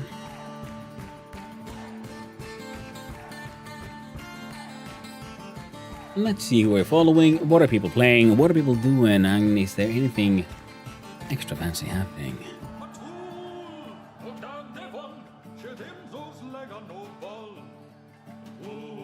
And well, I can't come up with anything extra fun. So you know what? We're gonna do a nice, safe choice. I'm gonna send y'all to Killadrix, who's playing Quasimorph again, because that is a game that I very much am looking at and very much I want to give it a go. I might have gotten a copy already. Haven't gotten around to playing it just yet. Okay. So thank you everyone for hanging out. Thank you to all the chatters, all the lurkers, and all those who just wandered on in. Hope you had a good time. So I had, as always, a wonderful time with all of you. And I hope all of you have a wonderful day. So, I'll be seeing you around. Tomorrow is Wednesday. Tomorrow there'll be, yes, a stream. And then on Thursday, there'll be no stream. Thursday is a day off. I got places to be during the day, I'm afraid. And we'll try to do a Friday stream to balance it out. But I will be here tomorrow. So thank you for hanging out. Kyle, Villasenor, and everyone on the YouTube side. Thank you, Depot, Team Stockholm, Pythos, Buffalo, because everyone else on the Twitch side. I hope you all had a good one. Okay, anyway, time for me to go. I really gotta run. I'll be seeing you around, my friends. Have a good one. Ta-ta.